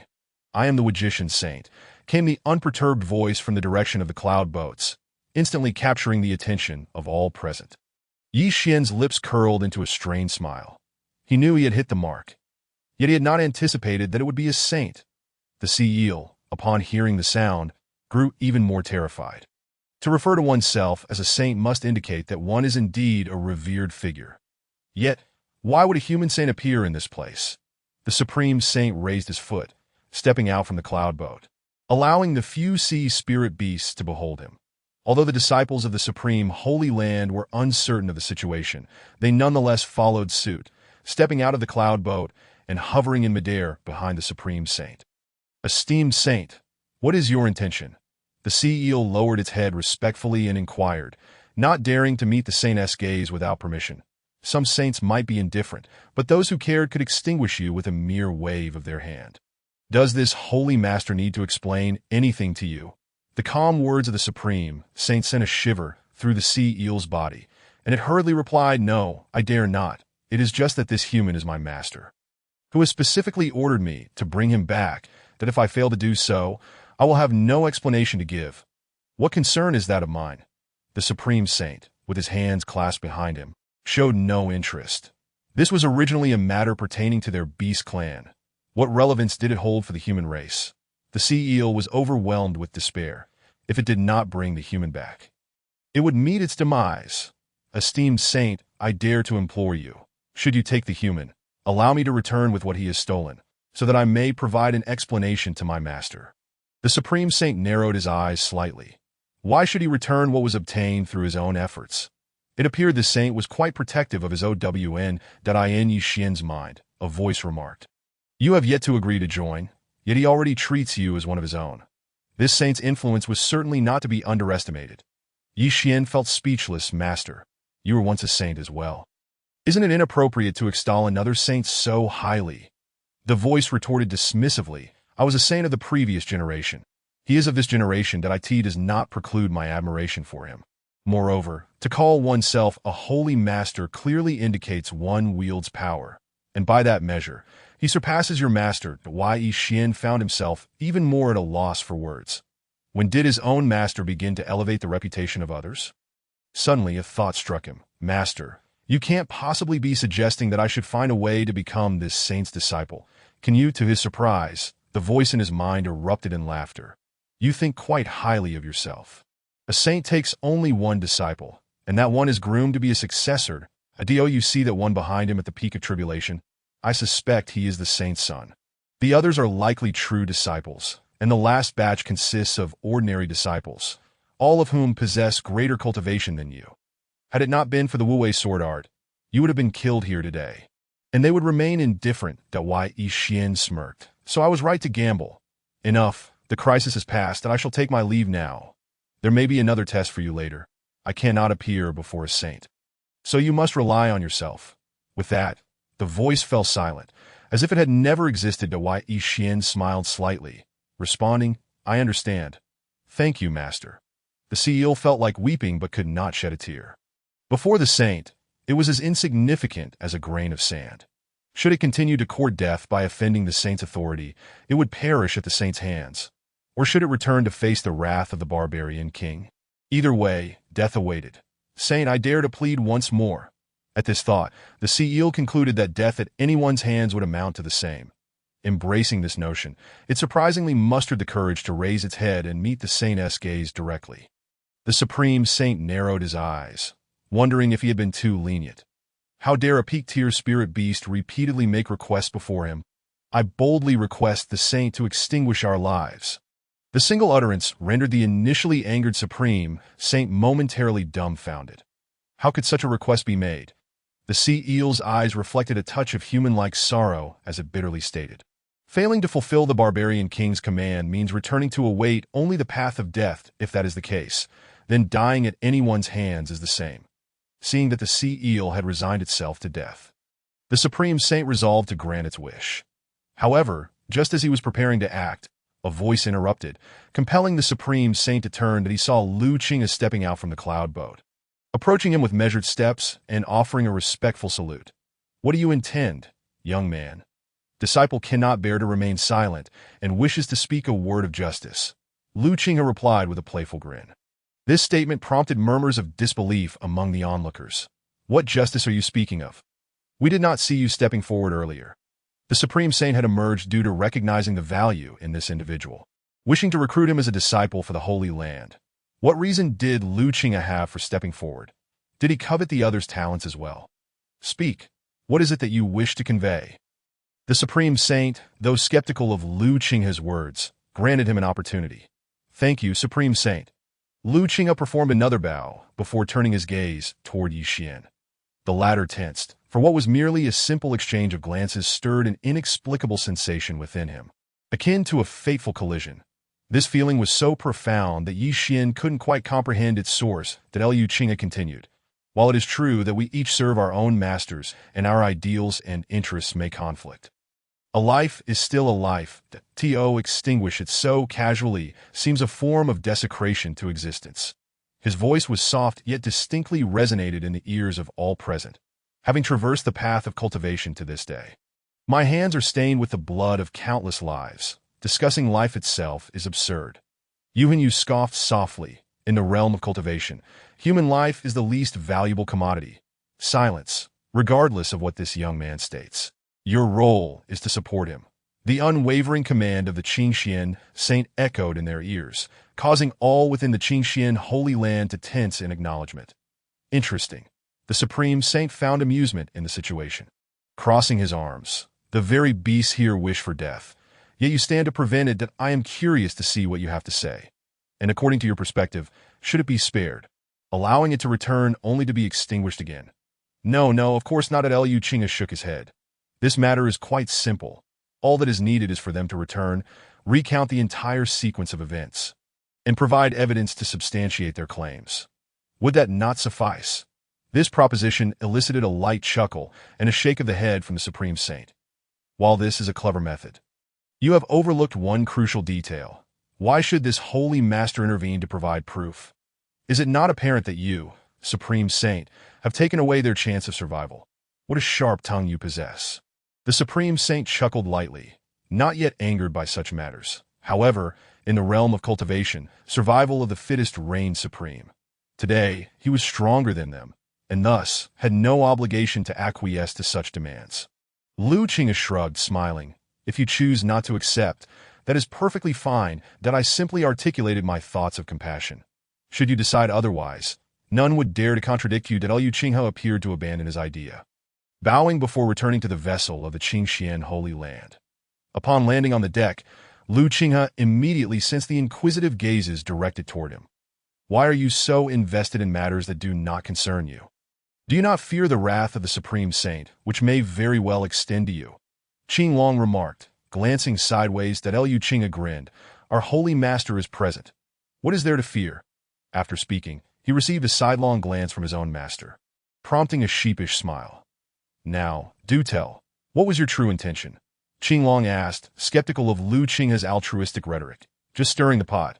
Liu Qinghe shrugged. If the Supreme Saint were swayed by my words, granting these sea spirit beasts a chance to live, the seeds of fate would be sown. It may seem trivial, yet it could yield significant consequences, especially considering the realms tied to these spirit beasts.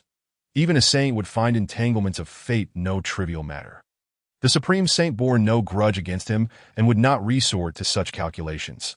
The root of his interest lay instead with Yi Xian, that if the Supreme Saint could smoothly recruit Yi Xian as a disciple, that would suffice. However, the system had instructed him to suppress Yi Xian. Thus, he had merely followed the protocol, which could be deemed participation. Regardless, Yi Xian's acceptance into the Supreme Holy Land was an inevitable conclusion. Qinglong observed Liu Qinghe with a knowing gaze for a moment, feeling an inexplicable connection between himself and the unfolding events, yet he could not articulate why. Ultimately, he chose not to inquire further. In the end, the Supreme Saint remained unmoved, as he had asserted. Those involved in this affair were unequivocally under his dominion, possessing absolute authority over life and death at his whim. Between the alien races and the human race, was there truly a choice to be made? The sea eel and the other sea spirit beasts had long resigned themselves to their fates, yet they were grateful that Liu Qinghe had stood up for them. After expressing their gratitude with their eyes, the Supreme Saint waved his sleeve, and the space around them erupted with countless sword intentions, obliterating the sea spirit beasts along with the surrounding space and waters into nothingness. This display ignited a spark of excitement among the sword cultivators of the Supreme Holy Land. This was the very pursuit they dedicated their lives to as sword cultivators. Subsequently, the Master of the Infinite Realm publicly inquired of Yi Xian whether he would be willing to join the Infinite Sacred Land, to which the latter naturally acquiesced. With this matter concluded, the various factions began their journey homeward. Aboard the cloud ship of the Infinite Sacred Land, Yi Xian turned to a nearby disciple and asked, "This senior brother, who was that person who stood up to converse with the Master?" "Ah, That was Lu Qinghe, the foremost true disciple of the Qingxian sacred land, came to reply. Yi Xian nodded, his understanding only partial, as he sensed an undercurrent of hostility directed towards him from this esteemed disciple, despite it being their first encounter. Unable to fathom the reason behind this sensation, he resolved to dismiss it, reasoning that it might merely be a figment of his imagination. Perhaps that individual, overwhelmed by compassion, had stood up in response to witnessing the demise of those sea spirit beasts. This thought easily convinced him. Soon after, he sat cross-legged on the cloud ship, commencing his cultivation. Upon witnessing what true genius looked like, he realized how far behind he truly was. He needed to elevate himself to be worthy of the title of disciple of the infinite sacred land. Meanwhile, on the cloud ship of the Qingxian sacred land, the conversation gradually gravitated towards the rewards that Lu Qinghe had received at Lu. You have acquired such a plethora of rewards. Have you decided which sacred land you will visit first? Zhang Xiang inquired with a smile. Hearing the topic shift to him, Lu Qinghe pondered for a moment before responding, I shall first visit the infinite sacred land. At this pronouncement, the expressions of those present shifted somewhat, as if sensing a confrontation brewing with the infinite sacred land. Focusing on your closed-door cultivation after returning, the rewards from the other sacred lands will not serve you much at this juncture, came the voice of the master of Qingxian. Once you break through and enter the Ascension realm, you may then visit them one by one, that the words of the master carried the weight of divine decree. After a brief pause, he turned his attention to Qinglong. You too should be preparing to break through upon your return. Qinglong clasped his fists in respect, replying, Yes, master. I shall begin my breakthrough upon my return. The master of Qingxian nodded slightly, acknowledging the years of restraint Qinglong had endured. Upon hearing this, Qinglong hesitated for a moment, then firmly stated, For the sake of the sacred land, it has not been arduous.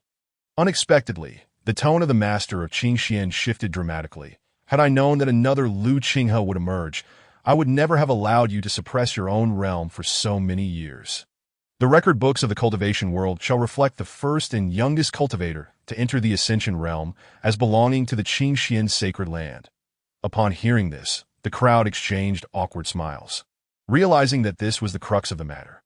Yet even now, it seemed that Qinglong remained the youngest cultivator to achieve immortality in the cultivation world.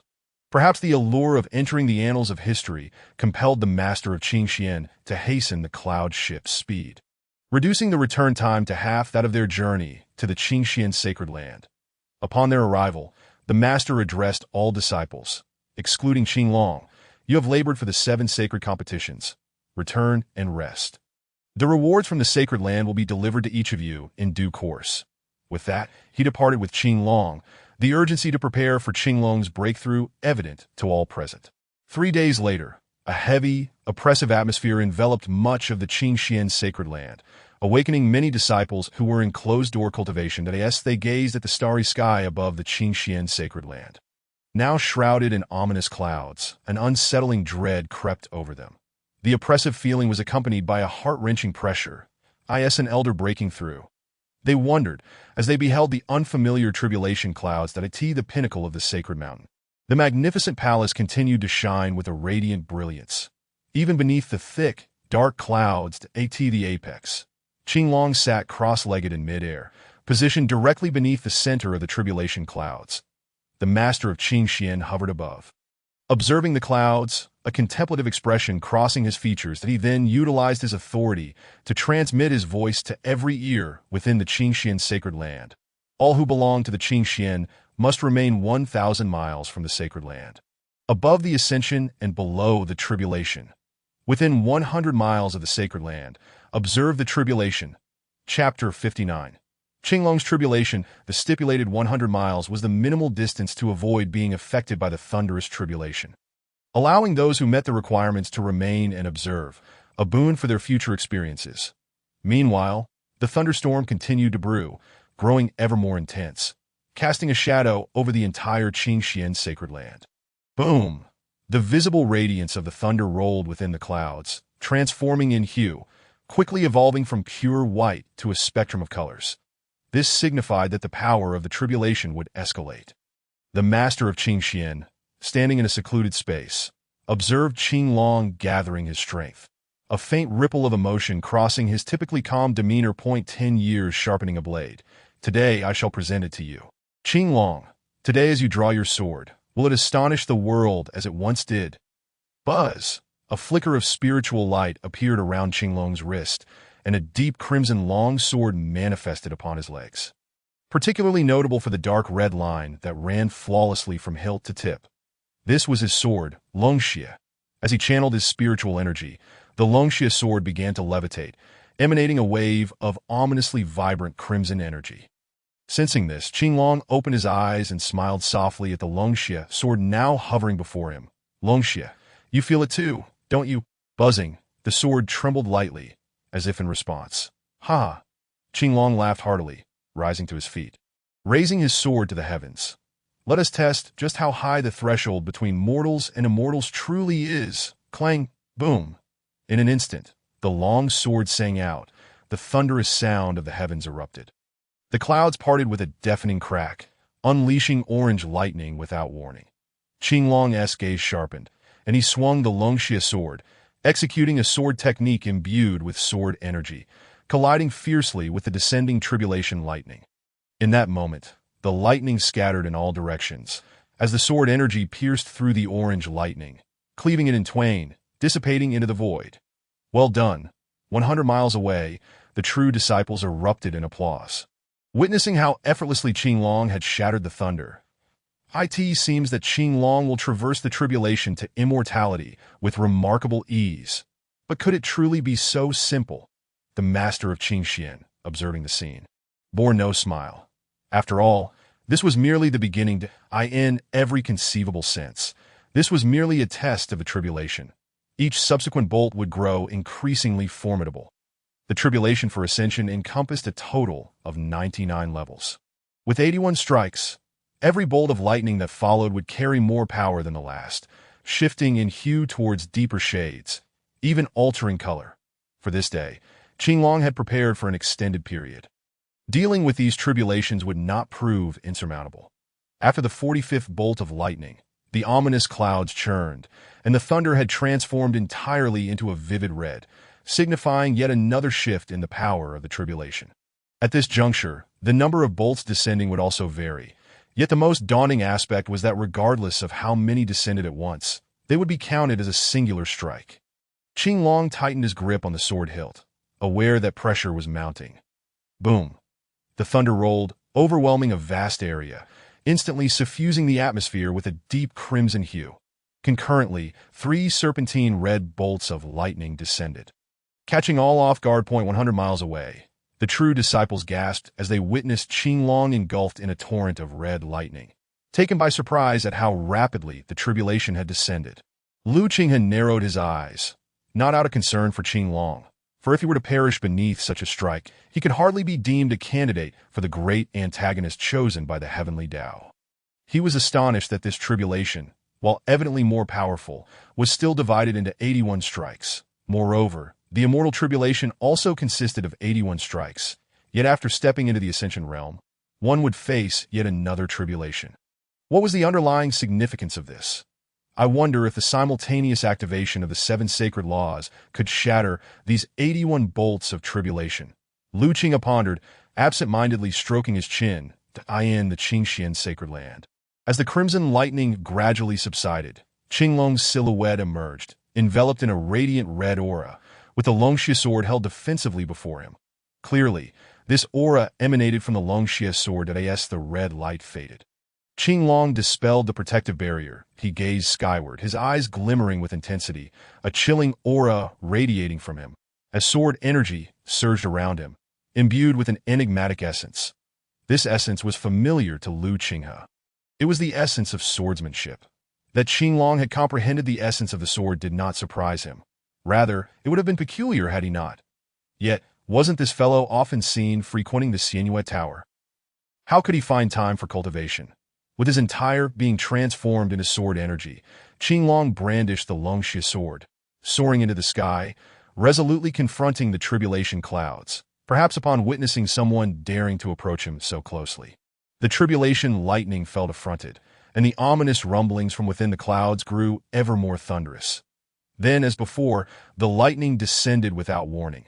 But this time it came in a denser barrage, some bolts seemingly not aimed at Qinglong, but rather striking randomly upon the peaks of the Qingxian sacred land, devastating the summits with an overwhelming force that not the mountain of junior brother Qing. Zhang Xiang beheld a celestial mountain struck by a thunderbolt. The immense force shattered the mountain, leaving only half of it standing solitary and forlorn. He could not help but remark that the junior brother he referred to as Qing was one with whom he shared a close bond.